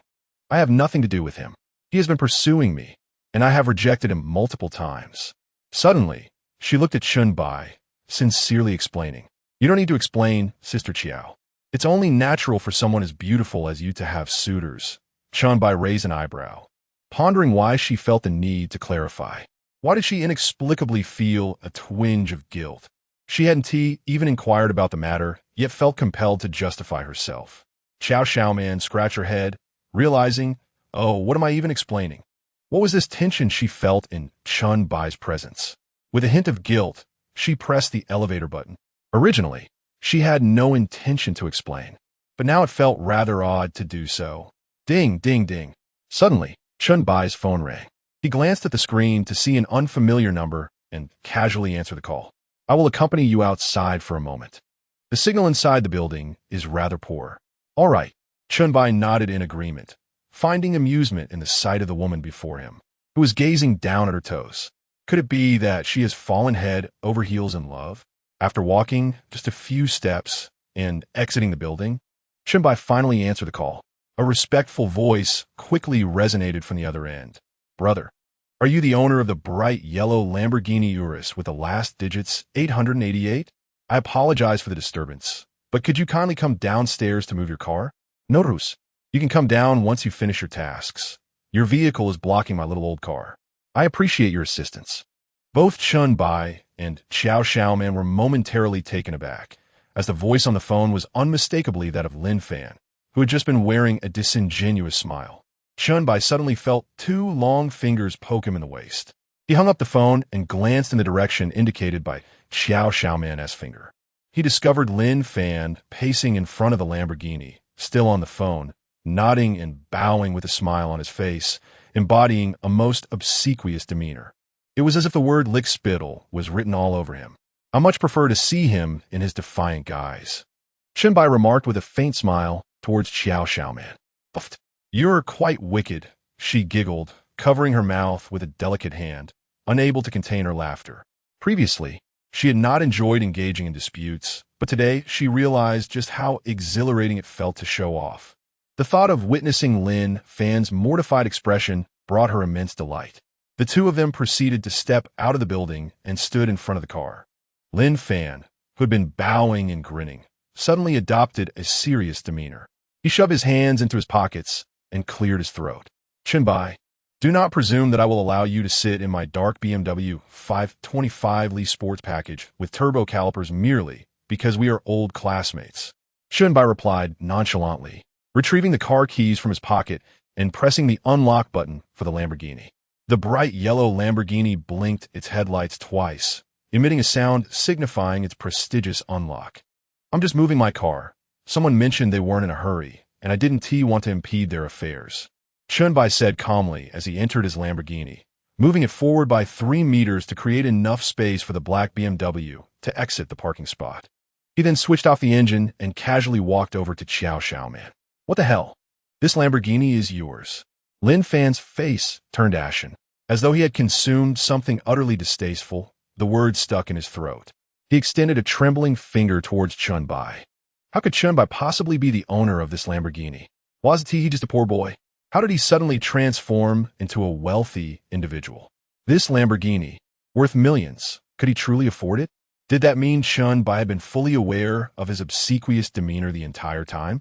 Lin Fan's heart felt as if it were pricked by countless needles. A brother could endure hardship, but he could not drive a Range Rover. Even if he did, it would be best to cut off contact. The most humiliating part was that Chen Bai had witnessed his servile behavior. How could one possibly hold their head high in the presence of a goddess? Thankfully, I refrained from speaking disrespectfully to Chen Bai earlier. Otherwise, my face would surely bear the marks of a beating. Indeed, what could a mere toy compare to your magnificent BMW 525? Chen Bai scoffed lightly, turning away to ascend the stairs for a glass of water. Lin Fan gritted his teeth, casting a lingering glance at Xiaoman before pulling Chen Bai aside. With tears glistening in the corners of his eyes, he whispered softly in Chen Bai's ear, Brother Chen, when you ride with my goddess, could you please be gentler? Don't stand up to pedal. It pains my heart. Chapter 55. A second chance at the lottery. Chen Bai couldn't help but twitch his lips. How could he possibly attend a bicycle race with her? Moreover, with the intensity of the competition, he would surely be left behind by the leading racer, forcing him to pedal faster. Rankings and honors held great significance. I'm leaving. Out of respect for our old friendship, please treat my goddess kindly. When you go out, remember to be civilized. No spitting or graffiti, and absolutely no I was here inscriptions. I beg you. Lin Fan's demeanor was marked by humility, and with a lingering glance at Xiao Man, he turned to his BMW. As he pulled out of the parking space, the dark window lowered, revealing Lin Fan's tear-streaked face. Man, my world will no longer include you. Be happy. Be joyful. Once the BMW had driven far away, Chen Bai returned to Xiaoman's side.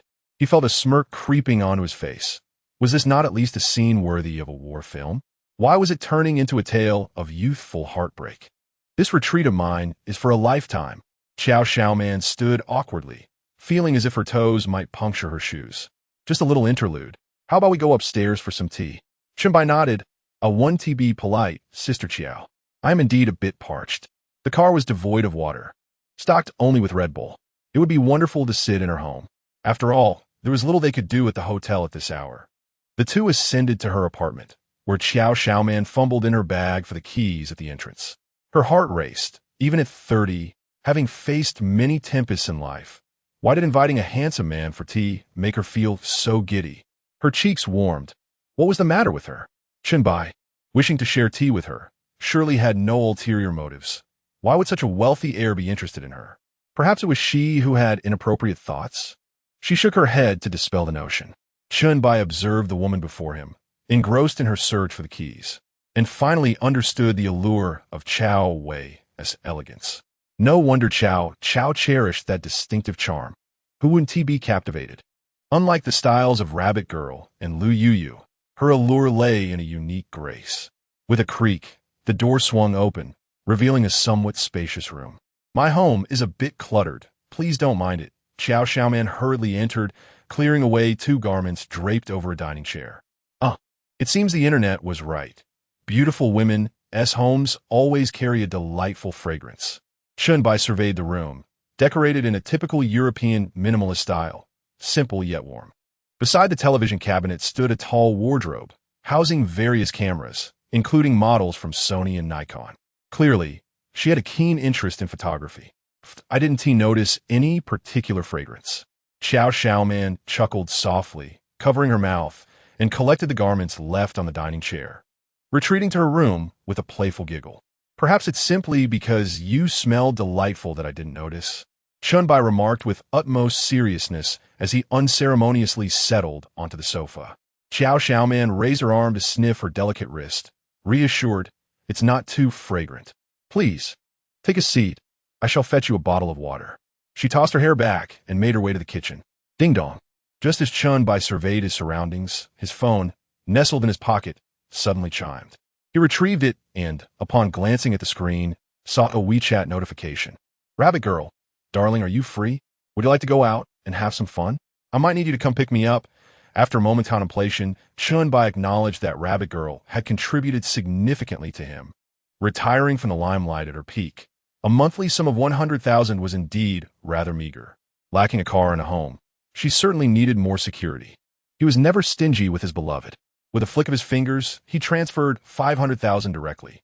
Rabbit Girl, oh dear darling, what are you doing? Why so suddenly generous? I didn't come asking for money. I just miss you. It feels like I yearn for you so much when I don't see you for even a day. The transfer has been returned. Chen Bai gazed at the phone screen, feeling a sense of satisfaction. This girl, while unabashedly materialistic, was not akin to the typical gold digger. Rather, she was lucid, desiring wealth but not greedy, fully aware of her true aspirations. Who doesn't appreciate money? Even Confucius, with his 3,000 disciples, required 10 pounds of cured meat as a form of offering. What was this? Had it really only been a day since they last met, and she was already longing for him? Rabbit Girl, you're so annoying. That 500,000 was intended for her to purchase a car, making her outings more convenient. Do you prefer Mercedes E-Class or a Panamera? He transferred another million. Rabbit Girl, no, that's too extravagant. Your money doesn't come from thin air. I can't accept such an expensive car. An isn't the Panamera, typically driven by wealthy ladies? Chen Bai smiled faintly. You could become a wealthy lady yourself. Your demeanor fits it quite well. Rabbit Girl, I don't want to be a wealthy lady. They attract gold diggers. I only wish to be your little lover, to be with you for a lifetime. Chen Bai chuckled softly, genuinely amused by her words. What is amusing you, Chen brother? Have you thought of something delightful? Xiao Xiao Man emerged from the kitchen, holding 2 frosted bottles of Perrier, her smile radiant as she placed the water before him and settled at the opposite end of the sofa.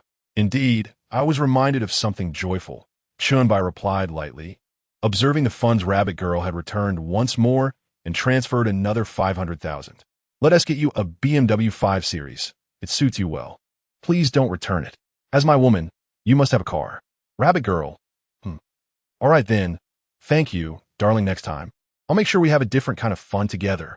Chen Bai gazed at the system before him, momentarily taken aback. Is this truly the lottery wheel that grants enhancements to one's appearance? Such an impressive function for a mid-level reward. Imagine the possibilities if one were to hit the jackpot. He pondered inwardly. Dear system, is there a guaranteed minimum reward on the lucky wheel? In response to the host, every 15th attempt will yield a super guarantee. 15 attempts, Chen Bai mused, nodding to himself. This is far more reasonable than the lottery guarantees of certain 4-letter games.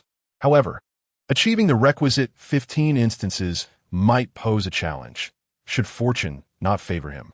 He would need to ensure that the loyalty of 15 women exceeds 85 in order to secure the guarantee. Nevertheless, he decided to proceed and utilize the lottery once. Chapter 56. The Lottery and the Art of Time Suspension. The lottery function is being activated for the host. Chen Bai stared intently at the virtual screen before him, each grid displaying a distinct hue, with varying widths corresponding to their probabilities. The widest segment of the wheel was as broad as a palm, while the narrowest, representing the least chance, was no wider than a pinky finger. The pointer spun erratically on the wheel until it gradually came to rest on a segment that measured 4 fingers in width. Chen Bai sighed. If a 1-finger width ability was deemed a grand prize, then a 4-finger width ability must be a third prize, better than nothing, at least. It seemed he would have to place his hopes on the super jackpot, which was guaranteed to appear once every 15 draws. He realized that skills were far more significant than money.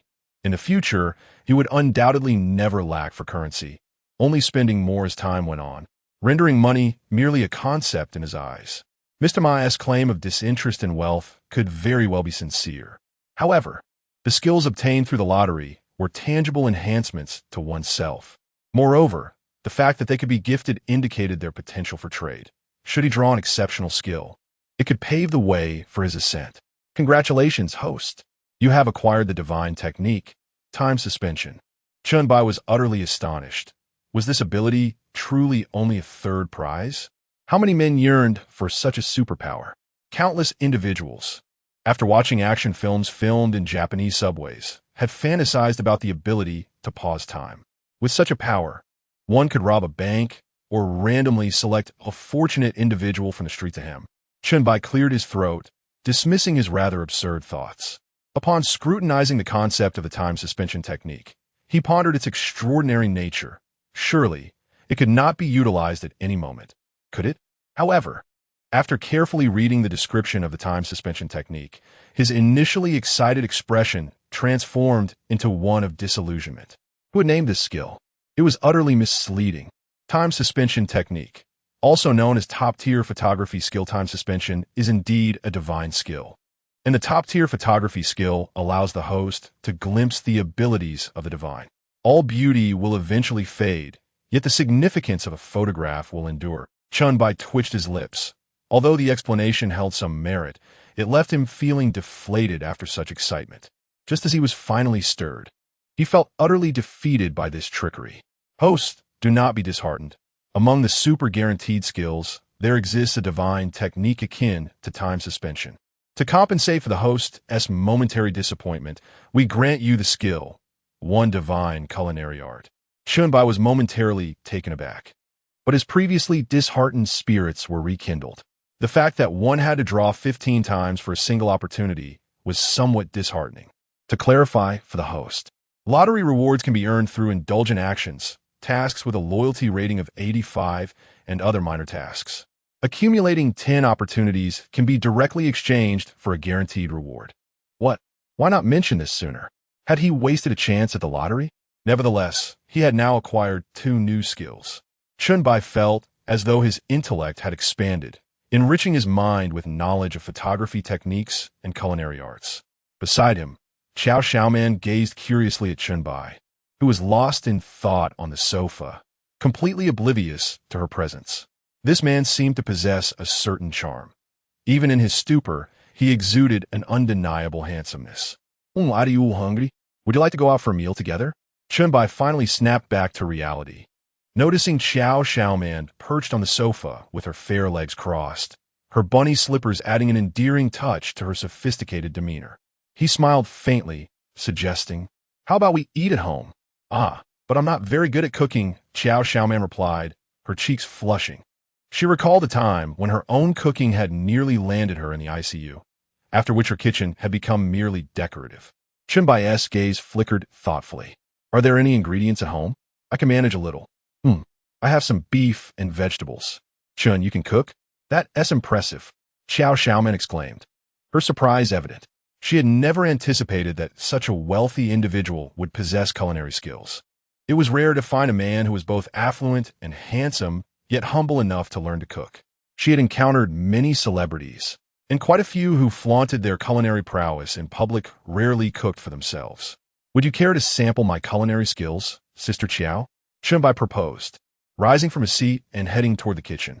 "Sure, I'd appreciate it, as I haven't had home-cooked meals in quite some time, and I miss them," Xiao Xiaoman replied, her eyes sparkling with delight. This was indeed a good man, someone worthy of her trust. Why does it feel odd? Why would he be worthy of trust so soon? What is wrong with me today? Have I watched too many reality shows? Yet, she didn't expect Chen Bai's culinary prowess to be exceptional. As long as it surpassed her own abilities, that would suffice. As long as it was edible and safe, it could be considered good cooking. One couldn't realistically expect a charming, wealthy heir to possess the skills of a professional chef, could they? Chen Bai entered the somewhat minimalist kitchen and retrieved a piece of fresh beef and a few peppers from the refrigerator. Several recipes flashed through his mind before he settled on making beef with green peppers. Simple, delicious, and a staple home-cooked dish. This dish would test his culinary skills. A few extra seconds in the pan could render the beef tough, making timing crucial. As he raised the knife, he heard the sound of slippers on the floor behind him. Turning to look, he saw Xiao Xiaoman entering the kitchen with a Sony camera in hand. "Do you mind if I take some photos and videos, Chen? I enjoy documenting the little moments of life. There is something wonderfully mundane and blissful about it," she said, her beautiful eyes squinting in delight as she sought his permission. "Of course, feel free. You might even learn my cooking steps from the video." "Frequent dining out can impact one's health," Chen Bai replied casually, slicing the beef into strips the width of his pinky finger and coating them in a layer of starch.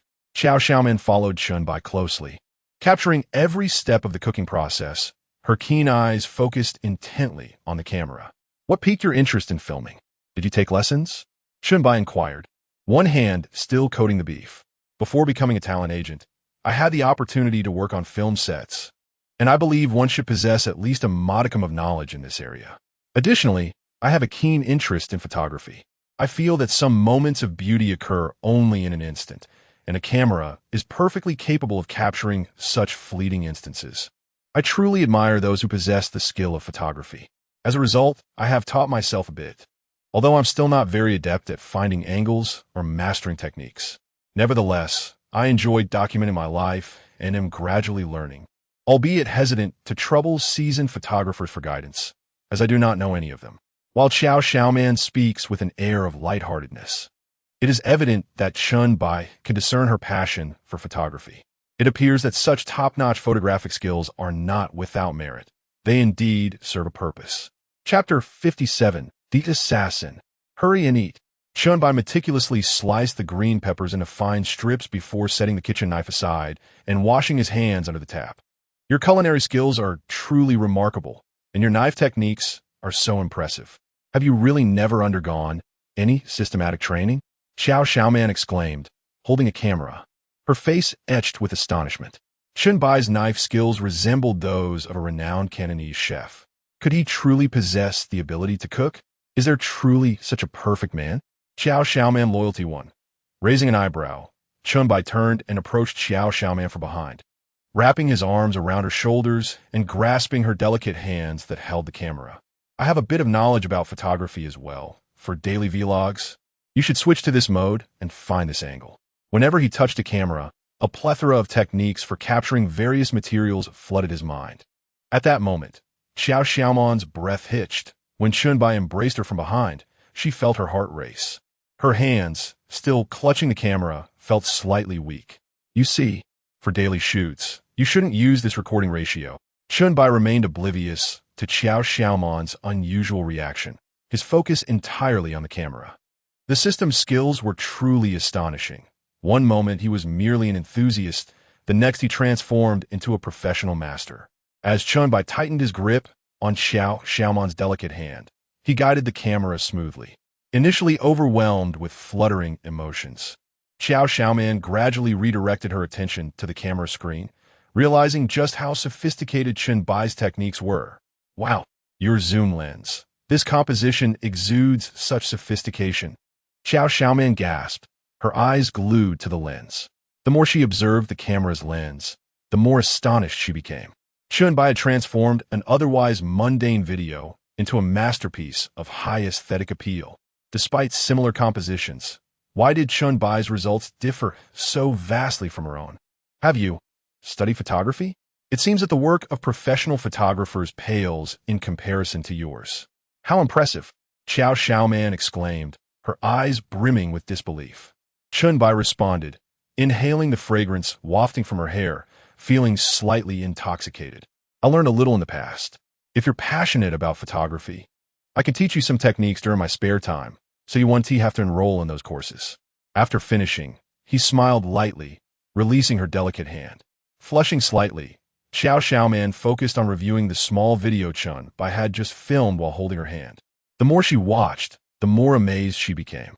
Chen Bai's claim of knowing just a little seemed to contradict the professional quality of his work. His skills surpassed even those of crew photographers. How extraordinary! Chen Bai, you possess such talent. Xiao Xiaoman felt her heart race, a sensation she hadn't experienced in a long time. Why did I find myself captivated multiple times during such a brief encounter with Chen Bai today? Especially the sensation of his strong, powerful hand grasping my wrist. At that moment, I turned my head slightly to glance at him and saw the earnestness etched upon his face. How strikingly handsome he appeared in his seriousness. Xiao Xiaoman Loyalty 1. Just after Chen Bai had discarded the shredded beef, a notification to increase loyalty suddenly flashed before me. He curled the corners of his lips, realizing that the seemingly dignified woman before him secretly harbored a more delicate side within. Chen, with your remarkable photography skills, why didn't you mention it before? Xiao Xiaoman inquired, holding her camera with both hands, a hint of curiosity in her voice. Chen Bai, with one hand resting on the stove, turned to glance at the woman joyfully cradling her camera. I had no idea you enjoyed photography, and since it is merely a hobby, there was no need to boast about it, he replied calmly, explaining that he had only recently acquired this skill and had not previously known how to wield it. It was only upon noticing the camera displayed in Xiao Xiaoman's home that he realized the utility of this newfound talent. However, he noted that her Sony camera was not of the highest quality, thus limiting the potential for excellence in the photos taken. Chen Bai pondered for a moment, resolving to purchase a camera for himself and gift one to her as well. The ambitious goal of 10 billion still felt somewhat distant. After hearing his words, Xiao Xiaoman pressed her lips together. There are few understated signs of wealth like him. She could hardly imagine how ostentatious others with such masterful photography skills might be. In comparison, Chen Bai exuded an impressive composure. How alluring he was! Given her experiences and age, she no longer yearned for a sweet romance, feeling no attraction toward the arrogant offspring of the affluent. Yet, remarkably, she found in Chen Bai an unwavering steadiness that perfectly aligned with her ideal type. Sister Qiao, please wait outside for me. The smoke in the kitchen may become overwhelming, and with you smelling so delightful, it would be unfortunate for your fragrance to be tainted. Chen Bai advised, skillfully stirring the vegetables with a spatula. He also pressed the quick cook button for the rice, anticipating that both the dishes and rice would be ready in approximately 12 minutes. I appreciate your efforts, dear Chun, Xiao Xiaoman exclaimed, stepping out of the kitchen in her adorable bunny slippers, excitedly hugging her camera at the dining table. Within 10 minutes, Chen Bai emerged from the kitchen bearing a steaming plate of green pepper and shredded pork. He returned to fetch 2 bowls of rice and chopsticks before finally taking a seat beside Xiao Xiaoman. He was somewhat astonished by his own culinary prowess. The aroma was so enticing that anyone who tasted it would undoubtedly exclaim in delight. "It smells divine," Xiao Xiaoman exclaimed, swallowing hard as she savored the fragrant dishes laid before her. The simple plate of green pepper and shredded pork was enough to make her uncontrollably gulp. The flavors were enchanting, combining the comforting essence of home cooking with the sophistication of a high-end restaurant. She glanced at the composed Chen Bai, who remained still with his chopsticks, making her feel a tad hesitant to begin eating first. However, the aroma was simply irresistible, as if her brain was sending an urgent signal. "Hurry, savor this deliciousness." "Well, Chun, shall we eat quickly? The dishes will lose their flavor if they get cold." Chen Bai glanced up, nearly suppressing a laugh. Xiao Xiaoman's eyes were fixed on the plate before her, her eager hand poised next to the chopsticks, ready to snatch them up at any moment. She was occasionally swallowing in anticipation. "All right, let's eat together. No need to be polite. It's just the right moment for Xiao to taste my culinary skills." "MHM." Xiao Xiaoman nodded fervently, lacking any semblance of a domineering demeanor. She picked up her chopsticks and took a bite of the stir-fried beef with green peppers. After a couple of chews, her expression suddenly shifted to one of confusion. Chapter 58 let her subtly express her feelings. Chen Bai was momentarily taken aback, then picked up his chopsticks and placed a piece of beef in his mouth. The flavor was quite agreeable. Perhaps it simply did not align with Xiao Jie's taste. He savored the beef strips, finding them neither too salty nor too bland, with a unique smokiness that unmistakably spoke of masterful culinary skill. Yet, why did Xiao Xiaoman's expression appear so peculiar? He held a firm confidence in his culinary prowess. "No, that's not it. This is exceptionally delicious. Your cooking is truly remarkable. Is there anything you cannot do?" Xiao Xiaoman paused for a moment, her eyes suddenly ablaze with a passion for food that was devoid of any emotional entanglement. She chewed thoughtfully, picked up another bite of beef, and deftly paired it with a mouthful of rice. The sight of a sophisticated woman delighting in cuisine like a child was endearing. Her cheeks puffed adorably. Occasionally, she would emit sounds of delight, such as mmm. "This is undoubtedly the finest green pepper beef I have ever tasted, tender and fragrant. You are truly impressive." Xiao Xiaoman continued to savor her meal, stealing glances at Chen Bai, who epitomized her ideal partner. He possessed an abundance of life skills, shared her interests, was affluent and handsome, and his culinary abilities were extraordinary. It seemed she was rekindling her dreams of a sweet romance. Chen Bai exhaled in relief, thinking he had perhaps not catered to Xiao Jie's palate. If she liked it, that was all that mattered. "I love it. It's far better than those dishes from restaurants, with a comforting home-cooked flavor. How are you so remarkable? Cooking, playing the guitar, and photography. I've never encountered such an exceptional gentleman." Xiao Xiaoman praised sincerely. She had never seen a stubborn, rich heir so skilled in life as practicalities, especially in the kitchen. It was unheard of for a pampered, rich kid to cook so well. It rivaled that of top chefs, didn't it? Just moments ago, she had thought that as long as the food was cooked, it would suffice. She was grateful she had not voiced that thought, or it would have been utterly embarrassing. Her face would have burned with shame. "You are so exceptional. There must be countless admirers pursuing you, right?" Xiao Xiaoman asked cutely, her cheeks still full of food. "Xiao Jie, you are exceedingly beautiful as well. Surely, many people must be after you. You must attract attention on the street to the extent of being asked for your WeChat, right?" Chen Bai replied with a gentle smile. "Not at all. I am used to being alone, and honestly, no one ever asks me for my WeChat on the streets. With such sweet words. Little do you know how many girls you could easily charm." Xiao Xiaoman gazed at Chen Bai with her lovely eyes, secretly marveling that despite having seen many handsome men, none compared to Chen Bai's charm. which could stir the hearts of many. Chen Bai chuckled softly. That, dear Xiao Jia, is a misunderstanding. I never deceive young girls. That statement is quite erroneous. How could mutual feelings ever be classified as deception? Besides, could one possibly deceive a young girl? It must start from him. If one were to deceive, it should be a captivating woman such as this one. Oh, Xiaoman chuckled softly, choosing not to respond further. Chen Bai glanced at the system screen before a smirk graced his lips. Half an hour later, sated from the meal, he leaned back in his chair and let out a satisfied burp. How delightful! Such satisfaction. Your culinary skills are exceptional. Anyone fortunate enough to become your partner will surely be blessed. Xiaoman pulled out a tissue to dab her lips, then retrieved a lipstick from her small bag, applying it to her fiery red lips. Leaning back in her chair, she mimicked Chen Bai, patting her stomach. Chen Bai could tell that she genuinely enjoyed the dishes she had made. Her once alluringly flat abdomen now bore a slight swell, stretching the fabric of her purple qipao. This appearance lent her an unexpected charm. What a delicious meal!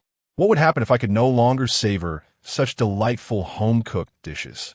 A playful expression flickered across Xiaoman's mature face, tinged with a hint of regret. Chen Bai raised an eyebrow, teasingly suggesting, if you crave this, come to my house. Find me at Tanwa number 1, and I will personally prepare a meal for you. Really? I hope I'm not imposing. Xiaoman initially intended to decline, but her resolve faltered as her mouth watered at the thought. Of course, I would even relish your company, Chen Bai replied, playfully touching the tip of his nose. As it happens, your artist resides next door to me.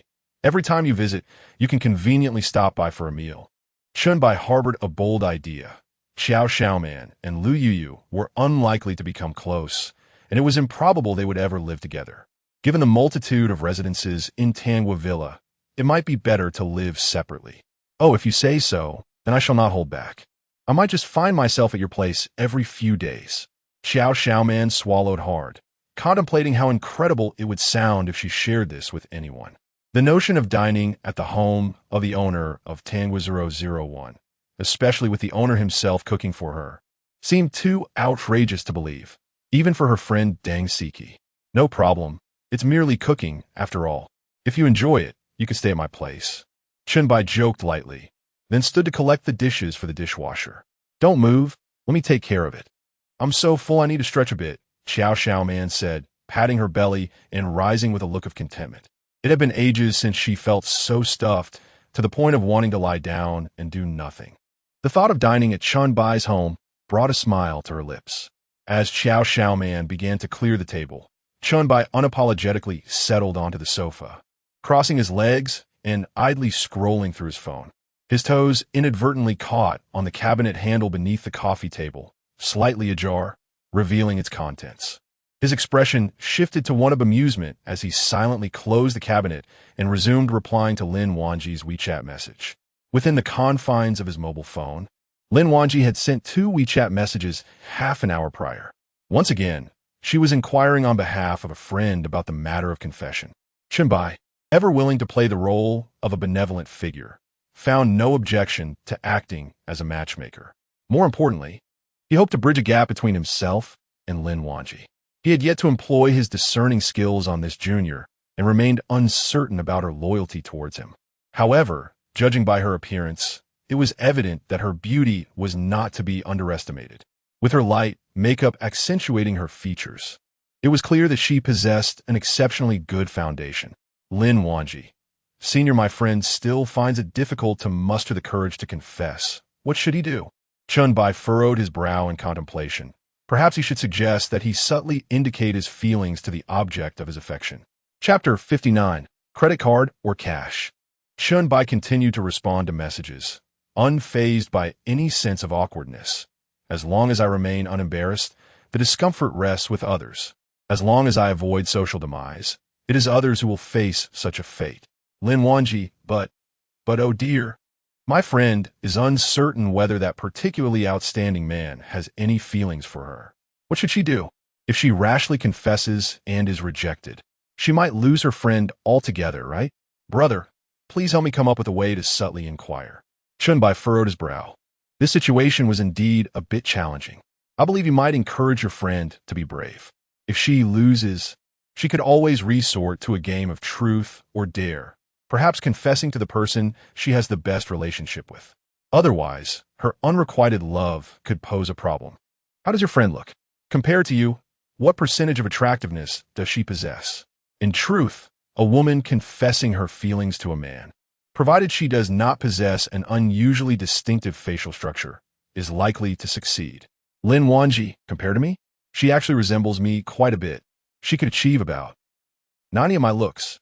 Chen Bai scratched his head, pondering whether he could employ his discernment skills to assess Lin Wanji's personal attributes. Beep, responding to the host. The discernment ability can only be utilized upon seeing a photograph or the individual in reality. Very well, Chen Bai muttered to himself, recognizing the absurdity of being able to assess someone's attributes without seeing them in person. He considered that anyone who could be 90 similar in appearance to Lin Wanji would certainly not be unattractive. She could even be considered a campus beauty. So there is no need for concern regarding her confession. Lin Wanji, really? I'll go inform my friend to prepare. By the way, senior, remember to pick me up from school tomorrow. Sure, no problem. Chen Bai replied nonchalantly, unable to suppress a smile. It was hard to fathom who could elicit a confession from a woman deemed a campus beauty.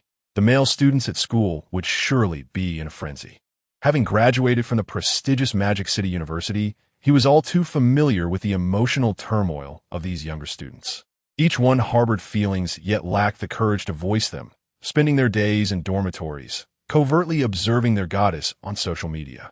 They all knew that once three men gathered, a strategist would emerge, offering various schemes for pursuing the goddess, while they themselves remained too timid to express their feelings.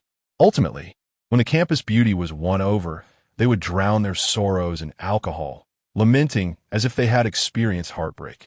Chen Bai could easily envision the state of the male dormitory. Hey, do you usually take a nap? Xiao Xiaoman inquired shyly, biting her lower lip as she placed the dishes in the dishwasher and washed her hands before emerging from the kitchen. Are you going to take a nap? In that case, I shall take my leave. Chen Bai replied with a gentle smile, glancing at the time. Was her nap really scheduled for past 6 in the afternoon? Since she had mentioned it, remaining any longer would be impolite. Moreover, staying alone in her home was rather uninteresting. Perhaps he should return to the hotel and discuss massage techniques with Su Yan. Xiao Xiaoman was clearly taken aback. Her question was an attempt to keep Chen Bai from leaving. She was unsure of the feelings stirring within her towards him. However, deep down, she sincerely hoped that Chen Bai would stay and rest for a while. After all, she had prepared a meal for him and imparted her photography skills. Surely it must be gratitude? Xiao Xiaoman continuously reassured herself that it was indeed gratitude. Otherwise, apart from Chen Bai, no man had lingered in her home for such an extended period. Then until next time, let me know what you wish to eat via WeChat, and I shall have you savor my boiled chicken shreds when the opportunity arises. Be careful on the road. As Chen Bai descended the stairs, he settled into his Lamborghini, merging into the flow of traffic. Half an hour later, the Lamborghini came to a stop outside a digital mall. It is said that high-end cameras and camcorders are worlds apart from the ordinary. He had been skeptical until he recently taught Xiaoman shooting techniques, realizing that without a high-end camera, many skills simply could not be manifested.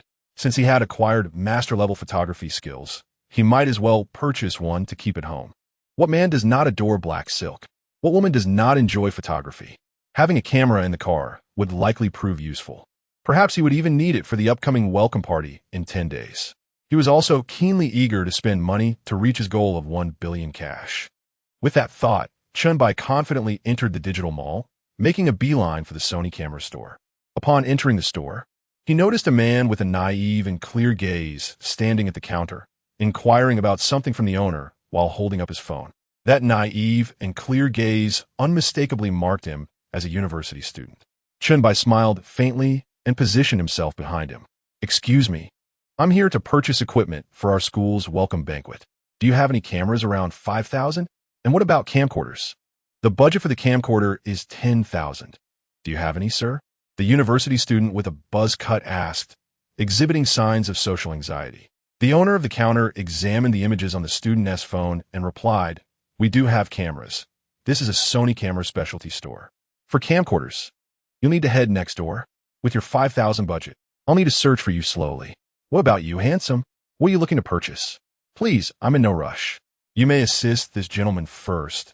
The university student timidly retreated a step, clearly uncomfortable. Observing this, Chen Bai felt no need for politeness and directly approached the counter. Do you have the Sony FE600mm, the top configuration? The owner was taken aback and, with a serious tone, cautioned, we do have it. Young man, this camera is our most expensive model. It is not priced for the faint-hearted. Our entry-level Sony cameras suffice for a photographer's everyday needs. A non-professional would hardly be able to utilize the advanced functions of this top-tier camera. Ordinary individuals wouldn't require it. Why spend 100,000 on a camera? The owner had tried to remind him as gently as possible. For the model Chen Bai mentioned cost 100,800, not including maintenance fees. Many have been lured by the enticing offers of short video influencers, who claimed that one could acquire such a model for merely 10,000, yet some stubbornly believed it. He had encountered quite a number of this type before, so he could only discreetly remind him not to be caught off guard when it came time to settle the payment. Well, you needn't concern yourself with that. You do have stock available, right? Chen Bai remarked casually. Indeed, the average person may find it unnecessary, but his master-level photography skills were not acquired without effort. Yes. Do you require 2 units? The owner, observing Chen Bai's confident demeanor, decided against further persuasion, having already issued his warnings. Should there be any repercussions upon payment, it would no longer be his concern. Yes, 2 units. Please package them. Very well. I shall fetch the merchandise for you. I can offer a discount for both units, totaling 210,000. Would you prefer to pay in cash or by card? The owner regarded Chen Bai with a playful smile. Chapter 60. The shocked junior Chen Bai noticed the somewhat mocking gaze directed at him and couldn't help but shake his head. Swipe the card. You go fetch the goods. Are you truly purchasing 2 of the highest-end cameras? That amount could buy a camera superior to those used by film crews. Wouldn't you reconsider? The boss, upon hearing Chen Bai's unhesitating agreement, instantly concealed his amused expression. With such resolve, he might genuinely intend to make a purchase. Spending 200,000 would undoubtedly categorize him as a distinguished client. I shall also acquire a camera. You simply need to retrieve the goods. Chen Bai smiled faintly and pulled out a bank card from his bag, slapping it down on the counter. The nearby university student, with his naive and wide-eyed expression, was utterly astounded. Goodness, spending over 200,000 just for a camera? The world of the affluent is beyond my comprehension. How long must I toil to earn 200,000? Sigh, I truly envy them. Being wealthy is splendid. Our school's budget for a welcome party is merely 15,000 for cameras and camcorders, which pales in comparison to a mere fraction of what these affluent individuals spend. The wide-eyed university student gasped in disbelief, muttering softly behind him. The boss respectfully accepted the card, his demeanor markedly different from before. He retrieved a bottle of mineral water and handed it to Chen Bai. Please wait. I will first process the payment and then fetch your goods. Ding! Payment of 210,000 yuan successfully processed. Detected host expenditure of 210,000 yuan. Tenfold cashback of 1 million yuan. Chen Bai took the mineral water, twisted off the cap, and took a couple of sips. Observing the system panel before him, he felt fortunate. The cashback was astonishing. Unfortunately, the ceiling price for cameras was merely 100,000, though there were pricier options that would require long wait times for customization. As the boss went to gather the goods, Chen Bai turned to examine the camera accessories, such as zoom lenses and filters. Just as he turned, he noticed the naive university student still holding up his phone, babbling into it. Wow, now I truly understand what it means to be wealthy. Spending 200,000 on a camera without batting an eye. Their hobbies must be worth such sums, while ours revolve around a 15-pack of internet CAF rooms. The disparity between people is staggering. ISNT it? Do you think Teacher Rabbit was taken down by such affluent individuals? Sigh, I despise the wealthy. Once the university student finished his lament, he noticed Chen Bai looking at him, and his face turned crimson. Brother, I meant no offense. Chen Bai smiled gently, shook his head, and walked over to the shelf to examine the accessories. When he was still in university, He often reacted similarly upon encountering the wealthy, naturally comprehending their mindset. Moreover, he could not deny the truth in their words. He indeed had been the one to take down Teacher Rabbit.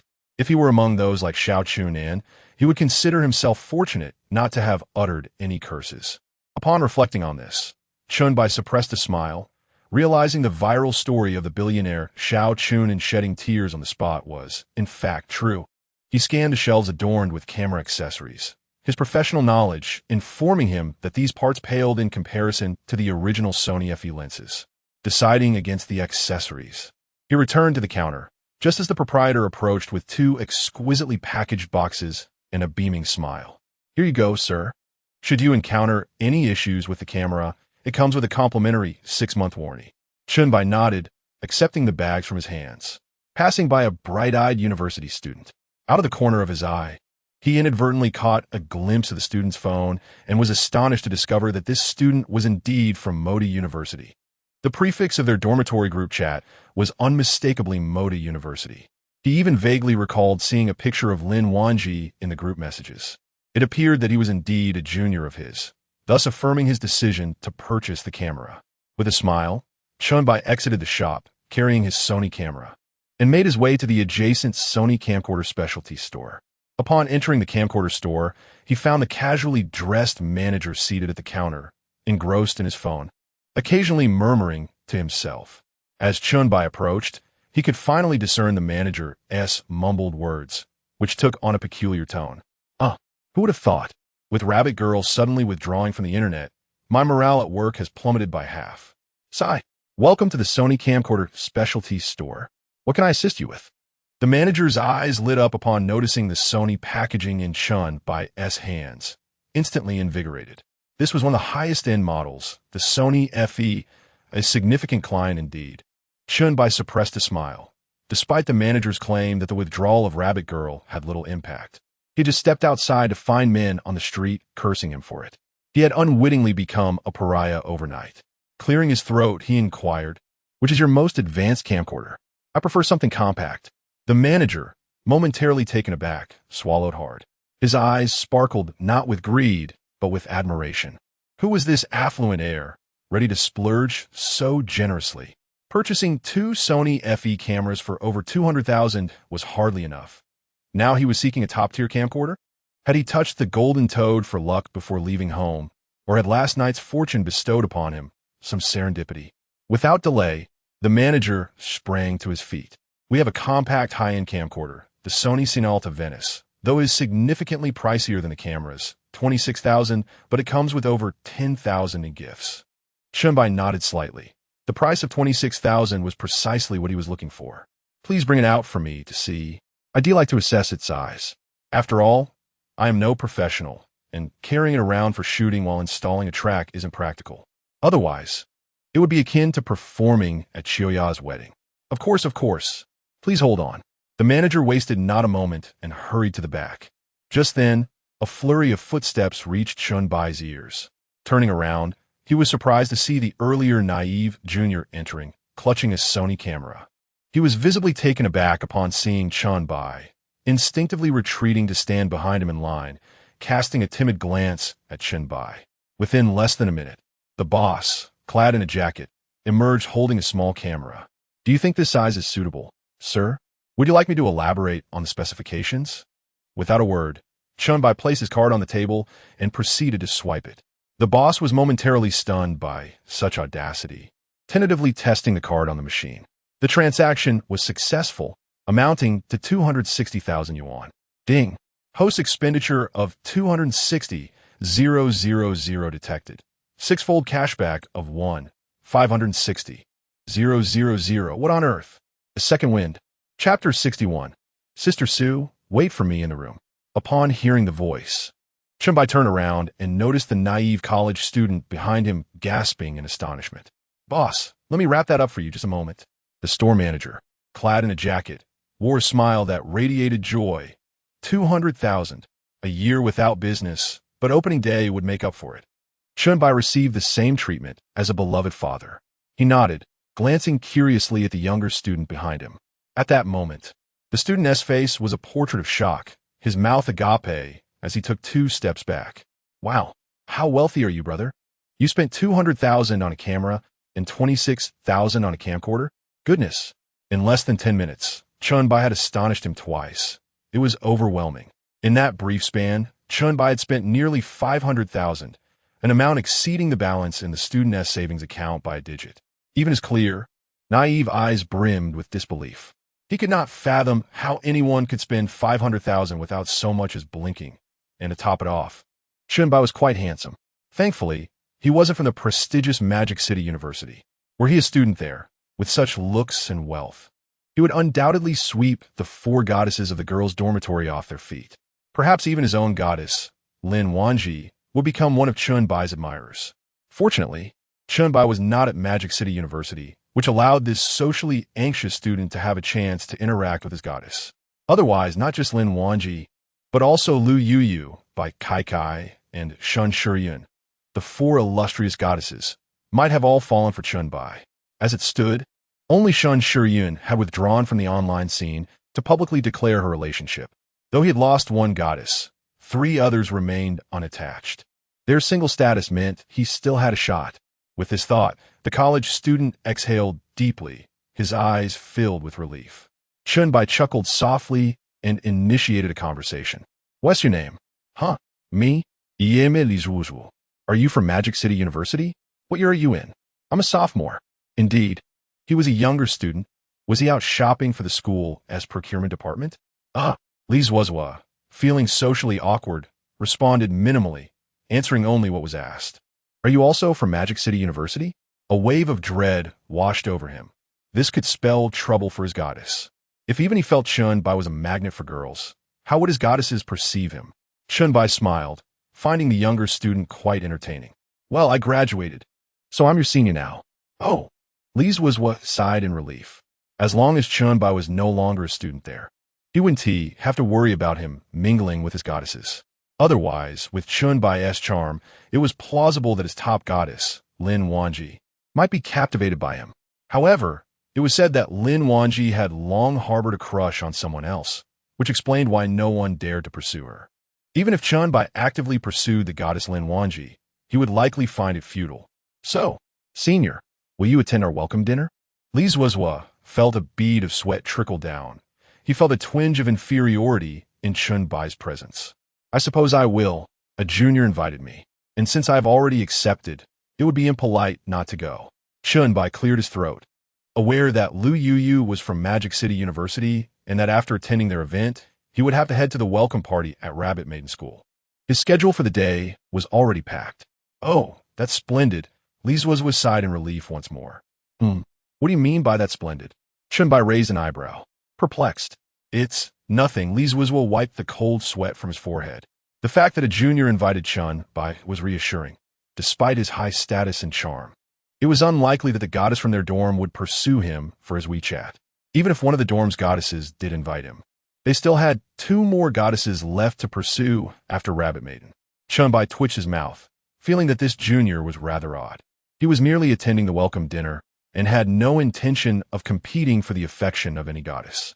In less than 2 minutes, the manager approached Chen Bai, presenting him with a meticulously wrapped package containing a Sony camera. We look forward to your next visit. You are now our esteemed VIP client. Please do not hesitate to let us know if you require anything, the manager said courteously. Chen Bai acknowledged him with a faint response before casting a glance at his junior and stepping out of the store.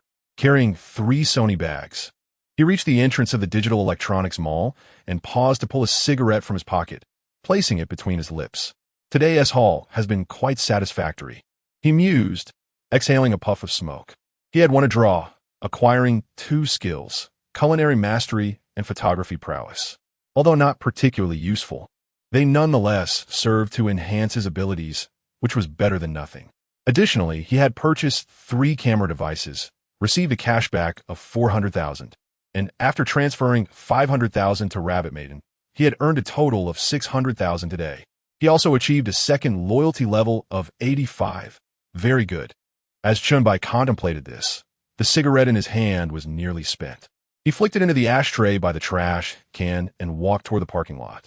Just as he approached a Lamborghini, he spotted Li Zuozua, who was also carrying two gift boxes emblazoned with the Sony logo, making his way toward a dilapidated Xiaoli. Opening its trunk, Chen Bai scratched his head. Wasn't there a viral video of a young man driving a 2004 Xiaoli in 2003? They were of a similar age. After all, Li Zuozhuo had just placed the equipment in the trunk and was dusting off his hands when he glanced up to find a Lamborghini parked right in front of him. Meanwhile, Chen Bai stood at the door of the Lamborghini, pulling the handle, ready to get in. What the heck? Is this some kind of magic trick? Is there no law? Is there no justice? Is there any law at all? In less than 15 minutes, he was astonished 3 times. Li Zuozhuo wore an expression on the verge of tears as he raised his phone to capture the Lamborghini situated directly across from him, sharing it in the group chat with his roommates. The first shock came when he discovered a purchase of a 210,000 yuan camera. The second astonishment followed with the revelation of a 260,000 yuan camcorder. The third wave of disbelief struck him when he realized Chen Bai was the owner of a Lamborghini. Was he some sort of chosen one? Why was he subjected to such treatment? He harbored a deep resentment towards the wealthy. Soon, the dormitory group chat buzzed with excitement. Whoa, where did you snap such a magnificent car? Have you cozied up to a rich woman? No, it's my senior's car. What? A senior? He isn't on campus, is he? Otherwise, I feel I might never win by Kai's affection. Chen Bai merely smiled faintly, settled into the car, and sent a message to Su Yin. Sister Su, please wait for me in my room. Chapter 62. What is Elon Flower Divine Oil? It's quite difficult to guess. Chen Bai returned to the hotel, having just parked the Lamborghini Urus in the lot. As he turned off the engine and stepped out of the car, he noticed the front desk attendant, who had a good rapport with Su Yin, rushing out of the Hilton Hotel. Brother Chen, you're finally back. The front desk lady wore a barely perceptible smile, her eyes sparkling with intrigue. Is there something urgent? Chen Bai casually shut the car door and locked it. Observing her demeanor, he could tell she was the type who couldn't keep secrets. Her mysterious smile and inquisitive gaze suggested she was bursting with gossip. Why did you take so long to return? Sister Su has been left alone, suffering in solitude. If you didn't come back soon, Sister Su would turn into a stone idol, waiting for her husband. The front desk lady struggled to contain her laughter, eager not to burst out. This couple was indeed delightful to ship. Her perspective had subtly shifted. She once desired a man as exceptional as Chen Bai, but now she relished gossiping with colleagues about Su Yan's daily developments with him. To say she didn't like Chen Bai would be a lie. Yet nothing compared to the joy of shipping a couple, especially since every time Su Yan mentioned Chen Bai, she would blush, which was simply too amusing. Oh, is that so? Then I must hurry upstairs to dote on Sister Su. I won't chat with you any longer. Chen Bai smiled, and with the teasing reaching this level, how could he, as a man, back down? There's only the relentless spirit of a warrior in battle, not the notion of retreat. Hey, 666, not salty at all, huh? Tomorrow I will interrogate Sister Su, making sure she doesn't keep us in the dark. Chen Bai waved his hand, casually slipping the car key into his pocket. Noticing her teasing and curious expression, he suddenly felt inclined to frighten her a little. Stop the teasing, or I might punish you, dragging you into it. Are you scared? I'm so frightened. What a coveted fate. The front desk lady haughtily puffed out her cheeks, her hands on her hips, mumbling. Was this a punishment for her? This was a heavenly match. Finding joy in shipping a couple was indeed a blissful experience. Yet Chen Bai was clearly joking. She was self-aware, with her looks and figure. There was no need for comparison with Su Yan, and she willingly surrendered, donning a white cloth over her head. Chen Bai chuckled. All right. I'm afraid it might be too enjoyable for you, so I'll head upstairs. With that, he picked up the gift box containing his Sony camera, bypassed the front desk lady, and made his way to the elevator, heading straight for the top-floor presidential suite 888. Ding! Arriving at the door of the presidential suite, he swiped the room card, and the door emitted a crisp sound as it unlocked. Pushing the door open, he was met with darkness.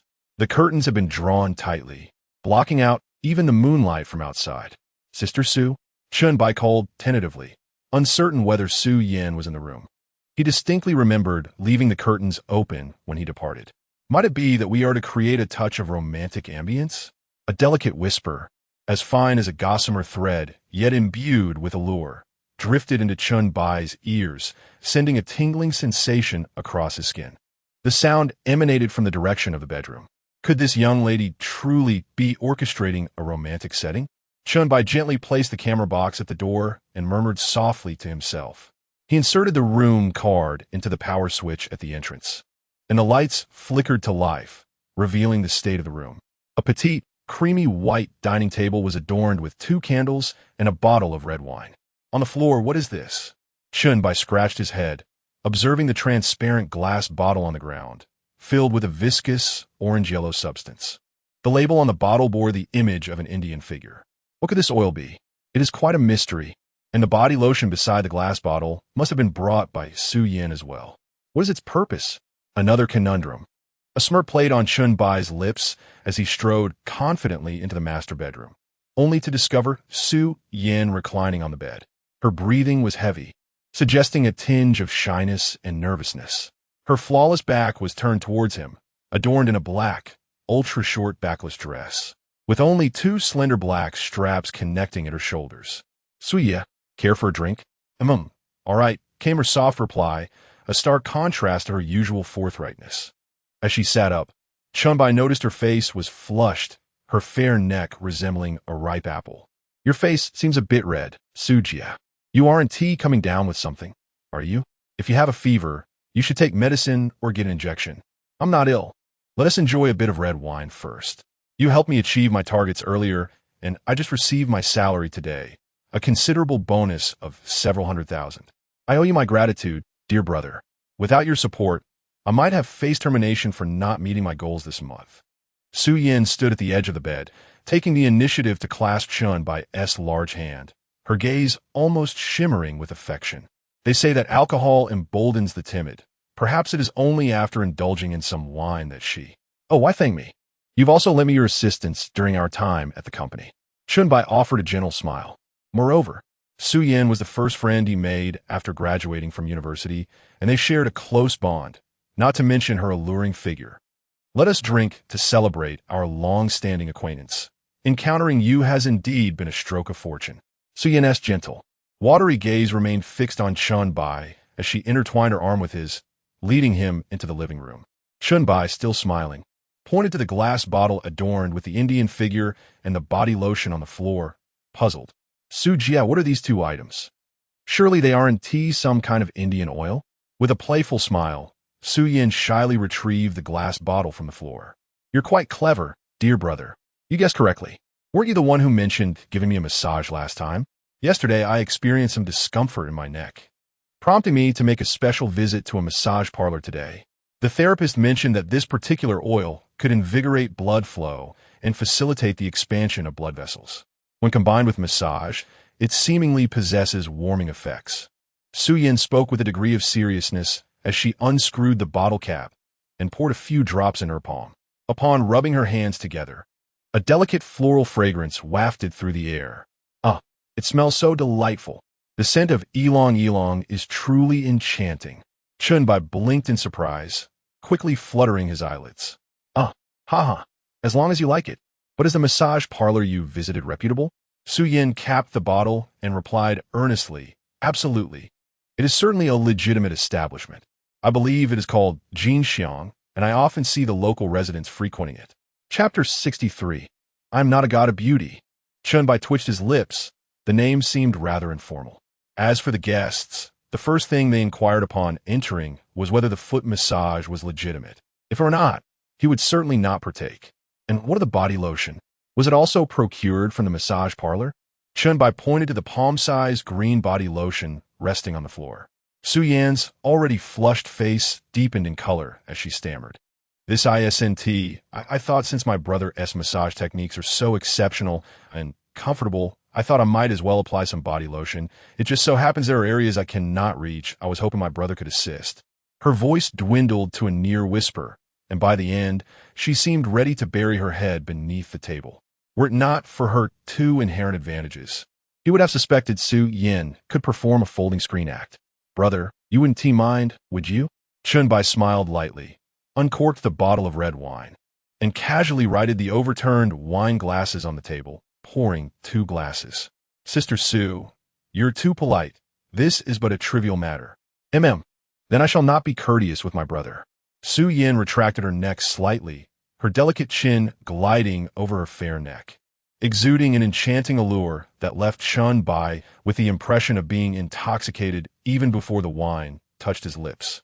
He could relate, having gone camping with Lu Yuyu, where one moment they were engaged in lively conversation, completely sober, only to return from fetching something and find himself utterly inebriated. To this day, he remained uncertain whether it was an act, for his tipsiness had brought him to tears. At that moment, Su Yin, with her right hand holding the wine glass, extended it towards Chen Bai. She reached out with her left hand and grasped his wrist, intertwining their arms. "Let us toast." Chen Bai did not decline, though it felt unusual to toast with wine at the outset. It was rare to see Su Yin so proactive. Typically, her bold words did not translate into actions. If he failed to appreciate such a moment, it would be to his detriment. After downing the toast, the two finally released their intertwined hands. Chen Bai felt the lingering smoothness of the body lotion on his skin, accompanied by a faint fragrance. "Brother, what was that mysterious formula you mentioned last time? I feel you've become remarkably more handsome recently, an enhancement that even a beauty salon could not achieve. It's quite astonishing." Su Yin gazed intently at Chen Bai's face, her eyes widening with admiration. He was already handsome, and now, with wealth and newfound allure.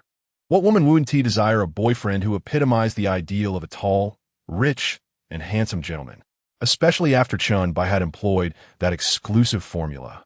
It seemed to elevate his charm even further. Chen Bai held his wine glass with a faint smile, half-jokingly remarking, "Perhaps the formula has had a slight effect, but it is more likely a psychological effect stemming from Sister Sue's perception. Perhaps my standing in Sister Sue's heart has risen another tier." The reason he expressed such sentiments was to avoid appearing overly dramatic after bestowing a few beauty points upon Su Yin. Though such a claim may be met with skepticism, it is not the disbelief that concerns him, but rather the intentions of the discerning few. Currently, the system has yet to reward him with self-preservation skills, so it is prudent to remain discreet. No, it cannot be merely a figment of my imagination. Su Yan's response was resolute, her legs, previously crossed in a casual manner, now firmly planted on the ground. "Oh," Chen Bai raised an eyebrow, somewhat taken aback by Su Yan's unwavering reply. Previously, when encountering the rabbit lady, she did not react with such fervor. It is indeed a fact that she has become more refined, yet instances of individuals suddenly becoming exceptionally handsome are nearly non-existent. One might even question whether it is simply an illusion. To be candid, dear brother, I noticed you when we were colleagues. I was quite fond of you back then. For 2 months during your tenure, I admired your handsome visage, and now, with your sudden transformation, you insist it is a trick of the mind? Am I not capable of discerning whether you have indeed become more attractive?" Under the influence of alcohol, Su Yin candidly revealed her true feelings, resting her elbows on the table and cradling her slightly flushed face. When Chen Bai was merely an intern, her first impression of him sparked an exhilarating flutter within her. In the following days, she often observed this recent graduate in private, uncovering numerous facets of his brilliance. Until one day, when she discovered he was on the phone with his girlfriend, she relinquished her feelings. Little did she anticipate that one day she would find herself sharing a drink with Chen Bai in the same room. Chen Bai chuckled softly, finding her words rather peculiar. "Aren't you the deity of beauty? Very well. I do possess a unique formula. I shall let you try it shortly." "Truly, brother, you are exceedingly generous." Even in her haze of intoxication, Su Yan's beautiful eyes sparkled with excitement. "Sister Su, why the formalities?" However, this exclusive formula offers 2 options, one for enhancing beauty and another for augmenting the aesthetic appeal of one's physique. Chen Bai murmured as he accessed Su Yan's system panel, initiating recognition technique. Name, Su Yan. Age, 27. Beauty score, 90. Figure score, 93. Loyalty, 70. TSK. Such a system rating places her among the elite in the realm of goddesses. Even at 27, her skin remains remarkably taut and resilient. What? It not only beautifies, but also enhances the body's aesthetic appeal? This unique formula is simply extraordinary. If it were to hit the market, beauty salons would surely go into a frenzy. Those affluent young ladies with imperfections would willingly offer anything for this formula. It is nothing short of astonishing. Su Yin covered her mouth with a delicate hand, her eyes wide with shock. The mere revelation of a beauty-enhancing formula was enough to leave her stunned for a moment. To discover that there exists an alternative version capable of enhancing physical allure without surgery, transforming waists, elongating legs, would undoubtedly send women worldwide scrambling to seek out Chen Bai. Who among women would ever lament having too much money? Who would bemoan the prospect of becoming even more beautiful? Moreover, while wealth may abound, there exists a plethora of cases where individuals possess features that leave cosmetic surgeons at a loss. Instances of individuals undergoing multiple procedures only to emerge with an unsightly double chin are not unheard of. In the eyes of women, this secret remedy could easily be deemed a miraculous elixir. It seems plausible. Indeed, this ancestral formula possesses some merit. However, there is a caveat. Frequent usage may yield counterproductive results. Su Yin nodded in sudden realization. Resistance to the treatment, perhaps? Yet, dear brother, with such an extraordinary remedy at your disposal, one would assume it would be effortless to attract the daughters of affluent families, wouldn't it? A hint of anxiety flickered in the depths of Su Yan's gaze. Chapter 64. Our hotel offers that. Chen Bai raised an eyebrow, pondering whether Su Yan was probing him. Hadn't she always been so absorbed in her own affairs at the company that she never noticed? He assumed Su Yan's character was simply one of playful banter, never having wielded a gun or driven in a battle. After all, some women delight in teasing Xiao Chunan, relishing the sight of his bashful demeanor, which gives them a sense of accomplishment. He truly did not expect that her playful remarks stemmed from genuine emotions. Not at all, aside from Sister Su. No one else knows about my exclusive secret formula, he replied. As for being a wealthy heiress, Sister Su, do I seem to lack money? Chen Bai chuckled jokingly. That makes sense. I shall keep this secret safe for you, Su Yin said, the tension in her eyes fading, replaced by a mysteriously playful smile. Sister Su, you should stick to your beauty-enhancing formula. If your figure were just a tad more voluptuous, would it leave any room for other women? Chen Bai laughed helplessly, glancing down at her figure, which was indeed rather unconventional, though he was unsure what effect enhancing her figure would have.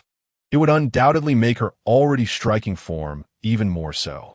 Then I would be in for a world of trouble, he mused.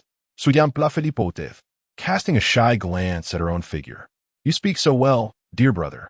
So, do you like it? Of course. Sister Su's figure could captivate countless Xiao Chunan, he replied. To say I like it is an understatement. To claim otherwise would be disingenuous. I differ from both extremes. I am simply honest, liking what I like. How could I resist when Sister Su is so beautiful, with such an admirable figure? With a faint smile, Chen Bai casually pulled out his phone, ordering a bag of starch from the delivery service, filling in the delivery address before hastily placing the order. Since it was dubbed an exclusive secret formula, the notion that a mere massage could enhance beauty was evidently unrealistic. Dear brother, what are you buying? Actually, the hotel can provide that. Su Yin stammered, her cheeks flushed with warmth, her heart fluttering with a hint of excitement. Having been single for 27 years, she had never gone into battle unarmed. Chen Bai paused, glancing at Su Yin, who was engrossed in her manicure. What? What does your hotel offer? Well, it's precisely what you ordered, she replied, her tone tinged with playful reluctance. Having purchased it already, she felt he was teasing her, coaxing her to admit it out loud. How embarrassing. With a smirk that hinted at amusement, Chen Bai inquired, Your hotel can provide the materials I need for my exclusive formula? What exactly can your hotel provide that corresponds with the ingredients I ordered for the beauty-enhancing pills? Ah. It's nothing, she stammered. Su Yin felt an overwhelming urge to bury her head beneath the table. Stealthily, she raised her right hand and slipped it into a small pocket of her backless dress, confirming the presence of an item before zipping it closed. Just then, Chen Bai voiced a note of skepticism, and with swift reflexes, Su Yin filled his glass to the brim. Brother, let us toast to our enduring acquaintance. Within a mere 10 minutes, The bedside telephone rang, and upon answering, Chen Bai was greeted by the mechanical voice of a robot. "Your takeaway has arrived. Please open the door to collect it." Hanging up, he approached the door, lifted the cover of the delivery robot, and retrieved a yellow paper bag, which he discreetly placed in the corner of the bathroom. He glanced back to find Su Yin engrossed in her phone, her flawless, pale back turned towards him. Upon unwrapping the package, he discovered that the vendor had thoughtfully included a wax ball for storing pills. He opened the bag of starch, took a small handful, and adhering to the principle of adding more water to the flour, he mixed it with mineral water to form a round ball the size of a fingernail. Frowning in contemplation, he rolled a few more, placing them all within the wax ball. This aesthetically pleasing addition would undoubtedly serve him well in the future, eliminating the need for manual concoction of beauty pills. With a net worth in the billions, it was inconceivable to avoid interactions with those in power and privilege. Thus, these creations would prove invaluable. No one is averse to wealth, and no woman would ever lament being too beautiful, especially not a wealthy heiress. Moreover, which affluent individual would resent their partner becoming more attractive? It seemed prudent to continue taking chances rather than conserving attempts for a guaranteed 10 consecutive draws. With a sense of daring, he sought to see if he could enhance his allure further. This was an art of social maneuvering, an acquisition of that which money cannot buy. Chen Bai fashioned 6 or 7 pills in total, keeping one in hand while stowing the others in his pocket before stepping out of the bathroom. Approaching Su Yin from behind, his gaze inadvertently fell upon her exposed alabaster back, and he couldn't resist delivering a playful slap. The sound echoed crisply, prompting a delicate hum of protest from Su Yin, who swiftly turned to regard Chen Bai with an expression of mock reproach, her cheeks puffed in indignation. Chen Bai flashed a charming smile, raising the small white wax pill to her face. In an instant, he witnessed her expression shift from discontent to excitement, her eyes sparkling with affection. "Is this the exclusive formula?" she inquired eagerly. "Brother, with such remarkable results, each must surely be worth a fortune, right? Would you truly allow me to consume one?" Su Yin's voice carried a hint of emotion. It was clear to her that such a unique, market-absent item, an exclusive recipe with beautifying effects, would command an exorbitant price. In an era where anti-aging products could fetch tens of thousands, the value of such a genuine enhancement was immeasurable. Each pill was precious, yet Chen Bai was willing to gift her one, despite the fact that it could easily be traded for millions. He had never mentioned a price or sought recognition for the gesture, fully aware of the worth he was bestowing upon her. Su Yan's loyalty 5. "What has caused you to like me for so long?" Chen Bai chuckled nonchalantly. "This pill is most effective when taken during vascular dilation and elevated body temperature. Should I assist Sister Su with a massage first? Then I shall trouble you, dear brother. I will take a shower and await your return." Su Yin blushed as she walked toward the bathroom. Chen Bai gazed at her retreating figure, a faint smile playing at the corners of his lips. This woman has already reached a loyalty level of 75. It is likely to rise to 85 tonight. That makes 3. With 2 more, I will secure a 100% stake in the voice of Long Country. Chapter 65. Will eating this truly enhance one's beauty? 10 minutes later, Chen Bai sat on the edge of his bed, scrolling through Douyin. We stumbled upon a live performance by Deng Siki. Her beauty was indeed striking, and her vocal talent was commendable, easily scoring above 95 in attractiveness. However, her physique left something to be desired. He perused the comments section, where most were declarations of love and boasts about securing tickets to the concert. One particular comment caught his eye. "My Chi-Chi is so compassionate.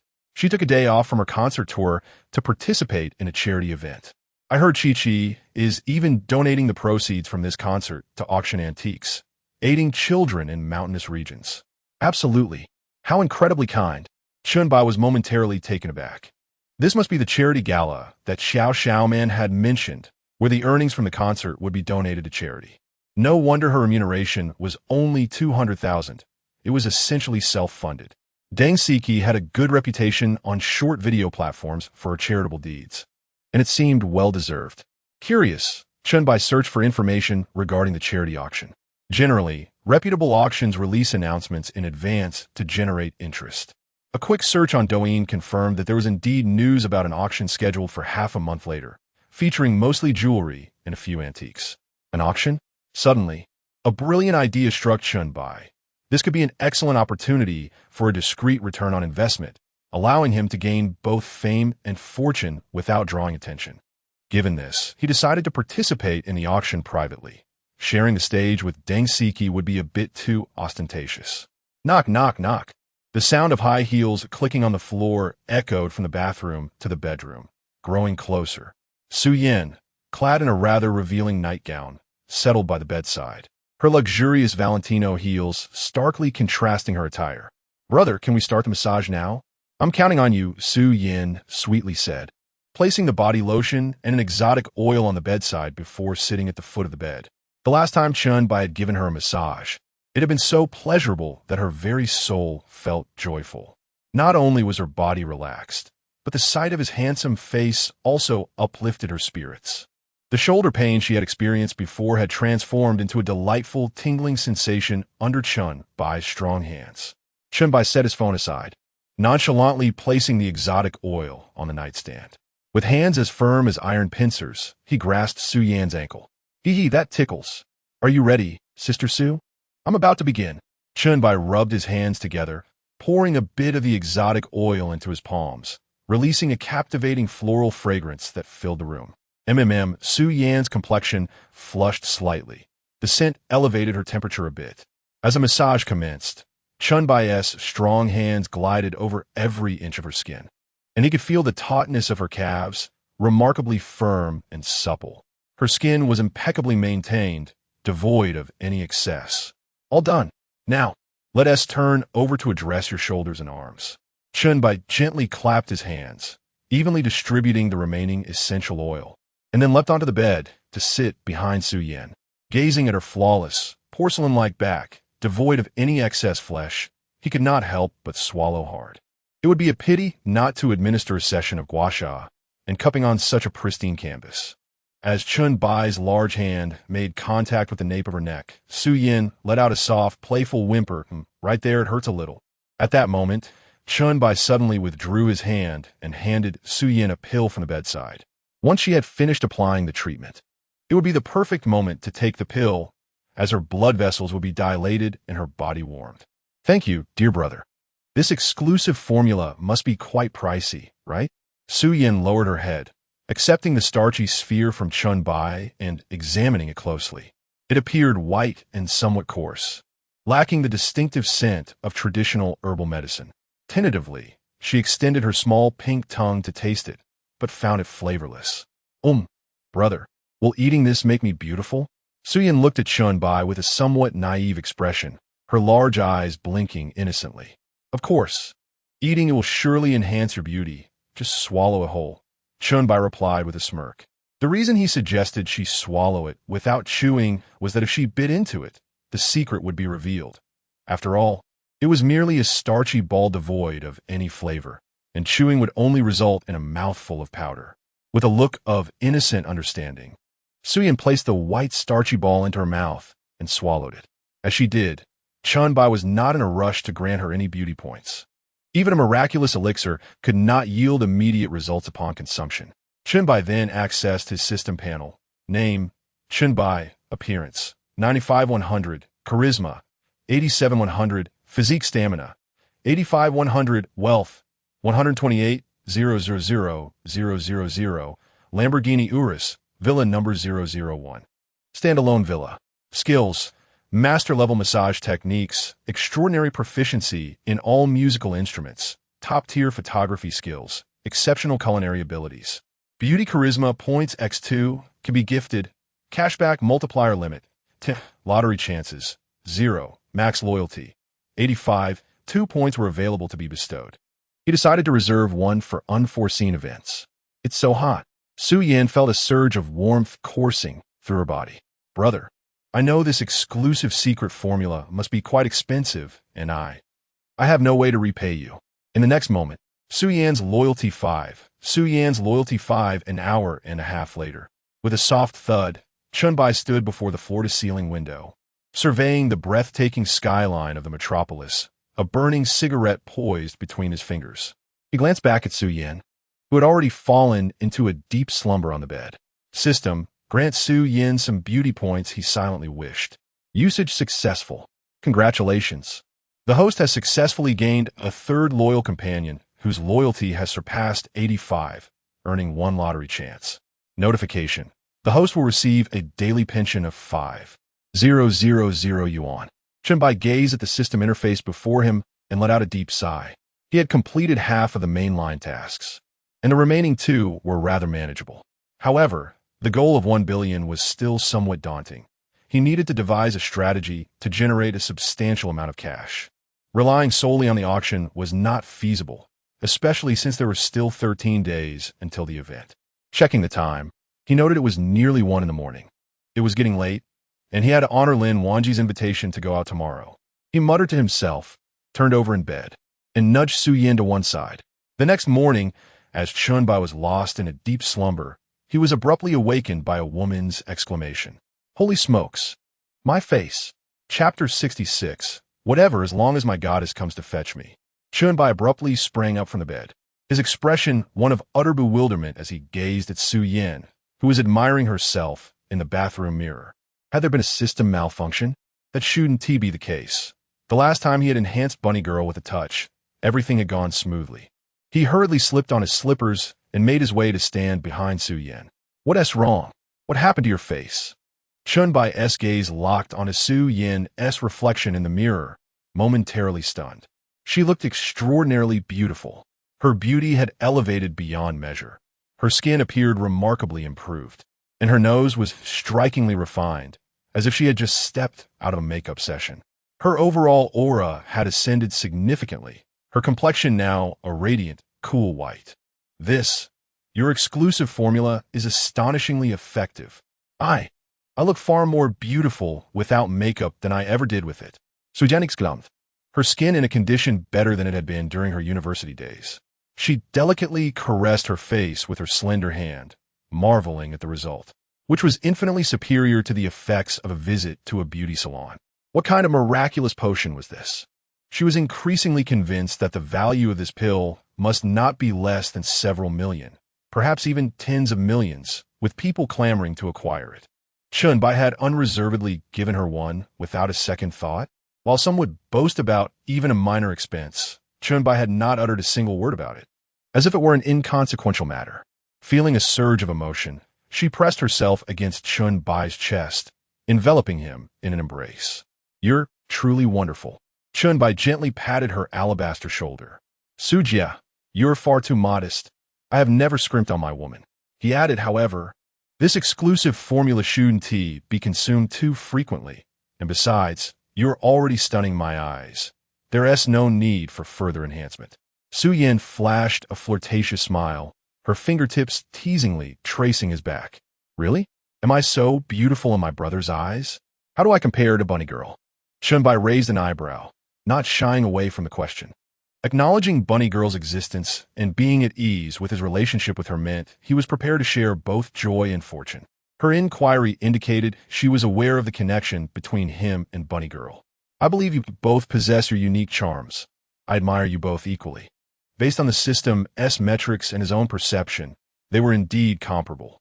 The difference was minuscule, each possessing their distinct styles, making it impossible to declare one superior over the other. He was fond of both personalities, two innocent maidens who only engaged in playful banter. You certainly know how to flatter. Su Yin playfully patted Chen Bai's back. Since last night, she realized she had completely lost her resistance to this man. Yet, if it came to physical attributes, she knew without hesitation she would choose Su Jia. Chen Bai chuckled, taking the opportunity to caress her fragrant shoulder. In the future, should the conditions permit and additional enhancements become available, he would undoubtedly arrange for Su Yin to possess a perfect figure. He couldn't help but wonder what that experience would be like. Stop it.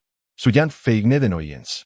Yet a barely perceptible smile lingered at the corners of her lips as she proudly showcased her figure. Ding dong, ding dong. The WeChat notification chimed twice, prompting Chen Bai to release his embrace around Su Yin's shoulders and take a seat at the edge of the bed. Lin Wanji, Senior, I'm awake. Should I wait for you to have breakfast together? Chen Bai furrowed his brow in contemplation, then replied, Please wait for me, and we shall dine together. On the other end of the call, Lin Wanji, as if poised before her phone, promptly sent a cute puppy emoji and nodding in affirmation. He turned to glance at Su Yin, who was admiring herself in the mirror, and spoke gently, Sister Su, I'm heading out, so I want to be joining you for breakfast. Su Yin nodded in understanding, acknowledging, I know you're quite busy, little brother. As long as you can spare some time for me, it suffices. Regarding your activities and acquaintances outside, well, I want to interfere, but do take care. She was aware that Chen Bai's life was not solitary. Supporting him from the shadows was all she desired. Having worked in a five-star hotel for an extended period, she had witnessed much and thus was indifferent to such matters. What mattered most to her was her affection for Chen Bai. Together, they descended the stairs, and the front desk receptionist, who had been sipping coffee at her post, watched them hand in hand with a burgeoning curiosity. Upon Su Yin's entrance, the receptionist staggered back in disbelief, her mouth agape with astonishment. No way. Su Jia, how have you transformed so drastically? Your skin looks remarkable. She stared incredulously, scrutinizing Su Yin from head to toe. How could her skin have improved so significantly overnight? What had all those visits to the beauty salon been for? Suddenly, a peculiar thought crossed her mind. After glancing around to ensure no one was listening, she inquired, Su Jia, did you too, last night? Why do you meddle in everything? Focus on your work. Su Yin playfully chided, her cheeks visibly flushed. So the rumors online were true. I'm envious. The receptionist lamented, gazing at Su Yin with envy. Indeed, happiness could elevate one's mood, and a joyous spirit invariably led to radiant skin. How delightful! Witnessing this, Chen Bai could only shake his head in resignation. The receptionist's insatiable curiosity was quite remarkable. Slowly, he exited the hotel and entered his Lamborghini, pressing the accelerator as he sped towards Moda University. 10 minutes later, the bright yellow Lamborghini came to a halt in front of the female dormitory at Moda University. Chen Bai, seated in the car, sent a message to Lin Wanji. I'm downstairs at the girls' dorm. You may come down now. After dispatching the message and setting his phone aside, he felt a twinge of curiosity regarding whether Lin Wanji's friend had successfully confessed her feelings. Creating a romantic atmosphere should pose little challenge. As he gazed out the window at the familiar campus, he noticed a number of students returning to the dormitory from the dining hall. The male and female dorms were in close proximity, so he parked his car in a space between the two, ensuring that the girls would have to pass in front of his vehicle on their way back. Numerous elegantly adorned female students passed by his vehicle, stealing glances as they went. At that moment, Chen Bai suddenly noticed a group of men, casually draped over each other, gathered beneath the male dormitory building, sitting on the flower bed and observing the long-legged passers-by. Among them was a young man he had encountered the previous day at the digital mall, Li Zuozua, a junior. Li Zuozua also recognized Chen Bai's car, incredulously verifying the license plate and promptly nudging his friends while pointing at the vehicle. The distance was not great, and Chen Bai lowered the passenger window, faintly catching snippets of their conversation. Goodness, is that the senior I ran into yesterday? Surely he isn't here to take a junior out for a date. Whatever. As long as he doesn't take my goddess, Lin Wanji, out, I suppose it's fine. Chapter 67. Witnessing everything, Chen Bai faintly heard the murmurs of several individuals. Could it be that his goddess was Lin Wanji? It seemed rather unethical for him, as he had already taken away his online idol, the enchanting rabbit girl. And now he was on the verge of claiming his real-life goddess, Lin Wanji. It left him feeling somewhat uncomfortable. However, handsome men often attract trouble, so he couldn't entirely blame himself. With this thought, Chen Bai's guilt diminished considerably. Indeed, it mattered little to me, so as to look at you, appearing like an innocent university student, while my friends are all mature men. What a boast. Just because he drives a Lamborghini, does he think he can win my goddess Lu Yu's heart? Another bespectacled, chubby fellow scoffed confidently, exhibiting disdain for Li Zuo's timid demeanor around wealthy individuals. Exactly. Even if he drives a Lamborghini, he cannot capture the heart of goddess Lin Wanji. There was once a man with a BMW who pursued her and ended up being scolded so harshly by her that he nearly lost his way. Another bespectacled man sitting next to Li Zuozhuo waved dismissively, certain that his goddess came from a wealthy family and would be utterly indifferent to material possessions. Senior Chen Bai arriving to pick up other female students had nothing to do with them, as long as it wasn't their goddess stepping into Chen Bai's car. Li Zuozhuo, eyes unwavering, stared at the Lamborghini before him, and upon hearing his roommate's remarks, it seemed to make sense. He finally breathed a sigh of relief, feeling a newfound interest in the long legs of a passing girl. That makes sense, brother.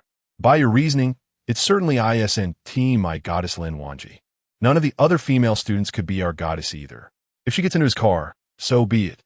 Chen Bai, seated in the car, listened to the trio's conversation for a while before shaking his head and smiling helplessly, opting to tune out their monotonous chatter. He rolled up the passenger window and continued gazing in the direction of the girls' dormitory. It came as no surprise to him that Lin Wanji was hailed as the campus beauty at Magic Capital University, the dream goddess of countless men. After all, Lin Wanji's beauty, without the need for any system assessment, surely surpassed a score of 95, being even a touch more exquisite than Xiao Xiao Man. During his time at Magic Capital University, he had heard whispers of a dormitory known as the Spider Cave, where a goddess resided, one of whom was undoubtedly Lin Wanji. In less than 2 minutes, Lin Wanji emerged from the dormitory, clad in a chic, light trench coat reminiscent of a senior. Her lower half was adorned with black stockings, complemented by a playful skirt. As she gently swayed her head, one could catch a glimpse of a brown bow tucked into her high ponytail. Spotting the Lamborghini Urus, her eyes lit up, and she quickly approached his direction. Chen Bai pressed down the passenger window once more, and the hushed voices of Li Zuozhuo and his companions filled his ears again. Wow, wow, wow, wow. My goddess. Has my goddess come out to dine? Li Zuozhuo, where are you looking? Quickly look at Goddess Lin. Gulp. I hereby declare Lu Yu as my little goddess, while Lin Wanji is now my grand goddess. Oh my, the outfit of Senior Mai is simply stunning. Lin Wanji is indeed the embodiment of my beloved Senior Mai. What a divine connection. Wait, why is my goddess heading towards the Lamborghini? Goodness, she actually got into the car? The junior that Senior Chen Bai mentioned, could it possibly be my goddess? I feel as if the sky has fallen. Lin Wanji opened the car door and flashed a sweet smile at Chen Bai. Senior, how do you like this outfit? Is it appealing? Chen Bai nodded in agreement. It looks good. You're so perfunctory, Senior. Lin Wanji playfully stuck out her little pink tongue and nonchalantly settled into the car, fastening her seatbelt. How is that perfunctory? Complimenting someone is the highest form of flattery, and I believe good-looking conveys my sentiments perfectly. Chen Bai straightened his posture, a smirk playing on his lips as he appraised her ensemble. TSK. Her beauty rivals that of Xiao Xiao Man. System. Activate the identification skill. Activating identification skill for the host. Name. Lin Wanji. Age. 21. Beauty score. 97. Figure score. 92. Loyalty. 70. Wait a moment. A loyalty score of 70? Could it be that the junior harbors a secret crush on him? A beauty score of 97 is nothing short of extraordinary. Just 3 points shy of perfection. This score hardly does justice to her allure as the campus belle of Magic City University. Really? Then I believe you. Lin Wanji's eyes curve into a beautiful arc. By the way, if my friend were to confess wearing this outfit, what would her chances of success be? If she possesses even half the beauty of you, then she has a 90% chance. Chen Bai responded earnestly.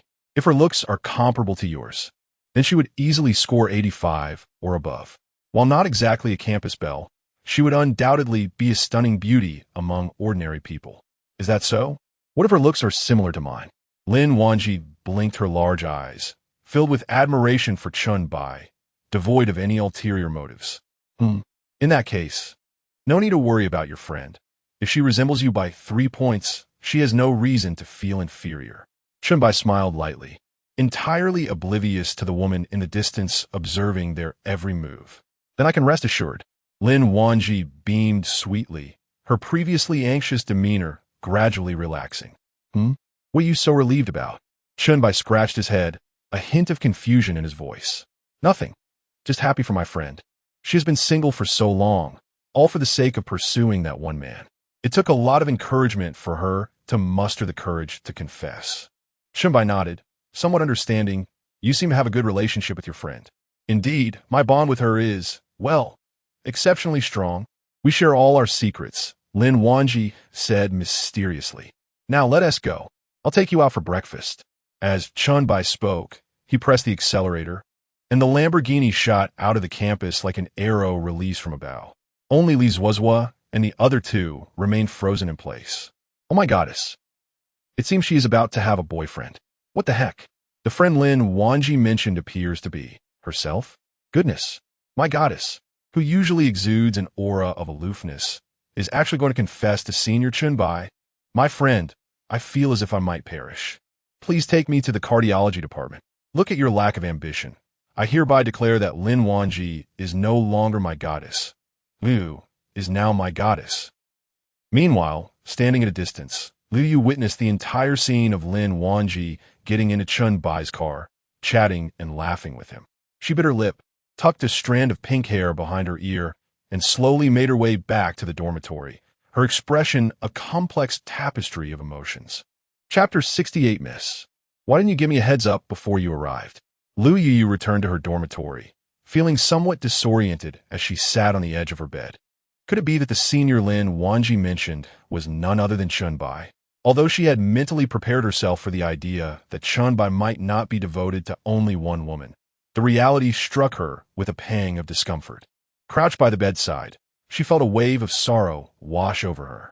To her dismay, Chen Bai's other woman was none other than her close friend, her roommate with whom she shared her daily life. In a moment of helplessness, she opened Douyin to search for advice on how to handle the revelation that her boyfriend's other woman was her very own roommate. The first comment that caught her eye was a striking one. Wow, is this even real? If my husband had millions and his other woman was my best friend, that would be splendid. No need for awkward introductions. We could truly share the blessings together. Wiping away the mistiness from her eyes, Liu Yu found a semblance of truth in that comment. Since she had already accepted that Chen Bai would not be monogamous, it seemed far better for this other woman to be her friend rather than a stranger. With this thought, a flicker of excitement sparked within her. After all, the four of them had vowed to share their fortunes. Who would have imagined it would manifest in such an absurd manner? Meanwhile, Chen Bai was enjoying breakfast with Lin Wanji at a local eatery when he was momentarily taken aback by an unexpected surge in loyalty. Liu Yu's loyalty won. What is this sudden increase in loyalty about? He pondered, bewildered. Could it be that she had seen a viral video of him from a concert?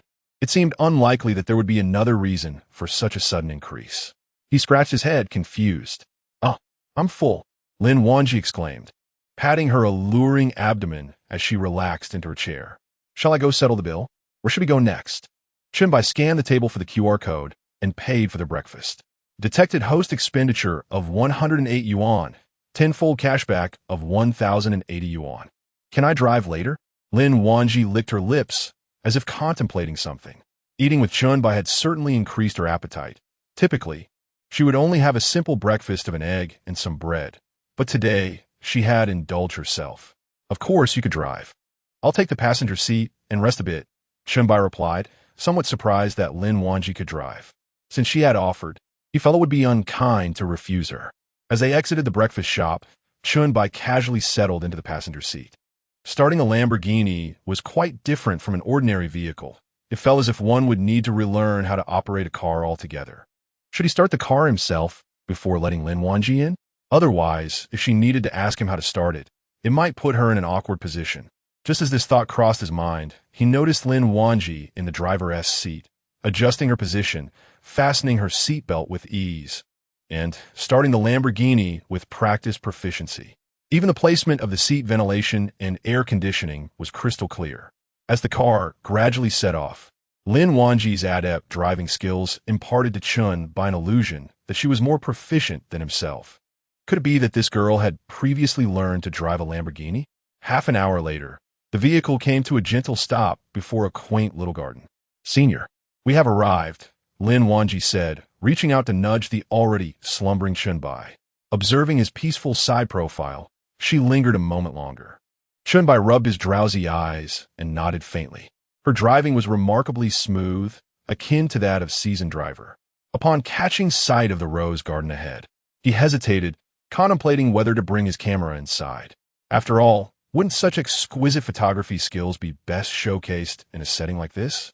He approached the trunk and retrieved his Sony camera, draping it around his neck. "Senior, you can take photos too?" "I had no idea," Lin Wanji exclaimed, her eyes glimmering with surprise as she patted the pockets of her petite windbreaker, feeling reassured to follow Chen Bai into the rose garden. "It smells wonderful. Walking with you is so delightful." Lin Wanji stretched lazily, excitement barely contained in her demeanor. Chen Bai inhaled deeply, feeling invigorated by the fragrant air of the garden. As he admired the surrounding vibrant red roses, his spirits lifted considerably. "Senior, if my friend wants to confess her feelings, can she simply invite the boy she likes for a walk? Should she confess while strolling, just like us?" Chen Bai was taken aback. This friend must share a close bond with her to care so much.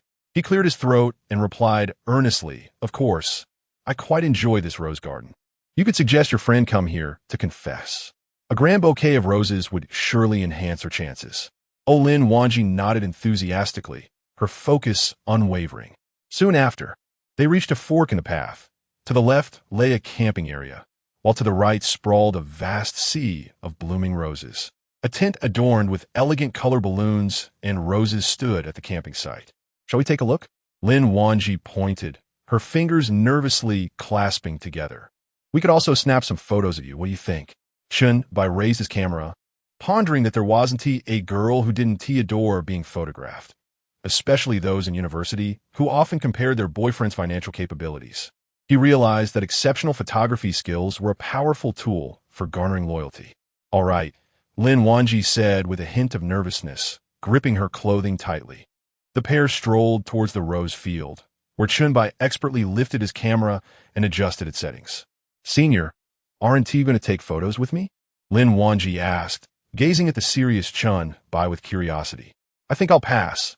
I'll just take a few pictures of you," he replied. "But if you're not in the photos, they won't hold any significance to me." As soon as the words left his lips, an elderly man clad in a cloak and straw hat emerged abruptly from the distant flower bushes, striding purposefully towards Chen Bai's location. "You too. Who are you? Step out from the flowers at once. This is a private garden. Are you not aware? It is not open to the public." Upon hearing this, Chen Bai set down his camera, his mind swirling with confusion. A private garden? How did Lin Wanji discover this place? Even if it were indeed a private garden, it was of little consequence. A payment would suffice, and, if necessary, he could simply purchase the garden. Just then, a voice, frail yet tinged with disbelief, echoed through the air. "Miss, why did you not inform me of your arrival in advance?" Chapter 69. Look, stir again upon hearing that address. Chen Bai gazed at Lin Wanji in disbelief. "Miss, young lady from a wealthy family? What is going on? Could it be that his junior was a hidden heiress?"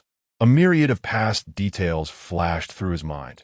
Her first appearance driving a Lamborghini, her ability to accurately identify the model, and her awareness of whether it was the luxury version, coupled with her adeptness in driving his Lamborghini Urus today.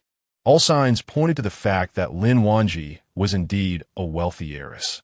The high degree of loyalty from such a privileged young lady left him somewhat astonished.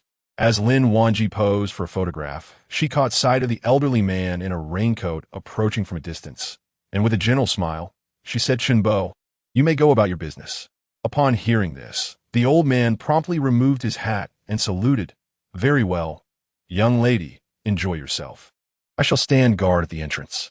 As he passed Chen Bai, he cast a few meaningful glances at him. Taken aback, Chen Bai discerned a hint of animosity in the elderly man's gaze. "Junior, is this garden your family's?" Lin Wanji cleared her throat softly, nodded in acknowledgement, and plucked a blooming rose to tuck behind her ear. "Senior, I never realized you had a talent for photography," she remarked, her surprise evident. With a faint smile, Chen Bai raised his camera, adjusted his angle, and pressed the shutter. "I've recently developed a bit of interest in this area," he replied. As he clicked the shutter, Lin Wanji leaned in skeptically, her large eyes fixated on the photo displayed on the camera. Since he was a novice, she expected the photography skills to be rather ordinary. However, to her astonishment, wow, Senior, your photos are even better than those taken by professional photographers. Lin Wanji exclaimed, her eyes wide as she peered over Chen Bai's shoulder at the images.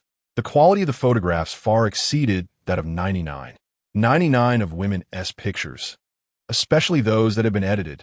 Well, it must be primarily because my junior is extraordinarily beautiful. Any photographic technique would yield splendid results, he mused. Lin Wanji's loyalty 10. Chen Bai was taken aback upon seeing this notification. Had her loyalty already surpassed 80? He felt an unexpected sense of ease. Shall we head over to the tent? Lin Wanji inquired, biting her lip as she took his arm and led him toward the tent's direction. Chen Bai began to piece things together, realizing that this entire rose garden belonged to Lin Wanji's family. How could a tent just appear out of nowhere? Moreover, her mention of a friend who intended to confess, he recalled Lin Wanji's conversation from a couple of days prior, where she had inquired about a confession scene for her friend, stating that she would send flowers. This friend is particularly close to her, and they even bear a striking resemblance. Could it be? Chen Bai muttered to himself, approaching the military green tent adorned with balloons and roses, a hint of surprise in his demeanor. Senior, Lin Wanji stood nervously in front of the tent, her grip on Chen Bai's arm tightening involuntarily. Actually, I don't have a friend to confess to. There's no friend. I am the friend. She hesitated to meet Chen Bai's gaze, bending down to retrieve a bouquet of roses she had prepared earlier. Senior, I've liked you for a long time. Last time, that wicked woman Li Ting took you away from me, and this time, I don't want to miss out. Chen Bai swallowed hard. Indeed, there was no friend. It was clearly directed at him. I consider you a brother. You wish to pursue me, don't you? Chen Bai remained silent, observing the tense Lin Wanji who clutched her sleeves tightly, a knowing smile playing on his lips. Senior, Chen Bai smiled faintly, taking a couple of steps forward and enveloping Lin Wanji in an embrace. Does this mean you consent? Lin Wanji's body stiffened, yet she felt a comforting warmth in Chen Bai's arms. I mentioned before, with 3 parts of you, there's no need for insecurity. With 7 parts, it can lead to chaos. I did give you my word, after all. Chen Bai gently grasped her chin, tilting her head upward. Loyalty of Lin Wanji 5. Congratulations, host, for obtaining a lottery chance 1. Congratulations, host, for achieving 4 confidence with a loyalty level of 85. Chen Bai felt Lin Wanji tighten her embrace slightly. Yet he was somewhat taken aback by how swiftly her loyalty reached 85. Dear, Lin Wanji called out, her cheeks flushed, lost in contemplation. Shall we go shopping, dear? She had always envied the feeling of couples strolling hand in hand, but regrettably, she had never experienced it and didn't wish to with anyone other than Chen Bai. Now that the confession had been successful, she could finally engage in all the things she had previously only fantasized about. Chen Bai nodded, adapting to the situation rather quickly. This was clearly premeditated. It had been long in the making. However, the journey toward achieving $1 billion in returns was still fraught with challenges, and spending where necessary was imperative. Then let's go shopping together. Going out shopping with a junior would surely attract envy from passersby. Chen Bai joked. How could that be? It's me and my dear going out that will make those women envious, right? After all, there are so few handsome men in the world with looks and so many virtues like you. Lin Wanji sweetly clung to Chen Bai's arm, her eyes sparkling with delight. As the two held hands and approached the entrance, the old man in a raincoat regarded Chen Bai with a wary gaze once more, smiling slightly at Lin Wanji. Chen Bai found it utterly perplexing. Why would someone watching a garden harbor such suspicion toward him? As he approached the Lamborghini, Chen Bai unhesitatingly took his seat in the passenger side. He had complete confidence in Lin Wanji's driving skills, which were impressively steadier than his own. You decide which mall to go to. All right, I shall make the decision then. Lin Wanji smiled, circling the vehicle before reaching the passenger side to assist him with a seatbelt. Their faces were nearly touching, and Chen Bai could distinctly feel the warmth of Lin Wanji's breath. With a click, the seatbelt was secured, and Lin Wanji remained slightly bent forward, gazing deeply into Chen Bai's eyes. Their gazes intertwined in the air, drawing them ever closer together. Lin Wanji, loyalty 1. Hey, Wait, are you a human blender? Chapter 70. No wonder he is so protective. His boyfriend is Chen Bai half an hour later. The car came to a gentle stop in front of a large shopping mall located near the vibrant university district of Modu. Within the mall, renowned brands such as Louis Vuitton and Gucci were almost permanent fixtures. Darling, may I hold your hand while we stroll? Lin Wanji timidly inquired.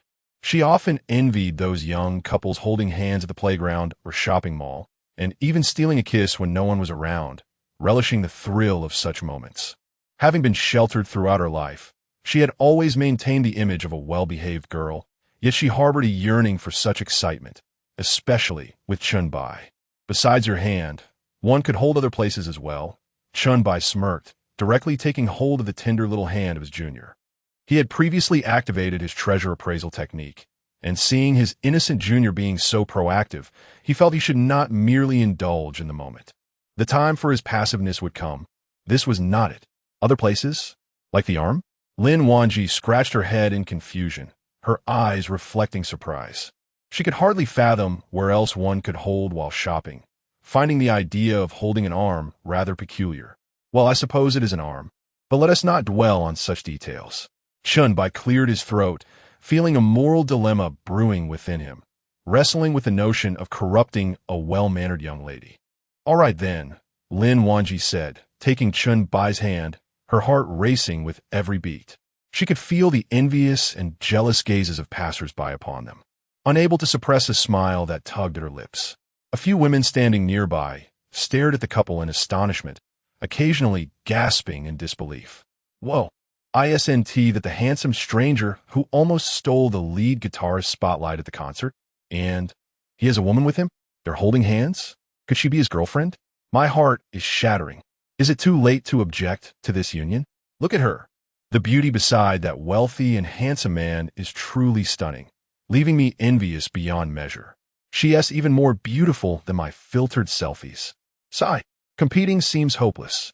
Striving for success pales in comparison to praying for divine favor.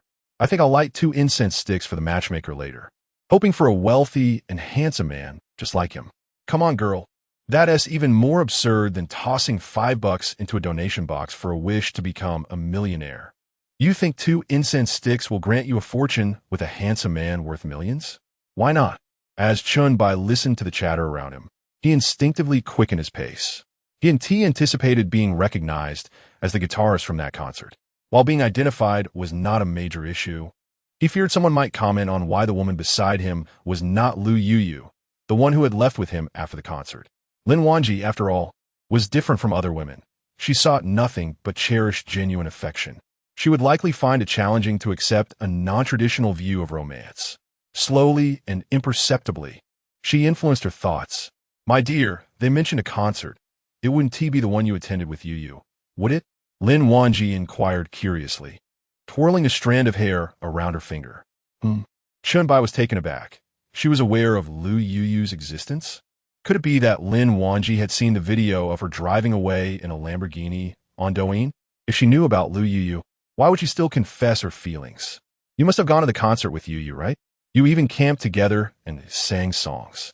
Lin Wanji asked casually, her expression tinged with a hint of anticipation. It is often said that women in love can rival Sherlock Holmes.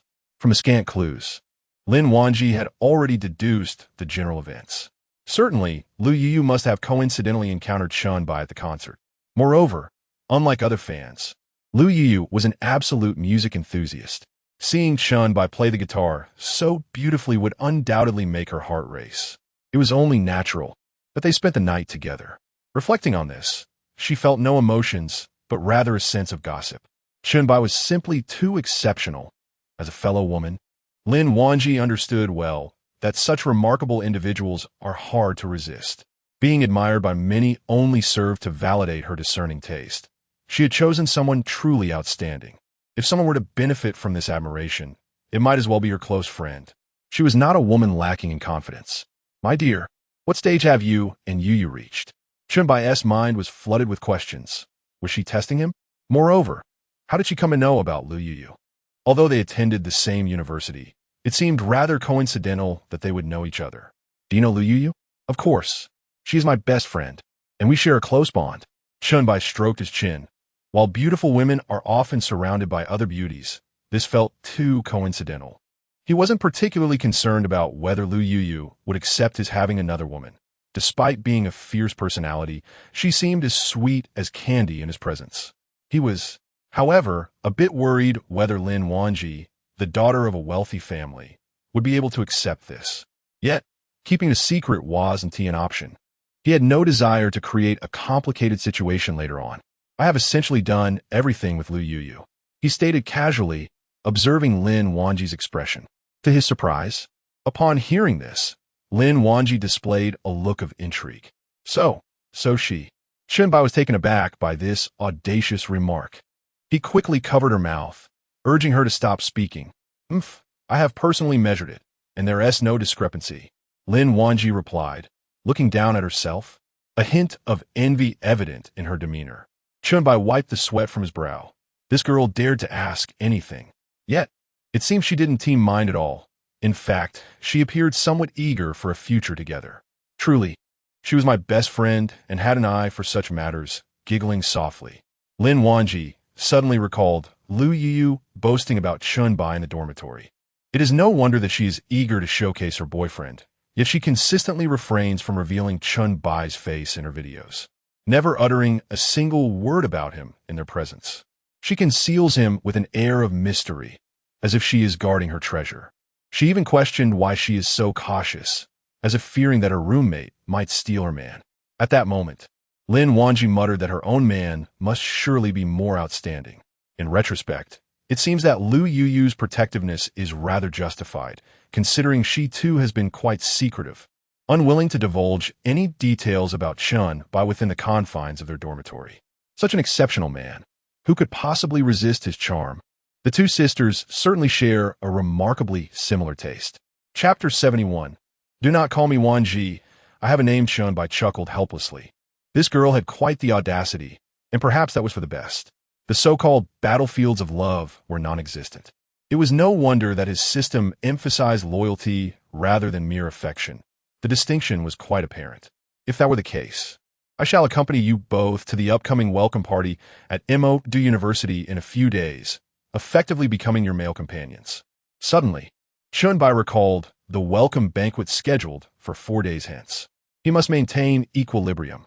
Having promised Lu Yuyu, he was obliged to attend. However, since the two were best friends, it would be inappropriate to choose one as a sole partner. Perhaps it would be best to take the stage together, even if that would incite the envy of some younger students. After all, with two goddesses seemingly stolen away by him, he would undoubtedly be the subject of their disdain. Yet, he could hardly be blamed. His charm was simply too overwhelming. Very well, I was reluctant to attend initially, but if my dear plans to join, then I shall accompany her as well. Lin Wanji replied with a sweet smile. The number of suitors pursuing her was somewhat excessive, which was bothersome, leading her to avoid public appearances. Whenever she made an appearance, she was inundated with requests for her WeChat, and apart from Chen Bai, she had no desire to grant any other male the opportunity. Chen Bai chuckled, reassured by the fact that Lin Wanji was indeed a close friend of Lu Yuyu. However, my dear, it seems the welcome banquet may not be definitively set for 4 days from now. It could very well be postponed, and I must prepare early. I cannot allow you to suffer any embarrassment. I shall get a new hairstyle tomorrow. Lin Wanji pondered the timing of the welcome party, which often experienced delays or early commencements, as the information was not officially announced by the school. How could I possibly embarrass you? You have become the dream goddess of countless younger students, Chen Bai remarked with a chuckle. Simply speaking, Lin Wanji's stunning beauty, scoring an unbeatable 97, could captivate a multitude of admirers, including Xiao Chunan. While everyone has their own preferences, beauty is universally appreciated. Lin Wanji's looks could easily surpass those of many celebrities. Even graduates from prestigious institutions like the Central Academy of Drama or Flight attended schools would pale in comparison. Sigh, I can already envision the scene of my dear attending the welcome party, with fans screaming wildly from the audience, Lin Wanji mused. Her gaze slightly glazed as she tightened her grip on Chen Bai's hand. The two entered the interior of a shopping mall, where the first floor was adorned with luxury brands such as LV and Hermes. Chen Bai frowned thoughtfully, considering that gifting Lin Wanji an LV item seemed rather excessive.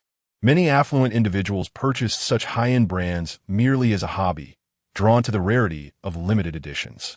Most of the time, they donned custom-made garments from exclusive studios. Moreover, Lin Wanji's taste differed from those of Tu and Liang. While Tu and Liang had an affinity for such items, it stemmed from a lack of exposure to the possessions of the wealthy. The allure of luxury lay in its notoriety, the prominent logos inciting admiration when displayed publicly. Conversely, a custom-designed bag devoid of logos would strike her as lacking in value. The logo is excessively large and ostentatious, which does not suit Lin Wanji. Unlike the ensemble worn by that senior in a simple linen outfit, devoid of any brand, which is likely custom-made, he led Lin Wanji to a nameless jewelry store. Let us peruse the jewelry shop and see if anything catches your fancy. I shall gift it to you as a token of our affection, Chen Bai jested. Such an unbranded store, nestled alongside luxury goods, likely boasts commendable quality. All right, then I shall also present a token of love to my dear, Lin Wanji replied. Her spirits lifted. Chen Bai affectionately ruffled her hair and quickened his pace into the store. A saleswoman with her hair elegantly styled and a round face was seated behind the counter, engrossed in her phone. Upon noticing Chen Bai and Lin Wanji enter, she promptly rose, presenting a professional smile. Sir, madam, please take your time to explore our selections. Our proprietor has stepped out and will return shortly. Chen Bai nodded, strolling before the mid-height glass display cases, admiring the array of jewelry. There were icy green and spring green jade pendants, bracelets, and accessories crafted from Hetian jade. The prices range from several tens of thousands to a few hundred thousand. Even with a tenfold return, the profit would be meager, merely a few million. A paltry sum in the grand scheme of $1 billion. As Chen Bai scanned the merchandise, he reached the final display case, where a serene strand of lavender jade beads lay nestled. A surge of joy coursed through him. The lavender jade was reminiscent of a renowned piece, the star of the imperial consort. The color of this necklace bore an uncanny resemblance to the star, and the jade beads were of considerable size. Chen Bai was instantly captivated by the necklace. What do you think of this one? Do you like it? Lin Wanji, her eyes wide with astonishment, gently raised her hand to reveal her wrist adorned with a sea blue icy jade bracelet, comparing it to the necklace. She realized that this piece was indeed more exquisite than the icy blue bracelet her father had gifted her. This lavender jade is truly beautiful. I never anticipated encountering such a remarkable jade in this mall. Chen Bai glanced at the price tag affixed next to the jade necklace, 11 million. He nodded discreetly. This price was quite reasonable for him. With a base income in the tens of millions, an immaculate lavender jade necklace was indeed worth this sum. Moreover, it harmonized beautifully with Lin Wanji's style.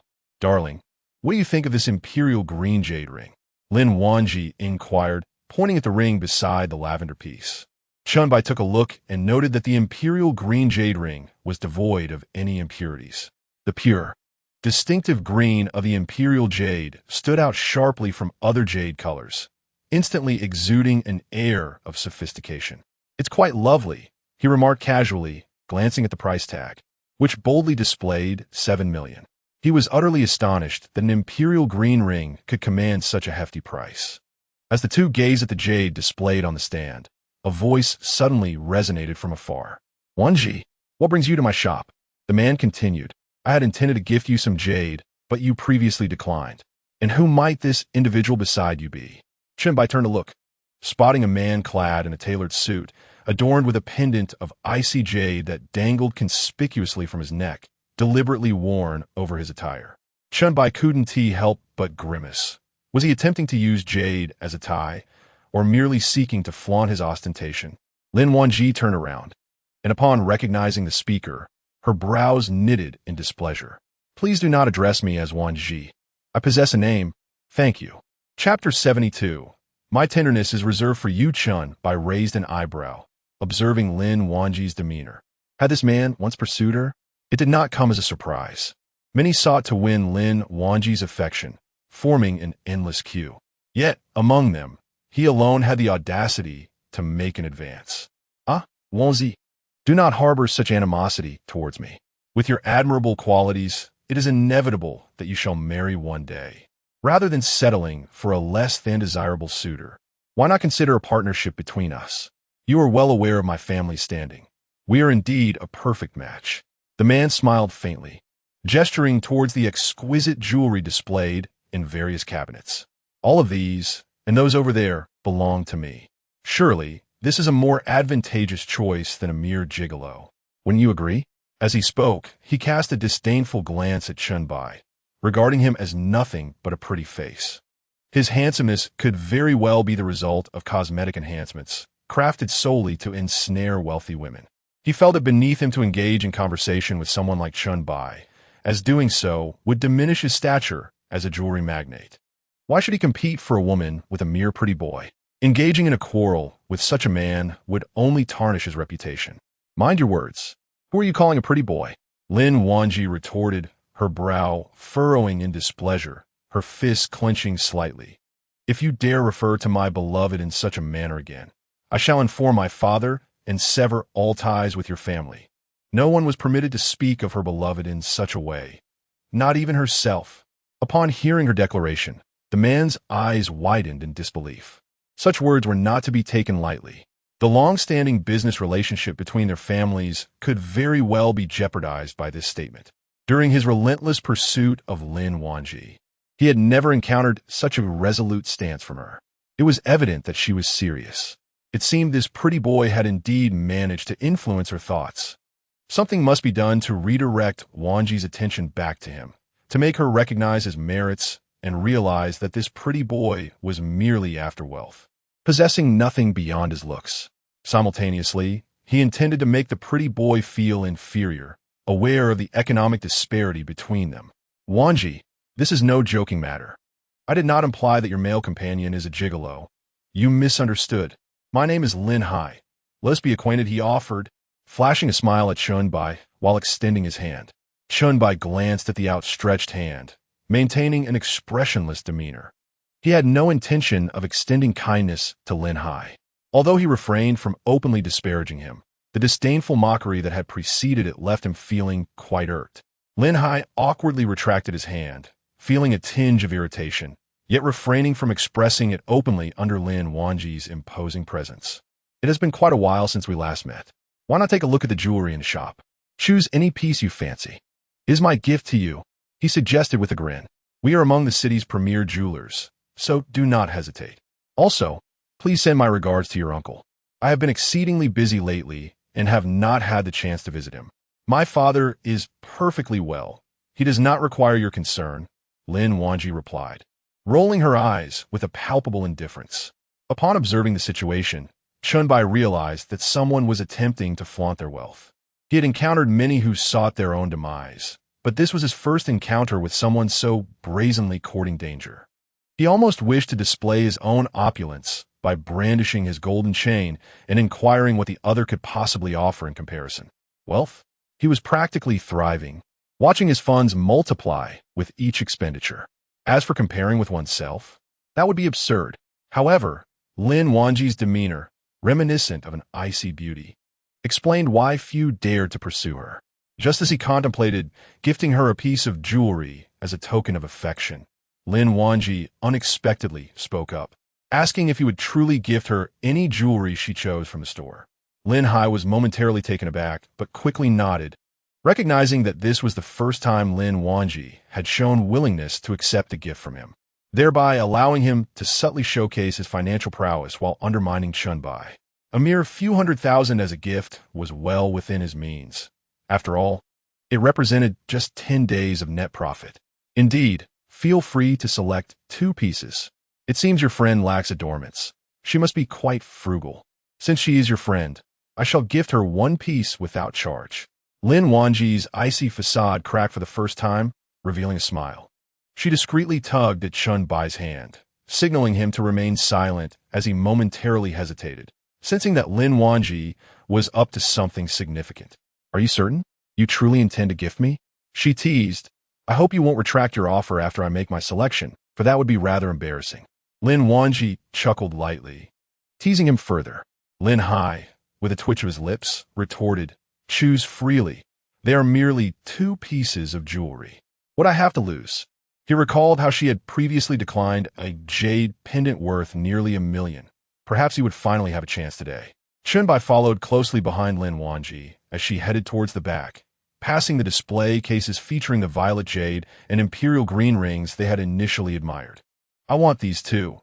You will present them as gifts, she stated coldly, her elegant finger pointing to the case housing the violet necklace priced at $20 million. At that moment, Chen Bai grasped Lin Wanji's intentions and found amusement in Lin Hai's expression, which resembled someone who had just tasted something unpleasant. These pieces are not for sale. Wanji, why not choose 2 others? Anything but these.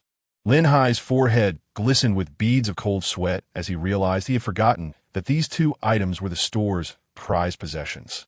Together, they amounted to $20 million, a sum that would take him a decade to earn. Even the most affluent second-generation heirs could scarcely afford such luxuries. Why then was there a price tag? Was it merely for display, with no hope of purchase? Lin Wanji's icy demeanor remained unyielding. This, Lin Hai stammered, momentarily a loss for words. Chen Bai, unable to suppress his amusement, produced a bank card from his pocket. It is for sale, is it not? Please wrap up this violet jade necklace for me. Lin Hai's brow furrowed deeply as he processed the situation. This necklace is priced at $20 million. Are you truly sure you want it? He couldn't fathom where this young man found the audacity to consider such an extravagant purchase. Could it be that due to a lack of experience? One might assume that such exquisite jadeite possesses no imperfections and is merely crafted from glass. It is necessary to mention a price that would certainly astonish him. I am not jesting. The sum is indeed $21 million. You heard me correctly for this singular necklace. To be frank, I cannot afford such an expense. Are you truly certain you wish to proceed with the purchase? Of course, you may initially use your credit card and subsequently arrange for the packaging of this necklace. Chen Bai offered a faint smile. Wait, please also wrap this imperial green ice ring for me. It is a token of affection for my beloved. The icy fa on Lin Wanji's face vanished, replaced by an abundance of love directed towards Chen Bai. With unwavering eyes, she beamed at him, extracting her bank card from her pocket. Chapter 73. How do you wish to repay me? Chen Bai was somewhat taken aback. The imperial green eggshell ring was priced at $7 million, a sum that most wealthy heiresses would struggle to afford. It was evident that Lin Wanji's family possessed considerable means to consider such a lavish item as a token of affection. This revelation surprised him. He was not alone in his astonishment. Lin Hai stood frozen, clutching 2 bank cards in a state of bewilderment. Lin Wanji could undoubtedly cover the $7 million. Being the sole heiress of the Lin family ensured her financial capability.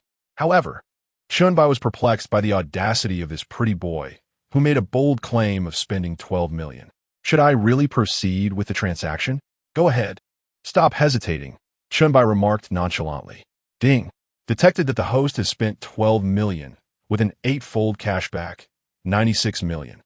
A surge of joy filled Chen Bai's heart. An 8-fold return. He was on the verge of earning nearly $100 million today. Truly a significant advancement. At that moment, the mechanical voice confirming the transactions echoed in the air. Transaction successful, $12 million. Transaction successful, $7 million. Lin Hai trembled as he gripped the 2 bank cards, swallowing hard. Was it really processed? He had envisioned how to humiliate Chen Bai upon discovering an insufficient balance. Yet here he was, astonished by the reality. This meant that Chen Bai was not merely a pretty face. He was a second-generation wealthy heir, perhaps even more affluent than himself. It was impossible to amass such wealth solely by engaging in dubious activities. The only plausible explanation was that he hailed from a prosperous family.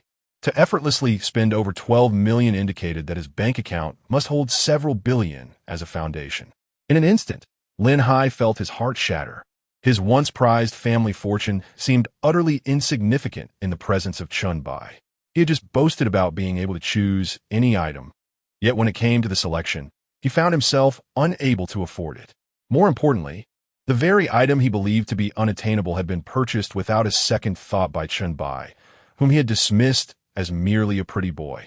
I'll help you too wrap this up, Lin Hai muttered, his spirit crushed, resembling a soulless zombie as he approached the display case. Chen Bai chuckled softly, brushing his fingers against Lin Wanji's tender cheek. Who exactly was she? Had she just attempted to flaunt her wealth in front of him? Lin Wanji leaned closer to Chen Bai, her gaze brimming with affection. A man who seeks to curry favor with my father, clinging to his modest fortune, has pursued me relentlessly for years, yet I've turned him down time and again. He doesn't even compare to a fraction of what you mean to me. My heart belongs solely to you. But thank you, darling, for the gift. How might I repay you?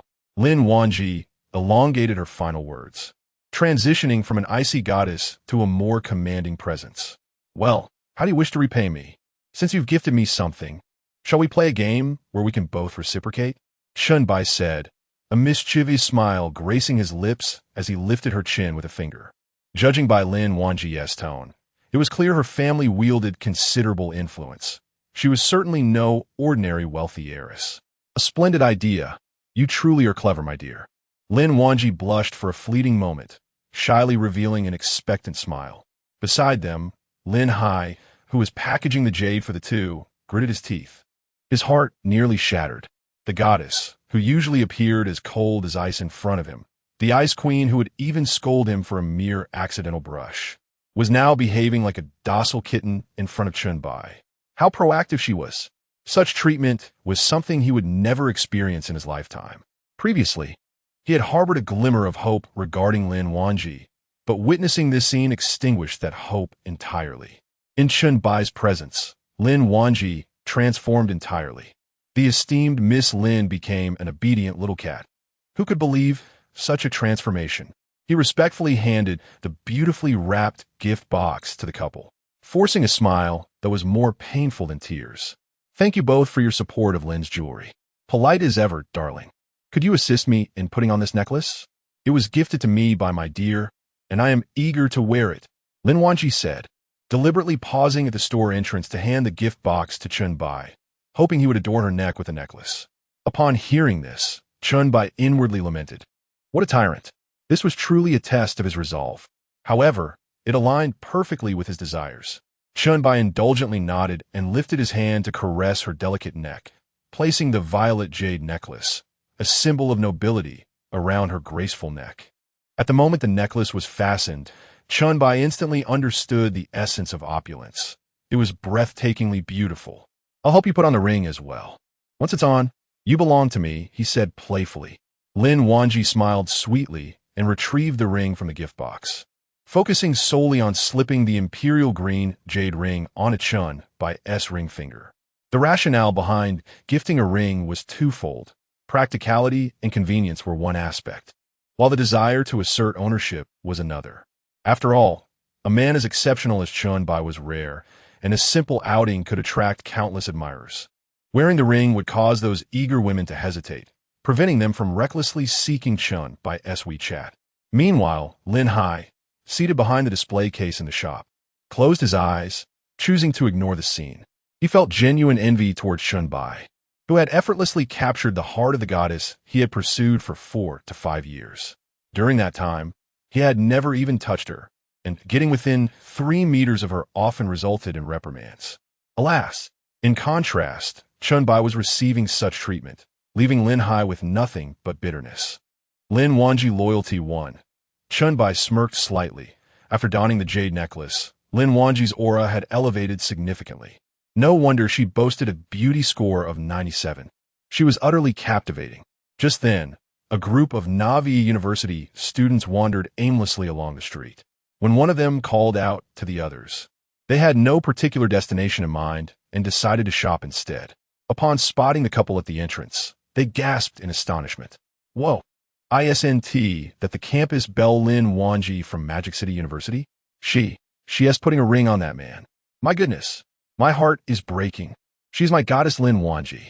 I wanted to invite her to the welcome party and ask her to be my date. Who is the man beside her? Who possesses such remarkable fortune to be in a relationship with Lin Wanji? I would willingly trade 3 days of my life for such an opportunity. My heart aches. Just a few days ago, I was already feeling down upon learning that Senior Rabbit Girl had a boyfriend, and now my ultimate goddess has also found companionship. Sigh. I wonder how Tingu would react upon witnessing this scene. He drives an Audi, Perhaps that could captivate the heart of Goddess Lin. I eagerly await the new student welcome party to see Ting Ji's performance. Even though Goddess Lin Wanji is already taken, there are still others in the Pan Sea Cave who are single and would undoubtedly accept Ting Ji's invitation. For it is rare to encounter someone in college who drives an Audi. Such individuals are indeed a rarity. Chapter 74. The optimal posture for waiting at traffic lights. Chen Bai listened to the discussions among a few people, a disdainful smile gracing his lips. Although owning an Audi while still in university is quite impressive and certainly indicative of wealth, the notion that merely driving such a car could entice the campus belle to be one's companion seemed utterly fanciful. Darling, I'm a bit tired from walking. Shall we take a rest? Lin Wanji bit her lip, gazing at Chen Bai with a glimmer of anticipation. She had already savored the joy of holding hands. What else should couples engage in? It was rather perplexing. Observing her subtly ambiguous expression, Chen Bai shook his head in resignation. So, she meant a break, not a pause from their journey. It appeared she had been prepared for this moment long before, possibly since the very night she received her title from Tongzi Ge. All right, there seems to be a Hilton nearby where we can rest. By the way, who is Ting Ge? ISNT, he also from Moda University? Chen Bai inquired, curiosity piqued. Ting Ye, darling, you must be referring to Zhou Ting. He is just an insipid fellow who once harassed the other girls in our dormitory. After receiving a scolding, he has since kept his distance. A fickle-hearted rogue, Lin Wanji shrugged, revealing that in her eyes, no man other than Chen Bai could elicit any favorable feelings. It was not an act of aloofness or a facade of being an ice queen. Rather, she genuinely despised the proximity of other men. The mere thought of someone harboring ulterior motives to approach her filled her with an innate aversion. Yet, when it came to Chen Bai, she found herself irresistibly drawn to him. Oh, Chen Bai acknowledged, realizing that the so-called spider cave dormitory indeed had its allure, captivating the undergraduates of Moda University and instantly granting them access to 4 enchanting goddesses. Then let us take a rest. I can hardly contain my eagerness. Lin Wanji playfully stuck out her little pink tongue and winked mischievously. At that moment, her phone suddenly rang from her pocket. Reluctantly, she pulled it out, her expression reflecting her annoyance as she locked the screen. As expected, the time for the welcome gala was set for tomorrow evening at 6, coinciding with the schedules of all universities in the city. I must head back to prepare. One cannot be too casual when accompanying my darling. I might face the scorn of those infatuated with you. Lin Wanji lamented, a sense of regret evident in her voice. Styling her hair and customizing a banquet dress would certainly require more than just a few hours from afternoon to evening. If she did not appear exceptionally stunning, what if Lu Yu outshone her? She intended to be the most beautiful woman by Chen Bai's side. Chen Bai furrowed his brow. Was time really so tight? However, even if Lin Wanji returned now, he wouldn't suffer any loss. His objectives for the day had already been fulfilled. Both wealth and loyalty were securely in his grasp. Good things are worth the wait. Lin Wanji was now his, and there was no need to rush. When playing games, an excessive eagerness to win can lead to a decline in performance, even for those possessing skills akin to professional players. This is particularly true in the context of CS Go, where the pressure can be palpable. Well, it appears I shall have to accompany you next time, my dear. Are you feeling down? Lin Wanji cast a worried glance at Chen Bai, who was furrowing his brow while engrossed in his phone. Please don't be upset, darling. I will always be your woman. It's merely a matter of time, she said, shaking his arm and gazing at him with a pitiful expression. I'm not angry. Do you really think I'm that kind of person? Chen Bai chuckled as he tucked his phone back into his pocket. He had just received a message from Rabbit Girl Yang, informing him that the welcome party had been moved to tomorrow, and she wanted to invite him as her male partner. This posed a bit of a dilemma. Refusing anyone would be quite awkward, so he would have to make an effort to attend. I knew you were the best, Lin Wanji said, pursing her lips and slightly rising on her toes, imagining the romantic scene she had envisioned of walking hand in hand with Chen Bai. As he felt her embrace tighten around him, a sweet sensation washed over him, leaving him with no choice but to acquiesce. As they descended the stairs, they spotted several well-dressed women surrounding his Lamborghini Urus, taking pictures. Chen Bai held Lin Wanji's hand and approached the vehicle, retrieving his car keys to unlock it. The yellow lights on the Lamborghini blinked twice, causing the women to turn around, already prepared with their WeChat QR codes, eager to engage in a charming encounter with the car's owner. Upon turning, they were met with Chen Bai's handsome face, causing their hearts to race and their cheeks to flush. "Darling, could you give me a ride back to school?" Lin Wanji casually adjusted her collar, revealing the exquisite jade necklace adorning her neck. It was only then that the women noticed the stunning companion beside Chen Bai. "Wow, that jade necklace must be worth millions," exclaimed one woman, who wore jade earrings herself and recognized the high value of such luxury items. "Is this for real? Being a wealthy woman must be amazing. If I had a villa hanging around my neck, I'd wake up laughing from my dreams." Another lamented, "How is it that the woman next to him is so breathtakingly beautiful? I feel utterly inadequate. What a shame. I'm so envious."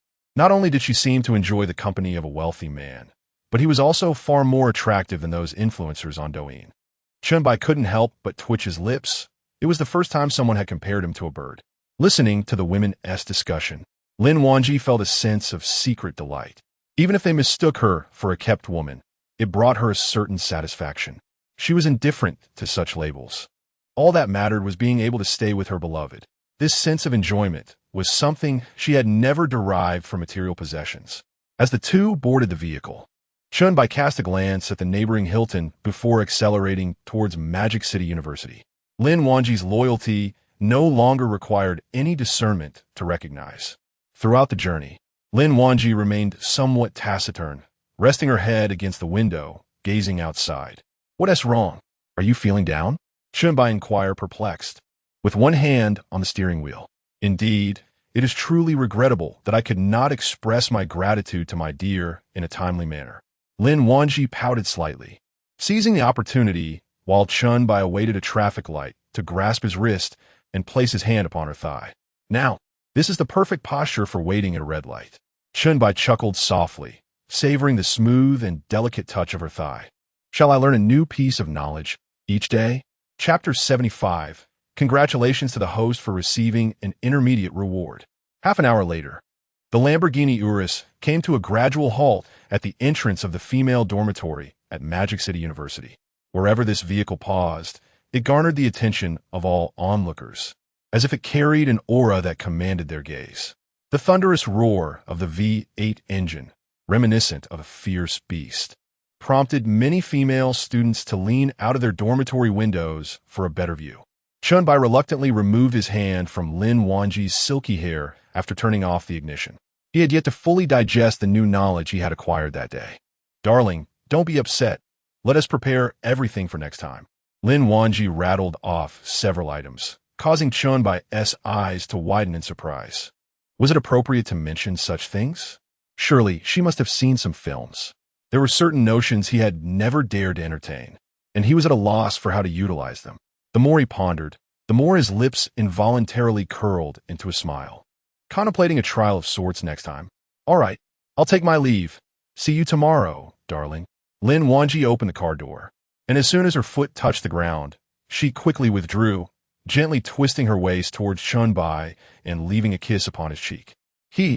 "See you tomorrow." As Chen Bai listened to her melodious laughter fading away, he helplessly pulled out a tissue to wipe the kiss mark from his face. Shaking his head, he retrieved a cigarette from his pocket and lit it. He was about to restart the Lamborghini Urus and head back to the hotel to utilize his 2 lottery chances, hoping to gain additional points in attractiveness. Through the rearview mirror, he noticed a white Audi Q2 parked behind him, its condition appearing quite new, as if it had just been registered. Chen Bai shook his head. The Audi Q2 shared similarities with the Mercedes A-Class and BMW series, embodying a certain pretense. Many purchased this vehicle solely for its emblem, disregarding driving comfort and features, spending over 100,000 merely to flaunt an Audi badge. Out in public, one could boast of driving an Audi, but the ensuing awkwardness upon being asked about the model was palpable. Driving a Q2 could easily mislead those less knowledgeable about cars, who might mistakenly equate it with superiority, even if they had the means to opt for a Q3 or A4. It seemed this was yet another purchase made for the sake of appearances. Lowering his window, he discarded the cigarette, but just as the driver's door of the Audi Q2 swung open. A man, whose demeanor could only be described as a refined rogue, approached Chen Bai with a broad smile.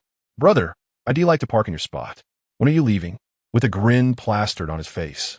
The man pulled a pack of soft cigarettes from his pocket, offering one to Chen Bai through the window. Chen Bai merely waved his hand dismissively, rolled up the window, and started the engine, accelerating away from Magic City University.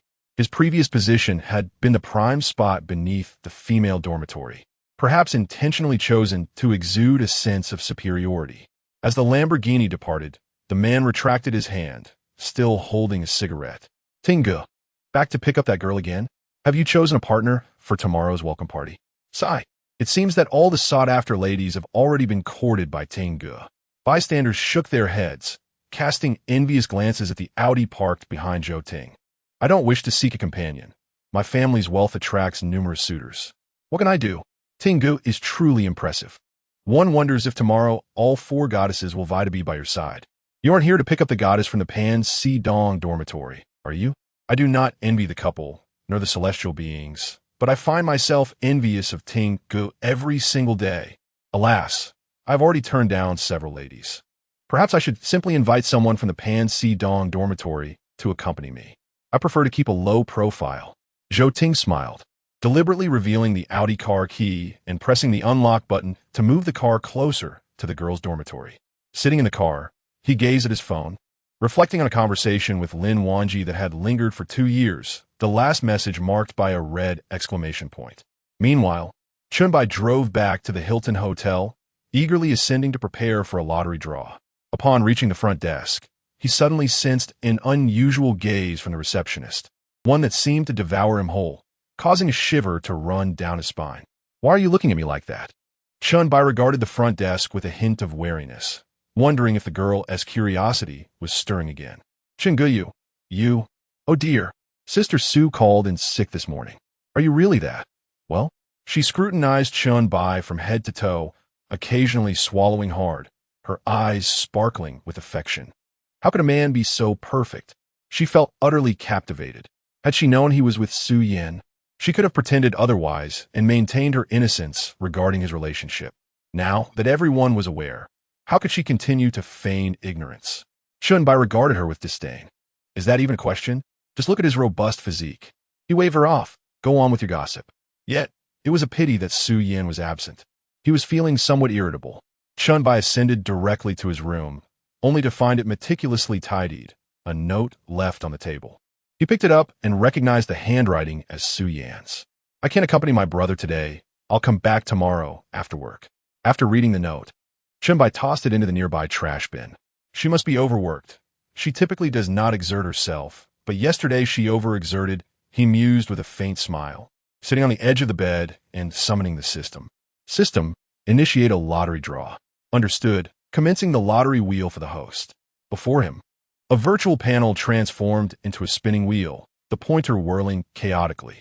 Eventually, it settled on a green segment, approximately 2 fingers wide. It appears I've won second prize. Quite splendid, Chen Bai murmured. After 3 trial draws, he had nearly grasped the mechanics of this lottery wheel. Each segment was roughly the width of a finger. A 1-finger segment corresponded to the grand prize, and so forth. However, there were also several segments glimmering like gold, spanning the width of 3 toothpicks. It appears to be the grand prize, a kind of mysterious gift, considering that the second and third prizes are already so impressive. He can hardly fathom what extraordinary skill might lie within the golden square. Perhaps it truly is a divine ability, such as time suspension. Ding! As the wheel came to a halt, Chen Bai redirected his focus to the rewards. He rubbed his hands together in excitement.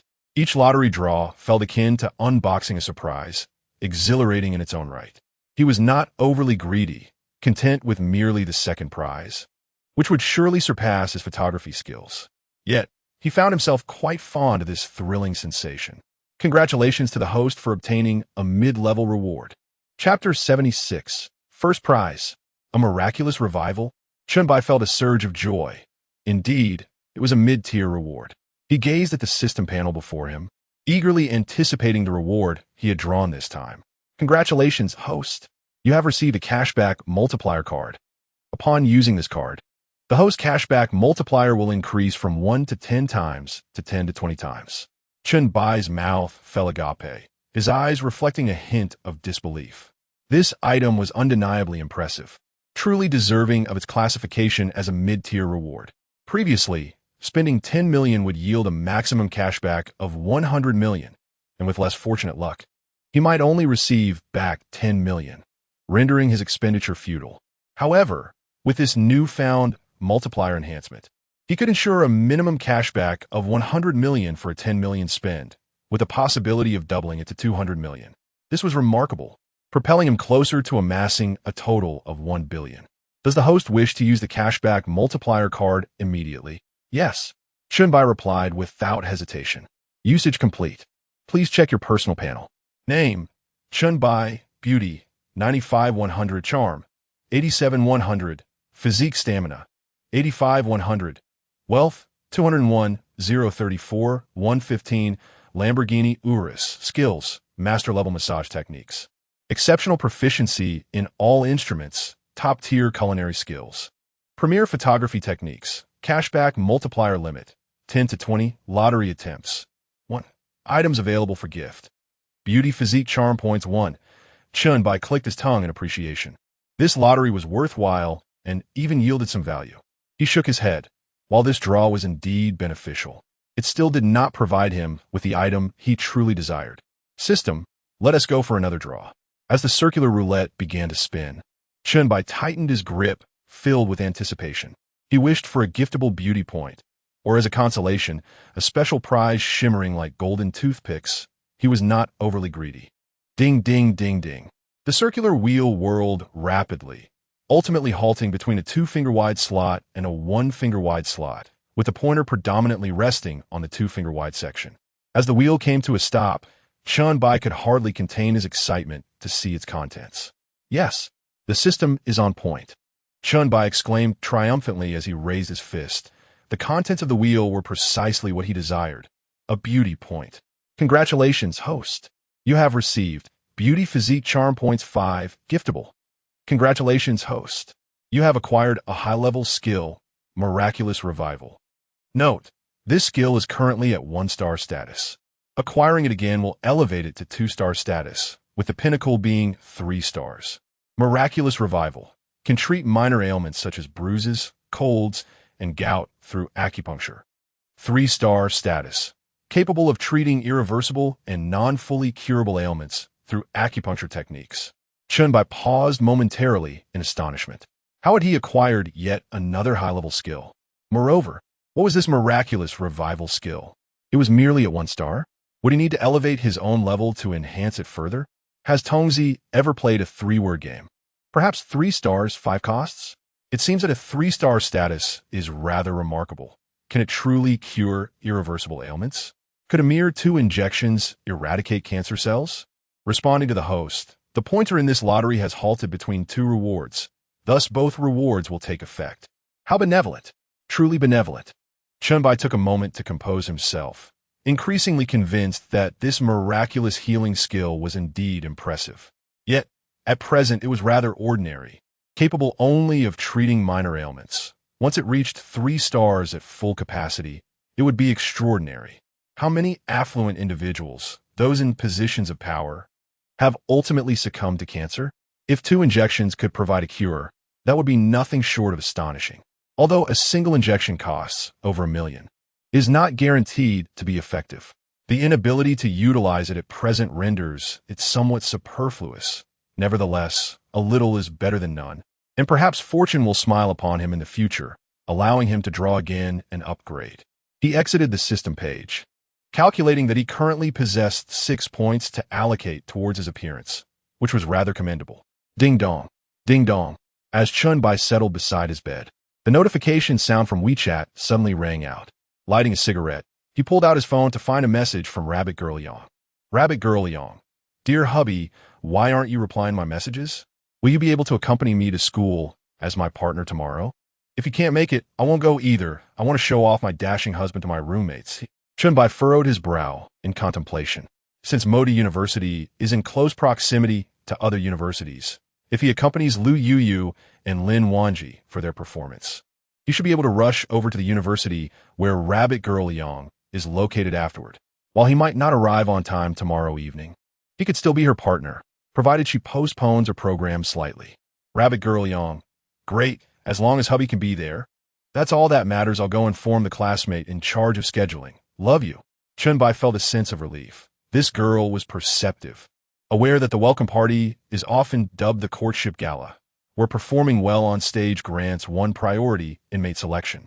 She seemed quite anxious about him, feeling jealous, insisting on dragging him along. Just as he was about to put down his phone, another WeChat message arrived in quick succession. By Kai Kai. Are you busy? I need to ask you for a favor. Shall we meet at that CAF? Chen Bai raised an eyebrow. What could she possibly need? By Kai Kai. Let's discuss it in person. I'll wait for you. 10 minutes. He replied succinctly. Bai Kai Kai had never before asked him for a favor. As a brother, he was certainly inclined to assist.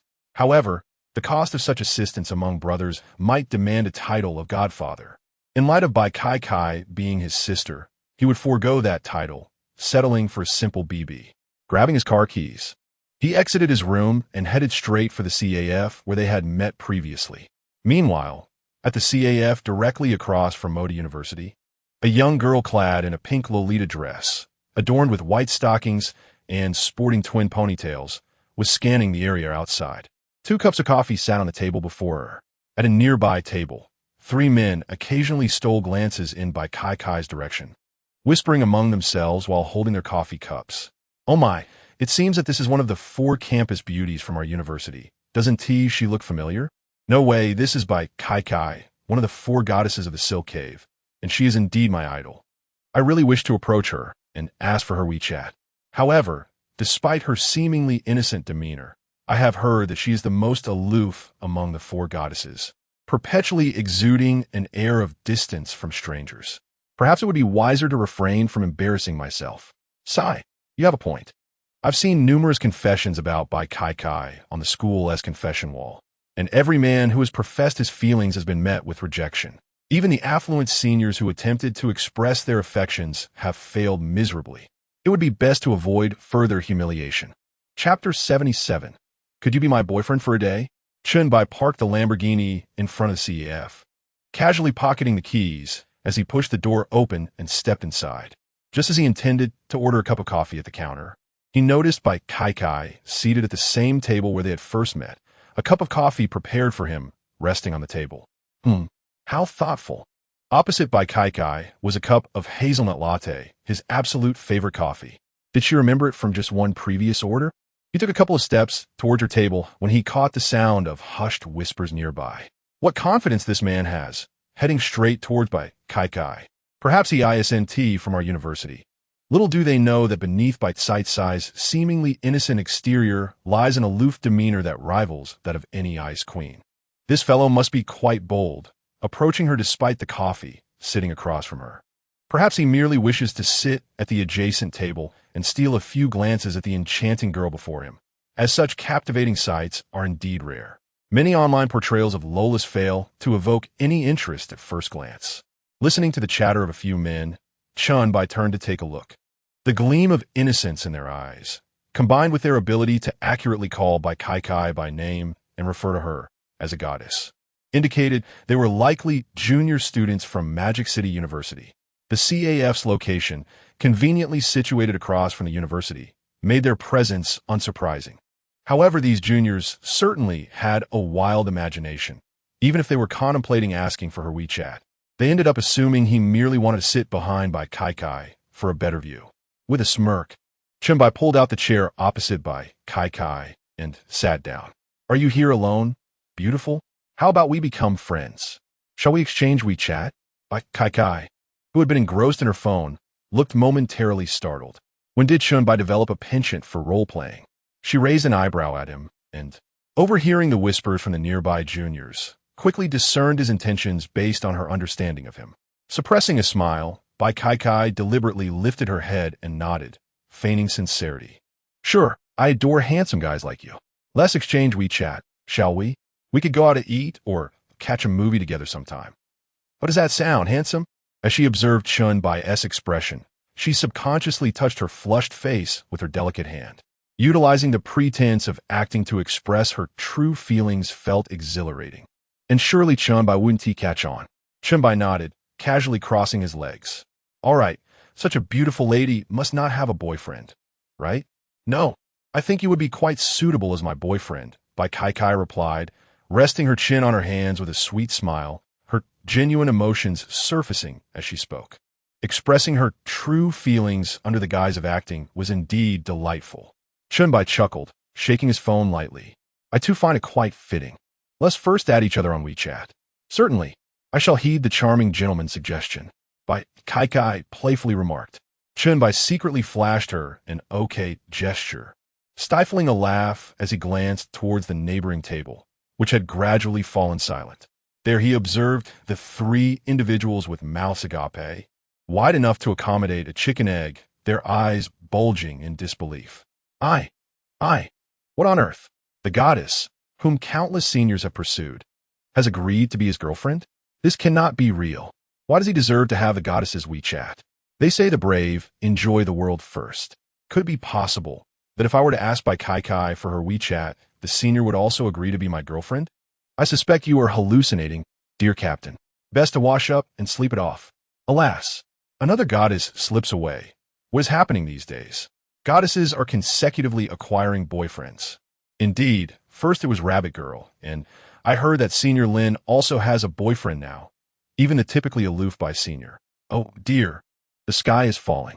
How disheartening. I shall take my leave. No more playing. The three clutched their chests as they exited the CF, emitting a wail as they passed by Chen Bai. Observing their retreat, he finally burst into laughter. He had intended to provide a personal demonstration for them, but instead, he had shattered their hearts. You, with your wicked sense of humor, Bai Kai remarked, covering her mouth with a chuckle. Do not speak nonsense. I merely wish to give these juniors a bold example. Yet who would have thought they would flee in despair? Chen Bai hastily corrected himself, shaking his head in exasperation. Is that so? I never would have guessed you possessed such kindness. Bai Kai shot him a disdainful look, given her understanding of Chen Bai. It was remarkable enough that he didn't hand a gun to a blind person, let alone offer a demonstration. By the way, why did you summon me with such urgency? Couldn't this have been discussed over the phone?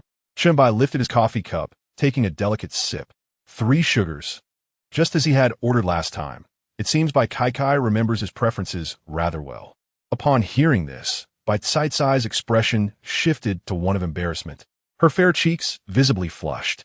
Well, it's really nothing of great significance. Merely a small matter. It's just a bit hard to articulate. Chen Bai raised an eyebrow. In our brotherly bond, what could possibly be so difficult to express? Speak freely. I am here to assist, I assured earnestly, patting my chest. Having known Bai Kai for such a long time, she had never sought his assistance. Rather, she had aided him on several occasions. As a brother, failing to help would seem rather ungracious. However, observing Bai Kai's demeanor, could it be a matter of borrowing money? If it is about a loan, that would be a trivial issue. Really?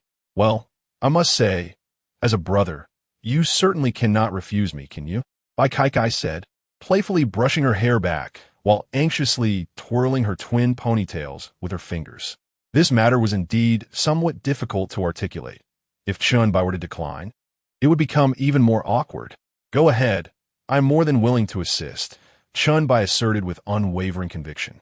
Lending a helping hand not only garners loyalty, but also earns a simple acknowledgement. So why not embrace the opportunity? Then I shall speak. Bai Kai cleared her throat after a couple of hesitant coughs. She bit her lip, seemingly organizing her thoughts, delaying her confession. That is, would you be willing to be my boyfriend for a day? Chapter 78. Has this been long planned? What? Chen Bai exclaimed, his voice rising 2 octaves as he stood abruptly from his chair. I regard you as a brother, and you actually wanting to be a father? Chen Bai's eyes widened in disbelief. He never expected Bai Kai to be such a person. Brother, you smell delightful? He had just shielded her from danger. And now she wished to turn the gun on him? No. You've misunderstood. Bai Cai's face flushed crimson as she hurriedly approached Chen Bai. Pressing him back into his seat, she raised a finger to her lips in a shushing gesture. Chen Bai twitched his mouth. Although he too wanted to say brother, you smell delightful. He felt compelled to maintain a facade. He couldn't just drop the act. Otherwise, Bai Kai would surely look down on him. Are you asking me to be your boyfriend for a day? Have I misinterpreted your intentions? Chen Bai took a sip of his coffee once more. Bai Kai waved her hands. Don't shout. That is precisely what I mean. Just be my boyfriend for a day. Chen Bai nearly spat out his coffee at her words. So you do want me to be a father?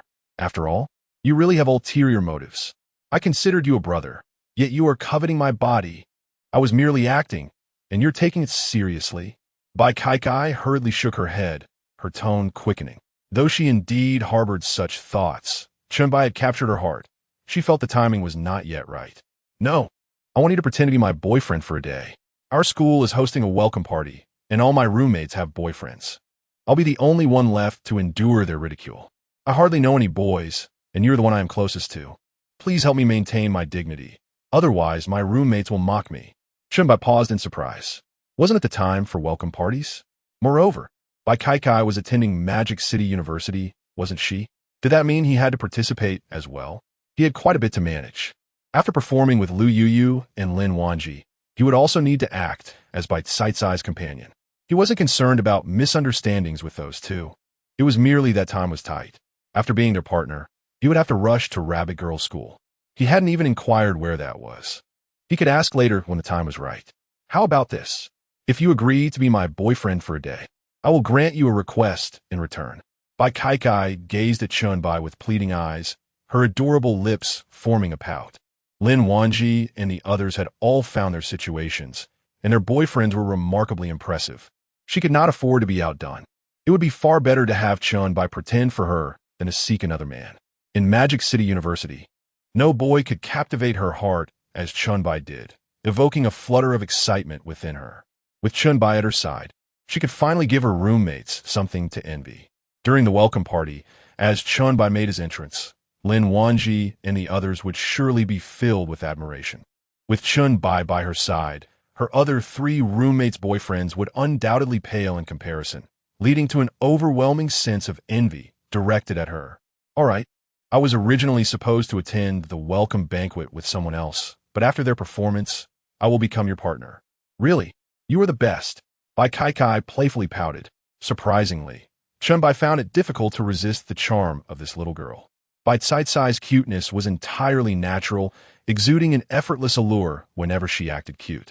Truly, she was the epitome of a lowly. Chen Bai mused, accepting this unexpected arrangement. It seemed he would have a busy day tomorrow. However, do your roommates all have boyfriends? Do I need to compare myself to them? Chen Bai suddenly pondered this question. Pretending to be a boyfriend for a day had its costs. If there was to be an unspoken competition with the boyfriends of his other roommates, that would certainly warrant an additional fee. Fair dealings, no deceit. Those 3 boast incessantly about how exceptional their boyfriends are, treating them like treasures. They plan to bring their boyfriends to the welcome banquet for an implicit contest. I believe you will undoubtedly be the most handsome. Bai Kai smirked confidently, convinced of her victory. Who could possibly rival Chen Bai's charm? The only one who could surpass him in her eyes was Chen Bai himself. Since there would be a competition with the other boyfriends, an increased fee was necessary. Chen Bai stated firmly, "You see, your roommates' boyfriends are my brothers and dear friends, so that definitely adds to the cost." Bai Kai licked her lips, intrigued by Chen Bai's words. How much more? Would offering myself suffice? Chen Bai contemplated for a moment. That would be enough, but I feel I might be at a disadvantage. How about 2 conditions then? The kind that must be agreed upon without hesitation. Chen Bai smirked, reassuring himself that this was not taking advantage of the situation. Bai Kai flicked her twin ponytails. The kind of conditions that must be accepted?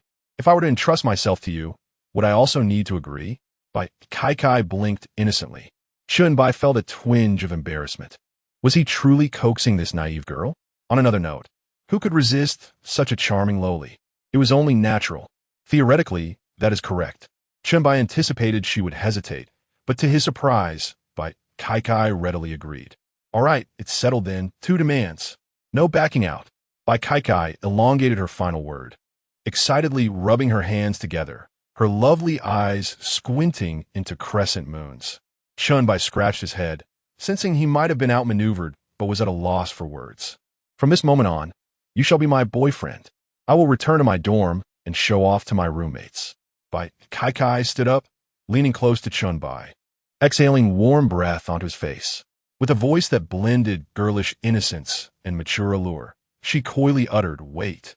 Chen Bai, watching Kai, stride toward the door, suddenly raised his hand to halt her. Kai turned her head, her twin ponytails swaying in synchrony. "What shall we do if your roommate asks us to prove our relationship tomorrow?" Chen Bai inquired, biting her lip to suppress a laugh. "Well, I recall seeing a similar scenario in a television drama, where a kiss was involved, perhaps." Kai suggested playfully. "How about I kiss you now to gauge the feeling?" She leaned in closer, slightly bowing her head, and left a delicate imprint of her lips on Chen Bai's cheek. "This should suffice as proof, don't you think?" Chen Bai stood there, momentarily stunned, nodding in agreement, as she had acted before he could even utter a word. He began to suspect that this girl might have whimsically concocted a plan for him to feign being her boyfriend for a day. He couldn't help but wonder if her intentions had been premeditated all along. Chapter 79. Do you think I am afraid? Am I avoiding your brilliance? Chen Bai twitched his lips, feeling as though he had fallen into a trap, yet he could not articulate precisely how. Could it be that during their past escapades on the battlefield, she harbored ulterior motives towards him? If the younger students were to discover this, they would undoubtedly envy him immensely. "I'm merely seeking a moment of sentiment. Do not misconstrue my intentions," Kai said, blinking her enchanting eyes and playfully sticking out her petite pink tongue. "I assure you, I am not one to take advantage of others. Our great nation values reciprocity. Shouldn't I be granted a kiss as well?" Chen Bai raised an eyebrow, his tone turning somewhat serious. "Very well, then you may kiss." Kai wore a provocative expression, her eyes betraying a hint of disdain. She leaned forward, pressing her face near Chen Bai's lips. Observing her somewhat disdainful demeanor ignited a spark of irritation within him. "Do you think I lack the courage? Am I to shy away from your radiance?" He leaned in, their lips meeting softly against her naturally unadorned face. This is what one might call mutual regard," he stated with a solemn expression. Kai appeared taken aback, yet a smile danced at the corners of her mouth. She resolved not to bathe that evening, simply out of disinclination. "Well then, I shall take my leave," she waved as she exited the CF. Loyalty 10 for Kai. Chen Bai picked up a napkin from the coffee table, dabbing at his face, shaking his head in resignation. Observing the newly added 10 points of loyalty, he truly felt ensnared. He had never anticipated that such a melodramatic scenario of feigning a boyfriend for a day would unfold in his life. His agreement had not stemmed from the two requests, but rather from a sense of camaraderie and loyalty. He then tucked away his phone, intending to sip his coffee before returning to the hotel. Since he was to perform on stage with Lin Wanji and the others the following day, despite his mastery of musical instruments, it was prudent to familiarize himself with the score beforehand to avoid any unforeseen awkwardness. Creak! The CAF door swung open once more, and several individuals entered. Among them was a man, dressed in a manner that exuded an air of cultured debauchery, clearly the archetype of a scoundrel. Chen Bai curiously glanced up, somewhat surprised. Wasn't this the owner of the Q2 car who had offered him a cigarette? The Q2 driver had not dared to meet his gaze when extending the cigarette. However, Chen Bai distinctly recalled the visage of this charming rogue, primarily due to their recent encounter. He might forget who had offered him a smoke, but he certainly remembered those who had not. "Ting Ge, do you have confidence in charming a few fresh faces at this welcome party?" one of the men inquired. "With your charisma and talent, I wager your violin prowess will leave many girls swooning. Indeed, who knows, Ting Ge might even capture the hearts of the four goddesses." Another added. Zhou Ting, standing at the center, waved his hand dismissively. "It's merely a welcome soiree. I possess an abundance of talents. Not only can I win over the goddesses, but I can also enchant the younger students. And with my Audi, what girl could possibly resist? There's no need for you to worry about me." After Zhou Ting finished speaking, the group of adoring fans surrounding him immediately erupted in exclamations. "Wow, Brother Ting's Audi is so stylish. It must cost hundreds of thousands, right? Brother Ting is simply exceptional. How can anyone compete with him for a goddess?" I find myself somewhat infatuated with him. Upon hearing this, Zhou Ting's lips curled into a smile. Of course, but don't become too enamored. There are plenty of men outside who are even more outstanding than me. One of the younger students beside him promptly retorted, her eyes glimmering with admiration for Zhou Ting. Impossible. Brother Ting drives an Audi and has passed the piano level 4. How could any man outside be more exceptional than him? Exactly. Our junior truly has good taste. Chen Bai, listening to the flattery from the crowd, could only shake his head in resignation. The Audi Q2's allure was merely a way to impress those naive juniors who knew little about wealth. A down payment of several tens of thousands, with a monthly payment of 3,000. While this might be considered affluent for college students, it hardly reached the level of a rich second generation. An ordinary person could manage the monthly installments. Typical university students often found themselves in survival mode by the end of the month. Who would have thought that one could own an Audi for just 3,000 a month? Chen Bai stood up, pocketed his phone, and walked past the group. Zhou Ting, observing Chen Bai's passage, adjusted his glasses, feeling an inexplicable sense of familiarity. As Chen Bai settled into his Lamborghini, he slowly lowered the window and lit a cigarette, exhaling a cloud of smoke. Suddenly, the phone in his pocket buzzed, and upon checking, he saw a WeChat message notification. So busy. Chen Bai raised an eyebrow and opened WeChat, discovering a message from Xiaoman. He opened the message and pondered why she wanted to meet again after just a day apart. Xiaoman, Brother Chen, could you come to my house? I would like to discuss the charity performance with you again. If you could come quickly, that would be great. Chen Bai furrowed his brow. What did she mean by coming quickly? He glanced at the time. It was just past noon. He had intended to return to the hotel for a casual meal, and his stomach was indeed growling. Given Xiaoman's urgency, and since her place wasn't too far, he decided to go see her. Okay, I'll head over now. Xiaoman. Address please, dear brother. Chen Bai contemplated this as he started the engine, swiftly accelerating out of the CAF's parking space towards Xiaoman's home. Meanwhile, Xiaoman, dressed in a delicate camisole that accentuated her perfect figure, wore a pair of sheer stockings and lounged on the sofa, crossing her legs and holding her phone with a radiant smile. Gulping, she swallowed hard, patting her disobedient belly, her eyes sparkling with anticipation as she gazed out the window, eagerly awaiting the arrival of a yellow Lamborghini. 10 minutes later, Chen Bai gradually brought his car to a halt beneath Xiaoman's residence. He lit a cigarette, feeling a slight pang of hunger. Perhaps he could invite Xiaoman out for a meal afterward. After taking a couple of deep puffs, he discarded the cigarette onto the ground, extinguishing it beneath his foot before ascending the stairs with his phone in hand. As he stepped out of the elevator, Chen Bai paused to confirm the door number of Xiaoman's apartment. Before he could knock, the security door creaked open. Come in, brother, she beckoned. Upon seeing Xiaoman's attire, Chen Bai was momentarily captivated. The slip dress accentuated her figure far more than a cheapao ever could. Chapter 80. It's ruined. Chen Bai has seen through my true intentions. Chen Bai pushed the door open and entered the room, casting a discerning gaze upon Xiaoman. Perhaps it was the allure of her slip dress, but after just one day apart, the woman appeared to have blossomed into a vision of beauty. Her delicate, slender face now bore a hint of softness. Xiaojia, what prompted such urgency in summoning me? Chen Bai inquired, standing at the entrance and noticing an additional pair of brand-new men's slippers on the shoe rack, still bearing the tags. Please change your shoes first. The matter concerning Deng Siki isn't pressing, Xiaoman replied, a hint of bashfulness creeping into her demeanor as a sophisticated woman revealed the innocence of a young girl. Chen Bai gestured toward the new slippers atop the pale shoe rack. Were these prepared for me by Xiaojia? Yes. After you left yesterday, I specifically went out to purchase a pair for you, she admitted, biting her lip, her delicate hands clasped behind her back. Chen Bai nodded and removed the tags before slipping into the slippers.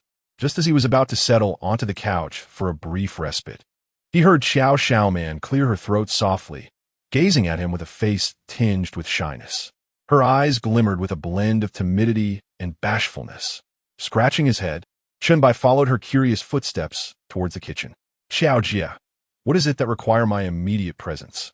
With her back turned, Xiaoman opened the refrigerator door, then slowly turned around, her lower lip pouting slightly as she gazed at him with an endearing expression.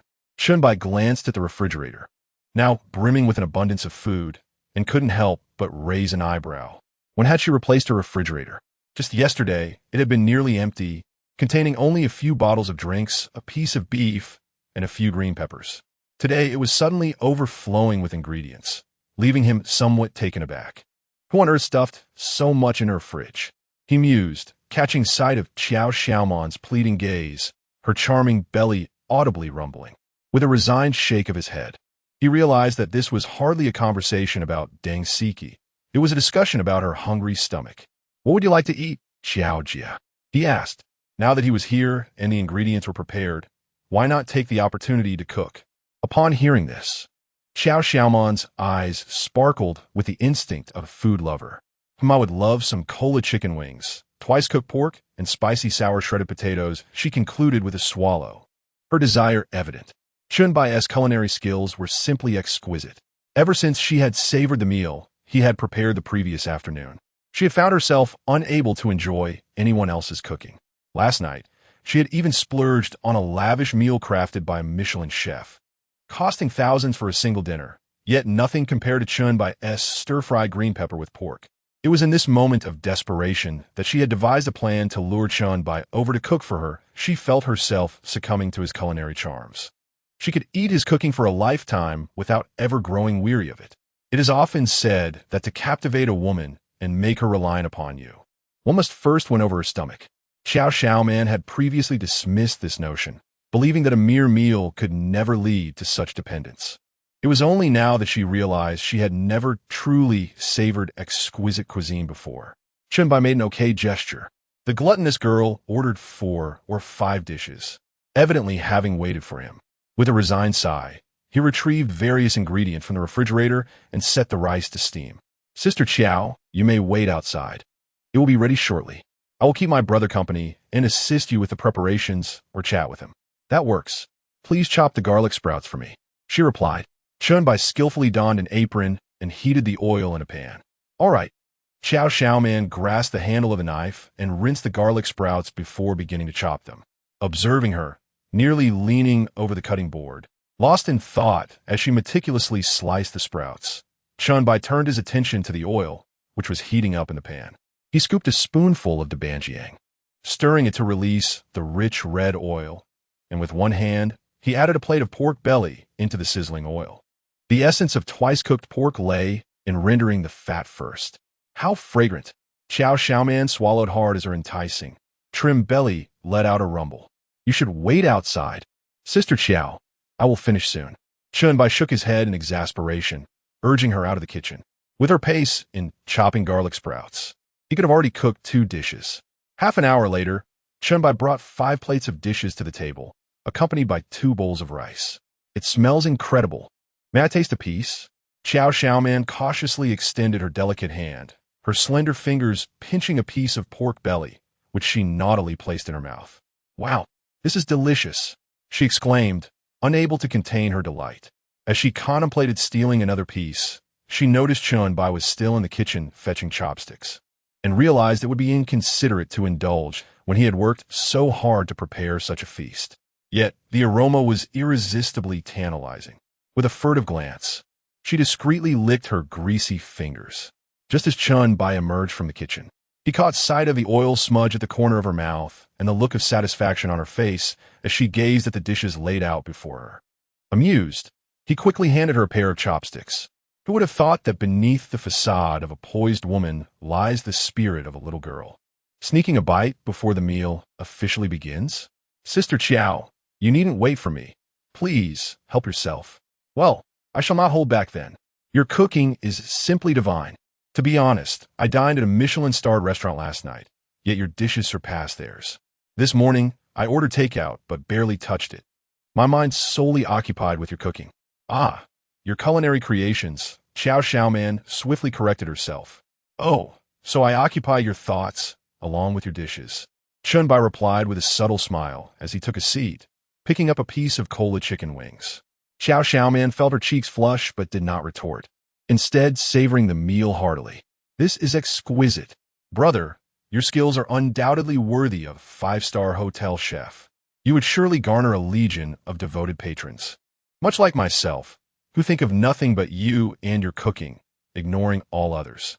What shall I do if I can no longer savor the dishes prepared by my brother? Sigh. Chen Bai shrugged and casually scooped a mouthful of rice. What can be done? Just like today, summon me over to prepare a feast.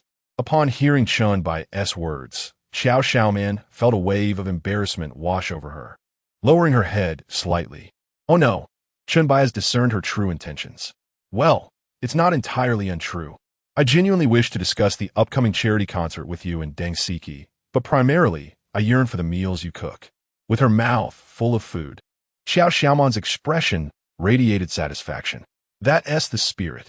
Why fear not being able to eat it in the future? You can always visit Tangon No. 1 for a meal, and you can bring Dangsiki along, too. Chapter 81. It hurts. Chen Bai smiled faintly, contentedly setting down his bowl and chopsticks, and gently patting his belly. After finishing the last sip of iced cola, he let out a satisfying burp. Well, you do have a point. But isn't it a bit inappropriate for me to go to my brother's house for meals every day? Xiao Xiaoman said with a hint of shyness. Even though she felt full, she still yearned for just a bit more. Why not just move in? That way, it wouldn't be considered as freeloading, Chen Bai jested. I'll think about it, Xiao Xiaoman mumbled softly, her head downcast. Chen Bai was oblivious to the fact that his expression had morphed into a meme of Hua Chong, turning his head with a cigarette, looking at her in disbelief. Are you serious? Just considering it after so little time? Surely, no one would actually move in just to mooch off meals, right? Yet, the thought wasn't entirely unfeasible. It would provide some companionship for Xiao Shui. The villa at Tangwa No. 1 was indeed too spacious, comprising 6 or 7 rooms spread over several floors. An empty room could be quite isolating, and Xiao Shui would feel quite lonely on his own. He contemplated packing his bags and moving into Tangwa No. 1 in a few days, leaving the hotel room vacant, as he would still need to return to Moda University, which would at least give him a place to stay. Moreover, he could also bring Su Yin along. The lobby manager earned merely 200,000 to 300,000 a year, which he could easily afford. Staying in a hotel often exposed one to those troublesome, greasy men, which was rather unsafe. Since Su Yin was so understanding, willingly becoming his woman without caring for any formal title, it was only fair to provide her with basic security. Having grown weary of staying at home while investing in her entrepreneurial ambitions, Su Yin had a strong career drive and likely wouldn't remain at home for long. For a woman like Su Yin, the best security was a stable career. Well, if Sister Chow wishes to move in, she is welcome at any time. There are plenty of rooms, and it's close to Deng Siki's place. Just a 2-minute walk away, Chen Bai said earnestly, extolling the benefits of living at Tangwa. The more Xiao Xiaoman listened, the more tempted she became. Not only would she enjoy Chen Bai's cooking daily, but it would also be convenient to find Deng Siki while at work. Each morning, she would awaken to see the handsome man who made her heart race. Yet, Xiao Xiaoman suppressed her burgeoning feelings, as they had only known each other for a couple of days. Moving into someone else's home felt rather forward. She wanted to maintain a semblance of restraint, at least until there was some subtle relationship established between her and Chen Bai. Let me think it over. By the way, brother, I know your refusal to perform with Deng Siki isn't about money, but there truly aren't any suitable candidates for the charity event. Could you possibly help your sister out, please? Xiao Xiaoman looked at Chen Bai with her big, pleading eyes. Chen Bai felt somewhat helpless. He genuinely did not wish to partake in such a high-profile event. After all, being in the limelight often invited unnecessary complications. How about this? You reach out to other male singers first, and if it doesn't work out, come back to me, and I'll reconsider, all right? Chen Bai didn't outright refuse, but he believed this astute woman would grasp the implication behind his words. All right then. Xiao Xiaoman discarded the last chicken wing bone into the empty plate, pursing her lips and nodding slightly. I'll take care of the cleanup. You should rest, brother. You've worked hard. However, the dishes you prepared were truly delectable, lingering in my memory even after I was full. Xiao Xiaoman Loyalty 5, Chen Bai smiled faintly. With a man and woman working together, the labor felt less burdensome. Since he had cooked, the task of washing the dishes naturally fell to Xiao Xiaoman. He decided to step directly to the balcony window and lit a cigarette. With a puff, he exhaled a long breath, surprised that preparing a meal could earn him 5 points of loyalty. It was evident that Xiao Man, this gluttonous girl, genuinely relished his cooking. Suddenly, a crash resonated from the kitchen, accompanied by Xiao Man's startled cries. What happened? Chen Bai quickly extinguished his cigarette in the pristine ashtray and hurriedly made his way to the kitchen. Upon entering, he found Xiao Man sitting on the floor, a blue and white plate shattered into several pieces, and remnants of vegetable soup splattered around. Sister Xiao, are you all right? Chen Bai rushed to her side, assisting her to her feet. It hurts. As Xiao Man stood, she winced sharply as her right foot touched the ground, losing her balance and collapsing into Chen Bai's embrace. He instinctively held her tightly, a delightful fragrance enveloping him. In that moment, he noticed her gaze directed downward, where her once immaculate ankle now bore slight swelling and redness. With the knowledge from his mind's healing skills, he recognized it as a severe ankle sprain, even slightly dislocated. If not addressed promptly, it could result in a lifelong limp. Brother, I'll just rest in the bedroom for a bit, Xiao Man murmured.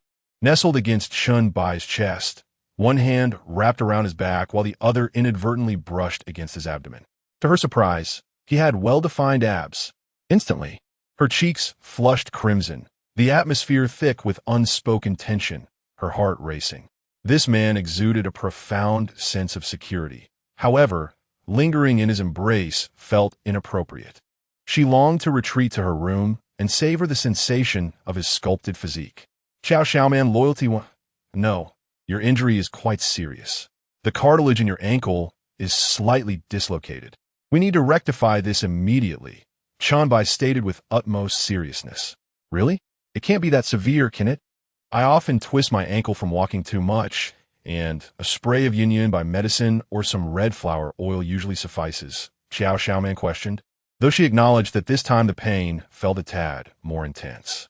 However, this is not a simple sprain, it's quite serious.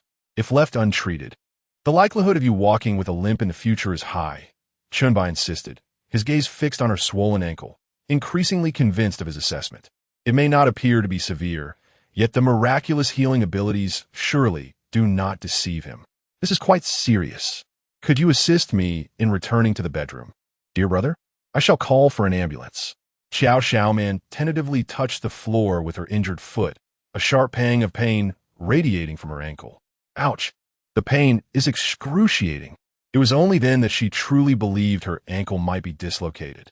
In the past, a mere twist of the ankle would resolve itself after a few days of rest. She would have been able to walk home even if she had injured herself. Now, she could barely touch the ground, as even the slightest pressure from her toes sent waves of agony coursing through her. Chen Bai softly replied, his arms slipping between hers, while his other hand cradled her legs. Chapter 82. No illness, just a few steps, Xiao Man gasped, covering her mouth in astonishment as her gaze met Chen Bai's. She could even perceive the clarity of his breath, prompting her to avert her eyes, unable to withstand the intensity of his gaze. Every time their eyes locked, her heart raced uncontrollably. She felt as though she could sense the depth of his feelings. Could it be that he remained indifferent? Had she truly been so easily lifted by Chen Bai? Though she appeared slender, she possessed a certain fullness in all the right places. Standing nearly 7 meters tall, her weight had reached an impressive 110 pounds. Yet Chen Bai seemed to carry her with such ease. Was this embrace not exquisite? Xiao Man felt as if her heart, dormant for years, had been reignited. As Chen Bai carried her toward the bedroom, he noticed the points accumulating in the system before him. A smirk graced his lips. His regular workouts at the gym had certainly paid off, allowing him to possess both strength and physique. Otherwise, he would have struggled to carry Xiao Man to the bedroom. Upon closer inspection, he realized that Xiao Man was not merely slim. She was slightly plump, though this plumpness was unlike the conventional understanding. Her figure was the kind that all men adored. Her limbs were delicate, her waist was trim, yet she possessed a lushness in the areas that mattered most. Was her slight plumpness a detriment in Chen Bai's eyes? Quite the opposite. It It was a point in her favor. What man could resist such a figure? He gently laid her upon the bed, carefully examining her swollen ankle. Ah, it really hurts. Xiao Xiaoman grimaced, the pain intensified by Chen Bai's touch, rendering her exceedingly sensitive. Should she go to the hospital? Her brother had mentioned severe consequences, yet she harbored an aversion to hospitals. Besides, she had matters to attend to the following day. A hospital visit would likely lead to her being admitted. Pouting, she shook her head while reclining on the bed. One of her shoulder straps had slipped down to her upper arm, enhancing her allure. How did you know this was a dislocated ankle cartilage, brother? Had you experienced it before? How did you resolve it? Xiao Xiaoman suddenly pondered this crucial question. Her first instinct was to wonder if Chen Bai possessed some medical knowledge. But upon reflection, it seemed improbable. He was already so well-rounded in every aspect that she admired. He could cook, excel in photography, and master various instruments. His culinary skills were such that she had been devising ways to invite him to her home for a meal. His photography was of top-tier quality, and his musical talent was undeniable, capable of partnering with Deng Siki. What more could one question? If he were to possess medical skills as well, she would be tempted to marry him on the spot. Was there truly anything he couldn't do? What door had the heavens closed to him? The gap is indeed quite substantial, isn't it? Transitioning from musical instruments to the art of medicine, Chen Bai appears to be merely in his early 20s. A dashing young heir, and his proficiency in these areas is already remarkable. Should he also possess medical skills, he might indeed become the object of affection for countless women. I have not experienced this myself, but Sister Qiao, in most cases, a hospital visit is necessary. Otherwise, the consequences could be rather severe, with an 80% probability of. How do you know this? Is it truly that serious? Xiao Xiaoman's tone turned somewhat grave. She had great faith in Chen Bai's assertions regarding the potential outcomes. Yet she remained curious as to why he was so assured. I possess a modicum of medical knowledge myself. While an ordinary person may not discern the misalignment of the ankle cartilage, I can. Chen Bai murmured softly as he stood by the bed. What? You also possess medical skills? Is there anything you cannot do? Xiao Xiaoman exclaimed incredulously, nearly leaping from the bed had it not been for the piercing pain in her face. Is there truly such a perfect man in this world? I know a little. I can only treat minor ailments. If Sister Qiao prefers to avoid the hospital and the anesthesia required for surgery, I could realign your bones. It would only take a few minutes, although it might be somewhat painful. Chen Bai's large hands moved deftly around her ankle, swiftly locating the misaligned area. The techniques and pressures for realignment instantly surfaced in his mind. It appeared that his skill in rejuvenation encompassed not only acupuncture techniques, but also the basic methods of seasoned traditional Chinese medicine practitioners. However, he was uncertain when he might ascend to the second tier. He was still unfamiliar with the effects of that level, only aware that the third tier bore remarkable efficacy. The miraculous skill capable of curing even cancer, which seemed almost unfathomable within the realm of science, was merely classified as first tier. He dared not imagine the baseline for the special award. Xiao Xiaoman bit her lip, engaging in a mental struggle. She genuinely wished to avoid the hospital, as it would delay many matters, and surgery would require at least half a month for recovery. Moreover, she had harbored an enduring phobia of hospitals since childhood. Then, I must trouble you, brother. I truly do not know how to express my gratitude. There's no need for such politeness, Sister Qiao. You must endure a bit. Chen Bai grasped her foot with one hand while adjusting positions and angles with the other. This is likely to be quite painful, isn't it? Xiao Xiaoman clenched her teeth, her small fists tightening in apprehension. Just a little. It won't be unbearable. By the way, Sister Qiao, you mentioned earlier that Deng Siki's concert is a commercial event? Chen Bai casually inquired while continuing to seek the correct position for realignment. Xiao Xiaoman's previously tense expression relaxed at once. Yes, it is a charity event. She suddenly cried out, tears welling in her eyes. All done. Now take a few steps. Chen Bai stepped back, nonchalantly clapping his hands. Although it was his first experience in assisting someone with realignment, he felt remarkably adept, as if he were a seasoned traditional Chinese physician with decades of experience, entirely at ease. He seemed to possess an intimate understanding of every bone and acupoint in the human body. Xiao Man, suppressing her pain, sat up from the bed, biting her lip and casting a resentful gaze at Chen Bai. "You liar, didn't you say it wouldn't hurt?" Chen Bai, caught off guard by her penetrating stare, faltered. "I truly feel no pain. Hurry and get out of bed. Take a few steps. If you're unwell, try walking a bit. Let us see if it still hurts. If it does, a trip to the hospital is inevitable."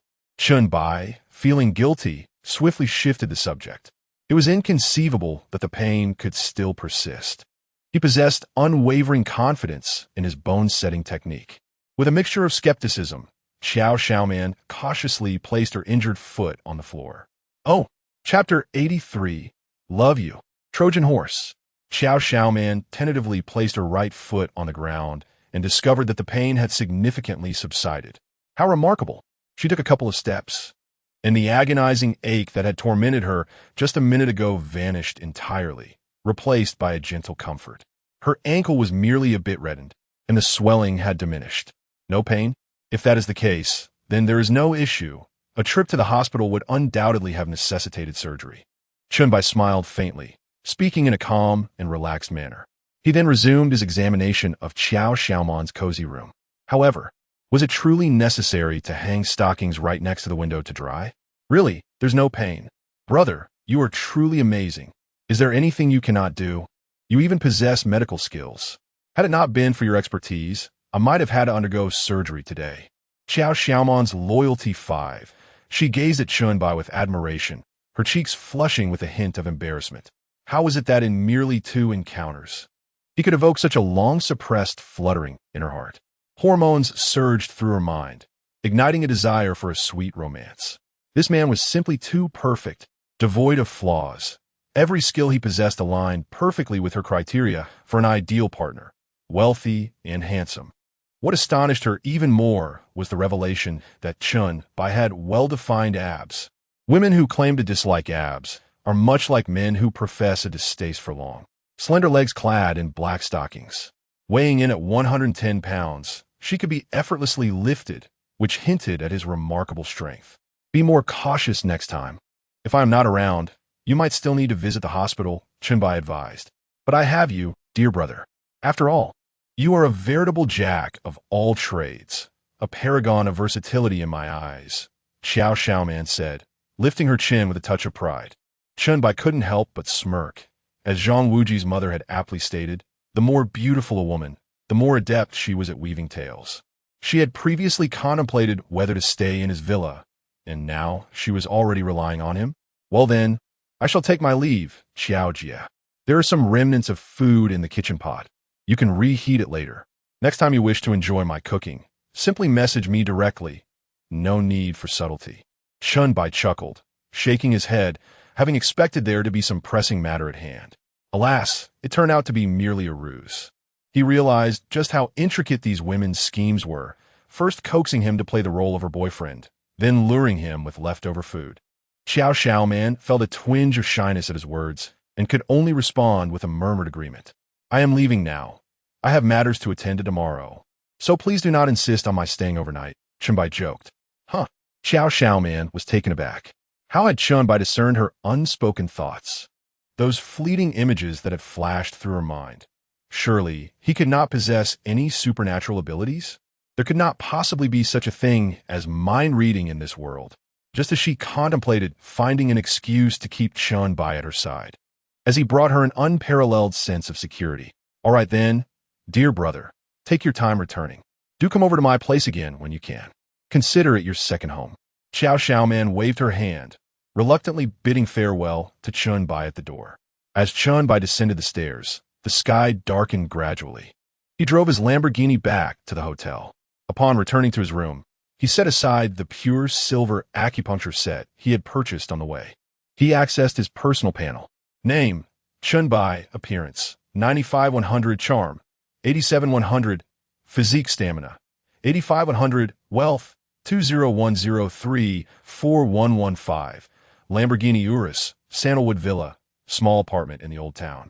Skills, master-level massage techniques, extraordinary proficiency in all musical instruments, top-tier culinary skills, exceptional photography skills.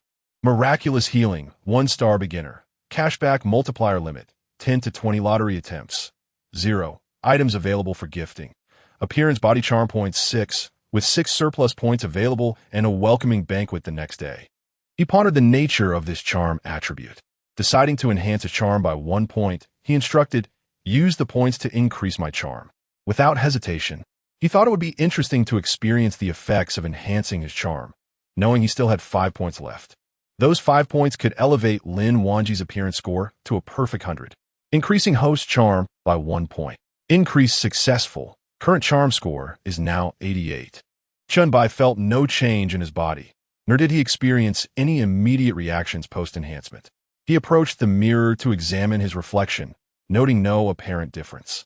Unable to discern any alterations, he decided to sleep it off. The following morning, Chen Bai was jolted awake by a WeChat voice message charging on his nightstand. Rubbing his eyes groggily, he fished out a cigarette from the drawer. After a couple of puffs, he felt fully awake. He picked up his charging phone and answered the voice message. Lu Yuyu's sweet voice, laced with a hint of mischief, reached his ears. Darling, are you coming to school today to be my partner? It might be a bit of a challenge for you, as we need to perform 2 acts with Wanji. Chen Bai smiled faintly. No problem. I can make it by noon, right? Does your school provide instruments, or should I bring my own? Suddenly, a thought struck him. How did Lu Yu know he was also to be Lin Wanji's partner? Were they in cahoots? They provide instruments. There might even be some fun games involving them. Just being there is enough. Yes, we'll do our makeup first. Can't let you down. Love you, darling. Bye. With a wry smile, Chen Bai extinguished his cigarette in the ashtray. The affectionate overture from the charming girl from Sichuan left him feeling quite restless.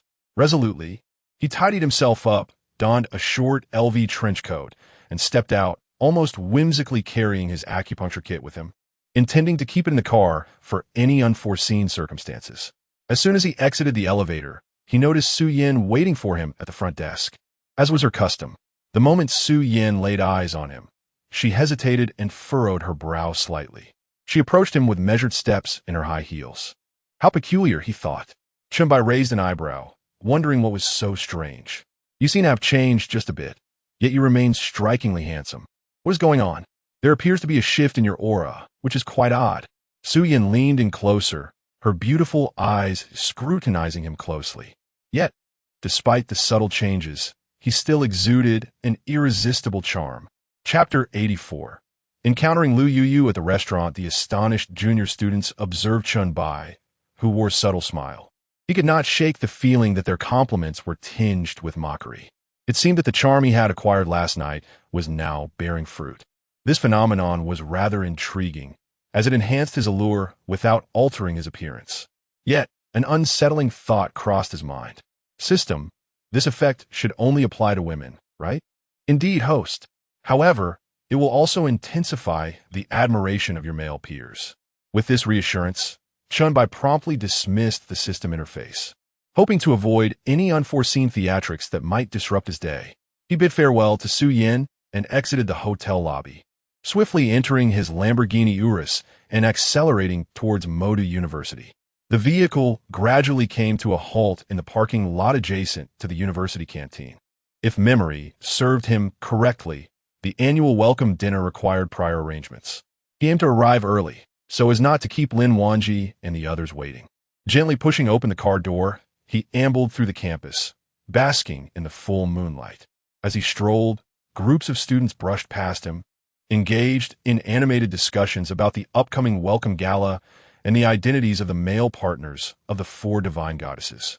Have you heard? The 4 goddesses of the Ponzi Cave dormitory all have partners now. What a bummer. No chance left for us. Who are those lucky fellows? They must be truly fortunate. I can't believe all 4 goddesses have boyfriends at once. My heart aches with longing, given how exceptional Tingu is. Surely one of the goddesses must be paired with him, right? As the school's most eligible bachelor, his musical talents have always captivated every new freshman. Realizing their slim chances of becoming the partners of these divine beings, they relegated the topic to idle gossip. The welcome gala was significant for them, not only as a chance to vie for companionship, but also as a rare opportunity to witness all 4 goddesses performing. It would be a feast for the eyes for those longing to connect with the enchanting Zai Qiunan. Chen Bai listened intently, deducing that Ting Gu must be Zhou Ting, who drove an Audi Q2. However, he pondered what the other three women in the Ponzi Cave dormitory must look like. Could they possibly surpass by Kai Kai and Lu Yuyu in beauty? He was curious about the other members of Lin Wanji's dormitory, as it seemed wherever he went. Someone was proclaiming her to be his goddess. As Chen Bai contemplated this, a pang of hunger struck him, prompting him to head towards the canteen. It had been quite some time since he last dined at Modi University, and he found himself yearning for the flavors of his alma mater. Upon entering, he noted the bustling crowd, likely due to the breakfast rush, with numerous patrons queuing at the familiar food stalls. He approached a Lanzhou noodle stall he frequently visited during his school days and ordered a premium bowl, holding the noodles along with a variety of side dishes. He casually took a seat. The moment he settled in, a few girls sitting beside him cast astonished glances his way. They couldn't help but direct their gazes towards Chen Bai. How handsome! Which senior is he? I feel like I've never seen him before. Is there really such a handsome senior in our school? He seems even more attractive than Zhou Ting.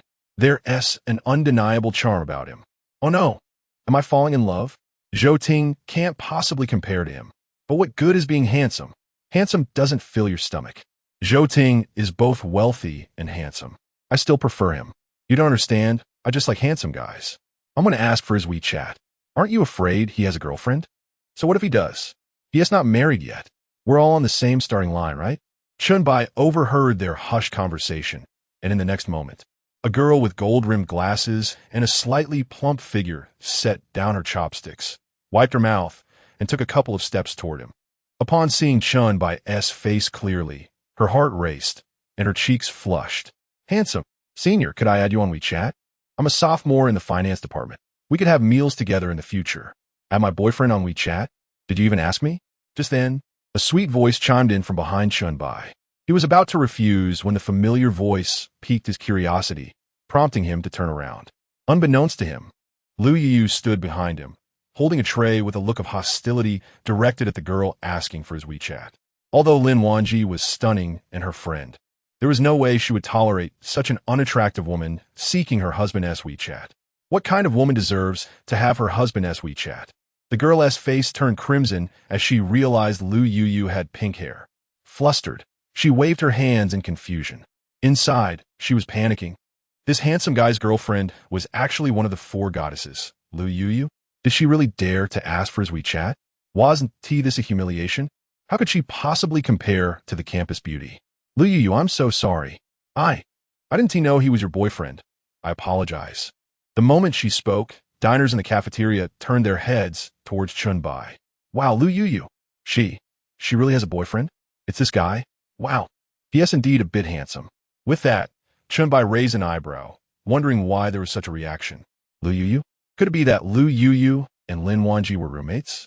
What an uncanny coincidence. He casually took Lu Yu's tray and placed it beside his seat. You woke up early to have breakfast? Husband, how come you're here? If I had known you were coming, I would have come down sooner to keep you company. Lu Yu pouted slightly, surreptitiously picking up Chen Bai's chopsticks to sample the beef noodles he had ordered. I thought I would wander around a bit. Considering you all were probably busy tidying up your makeup in preparation for the welcome dinner, so I didn't call you down to join me. Chen Bai responded with a faint smile, raising his hand to gently tousle her soft pink hair, allowing his hand to rest on her shoulder. Lu Yu wore an off-the-shoulder outfit today, her snow-white shoulders beautifully exposed, and the touch felt quite pleasant.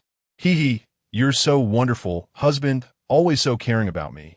Lu Yu beamed sweetly, her eyes brimming with affection as she leaned slightly against his shoulder, her voice involuntarily infused with warmth. Nearby, a junior eating at the table dropped his chopsticks in astonishment. Wow. Chapter 85. The meeting of two ladies, a battlefield? Non-existent.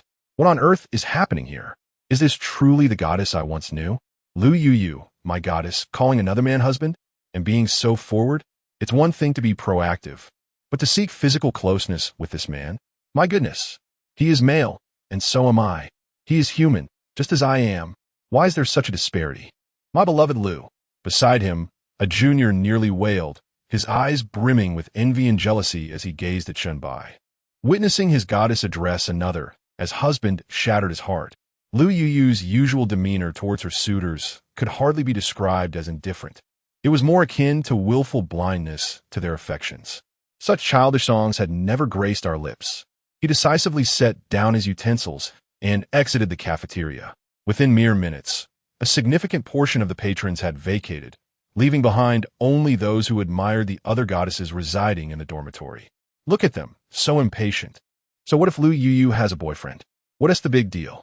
Indeed, nothing can deter my appetite. I am affectionately dubbed the Eater. Even if all the other goddesses are taken, so what? Lu Yuyu has a boyfriend now. Chen Bai observed the somewhat empty cafeteria, a smirk tugging at his lips. Could a simple meal incite half the male populace to attend the welcome party with red eyes? If he were to perform alongside Lin Wanji and the others, how many would call their instructors to lament the blustering winds on the rooftop? He found himself rather admiring this Eater and turned to glance back. Husband, should I summon Wanji to join us for a stroll? Lu Yu stealthily placed the largest piece of beef from her bowl onto Chen Bai's plate, her face alight with a smile. She secretly reveled in the pairing of Chen Bai and Lin Wanji, a perfect match with her dear friend. Yet, she couldn't display her feelings too overtly. A casual outing would set the tone for their future together. Very well. After we finish eating, you may call Lin Wanji down. We could use a bit of digestion, Chen Bai remarked, suddenly noticing the sizable piece of beef in his bowl, shaking his head with a smile. All right, I shall message Wanji right now. She was just mentioning you last night, Lu Yuyu exclaimed, retrieving her phone from her pink skirt and sending a WeChat message to Lin Wanji. The previously composed bystanders widened their eyes in disbelief. Even the Eater, who was solely focused on his meal, gradually lowered his spoon, his nostrils flaring in astonishment as he fixed his gaze upon Chen Bai. What did I just hear? Not only is Lu Yuyu his girlfriend, but Lin Wanji is also involved with him, and they're all going for a stroll together? What the hell? Is it a drought for some and a deluge for others? How can he enjoy the company of two exquisite goddesses all to himself? Is his mere handsomeness enough to grant him such indulgences? Is there no law? Is there no justice? As Chen Bai listened to the banter of his companions, he noticed the man he greatly admired, the diligent Eater, silently set down his spoon and stepped outside to smoke a cigarette. It seemed that the remarks from the younger students had affected him more than expected. Wanji is already downstairs waiting for us. I've finished eating. Has my husband finished his meal? Lu Yuyu's eyes sparkled with anticipation, contemplating whether the three of them could. No, it seemed her thoughts were a tad perilous.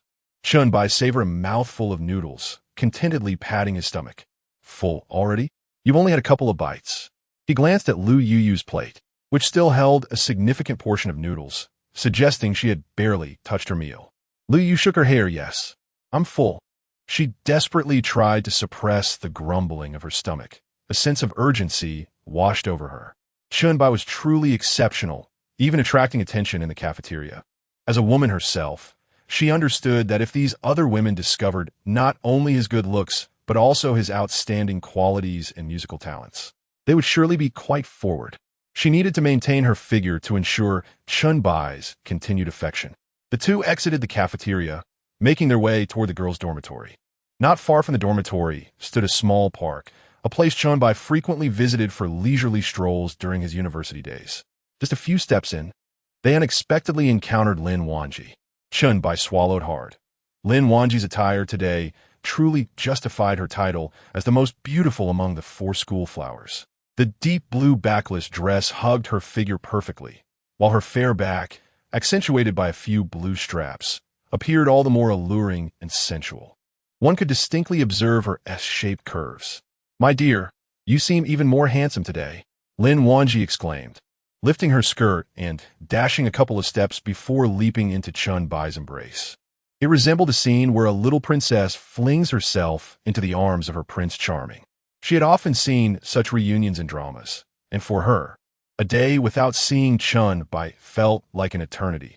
She wanted to see if this kind of greeting would stir more affection in him. Chen Bai beamed, his hands instinctively resting on her delicate shoulders. Missing me after this one day? He cupped Lin Wanji's face, planting a gentle kiss on her cheek. Lin Wanji's loyalty won.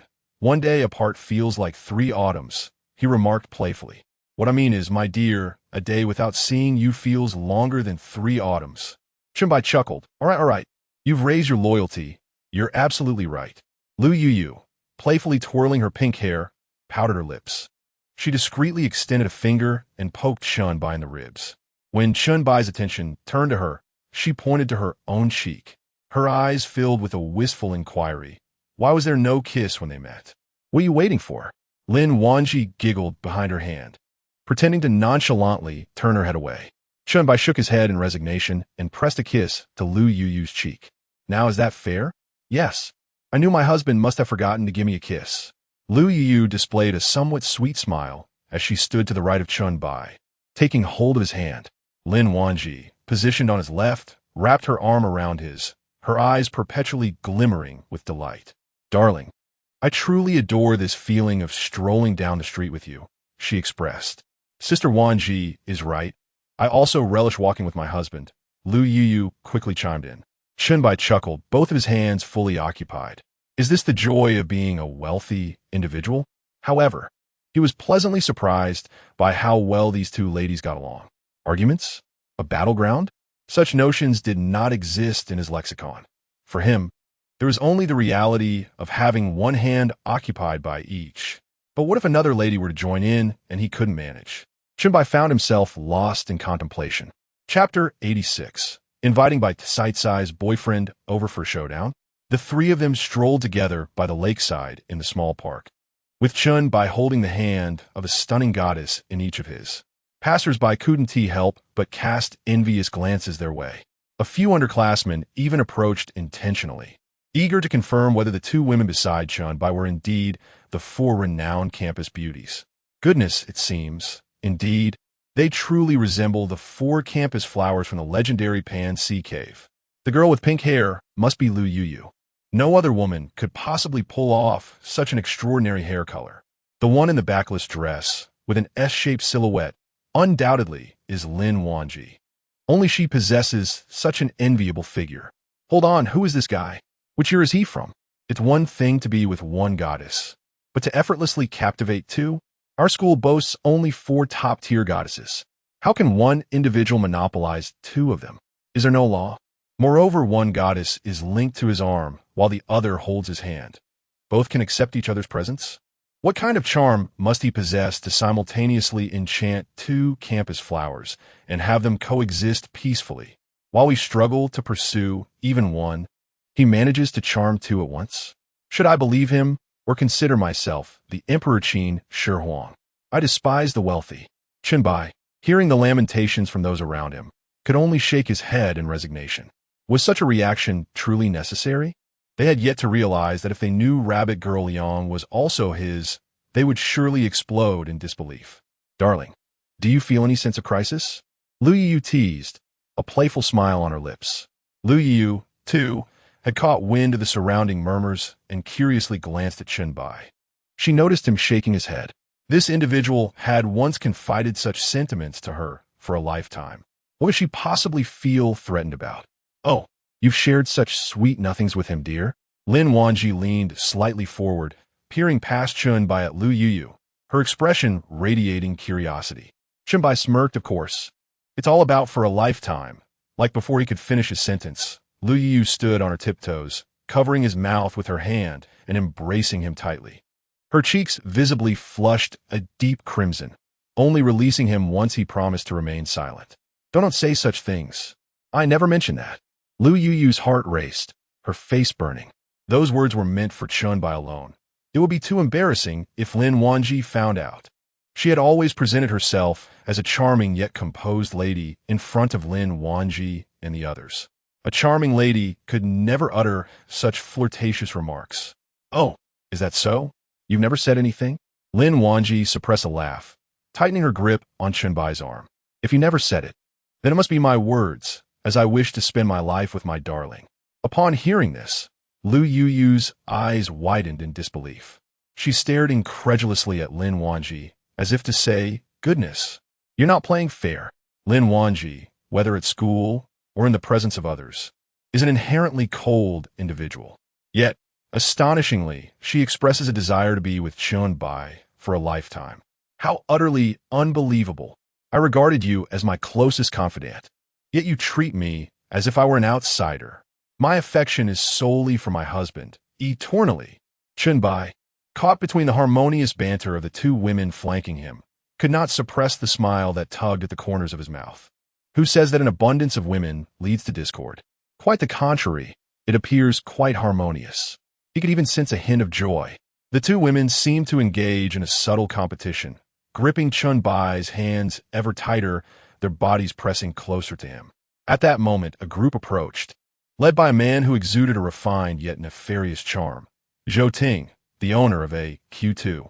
Upon seeing the trio before him, with two goddesses vying for Chen Bai's attention, Zhou Ting was momentarily taken aback. His first reaction was one of bewilderment. Who on earth are these individuals? Why have these two women adorned themselves to resemble his goddess? They bear an uncanny resemblance. Had he not been rejected by Lu Yuyu and Lin Wanji over 20 times, he might have been deceived. How could these icy goddesses exhibit such overt affection for a man, competing for his attention and displaying jealousy? It seemed utterly ludicrous, almost a science fiction narrative. If this were to be adapted into a film, even a sci-fi masterpiece would need to take a back seat. He had even questioned whether these two goddesses had an unusual sexual orientation, as there seemed no reason for their numerous refusals. Wanji, how utterly distasteful. How could you utter such words about a lifetime? If anyone should be saying that, it should be me to my husband. This is my beloved, and of course, I wish to be with my beloved for eternity. The two women continued their playful squabble over the notion of forever, completely oblivious to Zhou Ting passing by. In their eyes, the influential, wealthy second-generation man was as inconsequential as air. All right, enough bickering. How about we all agree to be together for a lifetime? Chen Bai chuckled as he gently grasped the chins of both women, playfully lifting their faces to meet his. Zhou Ting, upon drawing nearer, realized that these two women were not merely made up to resemble his past rejections. They were indeed the very goddesses who had spurned him. Unbelievable. This defies reality. How could one man simultaneously attract two such women, and in such harmonious coexistence? Madness. Ting, what's the matter? Did you not also invite one of the four great goddesses? Why envy him? Exactly. With your wealth and musical talent, you far surpass this man.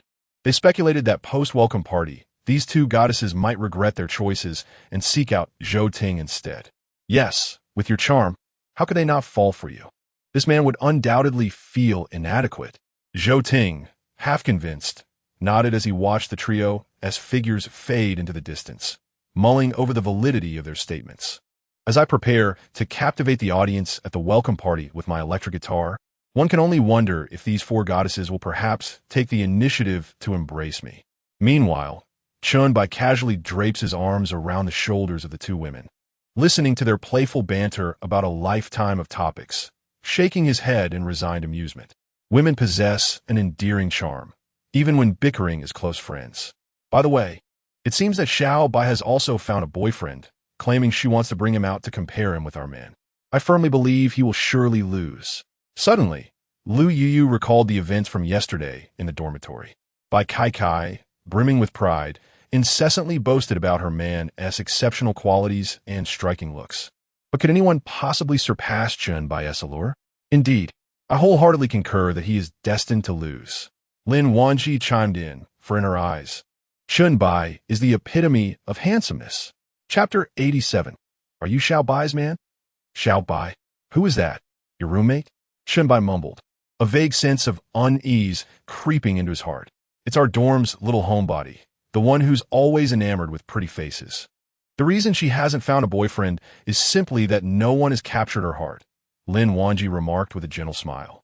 Yes, it seems that ever since she returned from the coffee shop last time, she has encountered someone she likes. She's been acting all mysterious, and just yesterday, she mentioned she has a boyfriend. She even claimed that her boyfriend's looks could outshine both of our men. Lu Yuyu scoffed, her expression rife with disdain. As if anyone could be more handsome than Chen Bai. She prided herself on having a discerning taste, first considering talent, then financial stability, and only lastly, looks. Yet, Chen Bai's appearance could send her heart racing. The reason she had refrained from revealing Chen Bai's identity in the dorm was to protect him from this little beauty's potential advances. The coffee shop? She only said she had a boyfriend after coming back yesterday? Chen Bai murmured, half in disbelief, an unsettling thought forming in his mind about this roommate named Bai Kai Kai. Could it be mere coincidence? The fact that Lu Yuyu and Lin Wanji shared a dorm was already surprising enough. If Bai Kai Kai were to join them, it would mean that he had 1/3 of the 4 campus goddesses. How could Xiao Chunin not resent him for that? It was already difficult to pursue such beauties, and now he was close to monopolizing them. Only one goddess remained a mystery, but with just 4 individuals in the dorm, it would be utterly outrageous for him to have captured 3. Tomorrow, he might very well find himself gracing the headlines of the campus news, having attracted 3 goddesses that others could not even approach. Indeed, she returned from the coffee shop yesterday, as if transformed, even going so far as to wear something to shield her face from splashes while bathing. Her expression was reminiscent of a lovesick girl. I wonder what that man looks like, but surely he cannot be more handsome than my husband, Lu Yuyu declared confidently, puffing out her chest. Upon hearing this, Chen Bai was utterly convinced that this roommate was indeed Bai Kai Kai. He shook his head in resignation. The handsome figure she spoke of must surely be him. What? What? Both women exclaimed in disbelief, covering their mouths in shock. Husband, you're not joking, are you? The boyfriend she mentioned is you. Lin Wanji stifled a laugh, covering her mouth. What are you laughing at? Chen Bai teased, lifting her chin with a finger, a smile playing on his lips. I'm not laughing at anything. Bai Kai Kai truly didn't deceive us. Her boyfriend is indeed handsome. She has quite the discerning eye, Lin Wanji remarked with a hint of admiration, reflecting on the O's they had made in the dorm, wondering if they might truly come to fruition. No wonder Bai Kai Kai exuded such confidence. She was starting to feel it too, believing that Chen Bai could undoubtedly surpass the boyfriends of her friends. What she initially thought was a solo competition for Chen Bai turned out to be an internal duel, as he fought against his own shadows. The truth was, her friends had an impeccable eye for talent. Lu Yu twirled her little pink hair, never imagining that one day her dormitory would be entirely taken over by her husband. Thankfully, Sure already had a boyfriend. The thought of being roommates in college and continuing to be roommates even after graduation brought her a small sense of joy. Do you think Bai Kai will be startled by this news? Lu Yu suddenly inquired as she plucked a leaf from a willow tree by the lake, tucking it behind her ear. The touch of green accentuated her distinctive pink locks. She shouldn't be. Bai Kai is quite adaptable. With us as her sisters, she will surely be delighted, Lin Wanji playfully remarked, but that makes her the third wheel. Chen Bai raised an eyebrow at the ranking. He was genuinely curious about Bite-Size's reaction upon meeting them. Ding dong, ding dong. Suddenly, Chen Bai's phone buzzed in his pocket. He instinctively reached for it with his right hand, pulling it out to check WeChat messages. As expected, it was a message from Bai Kai. Bai Kai, when are you little chick coming over? Oh wait, I should get into character. Darling, when will you arrive at our school? My roommate's boyfriends have already arrived, and I'm ready to show off. Let them know that my dear is the most handsome. Chen Bai smirked, realizing he was about to engage in a one-sided competition. What on earth do they discuss daily in the dorm? Why does it always veer in this direction? Could it be true what they say online? Even if one were to be hit by a car, one would still rise to delete the chat history with their best friend. Who is this husband? It couldn't be Bai Kai, could it? Lu Yu suppressed her curiosity, refraining from glancing at Chen Bai's phone screen. Having prepared for many sisterly bonds, she felt it essential to respect Chen Bai's privacy. You guessed correctly. It's him. He mentioned wanting to show off his boyfriend to you all. Lin Wanji chuckled. Let us hurry down to the dormitory and see her reaction. All right, let us go. Lu Yu exclaimed with excitement, eagerly pulling Chen Bai toward the girls' dormitory. Seizing the moment, Chen Bai quickly replied, I'm at school now. Come downstairs. The trio hastily made their way from the small park in front of the girls' dormitory to the building below.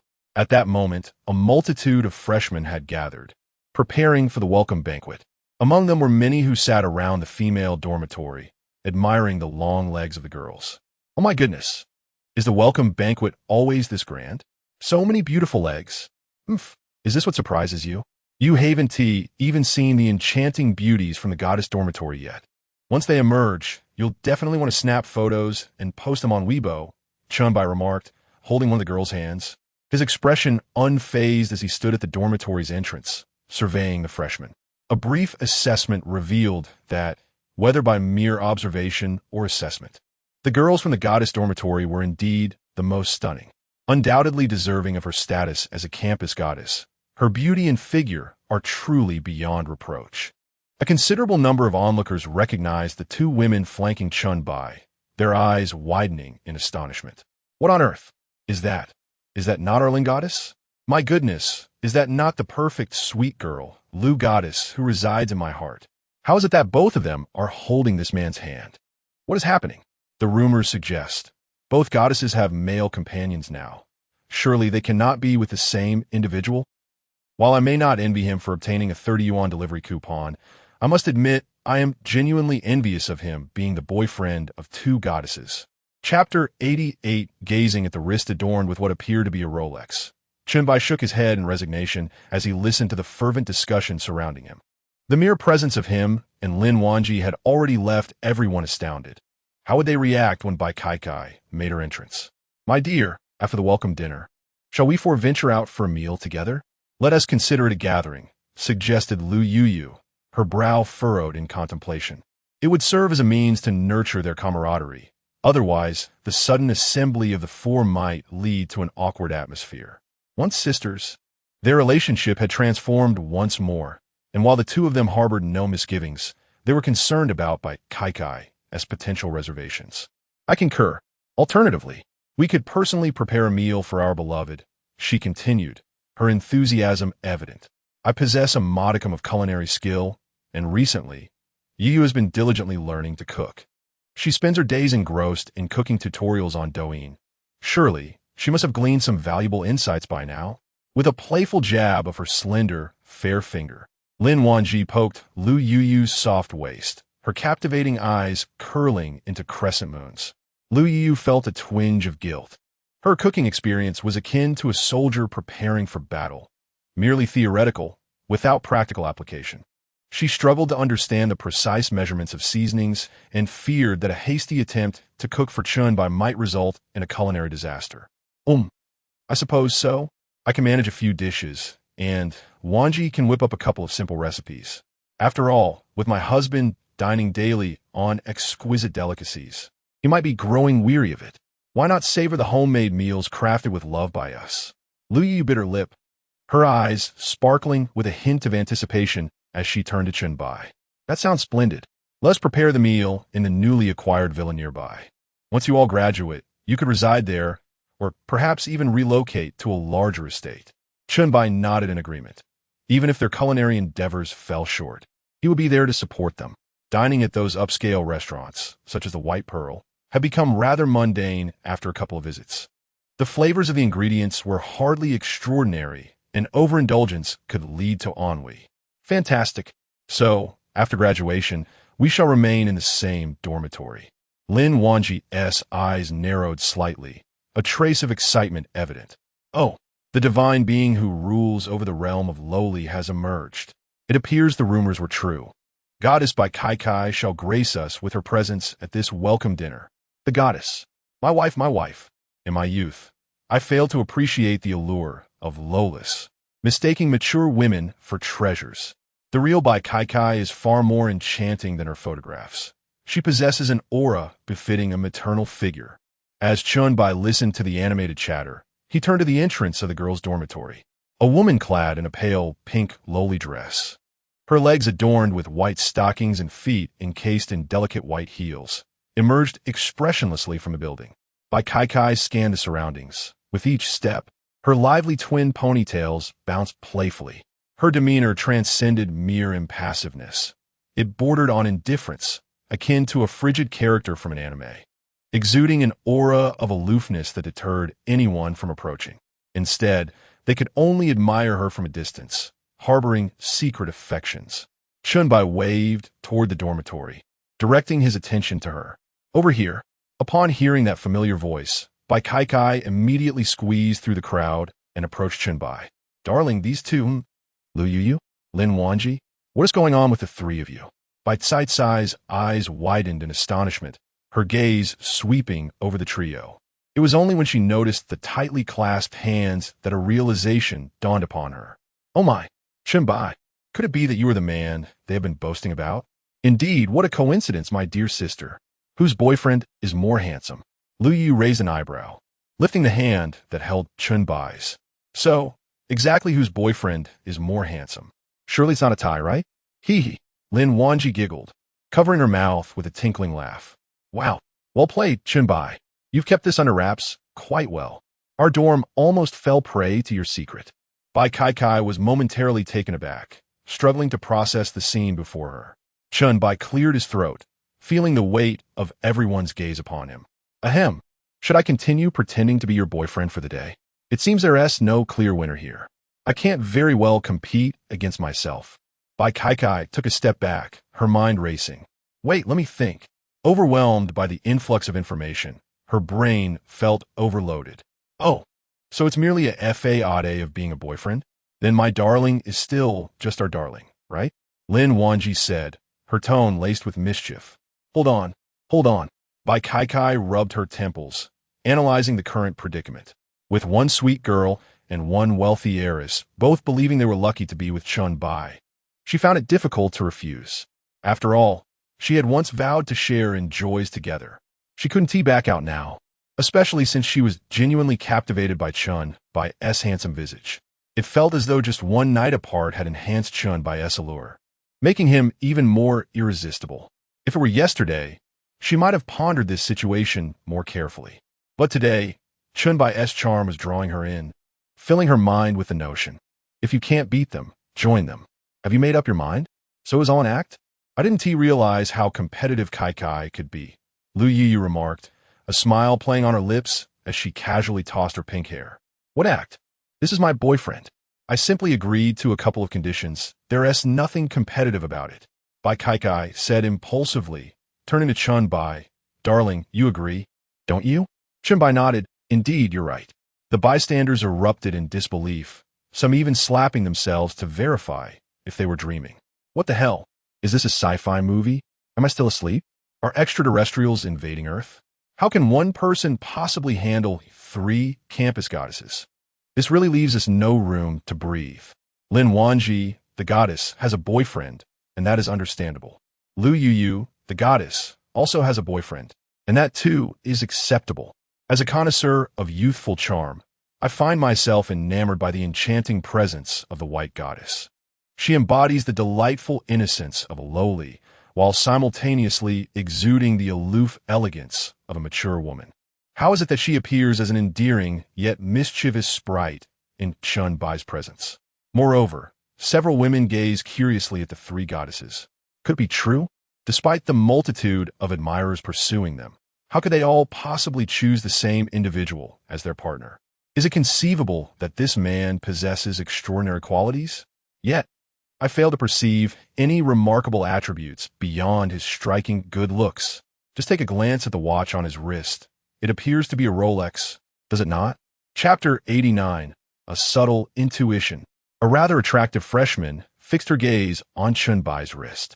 Wow, those fingers are so elongated. He must grip things quite firmly, right? Wait, what am I even thinking?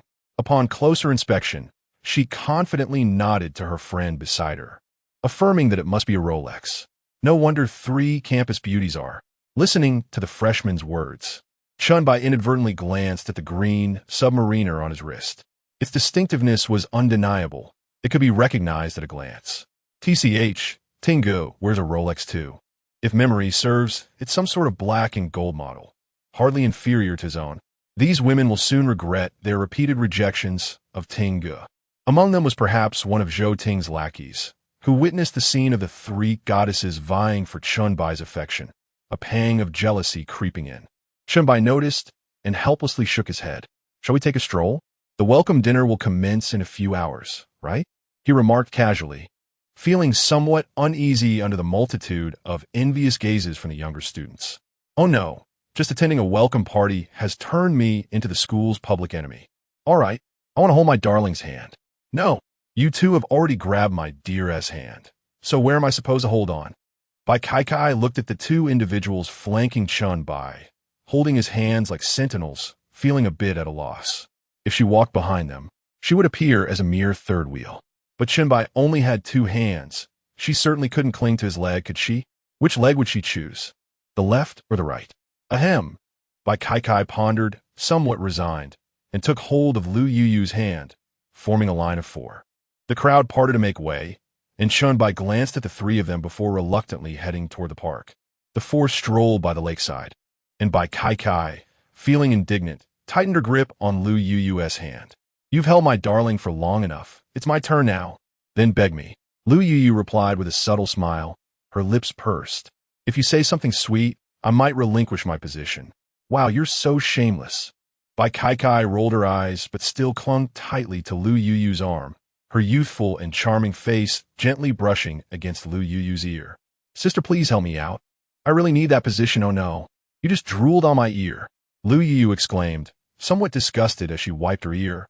Yet she ultimately relinquished Chen Bai's right hand. Why did she feel as though their sisterhood had just gained another member? It must be because their bond is strong. Certainly. Chen Bai chuckled softly, amused by the camaraderie among the 3 girls, wondering what mischief they might concoct in his absence. He hoped they wouldn't discover some hidden treasure like a gold or silver mine beneath the villa one day. As he held Bai Cai's hand, he slightly turned his head to whisper in her ear, So, are we truly role-playing, or is this a genuine act? It's so hard to tell. Huh? What role-playing? Would you care to engage in a role-playing game with me? Do you wish for me to portray a defiant female agent, or perhaps a coy yet reluctant character? Or shall I knock on the door and declare, Am I brother? Bai Kai feigned an air of innocent bewilderment, blinking her large, adorable eyes as if entirely oblivious to yesterday's transaction. Chen Bai smirked, intrigued by her acting prowess. This woman was far from simple. Her wealth of knowledge was impressive. She was adept at feigning naivety, and given that, it seems you have unilaterally breached our agreement. The 2 conditions are still binding, and once an order is placed, returns and refunds are not permitted. Chen Bai whispered in her ear, Of course, I will not take advantage of you. The terms are indeed valid. Bai Kai replied with a toss of her twin ponytails, a hint of pride in her tone. Loyalty of Bai Kai. A smile curled at the corners of Chen Bai's mouth. Her loyalty had already surpassed 60. By the end of today, it would likely reach 85 or more. Lin Wanji immediately squinted her small eyes, a knowing smile gracing her lips, reminiscent of the delight one feels when shipping a couple. She suddenly found Bai Kai rather endearing, especially in Chen Bai's presence, where she resembled an adorable little girl with a playful demeanor. Lin Wanji had witnessed the usually aloof demeanor of this little girl, which was evident in how she interacted with other men. It was a pity that their dormitory's bunny girl already had a boyfriend, a senior she met during a live stream. Otherwise, Chen Bai might have monopolized her affection, and she found herself somewhat eager for such a scenario. The senior from Bunny Girl's live stream was unlikely to be Chen Bai, as she had never mentioned her boyfriend in the dormitory. Given Bunny Girl's personality and pursuits, she likely prioritized wealth above all else. If he were also handsome, she would have surely boasted about him by now. It was improbable that he was Chen Bai, for how could one endure such a long time without bragging? If he were indeed Chen Bai, it would be a remarkable coincidence, as if fate had intervened. By the way, dear, since you wish to be our male companion, why don't we take turns performing on stage? Let us condense it into a single act, shall we? Lin Wanji felt a pang of sympathy for Chen Bai. A single performance would last 20 minutes, and 3 acts would total an hour. She did not want to overexert him. Indeed, that makes sense. We originally attended this welcome banquet to earn some credits, and we cannot tire out my husband. Lu Yuyu quickly nodded in agreement. Bai Kai pouted slightly, wishing for more opportunities to interact with Chen Bai on stage, eliciting envy from the other female students. Having been single for too long, she found herself somewhat envious of the couples around her. She had never been envied for having such a handsome boyfriend before. Enjoying the company of a good-looking partner is not merely about personal joy, but also relishing the fleeting moments of envy from other women. All right, I think that works. Bai Kai conceded somewhat reluctantly. Chen Bai nodded in agreement, having clarified their roles. The welcome dinner, after all, consists of the same familiar performances, musical instruments, dancing, and perhaps a brief display of talent from the socially adept, such as lighting a lighter on stage. Playing an instrument hardly seems to require much effort. At that moment, Lin Wanji suddenly glanced at her phone. A notification had appeared in the group chat, announcing that the welcome party would commence in half an hour. "Shall we queue up together?" she suggested. I quickly sent a message to Tutu, who was likely still at home preparing. Chen Bai nodded in agreement, just as his phone chimed with a notification. He pulled it out to discover that he had received 3 or 4 unread messages during this brief interlude. "Rabbit girl, darling, the welcome party is about to start. I'm on my way to school from the community now. Are you coming? Oh, by the way, you probably don't know my school address yet, do you?" Chapter 90. The woman descending from the BMW. Chen Bai gazed at the messages within the chat box. His heart filled with astonishment. Could it be mere coincidence? Just as Lin Wanji and her group had sent out a notification, Rabbit Girl promptly messaged him, urging him to start. Such serendipity seemed rather absurd. He exited the conversation with Rabbit Girl and opened other unread messages. Xiao Man, brother, when will you be home? I'm going to visit Deng Siki tomorrow and, personally buy some gifts to express my gratitude to you. And I must also thank you for helping me with my sprained ankle yesterday. I consulted a doctor today, and under normal circumstances, I wouldn't have gone to the hospital. I would have rested at home. The doctor mentioned that if not treated promptly, the after effects could be severe if more than 8 hours had passed. Thank goodness you were there at home. Deng Siki also heard about this, so she plans to bring some seafood, meat, vegetables, and seasonings to your place as a token of appreciation. Sly smile. Chen Bai couldn't help but twitch his lips. Was she truly coming to express gratitude? While it was common to give fruits, he had never encountered someone bringing an entire table of ingredients. Why not simply state that she was coming over for a meal? His fingers danced over the screen. Xiao Jia, are you free tomorrow afternoon? Bring Deng Siki along for a meal? Xiao Man. Awkward emoji. Don't expose me, you rascal. Then it's settled. See you at Tang Palace tomorrow noon. Chen Bai responded with an okay emoji before returning to the conversation with Rabbit Girl. Which school are you at? Please send me your address. He then turned to the trio. The rabbit you mentioned, is she another roommate of yours? Chen Bai sensed that this was no coincidence. Moreover, Rabbit Girl's residence was merely a kilometer away from Magic City University, a 5-minute taxi ride. While it was possible she wished to save money, the greater likelihood was that she also attended Magic City University. Indeed, she is the star of our dormitory. Although it's a pity she announced her retirement from the internet a couple of days ago and deactivated her account. Otherwise, my husband would surely adore her type. Lu Yu teased, sticking out her little pink tongue and smirking. Retired? Rabbit Girl? Chen Bai exclaimed, his surprise evident as he instinctively called out her name. Yes.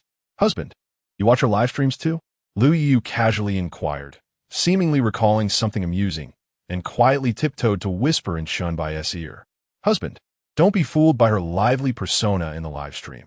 In reality, she is a shy girl who has never even held hands with anyone. Giggling away, she teases Xiao Chunin daily. Yet when it comes to someone she truly likes, she becomes shy and can hardly speak. Chen Bai raised an eyebrow. This description indeed aligned with his perception of Rabbit Girl. She had undergone numerous rehearsals and accumulated knowledge, yet she had never faced the real battlefield, causing her to panic when it truly mattered. Oh no, Rabbit Girl has genuinely fallen for someone. What a pure-hearted girl. She had been pretending in front of him all along. Lin Wanji keenly sensed an undercurrent of information. Could it be that Chen Bai knew Rabbit Girl? How intriguing it is that the enigmatic figure behind the Rabbit Girl online persona is none other than Chen Bai. His withdrawal from the internet created quite a stir, leaving a billion hearts, including Xiao Chuanan's, in disarray. Following today's welcome banquet, it seems that more than just a billion hearts might harbor resentment towards him. As Chen Bai glanced at his phone, Rabbit Girl soon sent him an address. Brother, do you not know which school I attend? I thought you were aware. Upon opening the map, he realized his personal location was precisely in the center of the designated area. This could be troublesome. He had inadvertently monopolized the attention of the 4 illustrious goddesses that had graced the dreams of other junior students. How absurd. If he were to disclose this, it would likely be met with disbelief and scorn, perhaps even a derisive remark about excessive flights of fancy. With a resigned shake of his head, he acknowledged the growing number of individuals who might wish him harm. While others struggled to even be acknowledged, He had managed to capture the affection of all four. "Brother, I am about to arrive at school. When will you be here?" Chen Bai typed a reply, indicating that he had already arrived. "Great. I am driving over now. Let me show you my new car." He responded with an emoji before setting his phone aside and leading the three companions towards his parking spot. 3 minutes later, Chen Bai approached his Lamborghini, curious about the direction of the school entrance. What kind of vehicle would she have chosen? Perhaps a BMW or a Mercedes? Given her excited demeanor, it seemed she was quite fond of it. "Darling, are we waiting for someone?" Lu Yu inquired, playfully tossing her pink hair. "Yes." "Yes, on her way," Chen Bai replied, gesturing toward the teal BMW 430i Sport Coupe, adorned with temporary plates, gliding smoothly towards them. The temporary plates suggested that this was indeed Rabbit Girl's newly acquired car. "Not bad. The BMW 4 Series is quite handsome, especially with its sleek design. I had anticipated that Rabbit Girl might opt for a Mercedes C-Class," he mused, slightly impressed by her choice of such a sporty model. "Wow, is this your friend? That car looks amazing, especially as a two-door coupe," Bai Kai exclaimed. "But do you have friends at Magic City University? It is indeed stylish. Is your friend a freshman?" Lu Yu inquired, her gaze fixated on the BMW. Only Lin Wanji attempted to suppress a smile, her expression betraying her curiosity. She had already deduced that the woman inside the BMW was none other than Rabbit Girl. The anticipation was palpable. The four sisters were about to meet. And little did they know that Chen Bai was the one who had caused Rabbit Girl to retire from the online scene at the peak of her fame. However, this revelation was not entirely surprising. Rabbit Girl was an astute woman who recognized her desires. Instead of languishing in the ephemeral allure of fleeting fame, she chose to shine during her pinnacle. It was only natural for her to be captivated by Chen Bai's charm, especially since she had already developed deep affections for him long before she was aware of his wealth. "Oh my goodness, have you noticed when our school acquired another student driving a BMW sports car? It seems that this welcoming gala has unveiled a plethora of affluent individuals. Wow, this BMW appears even more exquisite than Ting's Audi. I wonder how much it costs." You simply do not understand. Ting's Audi embodies sophistication and composure. Do you grasp that? "Oh, it seems there is a young lady seated inside. Which heiress has graced the welcoming banquet with her presence?" Creak! A resounding sound of brakes pierced the air as the enchanting girl, donned in sunglasses, stepped out of the car, her lips curling into a captivating smile. Chapter 91. Do not misunderstand. I simply accidentally put on an action by cast a serene smile at the enchanting Rabbit Girl. With newfound wealth, her confidence had soared, and her demeanor radiated elegance. However, in contrast to her previous alluring attire, her current style was decidedly more understated. Perhaps she wished to alleviate any worries he might have. Chen Bai felt a sense of satisfaction. Such thoughtful young women were indeed rare, always considering his feelings. Rabbit Goddess. Had she not withdrawn from the online world? She had been in a semi-retired state for quite some time. It had been ages since he last laid eyes on her. She was, after all, the goddess of his dreams. The Rabbit Goddess was attending the welcome party? Goodness, he had thought that after her online retreat, he would never have the chance to see her again. He had mourned that loss for quite some time. Oh my, this welcome party had gathered all four goddesses. The new students this year were truly fortunate. In previous years, they had not graced the welcome parties with their presence. This year's newcomers might just find themselves smitten with four goddesses right from the start. How amusing. By the way, did Rabbit Girl have a male companion? If not, might she spare a glance for me? I can dance. It seemed he had stumbled upon a revelation. How was it that Senior Rabbit emerged from a BMW sports car? Surely her retreat from the online world was merely to attract the attention of a wealthy suitor?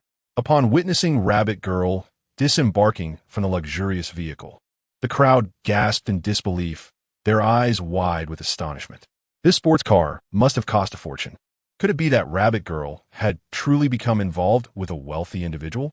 As the throng of younger students buzzed with excitement, Rabbit Girl herself remained unfazed.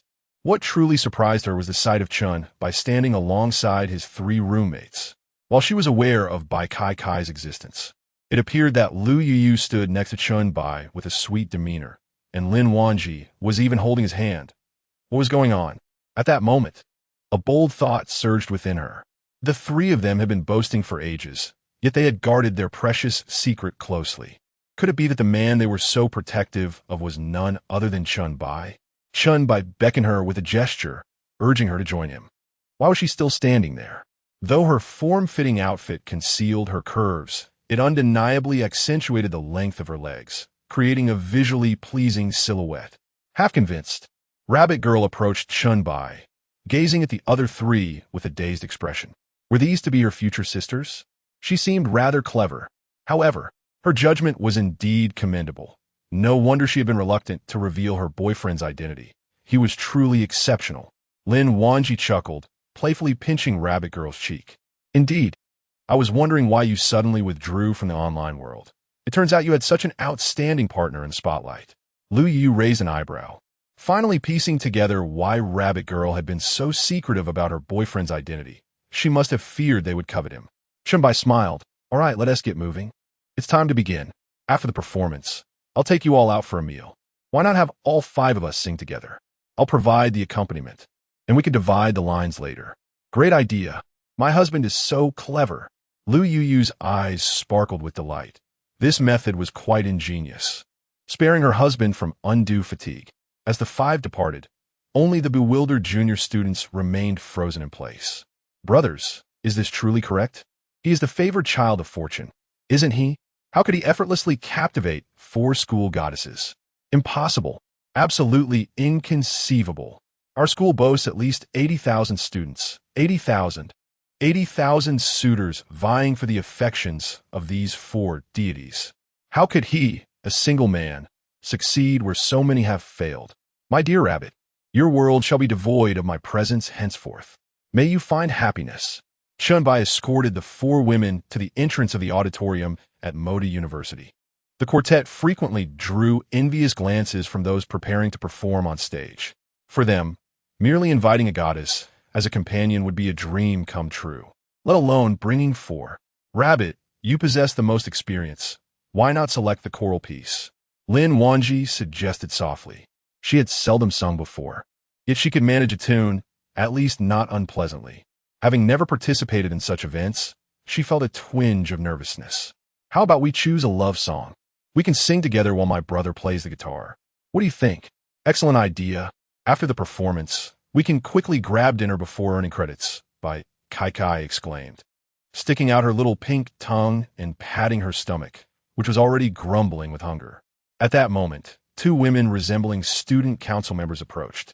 Seniors, are you preparing to perform? To enhance the performance's appeal, the school provides instruments. There are 8 in total. Would you like us to arrange for you to be in a more favorable position?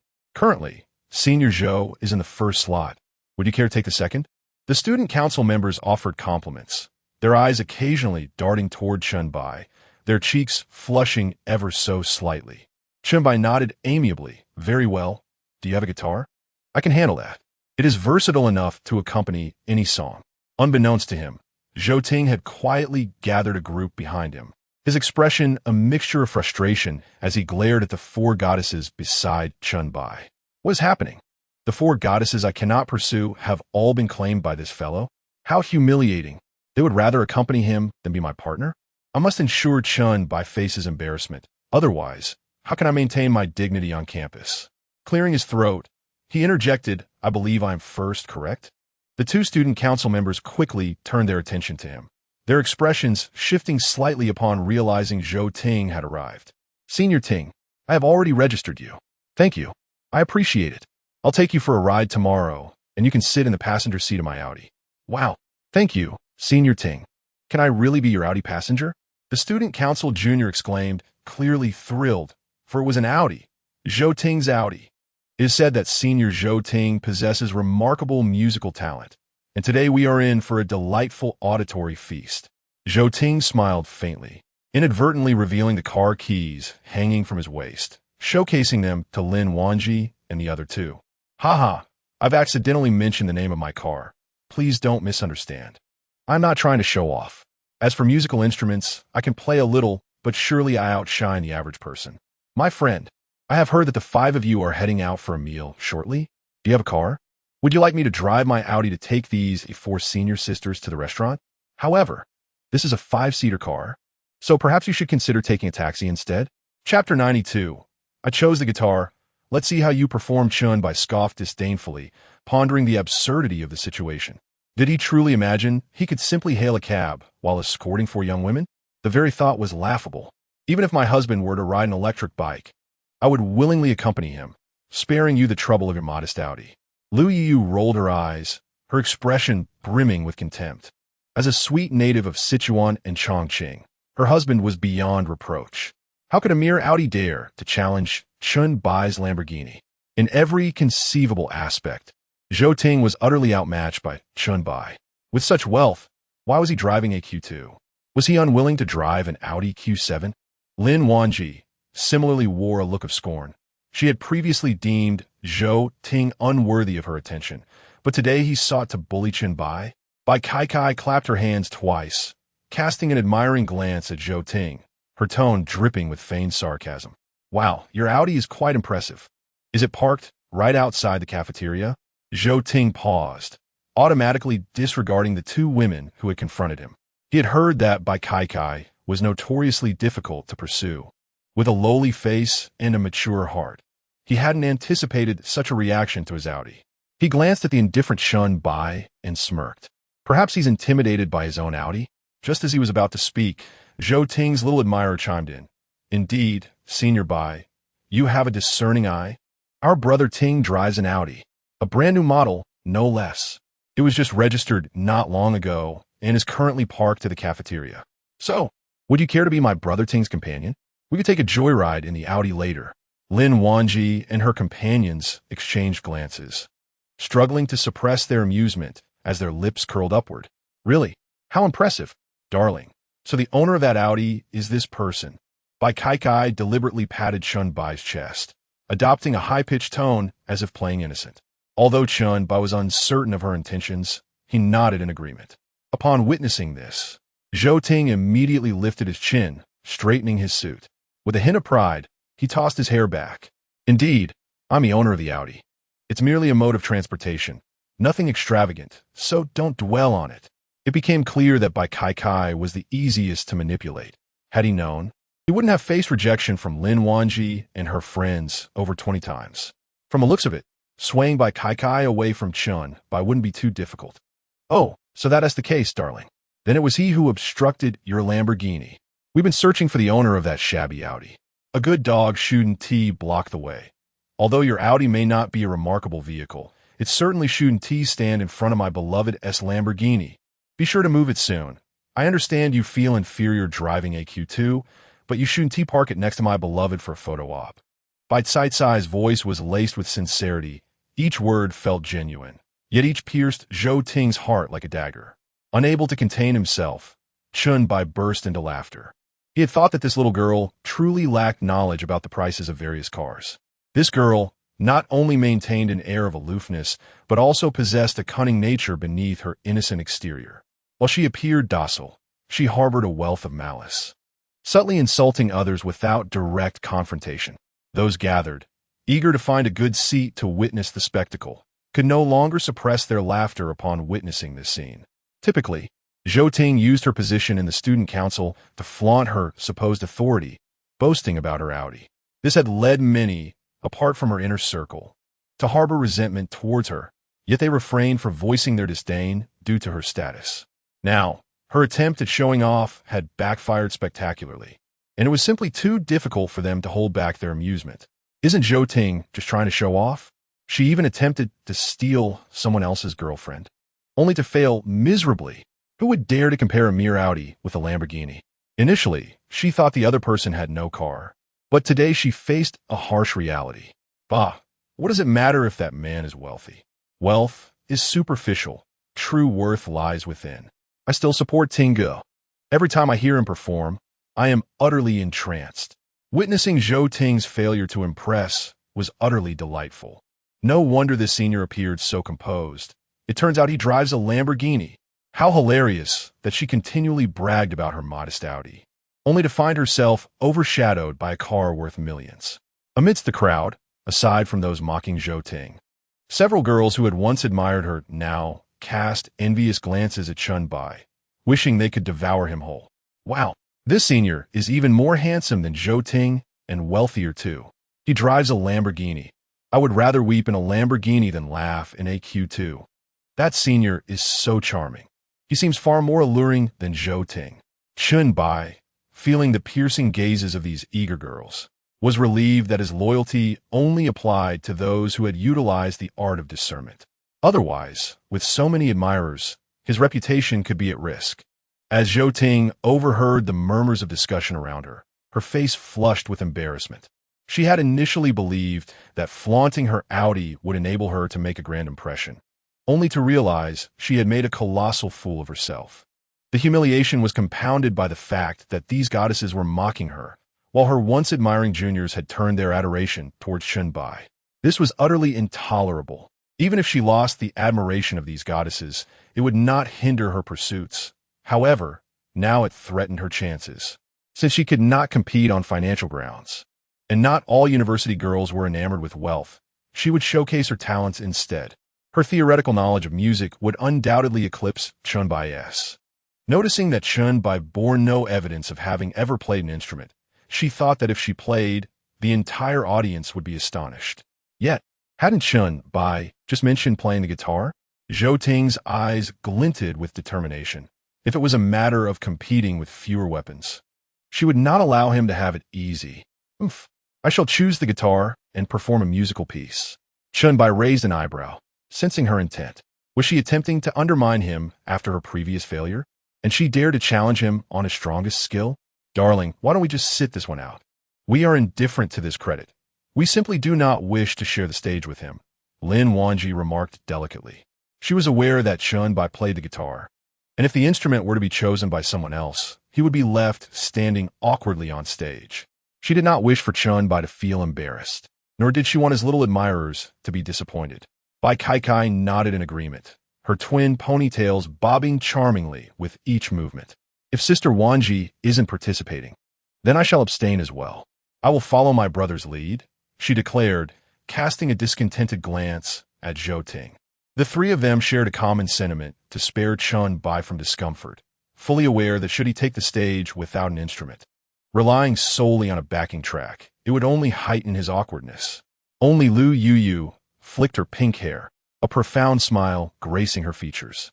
Chapter 93. 4 stunning beauties massaging him? Surely this is madness. Ha! Retreat in the face of difficulty, I suppose. I have always maintained that Ting is unparalleled in music theory knowledge. No matter how impressive a Lamborghini may be, it pales in comparison to my Ting's mastery of music theory. At this moment, Zhou Ting's sycophant reared his head, disdainfully muttering a few words. Indeed, Ting. Do not let him withdraw from the competition. Let him understand what it means to be the prince of music. Could it be that he fears losing face after Ting performs? Ting's piano skills have surpassed level 4, and his guitar proficiency rivals that of many bands. Yes, our Ting has won awards. If I were a woman, I might very well fall for him. Ha ha! Zhou Ting's followers continued to rally, hands on their hips, exuding an air of arrogance. Each time there was a musical event at school, Zhou Ting always claimed the top position. Lin Wanji, witnessing the scene, displayed a troubled expression and tugged at Chen Bai's sleeve, silently inquiring for his opinion. It was rumored that Zhou Ting's knowledge of music theory was indeed substantial. Having successfully passed the Level 4 piano examination and the Level 5 violin examination, Chen Bai's expertise in guitar had been brazenly claimed by Zhou Ting beforehand. It was likely that Chen Bai would suffer social embarrassment in front of so many people. Darling, perhaps we should let this go. I'm feeling a bit hungry. Why not go out for a meal instead? Rabbit nearly turned her eyes and offered Chen Bai an escape. Yes, we just want to see our brother play the guitar. Without it, this competition loses its significance. Let's go for a meal. Rabbit nearly had only seen Chen Bai playing guitar and bass in popular concert videos. However, the techniques for each instrument differ greatly, and one cannot master them all simply by knowing one. Naturally, participating normally would just mean switching instruments. I see he has an electric guitar, which is similar enough. Chen Bai calmly waved his hand. Even if handed a bagpipe, he could effortlessly perform a piece reminiscent of distant lands. He gestured towards the electric guitar displayed on the stand and adjusted its tuning. Cradling the electric guitar, he fine-tuned the strings. Even without power, he could keenly correct the pitch. Lu Yu clasped her hands into fists, resting them beneath her chin, gazing adoringly at Chen Bai. His manner of tuning was simply too handsome. No wonder he captivated her heart. Lu Yu Loyalty 1, Lin Wanju Loyalty 1, by Kai Kai Loyalty 5, just as Chen Bai finished adjusting the pitch. He was momentarily taken aback by the system notification that appeared before him. Raising his gaze, he found 4 women, all resting their chins on their hands, gazing at him with rapt attention. Their lips curled into enigmatic smiles, their eyes shimmering with varying degrees of admiration. Huh, an electric guitar? What a boast. I, a proud level 4 pianist and level 5 violinist, have studied for so long without mastering it. Surely, you do not think that an electric guitar is the same as an acoustic one, do you? How laughable. He can't possibly believe that an electric guitar is simply a guitar with power. Can he? Ha ha ha ha. Sao Ting scoffed, feeling a surge of indignation as he witnessed the goddess he had long admired, who had never smiled in his direction, now smiling at Chen Bai. Wealth cannot compare, and after suffering a setback, one must seek redemption in familiar territory. The onlookers scratched their heads in bewilderment. How could the electric guitar be so challenging that Zhou Ting had yet to master it? Wasn't he renowned as a musical prodigy? Had he truly never practiced? Such difficulty seemed unimaginable. Could it be that Zhou Ting was right, treating the electric guitar as if it were an ordinary guitar? It would be utterly ridiculous to perform alongside the 4 goddesses and miss the notes entirely. With 8 instruments at his disposal, he could have chosen the simpler recorder or the hand drum, yet he opted for the most daunting challenge. How amusing. What if, in fact, someone else could play? Not only would their financial prowess surpass Zhou Ting's, but their talent would also eclipse his. Unthinkable. If Zhou Ting struggled, how could he possibly succeed? If he managed to play, I would clean the stage on the spot. Chen Bai adjusted the tone, casting a languid glance over the spectators making snide remarks. Among those mocking him were 2 familiar faces who, upon learning he had won over Lin Wanji and Rabbit Girl, lamented as if the sky had fallen, cursing capitalism. It was no surprise that these individuals held a grudge, yet watching their impotent fury brought him amusement. I'm quite curious how one would go about cleaning the stage. Wouldn't it be far more rewarding to pursue a wealthy partner instead of targeting the stage? Such behavior seems akin to a peculiar obsession. My dear husband, I have faith in you. Lu Yu raised an eyebrow, her eyes devoid of concern. She cast a disdainful glance at those who would dare to clean the stage. If they knew Chen Bai was a multifaceted warrior, they would surely feel embarrassed to hide away. Brother, I believe in you too. No matter how you play, in my heart, you are the most formidable. Don't be nervous, just channel your inner confidence. The crowd was left in a state of confusion. What was this? Was this even real?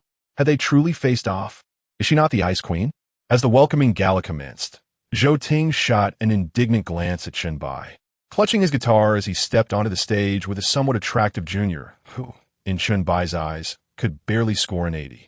Chen Bai, seated at a side position, scoffed dismissively. The moment Zhou Ting appeared on stage, thunderous applause erupted from the audience. Ting Yi, Ting Yi.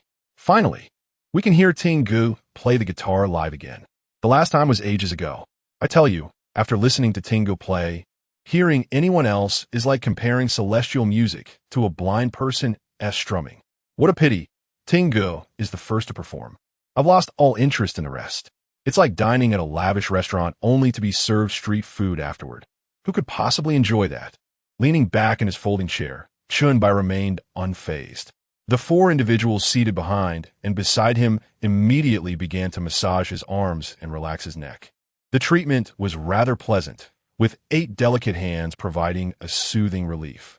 The individual beside Chen Bai watched this scene with a mixture of disbelief and envy. Good heavens! Is this treatment real? The 4 goddesses are massaging him?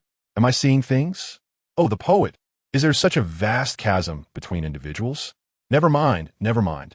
Let us hasten to stop and allow Brother Ting to sing. As Zhou Ting on stage gently strummed the guitar strings, a melodious sound resonated throughout the auditorium. Each day, I yearn to meet you. Your love is akin to the smoke I once inhaled deeply into my lungs. Zhou Ting on stage gradually began to sing, performing a duet of a love song with a petite junior. Instantly, fervent applause erupted from the audience. Do you see? This is what it means to be at the pinnacle. What could others possibly compare? If it were me, I would have fled the scene. I do not sit. Chapter 94. Will you stay beside me as my husband? On stage, Zhou Ting closed her eyes, her fingertips gracefully dancing across the piano strings. As the thunderous cheers from the audience enveloped her, a smile inadvertently crept across her lips. Renowned in school as the piano prince, she hailed from a prestigious musical lineage. Although she could not compete with Chen Bai in terms of resources, in the realm of music, she certainly surpassed him. She had heard whispers that Lu Yu, one of the four goddesses, held a profound admiration for musicians, almost to the point of obsession. Today, she intended to demonstrate that her musical prowess far exceeded that of Chen Bai. Lost in her thoughts, her peripheral vision caught sight of Chen by reclining casually in the corridor. He lounged on a folding chair, with Rabbit Girl and Lu Yu each attending to one of his arms, diligently massaging him. Bai Kai sat behind him, tending to his shoulders, while Lin Wanji engaged him in light-hearted conversation. Goodness gracious, what is this scene? Who claims that the three-body problem is the pinnacle of science fiction? This is it. Chen Bai appeared as though he was on a beach vacation, surrounded by goddesses who were collectively pampering him. How is this fair? Meanwhile, Chen Bai was comfortably immersed in the melodies of the upcoming duet, relishing the massages he was receiving. Who says that being together necessitates a battlefield? For him, it was quite the opposite. Don't worry, dear. Even if our performance falters, it matters not. We are not overly concerned with rankings. The invitation to this welcome party was solely to enjoy a large performance with my favorite person, he reassured Lin Wanji, who sat beside him, her eyes sparkling with joy. Despite her confidence in Chen Bai, she couldn't help but feel anxious as Zhou Ting's minions continually spoke of the challenges of playing the electric guitar, noting that even Zhou Ting, a level 4 pianist, had not mastered it. Zhou Ting was clearly intent on opposing him, causing Lin Wanji to fret for Chen Bai's sake. Indeed, we are here not merely to participate in the event, but because we wanted our brother to join us. Rabbit Girl chimed in cheerfully, glancing around to ensure no one was watching her closely. After a playful glance at the overhead camera, she teasingly traced her finger along Chen Bai's palm before returning to her massage, feigning nonchalance. Chen Bai turned slightly, catching the innocent demeanor of Rabbit Girl, and a smile graced his lips. This girl was undoubtedly mischievous. When it came to one-on-one encounters, she was timid, but in a crowd, she was bold and playful. You both are quite the sweet talkers, saying everything I wanted to express. Bai Kai interjected with a playful huff. At that moment, Zhou Ting on stage reached the climax of her song, leaping from her seat, with a single hand sweeping across the piano strings. The vibrant beams of colored neon lights converged solely upon her. A chorus of squeals erupted from the audience, their eyes filled with adoration. Ah, Tingu, so handsome. Did you see that? This is what we call top-tier talent, truly deserving of the Yin music lineage. What can others possibly compare to Brother Ting? If I were to perform on stage alongside him, I would surely feel inferior for a lifetime. What does wealth matter? Talent and effort cannot be purchased with money. Chen Bai squinted disdainfully at Zhou Ting's guitar-playing technique. Is this it? Can this be considered a level 5? Is this truly top tier? In his mind, this was merely the most rudimentary form of guitar playing, with even the transitions between chords appearing somewhat awkward, almost tangling his fingers, and this is what they call top-notch? As the piece concluded, Zhou Ting casually slung the guitar over his shoulder and strutted towards the contestant passage with a mocking expression. He deliberately paused for a few seconds beside Chen Bai, sneering before hastily making his way to the audience. He was ready, relishing the thought of witnessing Chen Bai's embarrassment firsthand. Imagining Chen Bai attempting to play the guitar on an electric guitar, possibly rendering the entire song out of tune, was delightfully amusing. Chen Bai slowly straightened his posture, picking up the electric guitar beside him in preparation for his performance. As the two hosts announced the names of the 5 members, he gradually rose and walked towards the center of the stage. Passing by the audience, he overheard their discussions, eliciting a dismissive smile. This guy's Chen Bai, right? I reckon he is about to be overshadowed by Brother Ting's talent, although he is indeed handsome. Did you see how Zhou Ting provoked him as he got off stage? He didn't dare to speak, probably because he sang terribly. It's a pity that even the goddesses will feel embarrassed. Yes, Zhou Ting claimed he couldn't play the electric guitar, even if he knows a bit. He surely lacks the proficiency of Brother Zhou. I doubt it's worth watching. Wow, these four goddesses are stunning. I've only seen photos before. This is my first time seeing them in person. I can't help but feel envious. How can one person have the attention of four? Brother Chen, just go home already. Let us enjoy our lives together. Listening to the crowd chatter, Chen Bai merely smiled lightly, cradling the guitar as he stood center stage alongside the four women. They exchanged glances, and Chen Bai wore an expression of serene composure. He was the first to strum the strings of the electric guitar. Unlike a traditional guitar, the moment he struck a chord, it erupted with a heavy metal sound reminiscent of rock music. Wow, no way. This is impressive. Come on, it's just a prelude. Brother Ting can manage that. What is so shocking about it? They look like they've never seen anything before. Yet the heavy metal rock was undeniably captivating. The audience erupted in astonishment, and even the three women on stage exhibited varying degrees of surprise. Lin Wanji and the others exchanged glances, while Lu Yuyu, with an air of tranquility, gazed at Chen Bai with evident admiration, her eyes shimmering with affection. At Chen Bai's gesture, Lu Yu brought the microphone to her lips and sang softly, "Can you come a little closer? Can you come a little closer to satisfy my little vanity?" After finishing her line, she passed the microphone to Lin Wanji. Dressed in a form-fitting dress, Lin Wanji elegantly brushed her hair aside, her cheeks slightly flushed as she contemplated the lyrics she was about to sing. They had never disclosed to Chen Bai that they had secretly altered the lyrics. "In truth, you remain the most handsome in my heart, akin to the rainbow gracing the horizon. If you find yourself uncertain of the path tomorrow, would you consider staying by my side and being my husband?" The moment those lyrics were uttered, the crowd erupted in excitement. Goodness, is it possible that four goddesses are confessing to a single man? Ha, Ji-chun, you rascal. Chapter 95, Quadruple Delight. Chen Bai turned his head in bewilderment, fixating on the quartet performing in unison. What had these young ladies alter the lyrics? Was this not an artistic expression of affection through song? Their remarkable synchrony was astonishing. Even he was oblivious to when the lyrics had been modified. He could distinctly observe the audience below swallowing hard, their faces brimming with envy directed towards him. Goodness, was it possible that the four esteemed campus beauties were collectively confessing their feelings for one individual? How exhilarating. In that moment, I found myself thinking that the choose one dilemmas circulating on Douyin paled in comparison. What was more thrilling, being offered $1 million or making the starting lineup in a World Cup final, when one could bask in the glory of a public declaration from four campus goddesses? Seated in the back row, Zhou Ting's expression was dark as thunder. He felt akin to a jester. What did it matter if he sang duets with a self-proclaimed attractive junior? Such performances would hardly draw this level of admiration. Chen Bai, however, was undeniably the center of envy among the entire school. Even those with girlfriends were enviously frantic. No partner could rival the beauty of four campus divas. And who could withstand such quadruple joy? Chen Bai withdrew his gaze and continued to accompany the music.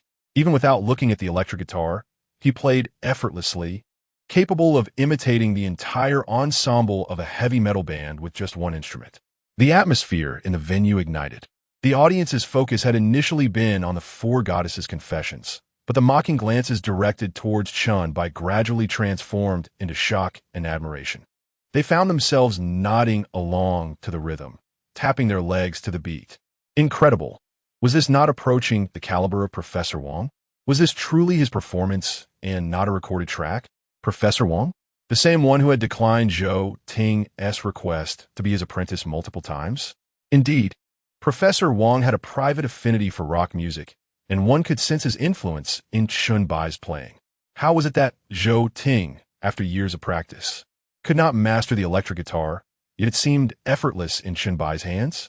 Having acquired a smattering of musical knowledge myself, I found Chen Bai's techniques incomprehensible.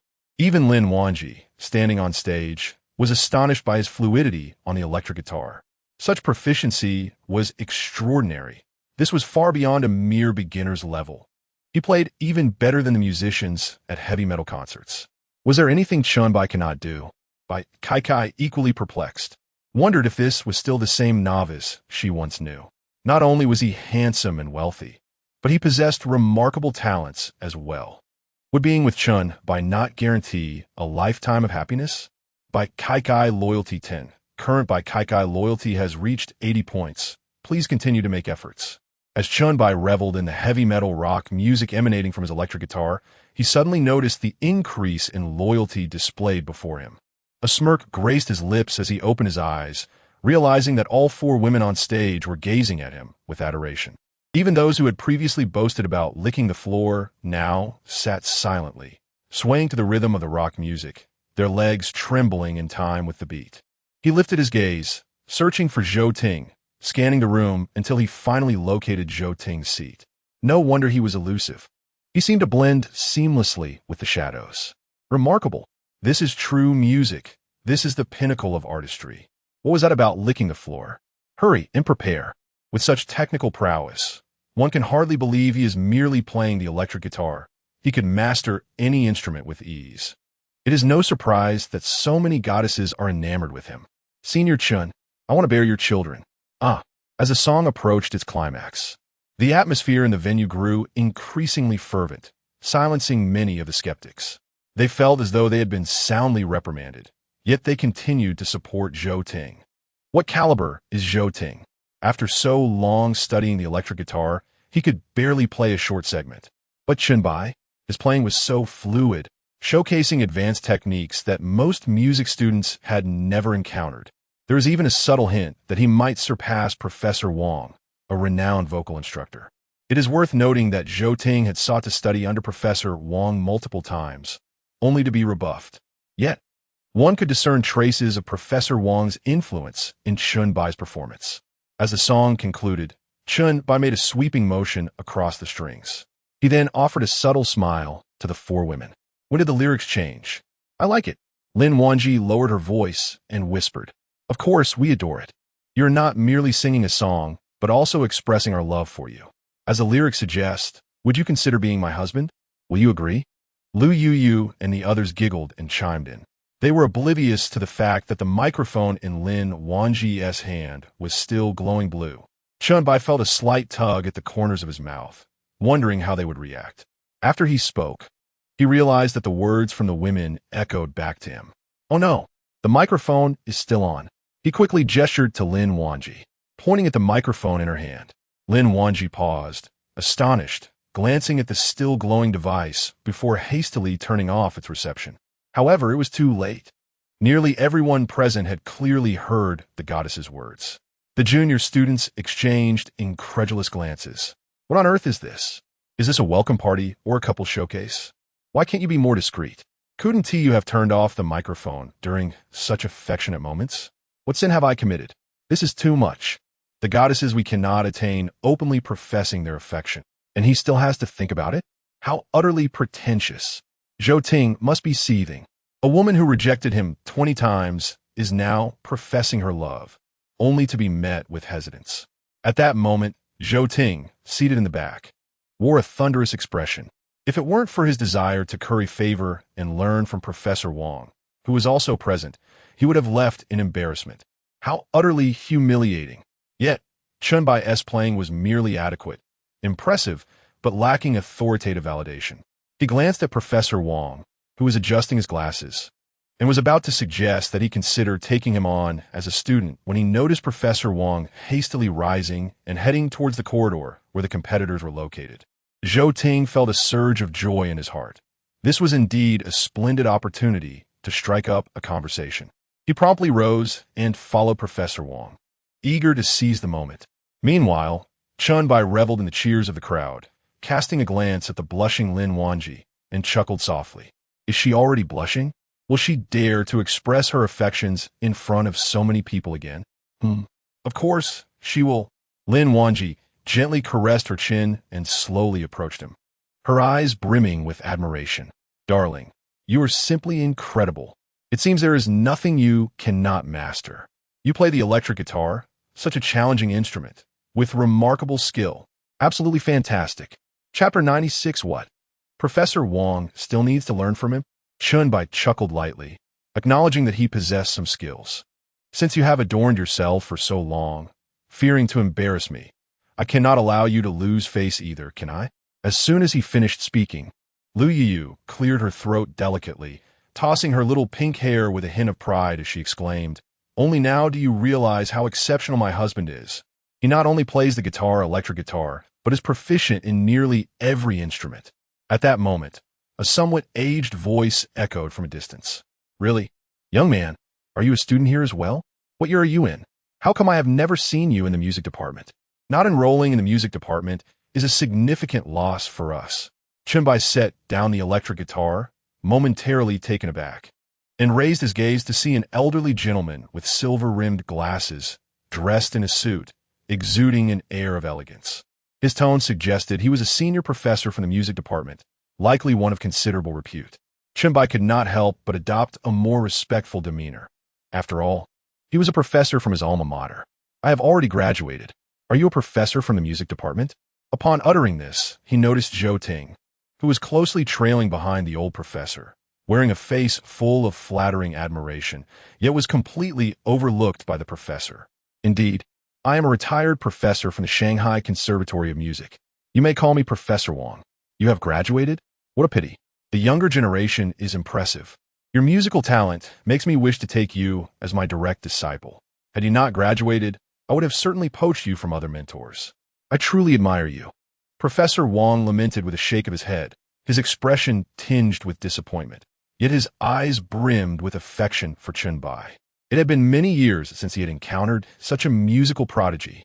At just over 20 years of age, Chen Bai's musical prowess surpassed his own.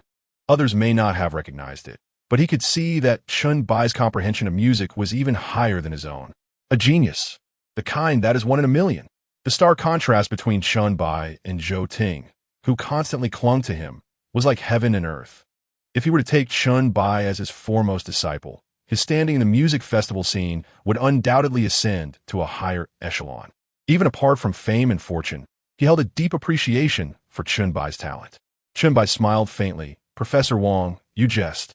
I have merely dabbled a little." It seemed this old professor possessed some discernment. Indeed, the prize from the lottery was substantial, a masterful musical talent. Could it be that he rivaled the likes of Beethoven? "Professor Wong, I believe my level is quite comparable to his." You're miles apart." Professor Wong retorted without mercy, his impatience laced with a hint of disdain. Subsequently, he forced a smile and suggested, "Since you have already graduated, what are you currently engaged in? Perhaps you could join my music media company?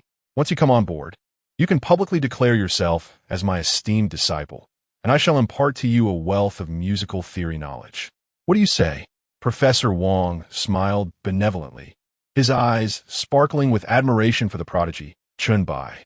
The onlookers, upon hearing these words, gasped in disbelief, stepping back in astonishment. I can't believe it. This is the first time I've seen Professor Wong exert so much effort to acquire a disciple. Usually, those who fancied themselves geniuses would vie for Professor Wong's praise, only to be met with indifference. Yet now, he was offering a position in his music media company as a means to recruit a disciple. What extraordinary fortune! Securing a job while simultaneously becoming Professor Wong's foremost disciple. It is said that Professor Wong's music media has signed numerous superstars, and 30% of the hottest songs on the market are under his banner. It must be considered the largest music media company in the metropolis, a coveted position that many from music academies would kill to attain. Listening to the discussions around him, Chen Bai too felt a sense of incredulity. He had not anticipated that this old man's music media was so formidable. The first image that sprang to his mind was that of Xiao Xiao Man, who also inhabited the music realm. This network could prove beneficial in the future. Thus, it would be wise not to reject the offer too overtly. "Thank you, Professor Wong, for your kind consideration, but I am rather accustomed to a leisurely lifestyle as an unemployed drifter, so I must decline." The surrounding crowd was taken aback, some even wishing to strangle Chen Bai in disbelief. You dare to call someone who drives a Lamborghini and wears a Rolex an unemployed drifter? Does that mean they're not even worthy of that label? Zhou Ting scoffed at Chen Bai's refusal. It seems I was right. You are truly ungrateful, letting your slight musical talent cloud your judgment. Do you realize the status that Professor Wang holds? Countless individuals wish to become his disciple, but cannot. Such audacity. Professor Wang, do not pay him any mind. If I were to be your disciple, I would be willing to do anything. Suddenly, Professor Wang turned sharply, adjusting his glasses with a serious demeanor. Which department are you from? How dare you interject in my conversation? This young man's musical prowess is such that even I have much to learn from him. What are you doing here, making judgments? Now, write a 2,000-word reflection and submit it to me by tomorrow afternoon. Zhou Ting's face turned a deep shade of anger. What? Surely I must have misheard. Chen Bai's musical skills are such that even Professor Wang must learn from him. Does that mean my own talents pale in comparison? After mocking for so long, the true fool was revealed to be herself. With a nod, Zhou Ting lowered her head, despondently exiting the venue. The crowd erupted once more, exchanging glances, unable to fathom what they had just witnessed. Goodness, even Professor Wang has to learn from Chen Bai? Does that mean Zhou Ting is the real fool here? Professor Wang is the pinnacle of this industry. Could it be that Chen Bai is on a completely different level? What about those who would grovel? Quick, let us prostrate ourselves. Chen Bai, listening to the astonishment of those around him, appeared remarkably calm and composed, offering a gentle smile. Now, there's no need to hastily decline. I am not insisting on taking you as my apprentice. Let's first become friends, shall we? Professor Wang chuckled lightly, retrieving his phone from his pocket to display his QR code. Your musical talent is truly exceptional. Should you ever wish to venture into this field, feel free to reach out to me. I will do my utmost to assist you. Chen Bai was taken aback, not anticipating that Professor Wang would suggest friendship even after his rejection. Chapter 97. No, we shall cook. Chen Bai exchanged contact information with Professor Wang, once again graciously declining his offer to become his cherished disciple. He led the four of them out of the auditorium amidst the envious and astonished gazes of the crowd. With a personal fortune amounting to several billion, it was a foregone conclusion that he would soon ascend to the status of the world's richest individual. Investing $1 billion to guarantee a return of $9 billion was a prospect that even the wealthiest would regard with trepidation. Why would he seek employment in the music media industry when he had a system at his disposal? That would be akin to courting discomfort. He was not one with an M-type disposition, needing the lash of society to feel exhilarated. Chen Bai guided the four of them to the Lamborghini, retrieving the car key and unlocking it with a press of a button. What would you like to eat? He inquired, raising an eyebrow as he glanced at the four, whose faces were adorned with astonishment and a hint of hesitation. I would like to eat. Before Rabbit Girl could complete her sentence, Chen Bai hurriedly covered her mouth with a panicked hand. There were others around, and he could already surmise the innocent yet potentially embarrassing words that would escape her lovely lips. The very look on her face, filled with restraint and deliberate pauses, hinted at the playful nature of Rabbit Girl, who was both inexperienced and eager. It was wiser to silence her for the moment. He had no intention of incurring the ire of more people. The lives those onlookers fantasized about were merely his daily reality. How could he not be the object of their envy? Lin Wanji burst into laughter at the playful scene unfolding before her. Why don't we just go to that villa you mentioned? I'll cook with you. Rabbit will handle the chopping and washing, and Kai can focus on eating? Sounds splendid. Wanji truly understands me. Bai Kai exclaimed, rubbing her hands together in excitement, fully agreeing with the suggestion. Chen Bai nodded with satisfaction. It appeared that Lin Wanji was indeed capable of leading their little group, alleviating him of some concerns. Furthermore, Lin Wanji exuded an aura befitting a rightful leader. Her beauty surpassing 99 of others, her demeanor and actions impeccably poised, with nary a flaw to be found. Oh dear, brother, you've misunderstood. I merely wish to order a dish, Rabbit Girl said, biting her lower lip with an expression of innocence. Still pretending, Chen Bai regarded her with a knowing gaze. When she chose to speak, it was often with an awkwardness that was endearing. Perhaps being a silent bride would be quite charming. but conversing was a matter reserved for private moments. He rather enjoyed hearing her awkward stammering in private, yet here she was hesitant to speak up. He played the game of authenticity. All right, Rabbit, your car should accommodate 3, right? Lin Wanji shot a knowing glance at Rabbit Girl, then discreetly checked on by Kai Kai. Yes, it can fit, though the back seat is a tad cramped. However, given Yu Yu's slender figure, she should fit just fine, Rabbit Girl replied, quickly grasping Lin Wanji's intent. Then let us two ride in Rabbit's car, while Kai Kai and my dear will share another. Off we go. Lin Wanji beckoned to Lu Yu, who immediately understood the plan. Certainly, here is a refined version of her text. With a playful gesture, Rabbit Girl pressed the car key, and the three of them boarded the BMW 4 Series that Chen Bai XIN had purchased.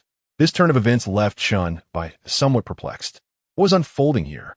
He sensed that these 3 women had somewhat forcefully ushered by Kai Kai into his vehicle. Could it be that they were attempting to orchestrate a union between the two? A smirk crept upon Chen Bai's lips. These 3 ladies were truly considerate, exemplary friends indeed. Get in, take the passenger seat, he invited. Bai Kai Kai, bewildered yet understanding her roommate's intentions, resignedly shook her head. They were indeed good friends, creating opportunities for her. She settled into the passenger seat, smoothing out her slightly wrinkled dress. Chen Bai stole a sidelong glance, unable to suppress a TSK of admiration. Her physique was remarkable. Her legs were almost as slender as his arms. It was hard to imagine this exquisite young lady charging into battle with a bomb, taking down foes in the game. Speaking of which, could those 2 requests still be honored? Of course, I must keep my word to you, my little novice, he replied. Bai Kai Kai lifted her chin with a hint of pride, a smile gracing her lips. You have a history of defaulting. I need to confirm twice before I feel at ease. As Chen Bai navigated the car out of the school gates, following the vibrant green BMW 4 Series, he noted Rabbit Girl's driving skills were surprisingly adept, though he remained uncertain about her overall proficiency. How could it be? This little lady has no record of defaults. You must be mistaken, Bai Kai Kai declared, her head held high, brimming with pride. I'm not mistaken. It was during our last shooting practice. Chen Bai remarked casually, glancing at the right side mirror. I clearly called out, and if you didn't hear me, I'll just have to make sure to shout louder next time.